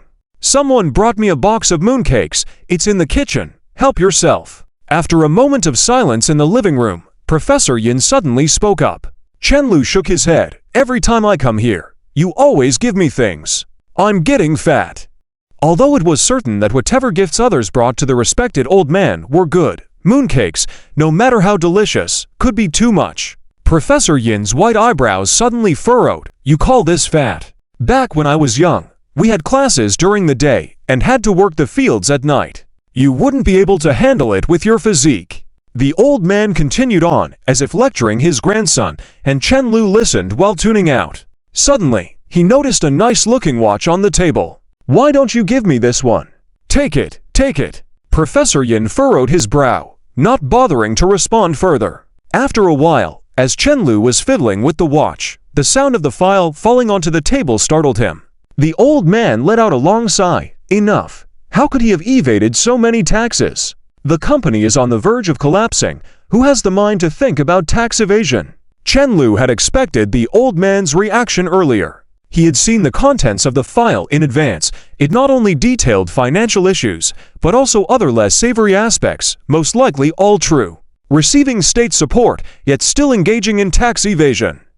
Professor Yin muttered, then turned to Chen Lu. I don't care how you obtain this, but leave it with me. Chen Lu understood and asked in disbelief, Are you really going to help me deal with him? He had originally planned to have Uncle Mo take care of it personally, but having the old professor handle it was even better. Although the old man usually stayed out of matters, when it came to dealing with people, he did it without dirtying his hands. How dare you have such thick skin? I'm doing this for the country. Okay, okay, Chen Lu responded with a smile. Good, good. Professor Yin said as he picked up the file and intended to hit Chen Lu with it, but he blocked it with his hand, noticing the ring on his finger. Bring your girlfriend over for dinner sometime. The old man set down the file and said solemnly. He realized that perhaps some oversight had occurred. Or perhaps he needed to keep an eye on this young man. All right, I'll be going then. Chen Lu smiled and carried the box of mooncakes as he left. He didn't take the watch, but the old man's expression was almost as if he had written heartache on his face with wrinkles. The project would have to wait until the game studio under the Lin Group was merged before it could start. With nothing else to do, Chen Lu decided to head home. Tomorrow was Liang Jiro's birthday, so he needed to order a cake on the way back. Please reread the question carefully. As soon as he opened the door, he saw Liang Jiru sitting at the table, gently helping a little girl with her homework. Who's here? He bent down to change his shoes, curious. Big brother. Chen Xiaoming immediately jumped down from her chair and ran towards him, calling out. Finally, her big brother had returned home, despite her sister-in-law's gentle urging to do homework. Oh, why did you come? Chen Lu ruffled the little girl's cheeks, noticing that she had grown taller. He had not seen her in over half a year, but it seemed like she had grown at least 10 centimeters taller. Uncle and aunt were originally taking care of Xiaoming, but they took Xiaomo back to our hometown today, so they dropped Xiaoming off with us before they left, Liang Jiru explained softly. Chen Lu couldn't wrap his head around why Xiaomo insisted on staying and ended up staying back here despite wanting to leave. Liang Jiru still couldn't figure out where the three little troublemakers were. But technically that's my hometown. How come no one asked if I wanted to go? Although he wouldn't have gone even if they had asked, he suddenly felt excluded. Tomorrow, you have plans. Liang Jiru turned away, her voice getting smaller and smaller until it eventually disappeared, a faint blush creeping up to the little girl's ears. Chen Lu was momentarily stunned, then a silly smile spread across his face. Chen Xiaoming, on the other hand, timidly took several steps back. Despite her reluctance to do homework, she still stuck to her brother like glue. As Chen Lu sat on the sofa, she sat alongside him. Xiaoming, finish your homework quickly. After a while, Liang Jiru noticed something wrong and quickly called Chen Xiaoming over. Chen Lu, observing their interaction from behind, couldn't understand why this little girl had an unending patience. This question is simple, just use X. Chen Lu, bored out of his mind, began to explain and help Chen Xiaoming with her homework without setting up equations, as she hadn't learned that method yet. Chen Xiaoming's eyes were filled with confusion, and after a moment, she asked, Brother, what is X? You haven't learned this yet? Chen Xiaoming shook her head. Teach her without equations. She hasn't reached that level yet, Liang Jiru quietly reminded him. Not using equations. Chen Lu picked up the test paper for a few seconds, then without expression, returned it to the table. You teach her. I'll go to the bathroom first. Once inside the bathroom, Chen Lu breathed a sigh of relief. Too absurd, he suddenly realized he had almost returned to his primary school days. Not being able to solve problems without equations. Near noon, the sun was shining brightly outside. Although it was already October, the weather remained warm at this hour. Xiaoming finally finished her homework and insisted on going swimming. Why don't you go with her? Liang Jiru stepped in front of Chen Lu and whispered shyly. You also go with her. I can teach you how to swim. But I have to wear swimwear, don't want others to see. Liang Jiru pinched her fingers, nodding hesitantly. That's simple. Chen Lu waved his hand nonchalantly. We'll just book a private session in the afternoon. Liang Jiru felt like she was about to faint. Going to the swimming pool and booking a private session? How much money did she need to raise to support Chen Lu? We agreed to save money. She muttered hesitantly. I didn't say we had to use our money, did I? Chapter 384. This boss is too much like a human. Liang Jiru made an unintelligent sound. Not spend the money at home. They had been together for a long time, and now she heard these words with only one reaction. Who will be fooled by her boyfriend this time? It shouldn't be me, right? I still have 1,000 yuan left on WeChat. Liang Jiru muttered in her heart. Her hands clasped together were suddenly held by Chen Lu. Chen Lu smirked at her and said softly, You go first, you'll know when you get there. Seeing the girl slightly open her mouth, looking like her brain had crashed, Chen Lu didn't give her a chance to think, he just took her downstairs. There is a high-end swimming pool in this area, and when they arrived, it was not even 12 o'clock yet. After entering, Liang Jiru and Chen Xiaoming obediently sat on the chairs, waiting for Chen Lu to communicate with the front desk. "Hello, if you want to swim, I recommend getting a membership card. There's a discount for applying for a membership card now," the receptionist said enthusiastically. "No card, I'll book the entire pool." The front desk was stunned for a moment. "What did you say?" "I'm booking the entire pool for a company team building event." Chen Lu calmly handed over his business card and then smiled at Liang Jiru. The front desk was just a front desk after all. She was stunned for a moment, then quickly went to contact the boss. The boss, who had a sense of grandeur, couldn't come over in time, so he personally communicated with Chen Lu over the phone. The swimming pool couldn't directly drive people away in such a childish operation, so Chen Lu only booked the venue for the afternoon, which was after 12 o'clock. Originally, they had to wait until 2 in the afternoon, but since Chen Lu wanted to book, they naturally could be more flexible. Afterward, Chen Lu sat on a bench in the lobby, sending messages to the company group chat. After 2 o'clock this afternoon, those who want to rest can go home. Those who don't want to rest can come for the team building. At everyone, Chen Lu, I booked a swimming pool. Yeah, great. How come we have such a good boss? As expected by Chen Lu, recently, besides mildly operating Tower of Slaughter and Reborn Cells, there wasn't much work for the programming team to do. Everyone was getting bored, and when they heard this news, they were ecstatic. Intentionally waiting for a while, seeing the messages of great coming one after another, and seeing everyone getting excited, Chen Lu then continued to click on the screen. "Chen Lu, oh, I suddenly remembered that I'm broke. How about we postpone this break for now? Let me get my funds back, then I'll take you all swimming." Lin meow meow. After breaking everyone's defenses for a while, Chen Lu finally saw the message he most wanted to see. "Yeah, I really want to rest. How about we raise funds? If we share the cost in the end, each person will definitely spend less than taking unpaid leave, and those who want to swim can still go swimming." Lin meow meow. I suspect this dog of a boss has some conspiracy. Peng Lian, all of you in the programming team have been working hard lately. Rest in the afternoon. I'll contribute 10,000 yuan.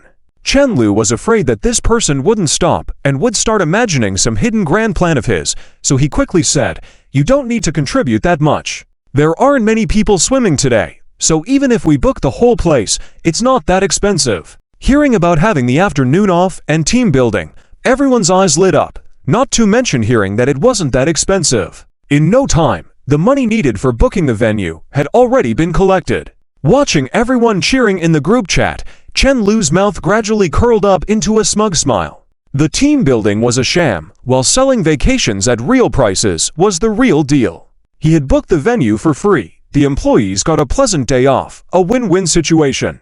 Anyway, he had told the employees that they could leave after 2 o'clock, so as long as he and Liang Jiru left with Xiaoming by then, it was fine. Xiaoming was still a child after all. She would definitely get bored after less than 2 hours of playing. Sitting on the side, Liang Jiru witnessed the whole process of Chen Lu's white lies and deception. "Chen Lu, you are so naughty," the girl muttered absent-mindedly. This person was so cunning. No wonder she fell for it every day. Chen Lu, feeling a bit offended, raised his phone in front of her. "How am I naughty? Look, how happy they are." Perhaps because they were a major client for booking the whole place, the staff at the swimming pool allowed them to choose swimsuits for free. Liang Jiru and Chen Xiaoming took a long time to choose, so Chen Lu had to change into his swimsuit and wait by the poolside for them.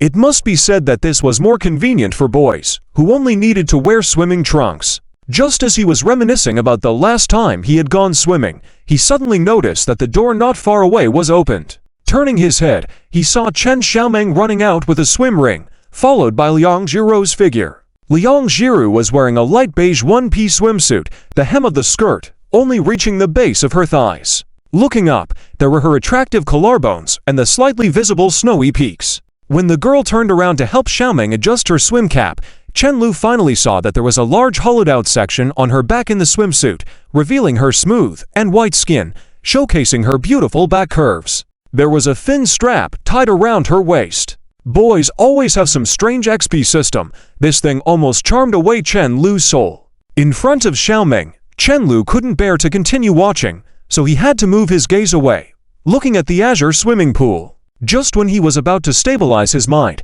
he suddenly realized that the Tengwang Pavilion prelude, just after a few months, he almost couldn't remember it. He had betrayed the Tengwang Pavilion prelude, and the prelude had betrayed him. As Chen Lu bit his teeth to steady his mind, Liang Jiru timidly walked up to him. Is it pretty?" the girl asked with her face blushing in a mosquito-like voice. "Pretty," Chen Lu almost subconsciously replied. Liang Jiru seemed to breathe a sigh of relief. "Then why did you hesitate just now?" "I was too stunned to speak," Chen Lu said truthfully. "I thought you would pick something more conservative." Although this swimsuit is a one-piece, it was not more conservative than a bikini in design, so he exerted a lot of effort to look away. "Anyway, only you can see it." Liang Jiru pursed her lips, "so as long as you like it, it's fine." Chen Xiaomeng listened in confusion to the conversation between the two, her gaze wandering back and forth between them, and then asked, "Brother, can you swim?" "Yes. I almost drowned in a swimming pool when I was a kid, and then I learned how to swim," Chen Lu replied. Chen Xiaomeng hesitated for a moment, and then looked at the deep water area with a trace of awe in her eyes. But after all, she was a child from the Chen family, and after a couple of seconds, she shouted, "Brother, teach me. I want to learn too." Liang Jiru also looked at him earnestly. Coach Chen has limited time. He can't teach everyone. Chen Lu waved his hand at Liang Jiru to indicate that he wanted some benefits. Even though Chen Xiaomeng was still confused, Liang Jiru instantly understood what he was hinting at and pouted at him. Did he really have no bottom line when it comes to facing her? Even if it's just calling him brother. If she kept giving in, how would she end up getting taken advantage of in the future? Seeing that Chen Lu didn't respond, the girl, full of images in her mind of Chen Lu teaching Xiaomeng how to swim while she could only watch, could almost cry at the thought. She had to take a few steps forward, tiptoeing, and whispered softly in his ear, "Brother, teach me." Tilda. Chen Lu was satisfied, a slightly uncontrollable silly smile on his face. "Let's go. I'll take you to the shallow end." Just as he was about to leave, Chen Xiaomeng poked him with her finger. "Brother, you're bleeding from your nose." Chen Lu touched it, and indeed, a little bit of heat. He said offhandedly. It must be because he was feeling heated. After all, he had read what he needed to see beforehand. He certainly couldn't lose control just because of seeing a swimsuit. He was a man of integrity. Liang Jiru realized that she was the instigator. Blushing, she took Xiaomeng to play in the children's area. When she returned after washing her face, Liang Jiru was following Xiaomeng closely as they waded through the water in the children's area, where the water level had just reached her knees. Even though it was the children's area, where the deepest water wasn't even half a meter, Liang Jiru still kept a close eye on Xiaomeng. Chen Lu sat on a nearby chair, watching the two, and after some thought, he picked up the phone next to him. He needed someone to take care of this little light bulb, or else it would be a bother. "Chen Lu, do you want to go swimming now?" "Lin Miao Miao, you can't resist targeting me, can you?" "I'll tell Jiru." "Chen Lu, my wife is right next to me. No need for you to tell her."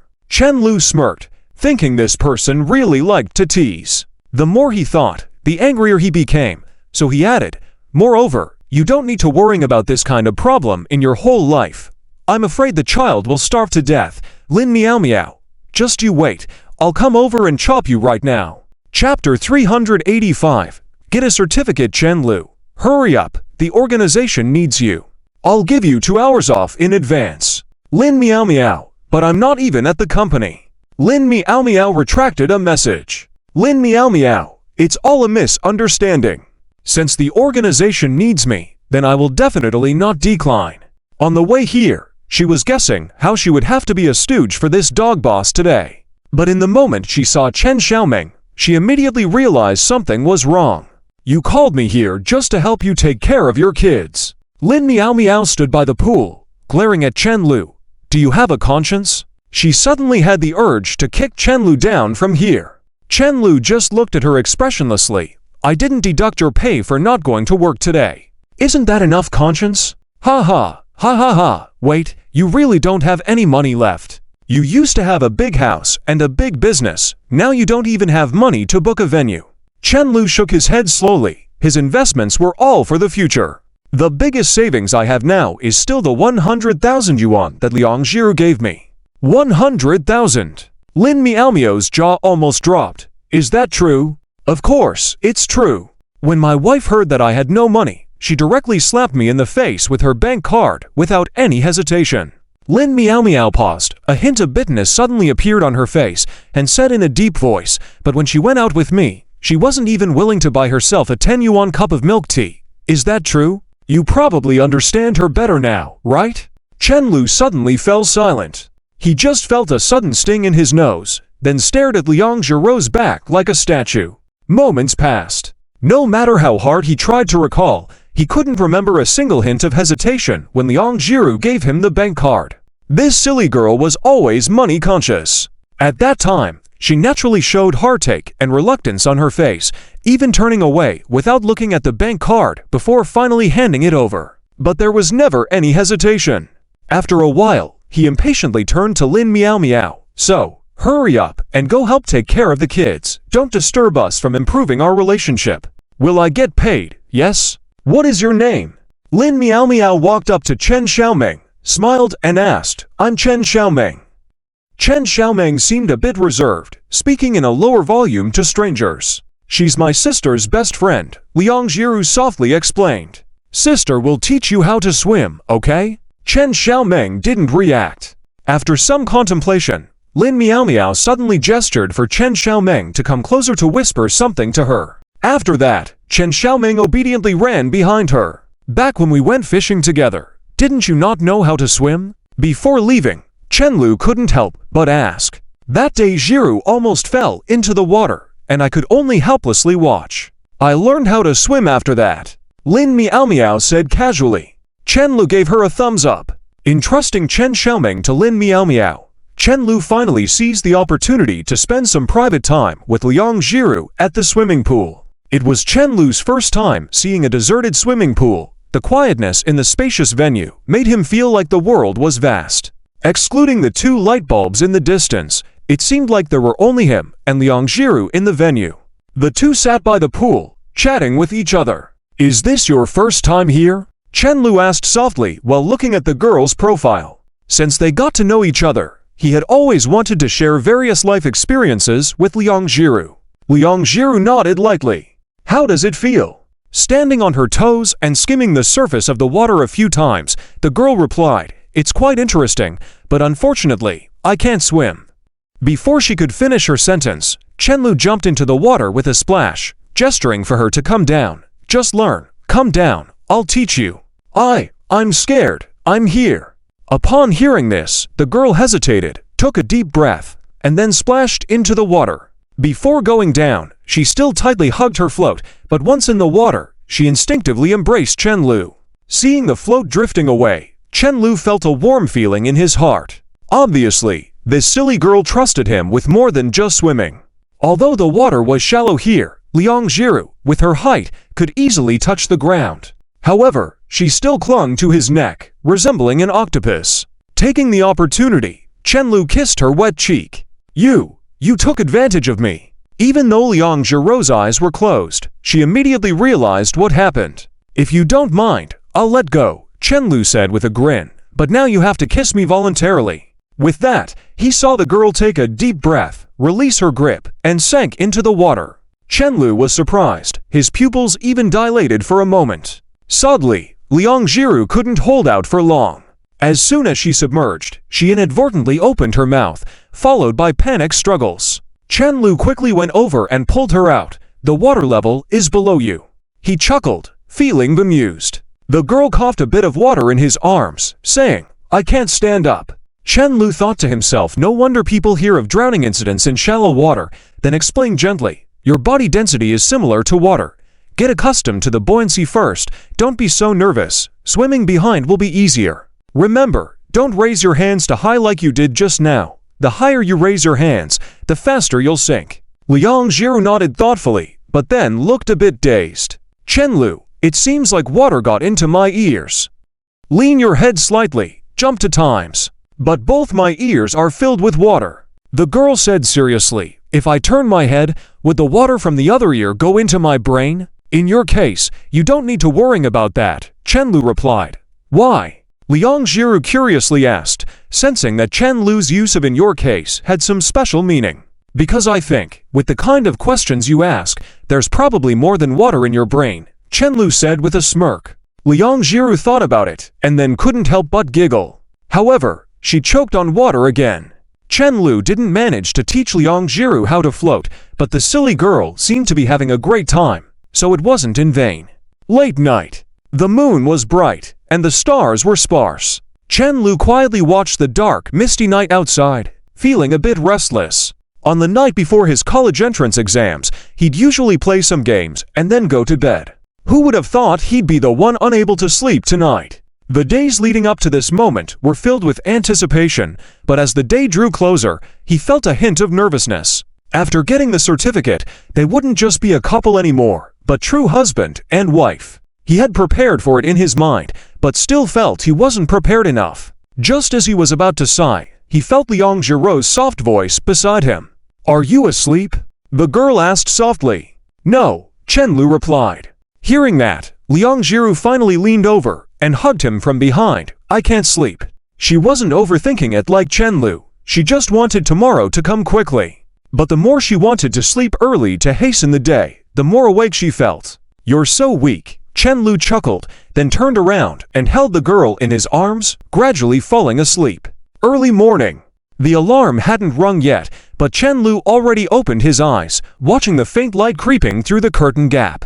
He absent-mindedly reached for his phone from the bed, preferring to search for a minute with his hands rather than sit up and check the time. After a moment, he finally found it, and checking the time, it wasn't even 7 o'clock yet. Just as he was about to hug Liang Jiru and lay back down, he noticed Liang Jiru sitting quietly at the edge of the bed. Sensing him awake, she turned her head to look at him and softly said, "I made breakfast for you. Let's eat and get going." "Don't rush, we still need to go home to get our Hukou book," Chen Lu said with a light smile. "I hope this was helpful. If you need further assistance, feel free to ask." Chapter 386. Our staff have problems, Chen Lu. His eyes clearly became somewhat dull. Is it because he's too kind? Can't you have a bit of self-awareness like the former campus belle of Yuhang University? When did you bring out my household registration book? After calming down his thoughts slightly, he couldn't help but ask. "I made breakfast only after I came back from my aunt's this morning." Although he didn't sleep well all night, Chen Lu no longer felt like catching some more sleep now. This silly man always catches him off guard with unexpected moves. He now understands where that strange feeling in his heart comes from as they spend more time together. It's always him, Master Chen, who takes the lead. Liang Jiru's debut is unsuccessful, and then Liang Jiru frequently makes careless mistakes. Liang Jiru is caught in a dilemma. Liang Jiru makes a winning speech. It's all very strange. Sitting in front of the dining table, Chen Lu pondered and continued to think about where the problem lies. They are about to get their marriage certificate soon, and thinking about teasing his wife after getting married, only to be teased by her, sounds embarrassing. Liang Jiru made duck blood vermicelli soup and pancakes for breakfast, knowing that Chen Lu likes duck blood, but doesn't like too much, so she added just a little for flavor. Both of them were yawning while eating. Clearly they hadn't slept well. These days are considered auspicious days, so there must be many people. Chen Lu looked at his phone and suddenly said, "Since we didn't make an appointment in advance, let's go there early to avoid waiting in line." Liang Jiru pondered for a moment before saying, "I think I should go first.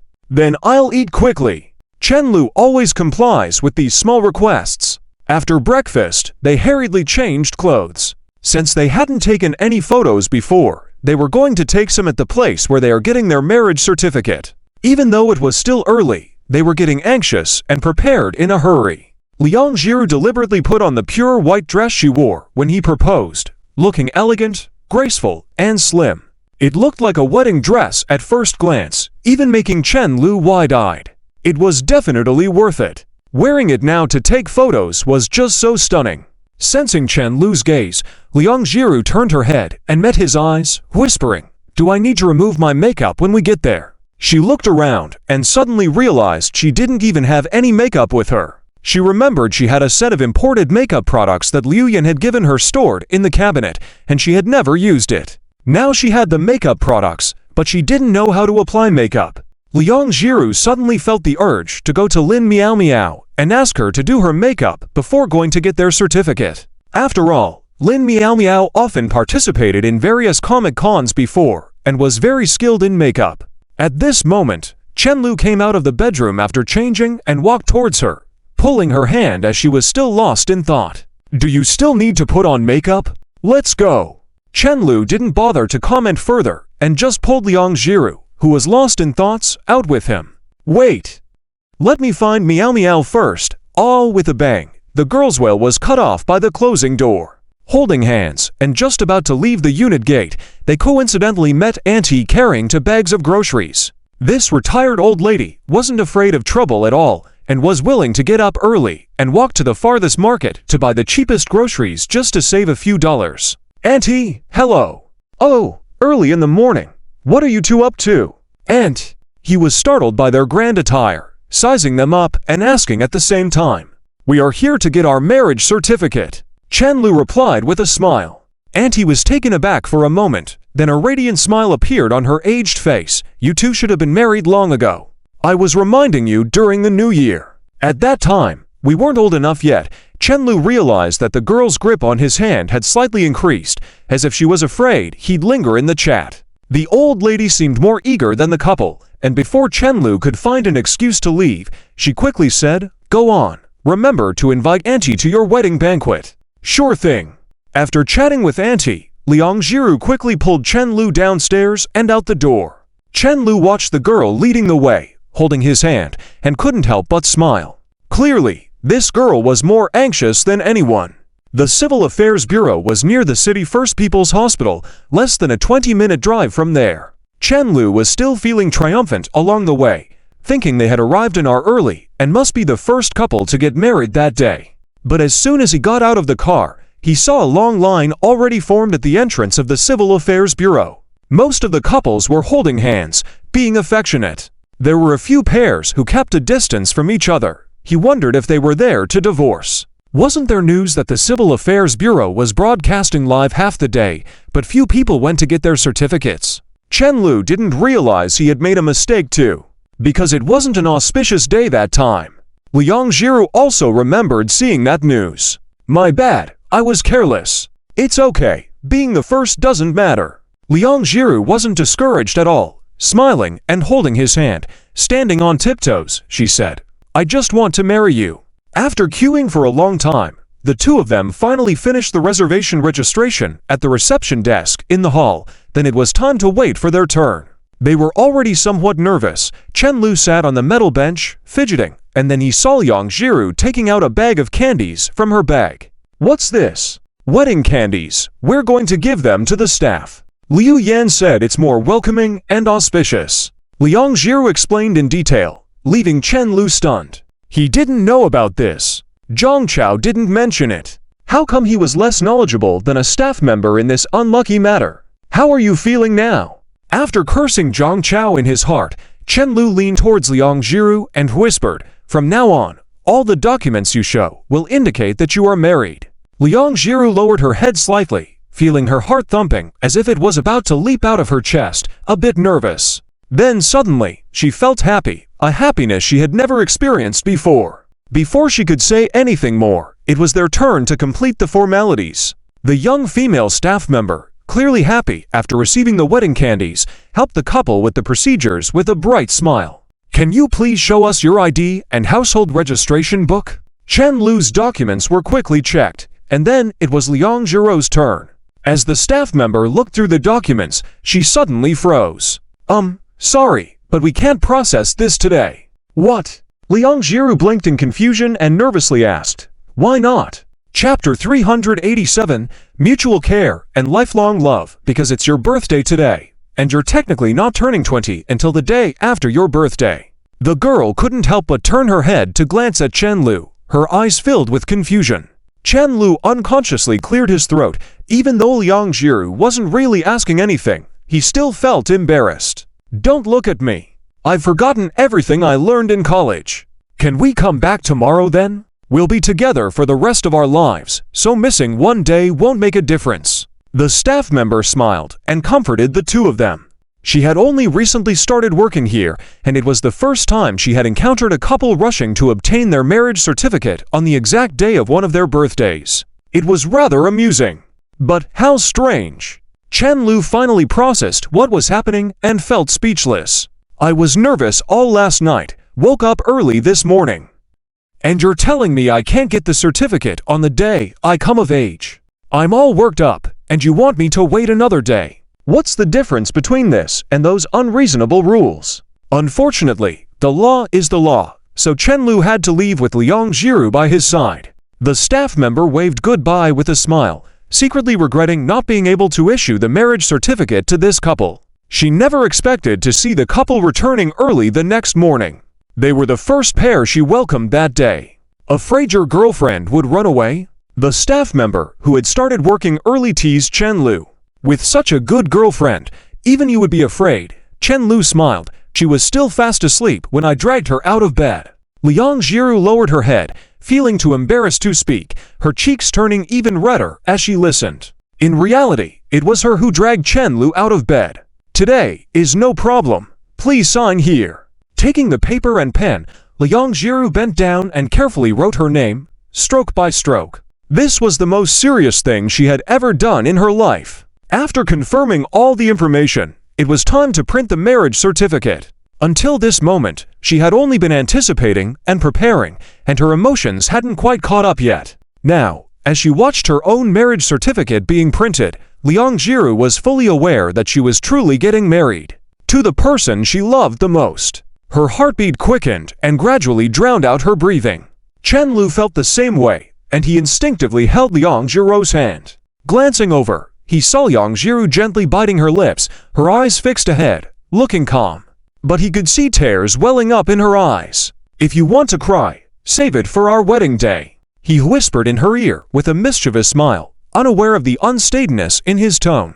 After a while, their marriage certificate was finally printed. Liang Jiru carefully received it with trembling hands, couldn't wait to open and look at it. Even though her eyes were blurred with tears, she could still make out some things. When she saw the wedding photo they took together, tears she had been holding back finally fell. Ignoring the certificate, Chen Lu just smiled and wiped away Liang Jiru's tears. There's also an oath ceremony, but it's voluntary. Do you want to participate? The staff member asked softly. Since we're already here, let's do it, Chen Lu said. Although it felt awkward, this was something they would only experience once in a lifetime, so they had to give it a try. As Liang Jiru's eyes still had a hint of redness, they followed the staff member to the emblem. Arms tightly pressed together, each holding a piece of red paper with the marriage vows written in black. The staff member recited a sentence, and they followed along. We voluntarily become husband and wife. Their voices were orderly and firm. They continued to solemnly recite, from this day forward, we will share the responsibilities and obligations bestowed upon us by marriage, honoring our parents, teaching our children, respecting each other, trusting and encouraging each other, forgiving and yielding to each other, mutually caring for each other, loving each other for a lifetime. The person making the oath, Chen Lu. The person making the oath, Liang Jiru. Chen Lu stumbled for a moment. Looking at the girl's serious yet adorable expression, he couldn't help but feel moved. The entire process was not as awkward as he had anticipated. Instead, his heart trembled with each vow. As they recited the vows, memories flooded Chen Lu's mind like a tidal wave, and a smile naturally formed on his lips. That night ... No, even back to their childhood. Who could have predicted that the girl who stood out from the rest of the world would be his future wife? Remembering the past, the two of them had already experienced so much together without even realizing it. Just because I couldn't find a $30 burn cream for you, you tricked me into being your wife. Do you regret it? As they left the Civil Affairs Bureau, Chen Lu suddenly asked with a laugh. In retrospect, it was quite a bargain. That night you told me it was only around $15. Turns out you've been tricking me since day one. Liang Jiru was slightly amused, one hand linked with his, still wiping her tears, her voice somewhat teary. Starting the day after my birthday will be our wedding anniversary. She gazed at the marriage certificate in her hand like a treasure. Chen Lu glanced at the sun in the distance. The weather was beautiful today. When should we have the wedding? He wasn't in a rush, but couldn't help but ask. Getting the certificate was a legal formality, while the wedding was about sharing the news with family and friends, gaining social recognition. Should we wait a bit longer for the wedding? Liang Jiro's voice trailed off, as if afraid of upsetting him. I was thinking maybe early next year, or after I finish my junior year of college when I'm not busy with school anymore. Why? Liang Jiru turned away, blushing and finding it hard to speak. Chen Lu pondered for a moment, but instinctively responded, "All right, if you want to wait, we'll wait. It's already October. Even if we wait until you finish your junior year, it'll only be a little over half a year. Getting married is a big deal, and arranging a wedding and choosing an auspicious date will take time. Besides, I want to have our marital home in order before the wedding. Take a photo and send it to Auntie right away." Chen Lu felt this was more pressing. Liang Jiru nodded gently, taking a satisfactory photo before sending it. Zi Zunfeng wasn't used to using WeChat, so she called shortly after receiving the photo. On the phone, Liang Jiru spoke with a smile, while Chen Lu felt a bit awkward, only speaking a few words here, and there he suddenly realized he hadn't quite built up the courage to call her mom on the spot. They didn't head home, but drove to Chen Lu's parents' house. Upon entering, Wang Zhao was bending over to clean the floor, her long hair tied up in a bun for convenience as usual, just like all these years. The familiar scene made Chen Lu feel like he was back in his childhood. But upon closer inspection, he noticed the differences. Wang Zhao was no longer young. No matter how beautiful someone is, time leaves its mark, and no one can escape it. Looking at the crow's feet at the corners of his mother's eyes, Chen Lu took a deep breath, his throat feeling tight as he blurted out, "Mom, I got married." Chen Lu shouted, his eyes reddening. Chapter 388. "Who are you showing off to? I thought you hit the jackpot." Wang Zhao scolded with her mouth, but her face was full of joy. Chen Guanglin heard the shout and came out of the study, with a barely noticeable smile on his lips. "Come sit down." The group sat on the sofa, and Wang Zhao suddenly felt curious why Liang Jiru didn't call her aunt this time. However, she was immersed in the joy of being a mother-in-law, so she didn't think too much. She took the initiative to hold Liang Jiro's hand and said, with a smile, "Quickly show me the marriage certificate." She never thought that the timid girl, who used to be shy in everything, was now her daughter-in-law. Liang Jiru nodded gently and took out two small red books from her bag, handing them over. "Did you tell your mother?" The more Wang Zhao looked, the happier she became, and her smile grew even brighter. Chen Guanglin actually wanted to see, but out of respect, he just sat quietly on the side. "I did." Liang Jiru nodded obediently. "When do you plan to have the wedding?" Before Liang Jiru could answer, Chen Lu preempted, "It's almost the end of the year, and it's cold, so we should wait until after the new year." Although Wang Zhao and Chen Guanglin were not petty people, it was better for him to speak about things that might not please the elders, even if it was not his intention. "That makes sense," Wang Zhao nodded slightly. "But shouldn't you buy a house for the wedding before the new year? Renovations and furniture need time. My company is in a critical time right now. Where do I have extra money?" Chen Lu said, then raised his chin towards Liang Jiru. "We still rely on my wife to support the family every day." Wang Zhao was stunned. "How could you get married like this? My colleagues' sons all prepared houses, cars, and hundreds of thousands in dowry before getting married. You have nothing prepared and still want to get married? No, it seems you already got married. You've received the marriage certificate." She couldn't help but look at Liang Jiru again. This silly girl looks so happy. "If you don't have money, it's not like your dad, and I don't have money, we can cover it for you, right?" Although Liang Jiru didn't ask, Wang Zhao felt that she couldn't treat her unfairly. Rather, she wanted to treat her even better. Chen Lu had no such intention. "I'm an adult now. Why would I ask you for money to get married? We can make the down payment for you, and you can return the money to us when you earn it," Zhao continued. At this point, Chen Lu didn't refuse anymore. He suddenly had the idea to take the marriage certificates and put them on the coffee table, then took a picture with his phone. After accompanying Liang Jiru to buy an electric car earlier in the year and posting it on his social media, Chen Lu finally made his second social media post. The content was understated, with just a sunglasses emoticon and a picture of the two marriage certificates. "Zheng Heoyu, wait, you got married too. Damn. Lin Miao Miao. Wa Jiru, my Jiru. I was first. Chen Lu, you thief. Peng Lian.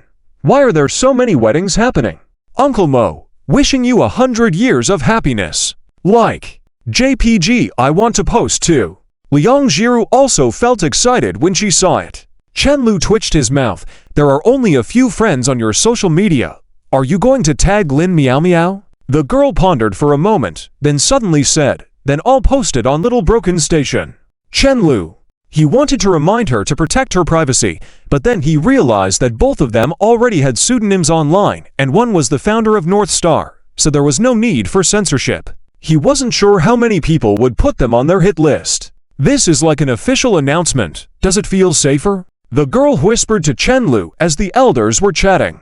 Chen Lu was surprised for a moment. He had only thought it would be fun, but he hadn't expected Liang Jiru to think of it that way. Her unique and innocent way of thinking made him smile, and he whispered back, "Yes, thank you. You're welcome. I am your wife after all." As it approached noon, Wang Zhao'o and Liang Jiru went to the kitchen to cook. Along the way, Liang Jiru even washed a few apples. She looked really gentle in an apron, giving off a sense of gentle elegance that made people feel refreshed. "Look at how gentle my wife is," Chen Lu said as he handed the apples to Chen Guanglin.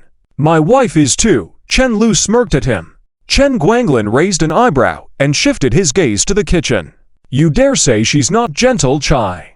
He truly didn't dare. Thinking of showing off and ending up embarrassed, he turned to the TV, where Love of Parents was playing, and Dua was lamenting about having to take care of his brother's child. He couldn't understand how the male and female leads in the show were able to have children.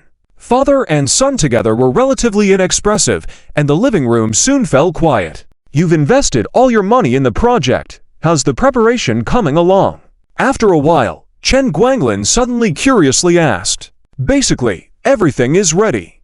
I'm just waiting for Lin Jingming's company to run into trouble, so I can acquire the game studio under him," Chen Lu replied confidently. "You place your hopes on your competitor, making mistakes." Chen Guanglin was puzzled by Chen Lu's firm tone. "No, the Lin Group is destined to fall." Chen Lu shook his head. "Why?" "I've already handed over the evidence directly to Professor Yin," Chen Lu said casually as he took a bite of the apple and watched TV. Eating their meal, Chen Guanglin was still pondering over this matter. The old man he hadn't seen for over a decade had managed to make Chen Lu take action.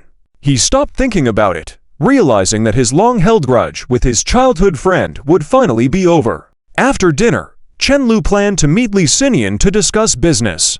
After all, Li Xinian had a relative responsible for reviewing licenses, so getting ahead of the game wouldn't hurt. Learning that he was nearby watching a movie with his girlfriend, Chen Lu simply arranged to meet at a nearby cafe.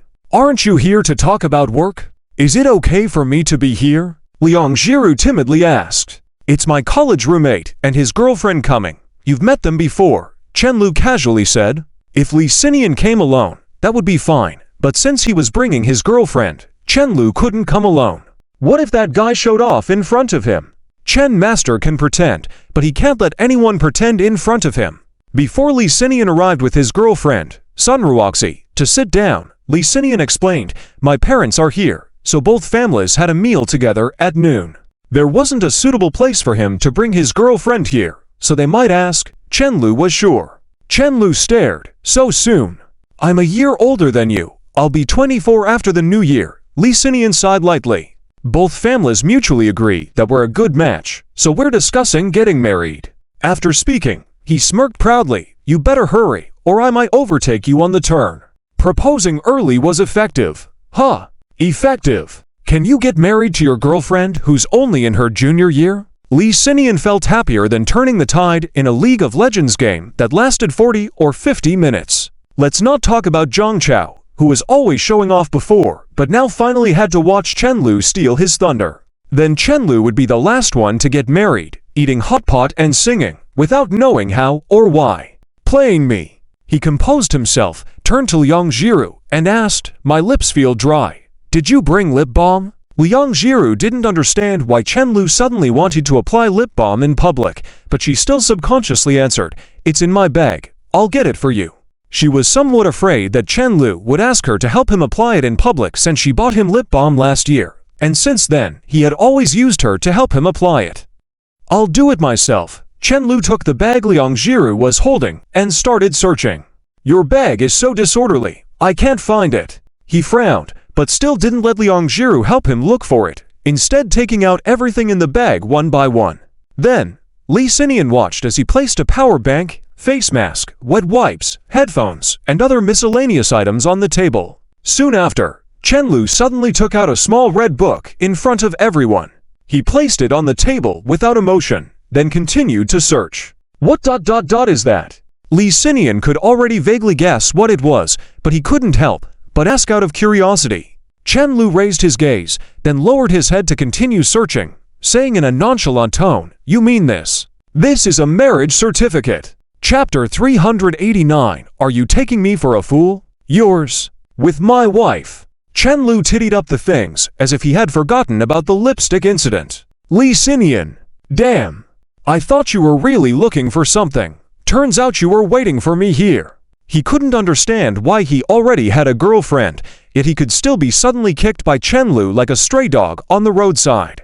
Liang Jiru was frozen in place. Even she, simple-minded as she was, now understood that Chen Lu never had any intention of finding the lipstick from the beginning. It's okay, there's no way to overtake on a bend. You can strive to have the shortest romance time in our dorm. Chen Lu kindly comforted. But truth be told, Li Xinian's progress was indeed quite fast. He initially thought marrying Liang Jiru was already fast enough. After all, they had only been dating for less than 2 years. This guy was practically having a shotgun wedding.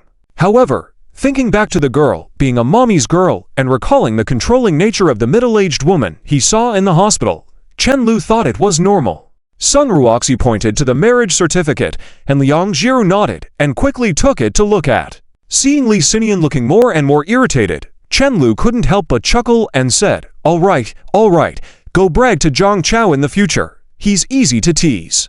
These people were really interesting, just like Liang Jiru, both naive and playful. Li Xinian stared angrily at Chen Lu, then slowly spoke after a while. Pick a time with Zhang Chao. I'll arrange for you two to have a meal together. He clearly remembered the reason why Chen Lu had called him here. Good communication? Good communication. Consider yourselves relatives, my dad and his old classmate. Chen Lu was reassured and didn't bring up the topic again.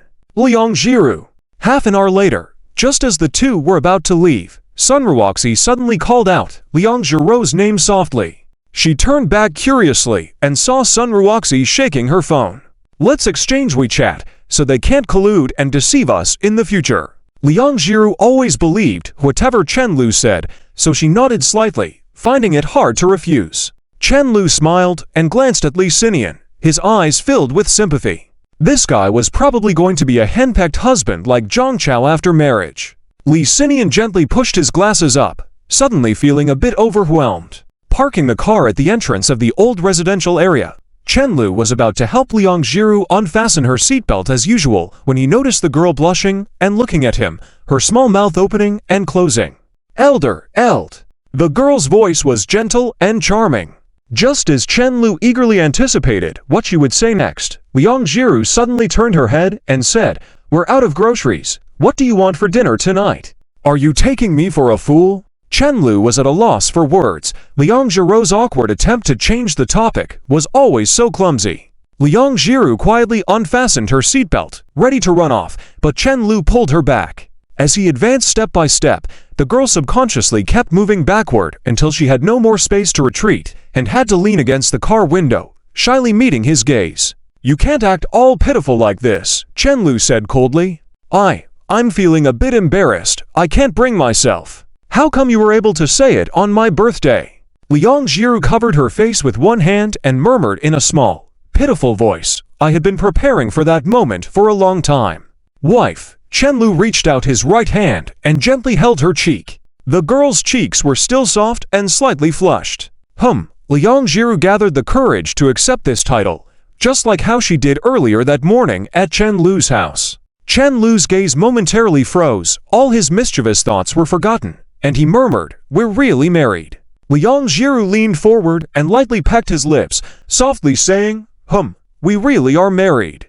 Chen Lu suddenly smiled. In fact, the title didn't matter to him at all. If Liang Jiru could casually call him husband, he would gradually get used to it without any emotional fluctuations. The more nervous Liang Jiru was, the more interesting it was to see her struggle to call him husband. Although it sounded a bit twisted, it was indeed the case. That's human nature. He decided to try it out tonight. The head of the household, still living a tame life every night. Just as they got out of the car, Chen-Lu suddenly remembered something and quickly suggested, "Why don't we go out for a nice dinner to celebrate? I remember a new Western restaurant has opened around here." After all, they had just gotten their marriage certificate today. A candlelit dinner would be perfect. Chen-Lu was feeling quite pleased with himself, but as soon as he finished speaking, he saw Yang Jiru looking at him with watery eyes. "We've just got married. Are you already tired of the food I cook?" The girl was wearing a white dress today, her voice slightly choked up, making her appear even more pitiful. "No, I love your cooking," Chen-Lu hastily explained. It was true, he had no interest in the dishes served at regular restaurants anymore. Liang Jiru smiled and linked her arm with his, looking cheerful as if she hadn't just cried a moment ago. They arrived at a large supermarket near their rented house. The poor workers hadn't even finished their shift yet, so the supermarket wasn't too crowded.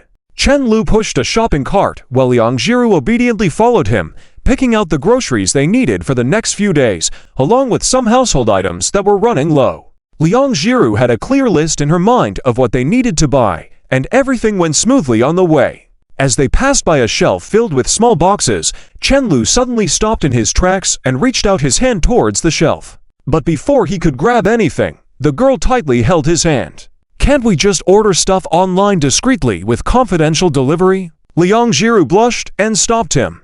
The thought of having to take items out of the cart and scan them, as well as the salesperson glancing at them, made her wish she could just disappear. Seeing that Chen-Lu wasn't just planning to buy one item, she reluctantly released his hand and stubbornly said, with puffed cheeks, resisting him, "Do you have to get that here? Can't you just buy it online like before, with discreet delivery? You still have to wait for deliveries online. It's the same here."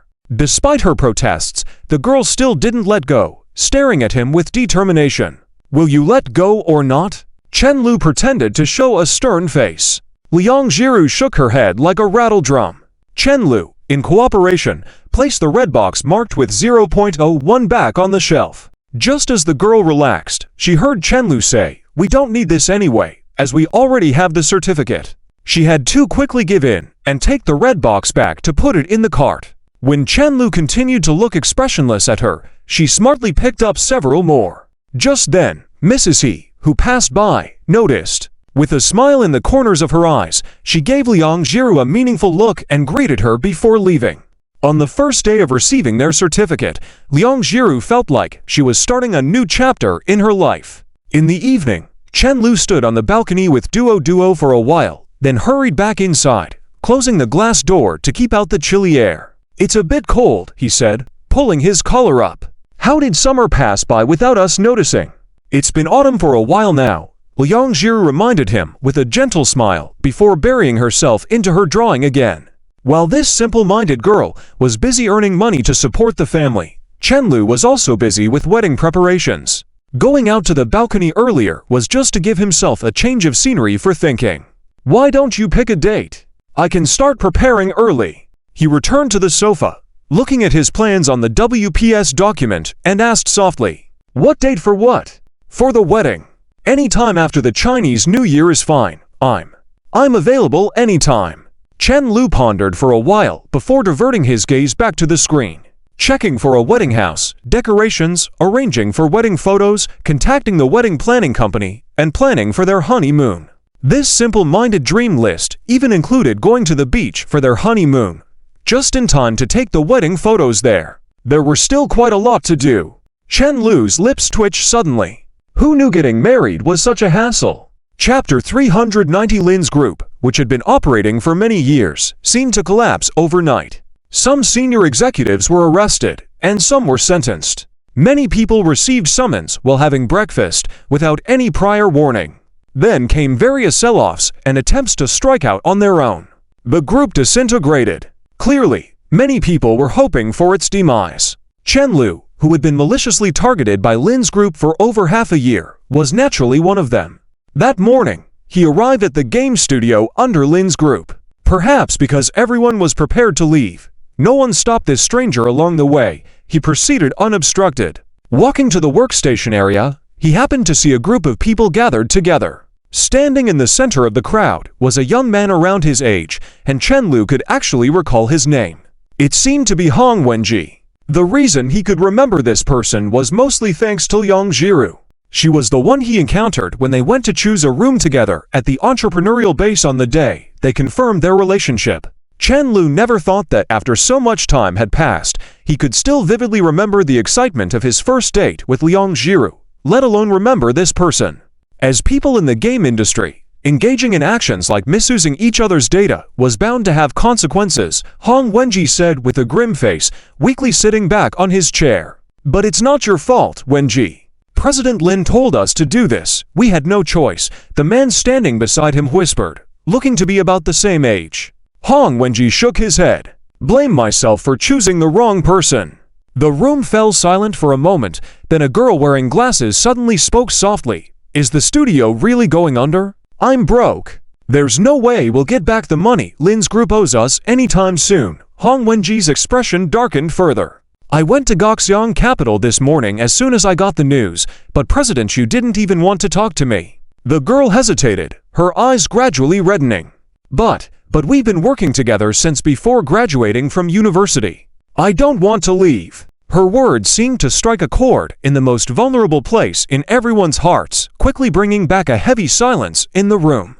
Bring the people in your hands over. I'll take them under North Star. A clear and loud voice suddenly echoed in the formerly bleak company. Sensing everyone's gaze on him, Chen Lu just sighed softly. Currently, there are probably only 2 game companies with the largest percentage of young people on the market. Suddenly, it felt like North Star, which did not withstand malicious competition from Lin's group, was exactly this. If he hadn't caused Lin Jingming so much trouble back then, unexpectedly carrying out activities Lin Jingming never anticipated, he might have ended up in a similar situation. Hong Wenji obviously recognized him. Looking at the other's astonished expression, Chen Lu just smiled faintly. I have a research and development project that costs millions. Are you interested? You want me to work for you? It's not exactly working. When the team is divided, you will still manage this many people, Chen Lu shrugged. I intended to keep this position for Li Yang.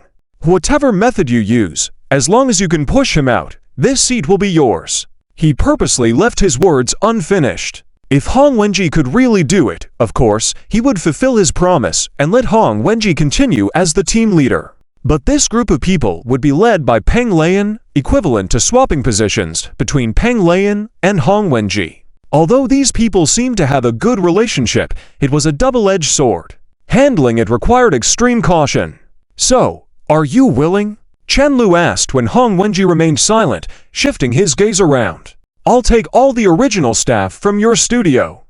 For you, it's just a change of bosses, from Lin Jingming to me. I got it. Hearing the name Li Yang and Chen Lu's hint-filled speech from the start, Hong Wenji felt increasingly apprehensive. He couldn't help but feel that Chen Lu had been prepared long ago. He looked at this same-aged peer with a slightly increased sense of fear. Only 2 years older than Chen Lu, this man was already successful, while Hong Wenji, who started a studio and was halfway into entrepreneurship, was now facing a situation of disintegration.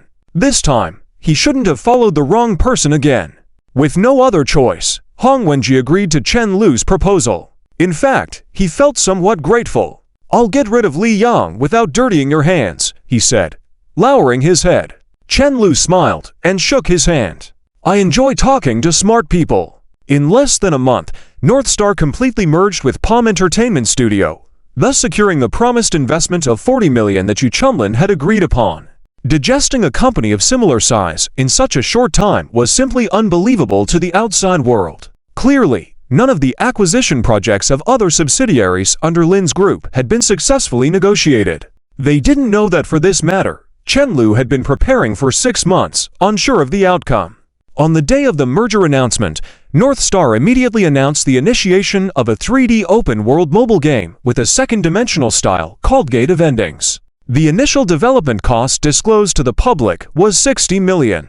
All the leading companies in the industry suddenly felt a hint of pressure. They had never truly considered North Star, and now it had seemingly leveled up to stand shoulder to shoulder with them within a night. After all, apart from the true leaders in the industry, Their available initial investment funds for a game were around this range.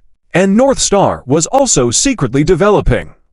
Although previously penetrated like a sieve, they now couldn't get a word of information.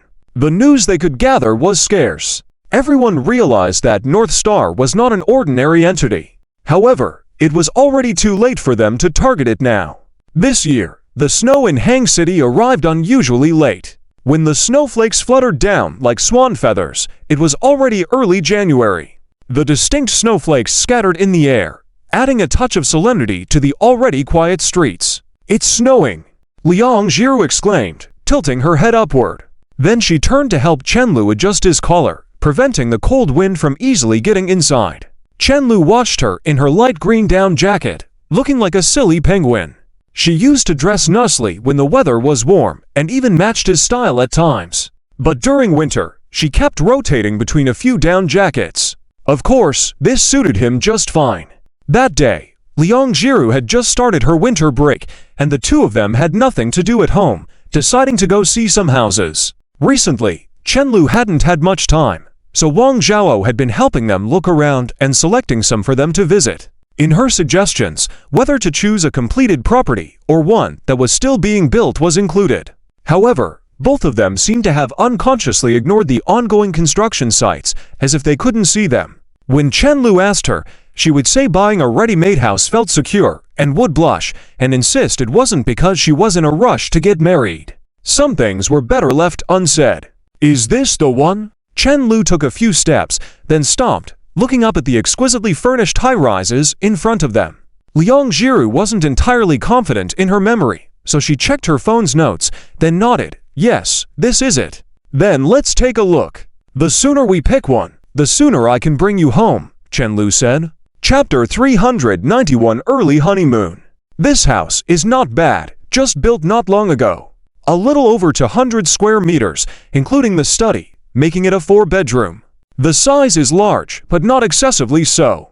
Previously, the two of them had seen a truly spacious flat, but Chenlu felt it was a bit too extravagant, lacking in warmth. "We can set up a projector over here." Chenlu pointed to the wall in the living room. The distance from the sofa just right. It would be very comfortable to watch movies while holding Liang Jiru in his arms. Noticing that Liang Jiru hadn't said a word, he turned to look at her, only to realize that the girl's attention had been drawn away by the panoramic floor-to-ceiling window next to them. At this moment, she was standing in front of the window, looking very focused. "I can see that you quite like floor-to-ceiling windows." Chenlu walked over to the girl's side and said softly. This was the 20th floor, with a broad view. In such a setting, watching the snowflakes fluttering outside truly presented a picturesque scene. Liang Jiru nodded slightly. "From here, you can see the river, just like the hotel we stayed at before." This area was designed as Riverview rooms when it was built. The salesperson with a very low presence suddenly remarked. Seeing that the two of them just nodded in response, with not much enthusiasm, she quickly changed her tone. "There is an international kindergarten a few hundred meters away from the community. It will be very convenient for both of you to take care of the baby in the future. In the future, the two of you can hold hands and walk together every day to drop off the child at school. Won't take up much time. But when the child is picked up by both mom and dad, they will definitely feel happier than other children." Chenlu suddenly got excited, but when he saw the glowing look in Liang Jiru's eyes, he was caught off guard. Damn it, almost spilled the beans there. He had just been imagining scenes of himself and Liang Jiru taking the child to the kindergarten. It was way out of line. Thinking about it further might have led to immediate payment.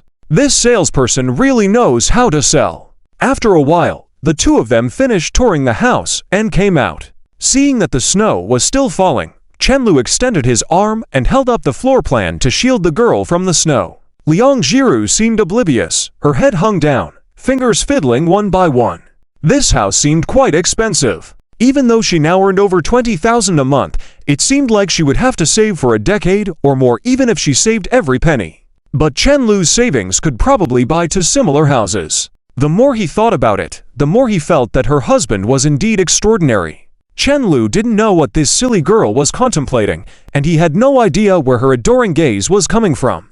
However, Although Liang Jiru had never explicitly expressed a desire to purchase it, Chen Lu sensed her reaction and quietly elevated this house to the top of the priority list. No amount of money could buy what she liked. With whatever abilities they had, they could get by. If he didn't earn money, the two of them could still get married in that old rental property. After all, Liang Jiru genuinely didn't care about all this. She was truly willing. But now that they had the means, he must provide Liang Jiru with the best life. The house they had just seen was less than a kilometer away from Zhang Cao's residence. Thinking that Liu Yan's due date was approaching, the two of them decided to drop by to visit.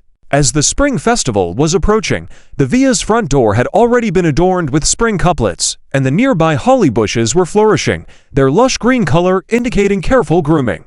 Chen Lu was about to knock on the door when he suddenly noticed a new gadget at the front. As he took a closer look, the screen was already scanning his face. Spending some money to show off, now they even had facial recognition. Chen Lu muttered to himself, then turned to Liang Jiru beside him, lifting his chin. Impressive, right? How about we buy a big villa for our wedding house too? After all, they could discuss borrowing money from Wang Zhao'o first to pay for the house, then pay her back later. It would be good to have their wedding house settled soon. Not having a wedding ceremony all this time had left a lingering sense of unease. Liang Jiru pondered for a moment before saying, "You always feel lazy to eat breakfast at the dining table every morning, so living in a villa would mean more effort to go downstairs." She still preferred the house they had just seen, with a large floor-to-ceiling window that offered views of the river day and night, making her feel much better with such an expansive view. Besides, even though it was spacious, it was definitely more affordable than a villa. It was not because she wanted to hold the baby's hand with Chen Lu and send the child to kindergarten with one hand.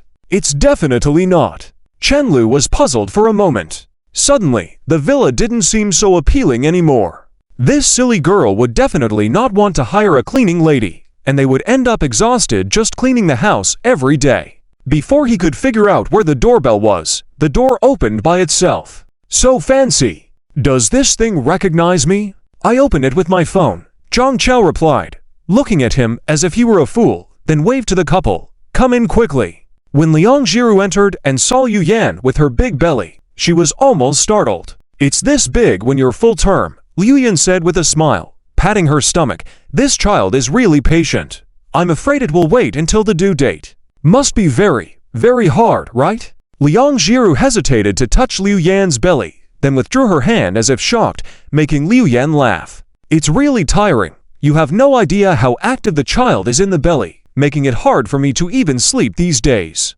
Liu Yan let out a sigh, complaining about not being able to eat, walk comfortably, not going out for a long time, and so on. However, she remained smiling even at the end, her sharp gaze now gentle. But it's really very happy. Luckily, they didn't decide to terminate the pregnancy. Liang Jiru nodded as if understanding, with a hint of envy in her eyes. Around noon, the two of them left Zhang Cao's house. The snow had stopped at some point, leaving a white cover everywhere. It feels like just yesterday that I played LOL with Zhang Cao every day, and now he's about to become a father. Chen Lu exhaled a warm breath as he spoke, sighing with a smile. What if we? He paused in the middle of his sentence, swallowing his words. They had to go by Liang Jiru's attitude regarding this matter. If he brought it up himself, this silly girl would definitely listen unconditionally. Liang Jiru. The girl stared blankly at him. Say something. Just say it, even a lie would do. I'll try to help you deceive yourself. The more she thought about it, the angrier she got, and the girl puffed her cheeks and took 2 steps forward, standing in front of Chen Lu. Chen Lu watched her back, lost in thought. Jiru, yes. The girl turned back to look at him, her eyes gentle and watery. Let's go to the beach tomorrow to take wedding photos, huh? Chapter 392 is really big. Just a while ago, Liang Jiru's mind was full of thoughts about the crystallization of their love, fantasizing about what their child would look like. Upon hearing this, she was immediately stunned. Where are we going? The girl tilted her head and looked at Chen Lu with curiosity. Chen Lu almost choked on his saliva at the sight. Liang Jiru could easily be used as a reaction meme, looking like a penguin with a tilted head and a big question mark on top. It was hard to understand how this silly appearance could still seem cute under her cold exterior.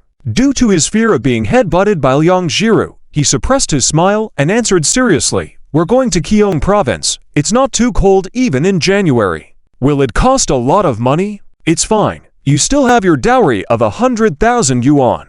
Chen Lu took the girl's slightly cold hand and said, "I always want to be more thorough in preparing for our wedding with you." Liang Jiru nodded lightly, seeming to agree. Her fee from the previous illustration had just been paid, so she could afford to be a bit less frugal for a while. "Then let's go." The girl lowered her head and said softly, actually quite looking forward to it. She didn't know how many girls dreamed of wearing a wedding dress once, but she certainly did. Not to mention being Chen Lu's bride and showing it to him. "So you finally admit that the dowry was saved up by you?" Chen Lu raised his eyebrows at her. Liang Jiru. Chen Lu couldn't dodge today's headbutt from Liang Jiru after all.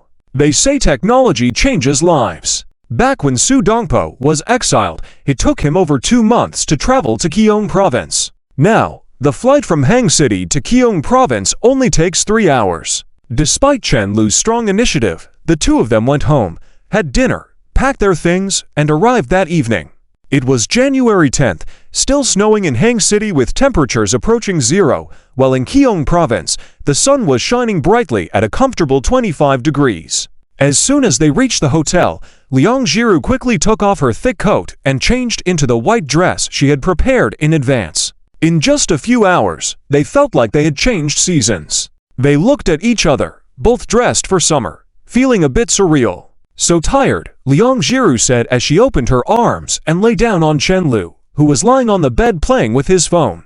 Chen Lu tugged at the corner of his mouth, reached out to hold the girl in his arms, quietly enjoying the fragrance coming from her. Luckily, she was thin, or he wouldn't dare to catch her like this. After holding her for a while, Chen Lu pointed to the floor-to-ceiling window in the room and said softly, "Let's go see the sea." Knowing that Liang Jiru liked the floor-to-ceiling window, he intentionally chose a hotel with a sea view. Hearing this, the girl immediately perked up, ran to the window, and suddenly froze in place before murmuring softly, "It's so vast. Your language teacher would faint if they heard that." Chen Lu walked over to her, couldn't help but tease her. Looking outside, the golden beach and the azure sea seemed endless, watching the waves crashing one after another onto the shore. Chen Lu even felt like he could faintly hear the sound of the waves. It was late afternoon, the sky was getting dark, and the sunset cast a golden glow on the sea. What interested Chen Lu the most at that moment was the floor-to-ceiling window in front of them, where they could see outside, while no one on the beach could see them inside. Such a great place, he couldn't help but admire. Liang Jiru poked him, handed him a tissue, and shyly said, "Wipe your drool. Can we stay in tonight?" "Why?" Chen Lu glanced at the floor-to-ceiling window beside him, before crying out in pain the next second. "Ah! Why did you bite me?" Chen Lu recoiled, wide-eyed, as Liang Jiru pouted and glared menacingly at him.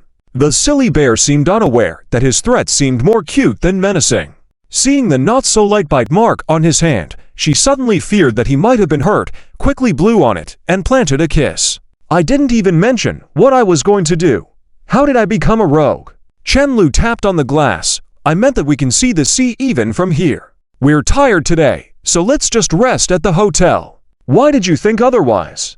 "Humph, I don't believe you. You don't even believe your own husband's words." Liang Jiru snorted, not engaging with him, instead hooking her arm through his, continuing to admire the sea. "Today, your dream list is finally complete." Chen Lu abandoned his teasing and said solemnly.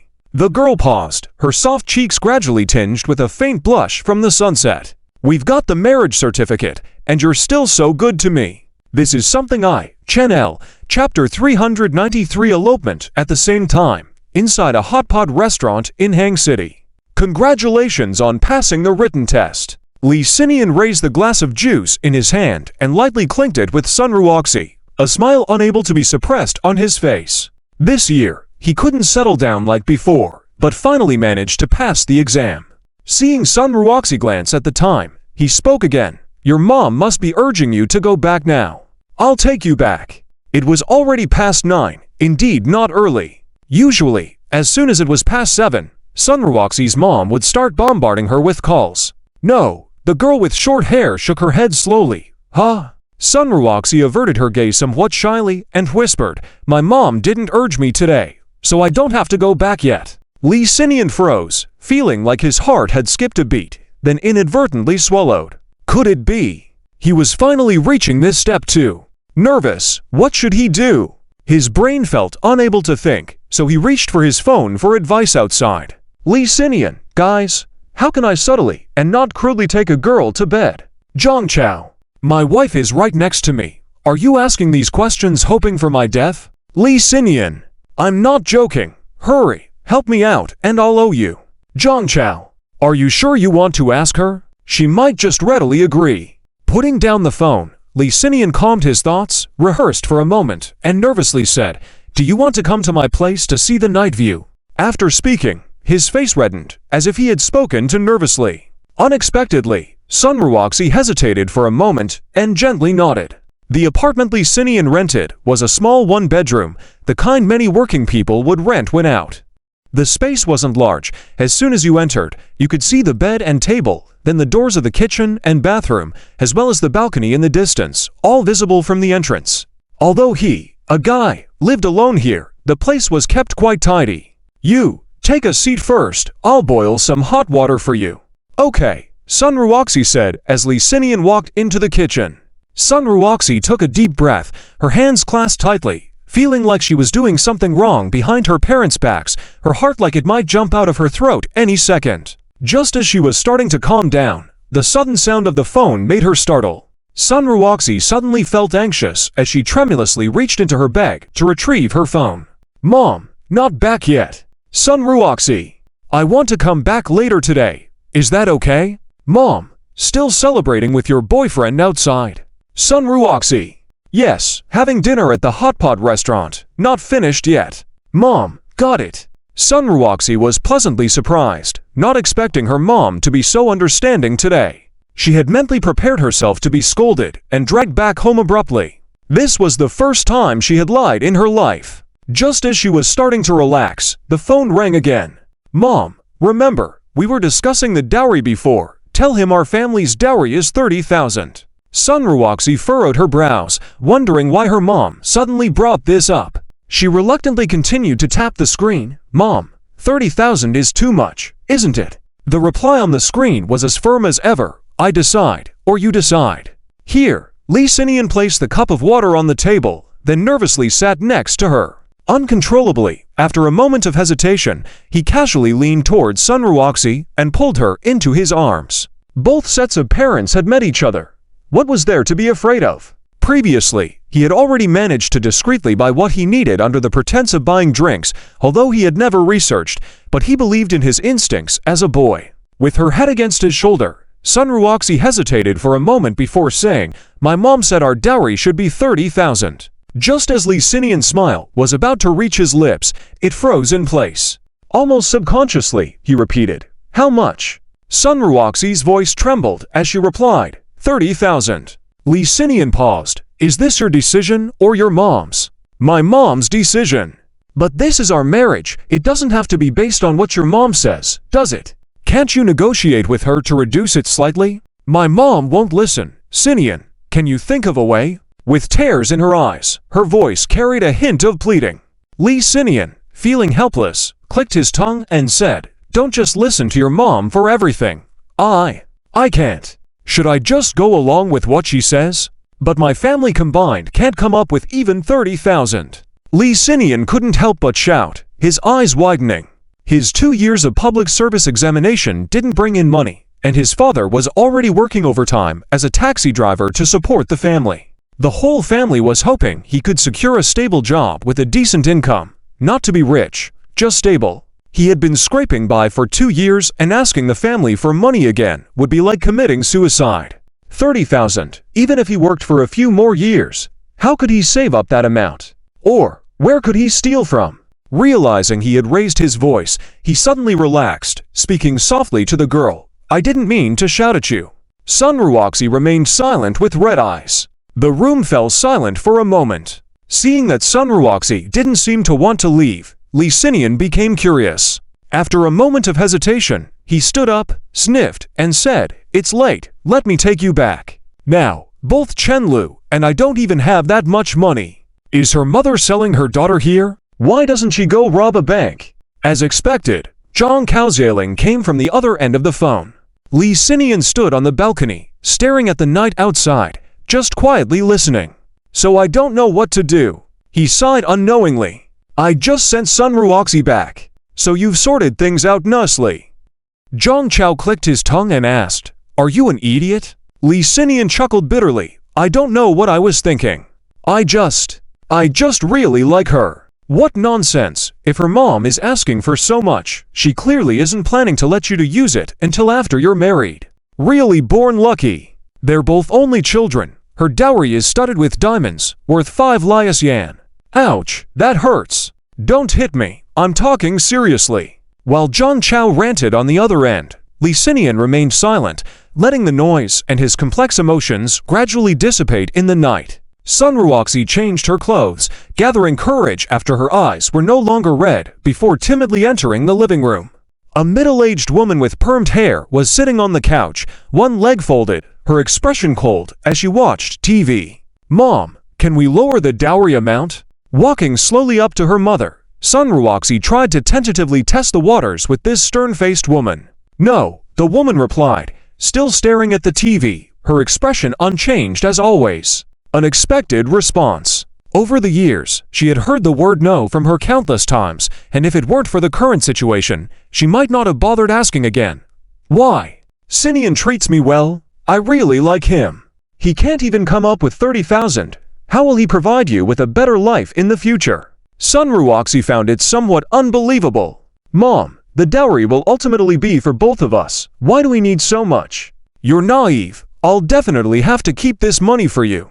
If you and he spend it, what will happen if he doesn't want you in the future? Sun Ruoxi hesitated, lowering her head. This is my own matter. What did you say? With just a glance, she felt her energy drain away, whispering softly, I want to decide on this myself. Tears welled up in the middle-aged woman's eyes instantly, and with a voice choked with tears, she said, I'm your only child. I stayed single to protect you from any bullying by a stepfather, and you're treating me like this. Your dad divorced me so long ago. Do you know how hard it was for me to raise you? Sun Ruoxi felt as if her ears were ringing. She frowned, and with teary eyes said, Please don't cry. I'll listen to you. Late at night, after hearing the clock in the living room chime twice, Sun Ruoxi, who hadn't been able to sleep, opened her eyes and checked her phone once more. The chat screen with Li Xinian remained on his last message urging her to sleep. During this time, she hadn't messaged him again, and he hadn't contacted her either. After pondering for a long while, she couldn't think of anything else to say. What else was there to say? Just thinking that if she didn't say anything, and suddenly felt like crying even more, she could only send for words to Li Xinian. I wish you happiness. Just as she was about to turn off her phone, she suddenly saw another profile picture in the chat list. She had heard Li Xinian talk about Liang Jiru's family situation before and felt that the two of them were quite similar in some aspects. Can I ask you a question? Sun Ruoxi sent a message to Liang Jiru on a whim. Liang Jiru replied quickly, Of course, go ahead. Sun Ruoxi, if your mom asked Chen Lu for 30,000 as a dowry, but he can't afford it, what would you do? Liang Jiru, I would probably cry and beg my mom. Sun Ruoxi, what if begging didn't work? She waited for a long time. Just as she thought that Liang Jiru wouldn't respond, she received a message. Liang Jiru, I would elope with him.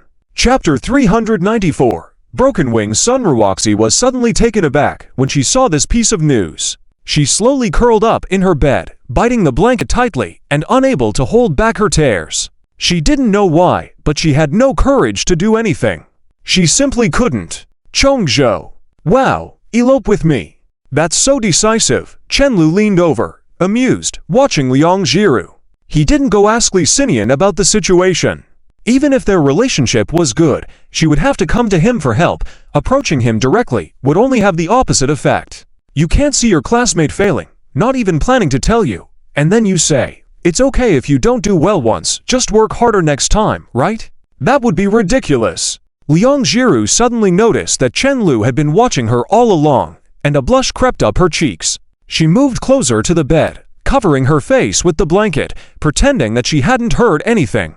I feel. She's so pitiful, After a while, the girl moved back to lean on him again, sighing softly. Chen Lu pondered for a long time. She is truly pitiful if she continues to listen to her mother. He still had some impression of Sun Ruoxi's mother. They had only been together for a while, but he felt her control was so pathological that it made people uncomfortable. If Sun Ruoxi were a little smarter, she would realize how fragile the chains her mother had put on her were. If Auntie cries, throws a tantrum, or even hangs herself, would you still be willing to run away with me? Then I will elope with you. Why? Eloping doesn't conflict with repaying our mothers. The girl blinked her clear and beautiful eyes, lowered her head, twiddling her fingers one by one. I'm just marrying you against my mom's wishes. I won't abandon my mom.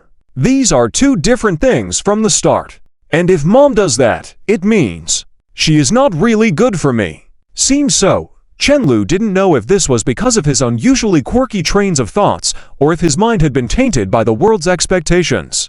I noticed you are quite clever sometimes, he said seriously. You cannot say that. Liang Jiru pouted, feeling quite aggrieved. I'm clearly sometimes a bit silly, most of the time quite clever. Okay. Chen Lu turned over, staring at the white ceiling. Damn it, 300,000 yuan. Even if he agreed to lend it, Li Xinian would feel wretched spending it on herself. If that girl wasn't willing to change for it, it would be a deadlock. There is a saying, for couples, going on a trip means venting in a different place. Chen Lu never believed it. On the first day at the destination, it was already evening. Both were tired and not in the mood to go out. They didn't even leave the hotel. The next day, they slept until noon and felt too lazy to do anything after wrangling for a while, so they curled up in the blanket and watched cartoons for a long time. On the third day at noon, Liang Jiru realized that staying at this hotel cost 1,000 yuan less per day. She couldn't stand it anymore, dragging him out. We stayed for 2 days and ordered takeout for 2 days. Liang Jiru raised two fingers, speaking in frustration. Calculating the bills, she almost died a little. Especially last night, watching Chen Lu eat spicy hot pot at a Chongzhou hotel, she didn't know how to describe her feelings. That shop was a national chain, and you could find it in Hangzhou too. Relax, consider it as building up energy. Chen Lu didn't mind. Coming out to play was just about enjoying oneself. Otherwise, if you were to travel around like completing a mission every day, it would lose its meaning. And these 2 days he hadn't been idle. Contacting the wedding photography service also took time. Liang Jiru's solo photos he would take himself. As for couple shots, they would have to find another photographer. Walking out of the hotel amidst the greetings from the staff, they soon arrived at the beach. The sea in the north is generally more green, like Jiaozhou, but here it was a bit more blue. The deep blue sea stretched all the way to the horizon, blending with the skyline, seeming endless. Chen Lu saw that many other tourists around were in their sleeveless shirts, so he came out in his swim trunks, sunbathing and soaking up some vitamin D, while Liang Jiru still looked wrapped up. He didn't keep persuading Liang Jiru to change into a swimsuit. After all, men have a common mentality: the less other girls wore, the better. But when it came to their own girlfriends, they almost wanted them to wear another layer. Liang Jiru was wearing a white long dress today, holding his hand as they strolled slowly along the coast, letting the sea breeze blow her long hair, giving her a rather artistic air. As they walked to a less crowded area, they both unconsciously stopped and quietly watched the sea. Come over here. Chen Lu suddenly walked into the sea, turning back to beckon to Liang Jiru. After a moment's hesitation, the girl lifted her skirt, revealing her fair and tender feet and calves, taking slow steps into the cool seawater. Yikes! The sudden peculiar sensation made the girl gasp, moving closer to Chen Lu, as if afraid of being swept away by the waves. They supported each other and steadied themselves as the waves rolled towards them, sometimes large, sometimes small, each time feeling like opening a blind box, with different forces each time. The girl could clearly feel the waves coming and going beneath her feet, carrying away the sand. She felt that she could play like this standing here for a long time. After a while, Chen Lu suddenly pointed to the distance with his index finger, expressionless. Over there in the sea are the enemies. Liang Jiru was puzzled by what her husband was on about, hesitantly taking 2 steps aside. Chen Lu noticed the girl's bewildered look, couldn't help but quip, as an illustrator, "You've never seen giants before? Meow Meow also recommended it to me. I dare not watch. I'll show you at night." "No way, you must be planning to scare me half to death, and then when I can't sleep without you, You'll say, if you don't agree, I won't sleep with you. Chen Lu tugged at the corner of his mouth. When had his reputation as Master Chen fallen to this level? I really want to draw this scene. Chen Lu turned his head to see the girl adjusting an imaginary frame with her fingers, aligning it with him. We brought the SLR out. Liang Jiru smiled imperceptibly. It feels different to draw it. Every time she drew a portrait of this man in front of her, she had the feeling that with each stroke of the brush, she was engraving the features of Chen Lu, mapping it out one by one into her heart. Chen Lu nodded somewhat understandingly. The child would never be short of pictures from now on, both photographs and drawings, each with its own significance. Just as he was fantasizing, Chen Lu suddenly got splashed with seawater. Turning around, he discovered that Liang Jiru had splashed him.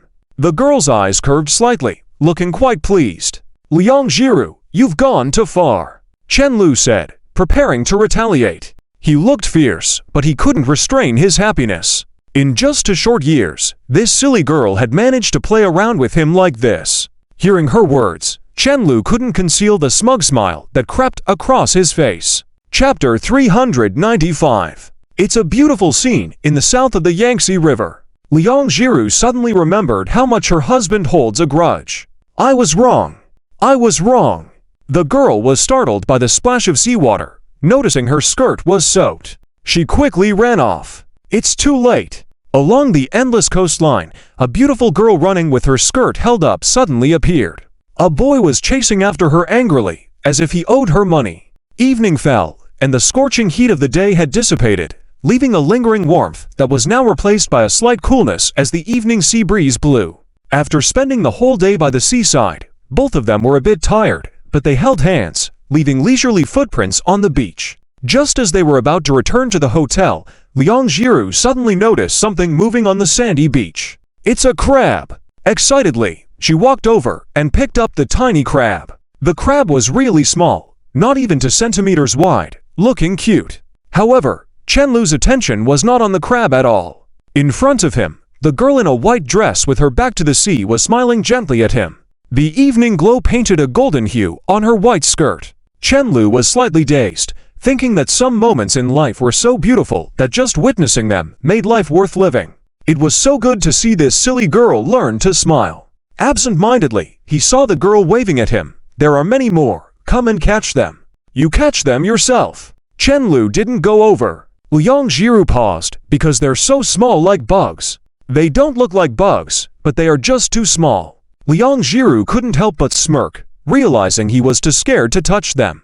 Chen Lu glanced around and noticed many people doing the same thing. Some even had equipment ready with plastic buckets in hand. The girl caught a hermit crab the size of a fingernail and excitedly said, I want to catch more. Childish, Chen Lu said, but soon went to buy a small red bucket. Well known as things in tourist areas, the toy cost 40 yuan, coming with a small plastic shovel as a gift. Put them in here. He placed the small bucket beside the girl seriously. Okay. Initially, Chen Lu had no intention of joining in, but seeing Liang Jiru so focused on playing, he picked up a shovel and helped catch a few crabs. These small crabs looked quick despite their size. It required precision to catch them without using hands. By the time the girl had thoroughly enjoyed herself, countless stars had appeared in the sky. The girl was very sharp. Chen Lu felt she had caught at least half a bucket. Liang Jiru picked up the small crabs one by one from the bucket and carefully placed them back on the sandy beach, saying softly, Let's go back after releasing them all. You caught them for so long. Why let them go again? Chen Lu's pupils twitched twice, asking speechless. Catching and releasing, is that to accumulate good karma? Do you want to eat such small crabs? Liang Jiru took another look at the pile of crabs left in the small red bucket, feeling she couldn't even eat a bite. Especially the tiny hermit crabs, even smaller, not even as big as a watermelon seed. Chen Lu scorned at the size of these crabs, shaking his head. I won't eat them. Yeah, we can't take them back anyway. Liang Jiru clapped her hands, watching the little crabs scurry away, satisfied with her hands on her hips. She continued, Let them go today. We can come back to catch them again tomorrow. Chen Lu, you go far away. This person is too boring. Be careful not to be caught by her tomorrow.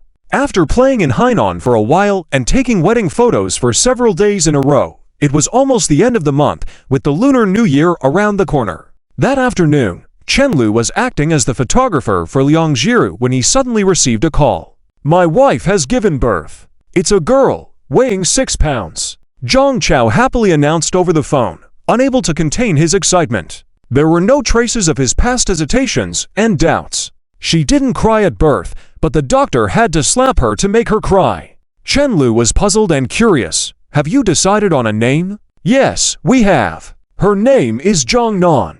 A nan with a tree." Zhang Chao laughed on the phone. "After having fun, come back quickly. Don't miss the full moon celebration."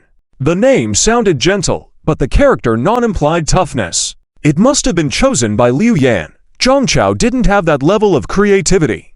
As they chatted, the atmosphere seemed contagious, and Chen Lu couldn't help but smile. "Do you both want to be godparents?" Sure.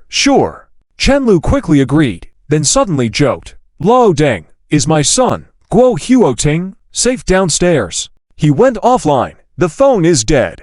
Zhang Chao hung up, scolding before bursting into laughter, looking at the child, then suddenly laughing foolishly. Liu Yan had already recovered her spirits. Seeing him being silly made her chuckle. Zhang Chao held Liu Yan's hand and said earnestly, "You should teach her everything from the black belt when she's young.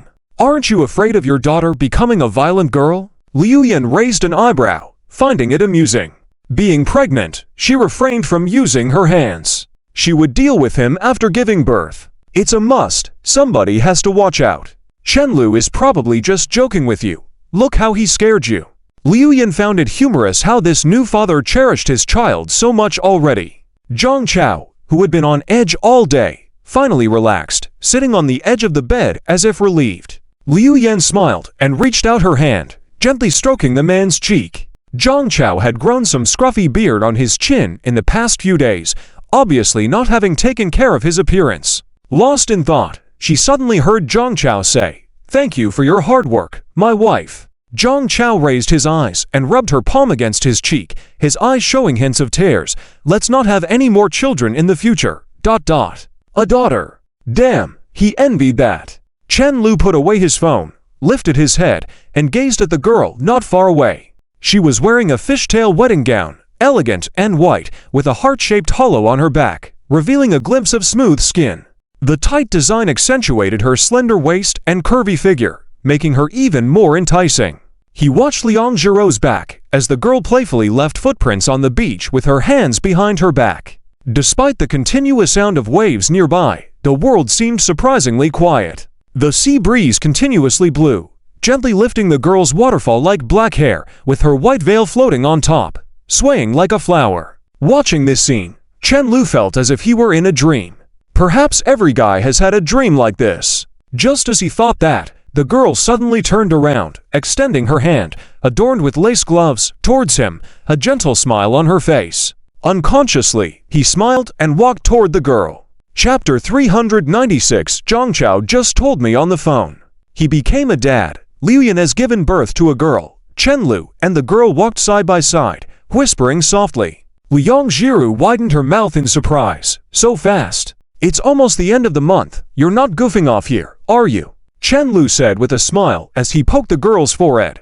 "I didn't realize it all at once." Chen Lu spoke lightly, but in his heart, a hint of envy rose. He felt the texture of the lace gloves on the girl's hand as he gently squeezed it. "Let's get married soon. Once we're married, we'll be true family." "Aren't I already married to you now?" Liang Jiru deliberately adjusted her pristine veil, smiling faintly at him. Chen Lu, amused by her, wrapped his arm around her waist, laughing as he pulled her closer. Both of them looked at their shadows on the ground, unconsciously reaching out their arms and forming a large heart on the beach. Chinese New Year came early this year. They arrived home the day before the New Year. Besides excitement and anticipation for the wedding, there was the headache of preparations. Unable to resist Wang Zhaoxia's constant urging, the two of them finally settled on a new house, the same one they had seen before at Royal Garden, only needing to buy furniture. Although fully furnished homes were considered expensive, it was different here. This was an upscale residential area from the start, hence the availability of Riverview homes. Those who could afford such houses didn't mind the premium, and the developers wouldn't risk damaging their high-end market reputation for a small profit. So, there seemed to be no flaws no matter how closely you examined it. They wouldn't have enough time to decorate it themselves and let it air out before it could be used as their marital home. Wang Zhao had planned to use the existing furnishings for their wedding and then have the newlyweds continue to live and redecorate in their rented house. However, Liang Jiru seemed to like it and Wang Zhaoxia's plan was accepted without further discussion. That night, Liang Jiru lay on the sofa, meticulously flipping through the photos they had taken recently. Looking at the pictures of her in a wedding gown, so pure and elegant, she couldn't believe it was her. Am I really this beautiful? Chen Lu sat next to her, rubbing his chin as he contemplated the detailed arrangements for the wedding. He was sure that Lin Miao Miao would be the bridesmaid, which meant he had to invite Li Xinian so that Lin Miao Miao wouldn't do something torturous that would scare away other potential guests. As for Zhang Chao, since he had just gotten married, it wasn't appropriate for him to be the best man. His position could be taken by Peng Lian. After hesitating for a while, Chen Lu took out his phone and looked at the chat with Li Xinian, his gaze suddenly fixed on the screen. In the end, Li Xinian never asked him or Zhang Chao for money, seemingly content to silently watch their relationship fade away. Chen Lu sighed softly and sent a message. Chen Lu, will you be my best man? Li Xinian, do you even need to ask? Chen Lu, how about you and Sunruoxi? Li Xinian, we haven't been in touch. Her mom dared ask for a dowry of 300,000.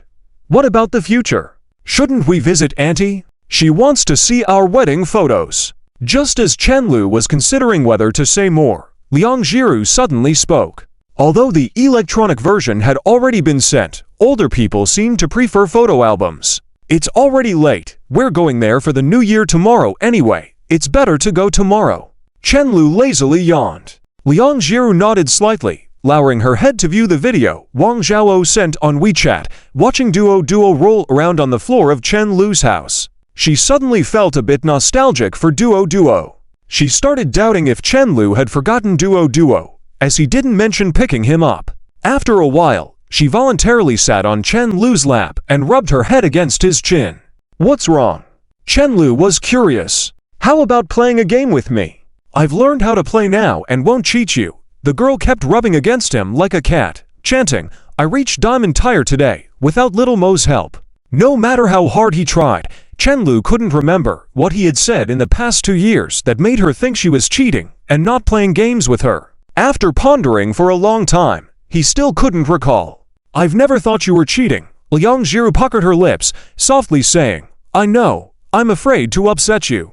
You play as Rockman, and I'll play as Yasuo, okay? Chen Lu arched his eyebrow towards her. Sure. After playing a few rounds, Chen Lu was already sweating profusely. Continuing would likely delay the wedding.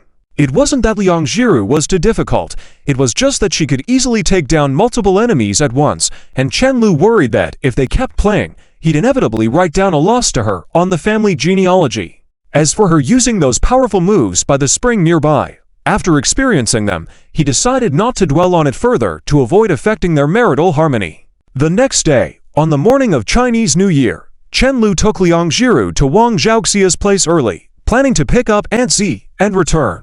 But when they walked in, they saw Zi Zunfang sitting on the sofa, laughing and chatting with Wang Zhao while looking at the same phone. It seemed like they were commenting on the wedding photos of Chen Lu and Liang Jiru. Chen Lu was stunned, and Liang Jiru just stood there, blushing and exclaiming, Mom. Zi Zunfang turned her head, smiling in response, then patted Wang Zhaoxia's shoulder lightly, chuckling, This is your mom too. Without waiting for Liang Jiru to embarrass herself further, Wang Zhao quickly raised her hand. She hasn't paid the renaming fee yet, so you're just teasing her. How did Aunt come to Hang City? Chen Lu held Liang Jiru's hand as they sat on the sofa, feeling increasingly puzzled. He had already arranged with Aunt Z to pick her up later, so how had she arrived early? Wang Zhao proudly tapped the car keys on the coffee table. I drove here. Dad actually trusts you to drive that far on your own? I snuck out while he was asleep.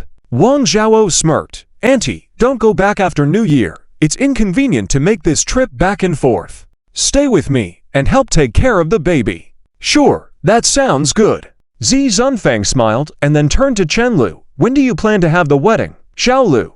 Before Chen Lu could respond, Wang Zhao quickly covered his mouth. This brat is in the middle of preparing for the wedding, and even had fun in Chongzhou for almost half a month. We can't rely on him for decisions. Let's decide together. Rather than risk hearing Chen Lu's uncertain answer and potentially getting angry, they decided to shut him up before any hesitation. Zi Zunfeng was momentarily perplexed, but soon nodded as if in understanding. For the rest of the time, Chen Lu and Liang Jiru couldn't even get a word in as they sat quietly, listening to their elders eagerly consult the almanac while discussing auspicious dates for the wedding. It's not ideal to marry in the first month of the lunar year. There are so many lucky days in February. What do you think of the 14th? Oh, that's not too far away. Will it be too rushed? But there are very few weddings in the third lunar month here. How about the 20th of February? Let me see. In the solar calendar, it's April 6th. When they heard that date, Chen Lu couldn't help but glance at Liang Jiru, who was also looking at him. The two of them silently shared a knowing look. Liang Jiru's eyes were affectionate, suggesting that she was also recalling something. He couldn't help but smile, and Liang Jiru responded with the same smile. It was a secret only the two of them understood. And so, the wedding was set for April, the spring they first met. Chapter 397. Who let her drink? When Chen Guanglin returned home in the evening, he brought back a big piece of roasted lamb ribs and a pile of vegetables. There were too many people to cook for alone. Although it cost a lot of money to have all these things prepared for the big holiday, Chen Guanglin was extremely happy. He even hoped to invite a few more people over in the next few years. The more, the merrier. Firecrackers outside were booming, and 6 people sat around the dining table, creating an unprecedented lively atmosphere. Chen Lu sat beside Liang Jiru, watching his own wife shyly lower her head. It filled him with joy. Just last year during the new year, they were still just boyfriend and girlfriend, and now, a year had quickly passed, and he was already married. What are you doing?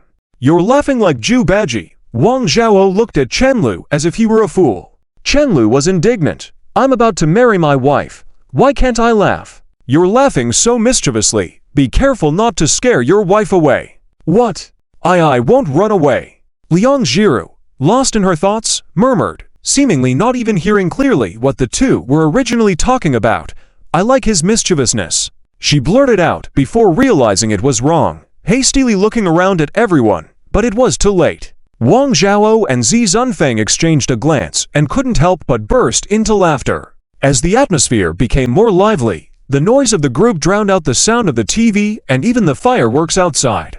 Liang Jiru was a bit overwhelmed by it all. It was the liveliest Chinese New Year she had ever experienced. Normally, they would just have an extra dish, eat with her mother, while listening to the crackling of firecrackers outside and the boisterousness of other families, before washing up and going to bed as usual. Because their home was particularly deserted during the New Year due to her father being elsewhere, she would sleep earlier than usual. Having Chen Lu by her side last year, and now being with him, she felt like she had gained a family. Have some. Chen Guanglin poured a full cup of white wine for Chen Lu. This wine was dug out from your Uncle Mo's collection. Don't be stingy, drink up. Great, Chen Lu nodded. Liang Mo had been eyeing the bottle of wine that Chen Guanglin brought back earlier for a long time, but it seemed unreasonably expensive. Now she finally had the chance. I can't drink this ... Liang Jiru shook her head repeatedly, not being able to stand even the smell of white wine. It's okay, I'll get you the red one. Without giving Liang Jiru a chance to object, Liang Mo dashed into the kitchen and rummaged through cabinets to find the bottle of red wine. When Liang Mo poured wine for Liang Jiru, she kept stealing glances at Wang Zhao and Chen Guanglin's reactions. Seeing that they seemed unconcerned, she didn't know whether to be happy or worried. Just when Chen Lu was about to advise to let Liang Jiru rest before drinking, he was alarmed to see Liang Mo pouring wine for Liang Jiru and quickly shouted, "Don't let her drink." Why?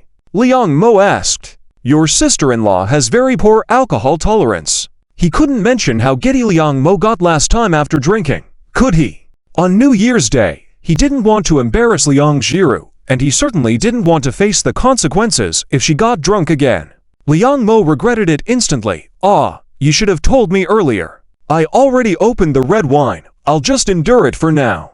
Chen Lu rubbed his temples and said to Wang Zhao, Mom, do you know she can't handle this normally? Some people might just barely pass, but she... Brother! The news of their imminent wedding added an even more joyful atmosphere to this spring festival. The dinner went on lively, and the young couple flirted with each other, while others pretended not to notice. After eating almost all the food, Chen Guanglin filled his wine glass, stood up slowly, and said, "I didn't expect another year to pass by so quickly." He spoke softly, with a gentle and firm tone. "In life, our desires are simple, and I'm just an ordinary man, unable to escape that fact. So I want to thank everyone. Thank you Zilu and Zemo for letting me see the children settle down happily. Thank you Jiru. Thank you for your patience and love towards my son. And thank you, Fangya, for your hard work in educating my daughter-in-law so well over the years and for trusting us, becoming our family." Chen Lu was surprised that Chen Guanglin thanked everyone, and as he looked around, he saw smiles on everyone's faces. Although Wang Zhao wasn't mentioned, their eyes had been locked in silent communication the entire time, as if they were whispering everything without words. "I spoke too early. Let's make next year even better. Happy New Year!" Chen Mo raised his glass with a smile. "Happy New Year!" The glasses clinked together, emitting a crisp and delightful sound. After a few sips of white wine, Chen Lu's throat still felt a bit spicy, with a hint of sweetness on his lips. Unconsciously, he held Liang Jiro's soft hand under the table, gripping it tightly. Blushing, but eyeing the people around them anxiously, she gestured that there were people around them. Seeing him acting as if there was no one around, she had no choice but to give up. Noticing that no one could drive due to drinking, Chen Lu originally planned to sleep on the sofa so that Liang Jiru and Zi Zunfang could stay in his bedroom. Unexpectedly, Wang Zhao and Zi Zunfang seemed to have something to discuss, and it was Chen Guanglin who was asked to leave. "Dad, you should rest early," Chen Lu, holding a hot water bottle, reminded Chen Guanglin before going back to his room. Chen Guanglin gritted his teeth, feigned sleep with closed eyes, refusing to acknowledge the sarcasm.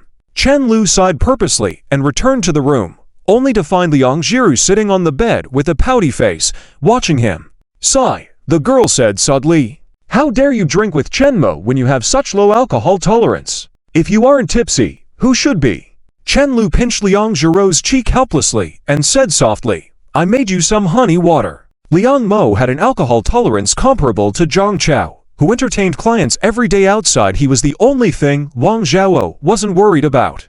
"I won't drink." Liang Jiru shook her head repeatedly, then pushed Chen Lu onto the bed, biting him not too lightly or too heavily. "You were teasing me again," the girl muttered. "When did I tease you?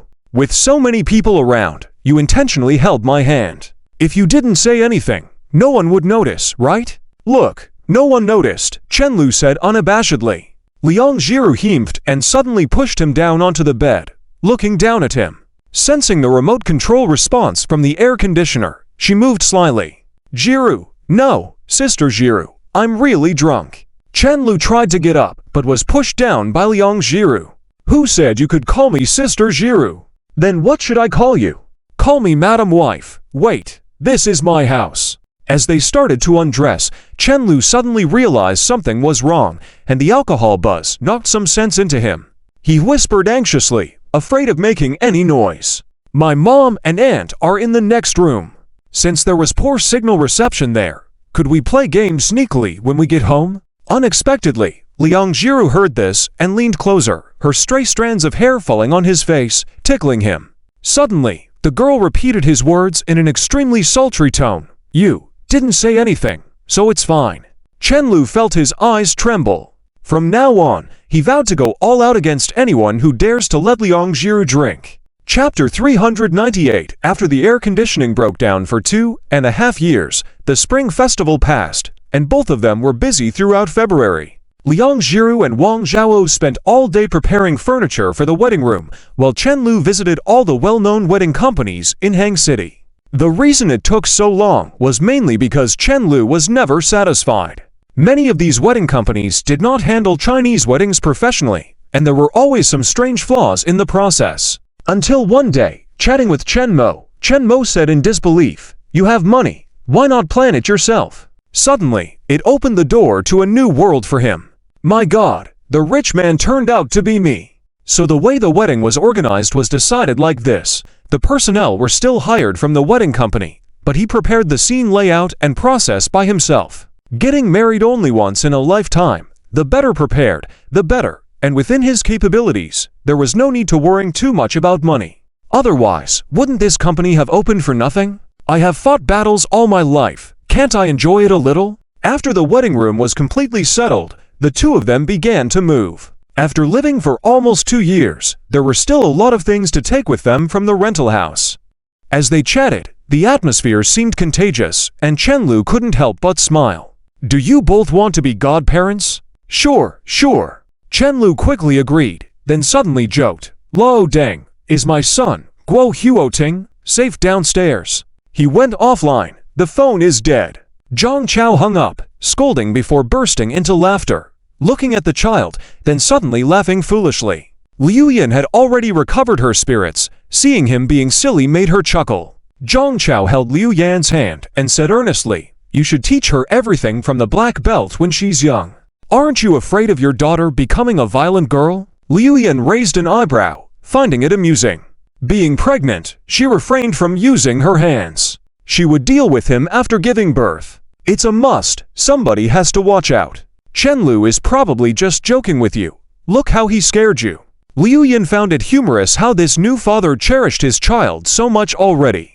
Zhang Chao, who had been on edge all day, finally relaxed, sitting on the edge of the bed as if relieved. Liu Yan smiled and reached out her hand, gently stroking the man's cheek. Zhang Chao had grown some scruffy beard on his chin in the past few days, obviously not having taken care of his appearance. Lost in thought, she suddenly heard Zhang Chao say, Thank you for your hard work, my wife. Zhang Chao raised his eyes and rubbed her palm against his cheek, his eyes showing hints of tears. Let's not have any more children in the future. A daughter. Damn, he envied that. Chen Lu put away his phone, lifted his head, and gazed at the girl not far away. She was wearing a fishtail wedding gown, elegant and white, with a heart-shaped hollow on her back, revealing a glimpse of smooth skin. The tight design accentuated her slender waist and curvy figure, making her even more enticing. He watched Liang Jiro's back as the girl playfully left footprints on the beach with her hands behind her back. Despite the continuous sound of waves nearby, the world seemed surprisingly quiet. The sea breeze continuously blew, gently lifting the girl's waterfall-like black hair with her white veil floating on top, swaying like a flower. Watching this scene, Chen Lu felt as if he were in a dream. Perhaps every guy has had a dream like this. Just as he thought that, the girl suddenly turned around, extending her hand, adorned with lace gloves, towards him, a gentle smile on her face. Unconsciously, he smiled and walked toward the girl. Chapter 396. Zhang Chao just told me on the phone. He became a dad. Liu Yan has given birth to a girl. Chen Lu and the girl walked side by side, whispering softly. Liang Jiru widened her mouth in surprise. So fast. It's almost the end of the month. You're not goofing off here, are you?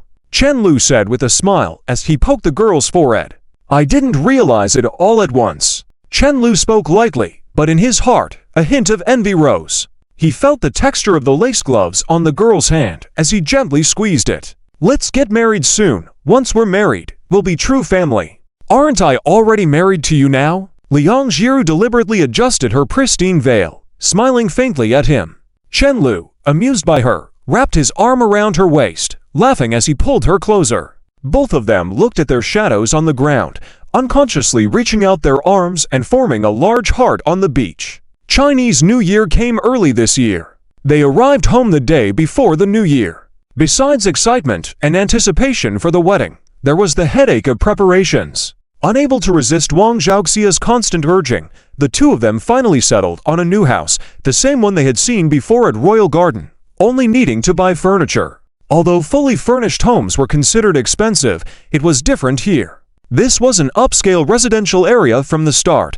hence the availability of Riverview homes. Those who could afford such houses didn't mind the premium, and the developers wouldn't risk damaging their high-end market reputation for a small profit. So, there seemed to be no flaws no matter how closely you examined it. They wouldn't have enough time to decorate it themselves and let it air out before it could be used as their marital home. Wang Zhao had planned to use the existing furnishings for their wedding and then have the newlyweds continue to live and redecorate in their rented house. However, Liang Jiru seemed to like it, and Wang Zhaoxia's plan was accepted without further discussion.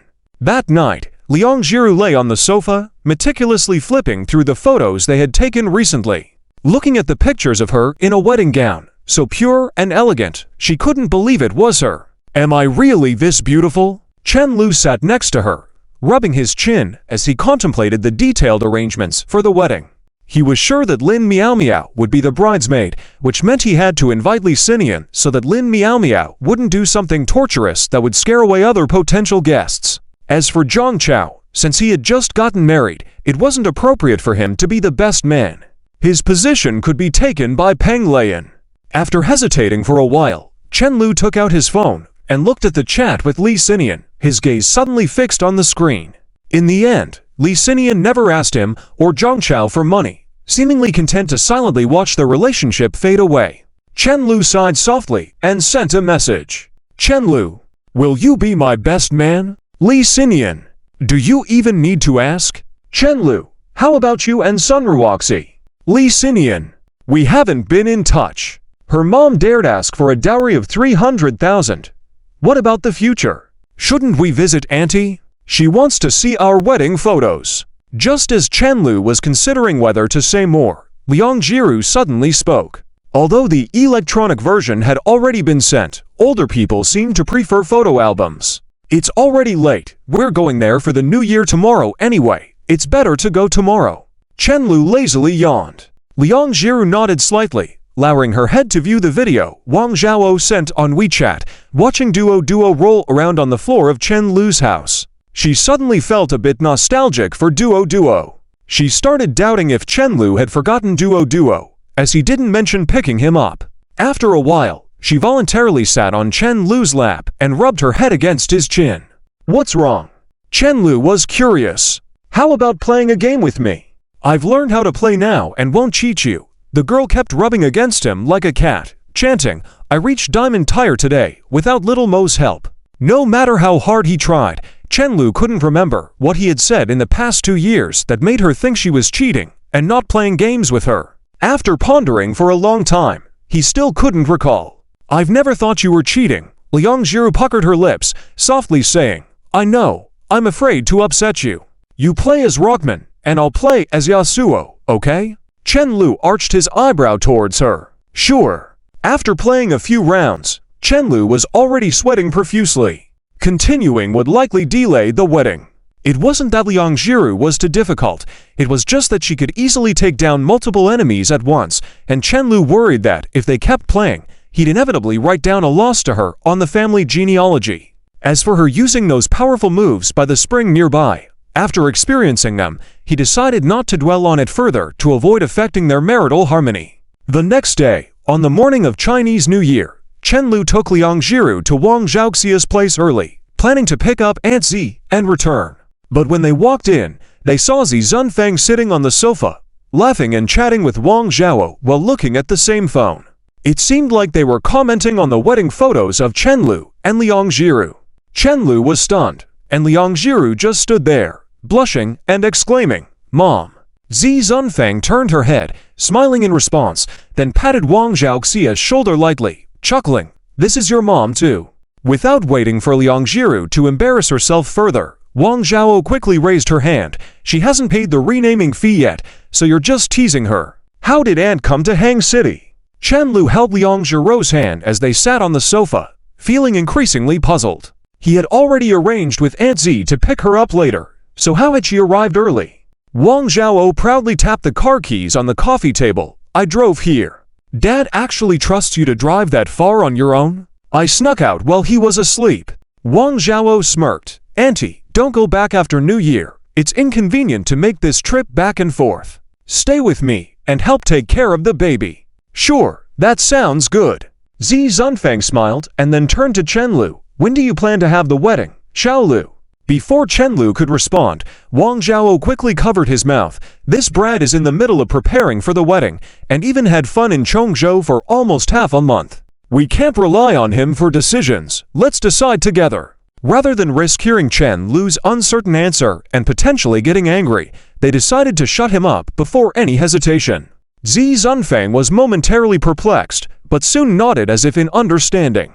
For the rest of the time, Chen Lu and Liang Jiru couldn't even get a word in as they sat quietly, listening to their elders eagerly consult the almanac while discussing auspicious dates for the wedding.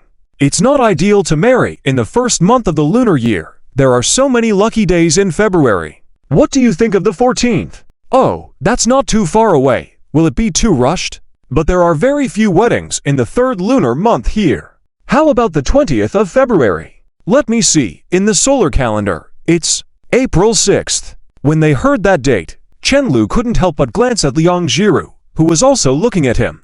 The two of them silently shared a knowing look. Liang Jiru's eyes were affectionate, suggesting that she was also recalling something. He couldn't help but smile, and Liang Jiru responded with the same smile. It was a secret only the two of them understood. And so, the wedding was set for April, the spring they first met. Chapter 397. Who Let Her Drink? When Chen Guanglin returned home in the evening, he brought back a big piece of roasted lamb ribs and a pile of vegetables. There were too many people to cook for alone. Although it cost a lot of money to have all these things prepared for the big holiday, Chen Guanglin was extremely happy. He even hoped to invite a few more people over in the next few years. The more, the merrier. Firecrackers outside were booming, and 6 people sat around the dining table, creating an unprecedented lively atmosphere. Chen Lu sat beside Liang Jiru, watching his own wife shyly lower her head. It filled him with joy. Just last year during the new year, they were still just boyfriend and girlfriend, and now, a year had quickly passed, and he was already married. What are you doing?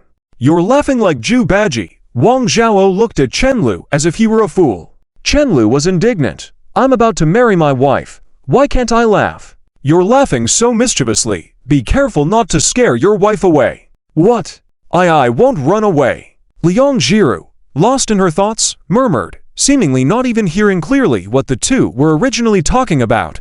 I like his mischievousness. She blurted out before realizing it was wrong, hastily looking around at everyone, but it was too late. Wang Zhao and Zi Zunfang exchanged a glance and couldn't help but burst into laughter. As the atmosphere became more lively, the noise of the group drowned out the sound of the TV and even the fireworks outside. Liang Jiru was a bit overwhelmed by it all. It was the liveliest Chinese New Year she had ever experienced. Normally, they would just have an extra dish, eat with her mother, while listening to the crackling of firecrackers outside and the boisterousness of other families, before washing up and going to bed as usual. Because their home was particularly deserted during the New Year due to her father being elsewhere, she would sleep earlier than usual. Having Chen Lu by her side last year, and now being with him, she felt like she had gained a family. Have some. Chen Guanglin poured a full cup of white wine for Chen Lu. This wine was dug out from your Uncle Mo's collection. Don't be stingy. Drink up. Great. Chen Lu nodded. Liang Mo had been eyeing the bottle of wine that Chen Guanglin brought back earlier for a long time, but it seemed unreasonably expensive. Now she finally had the chance. I can't drink this ... Liang Jiru shook her head repeatedly, not being able to stand even the smell of white wine. It's okay. It's okay, I'll get you the red one. Without giving Liang Jiru a chance to object, Liang Mo dashed into the kitchen and rummaged through cabinets to find the bottle of red wine. When Liang Mo poured wine for Liang Jiru, she kept stealing glances at Wang Zhao and Chen Guanglin's reactions. Seeing that they seemed unconcerned, she didn't know whether to be happy or worried. Just when Chen Lu was about to advise to let Liang Jiru rest before drinking, he was alarmed to see Liang Mo pouring wine for Liang Jiru and quickly shouted, "Don't let her drink." Why? Liang Mo asked. Your sister-in-law has very poor alcohol tolerance. He couldn't mention how giddy Liang Mo got last time after drinking, could he? On New Year's Day, he didn't want to embarrass Liang Jiru, and he certainly didn't want to face the consequences if she got drunk again. Liang Mo regretted it instantly. You should have told me earlier. I already opened the red wine. I'll just endure it for now. Chen Lu rubbed his temples and said to Wang Zhao, Mom, do you know she can't handle this normally? Some people might just barely pass, but she... Brother. The news of their imminent wedding added an even more joyful atmosphere to this spring festival. The dinner went on lively, and the young couple flirted with each other, while others pretended not to notice. After eating almost all the food, Chen Guanglin filled his wine glass, stood up slowly, and said, I didn't expect another year to pass by so quickly. He spoke softly, with a gentle and firm tone.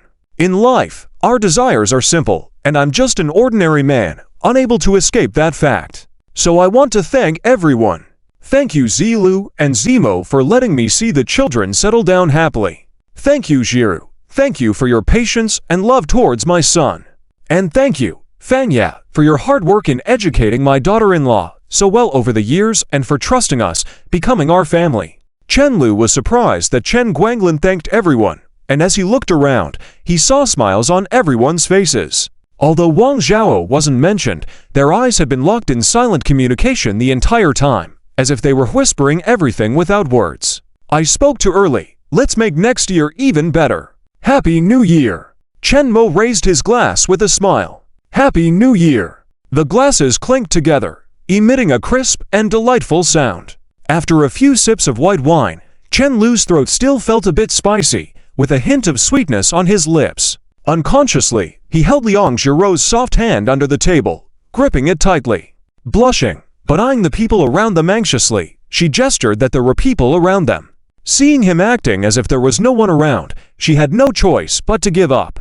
Noticing that no one could drive due to drinking, Chen Lu originally planned to sleep on the sofa so that Liang Zhiru and Zi Zunfang could stay in his bedroom.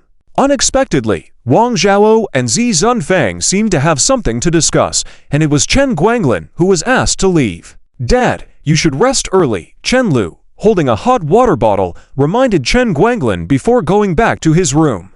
Chen Guanglin gritted his teeth, feigned sleep with closed eyes, refusing to acknowledge the sarcasm. Chen Lu sighed purposely and returned to the room, only to find Liang Zhiru sitting on the bed with a pouty face, watching him. Sigh, the girl said suddenly. How dare you drink with Chen Mo when you have such low alcohol tolerance? If you aren't tipsy, who should be? Chen Lu pinched Liang Zhirou's cheek helplessly and said softly, I made you some honey water. Liang Mo had an alcohol tolerance comparable to Zhang Chao, who entertained clients every day outside. He was the only thing Wang Zhao wasn't worried about.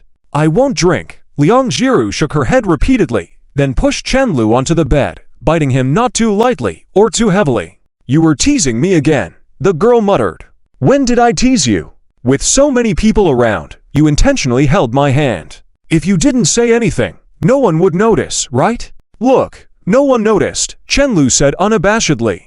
Liang Zhiru heaved and suddenly pushed him down onto the bed, looking down at him. Sensing the remote control response from the air conditioner, she moved slyly. Zhiru, no, Sister Zhiru, I'm really drunk. Chen Lu tried to get up but was pushed down by Liang Zhiru. Who said you could call me Sister Zhiru? Then what should I call you? Call me Madam Wife. Wait, this is my house. As they started to undress, Chen Lu suddenly realized something was wrong, and the alcohol buzz knocked some sense into him. He whispered anxiously, afraid of making any noise. My mom and aunt are in the next room. Since there was poor signal reception there, could we play games sneakily when we get home? Unexpectedly, Liang Zhiru heard this and leaned closer, her stray strands of hair falling on his face, tickling him. Suddenly, the girl repeated his words in an extremely sultry tone. You didn't say anything, so it's fine. Chen Lu felt his eyes tremble. From now on, he vowed to go all out against anyone who dares to let Liang Zhiru drink. Chapter 398. After the air conditioning broke down for 2.5 years, the spring festival passed, and both of them were busy throughout February. Liang Zhiru and Wang Zhao spent all day preparing furniture for the wedding room, while Chen Lu visited all the well-known wedding companies in Hang City. The reason it took so long was mainly because Chen Lu was never satisfied. Many of these wedding companies did not handle Chinese weddings professionally, and there were always some strange flaws in the process. Until one day, chatting with Chen Mo said in disbelief, "You have money, why not plan it yourself?" Suddenly, it opened the door to a new world for him. My God, the rich man turned out to be me. So the way the wedding was organized was decided like this. The personnel were still hired from the wedding company, but he prepared the scene layout and process by himself. Getting married only once in a lifetime, the better prepared, the better, and within his capabilities, there was no need to worry too much about money. Otherwise, wouldn't this company have opened for nothing? I have fought battles all my life, can't I enjoy it a little? After the wedding room was completely settled, the two of them began to move. After living for almost 2 years, there were still a lot of things to take with them from the rental house.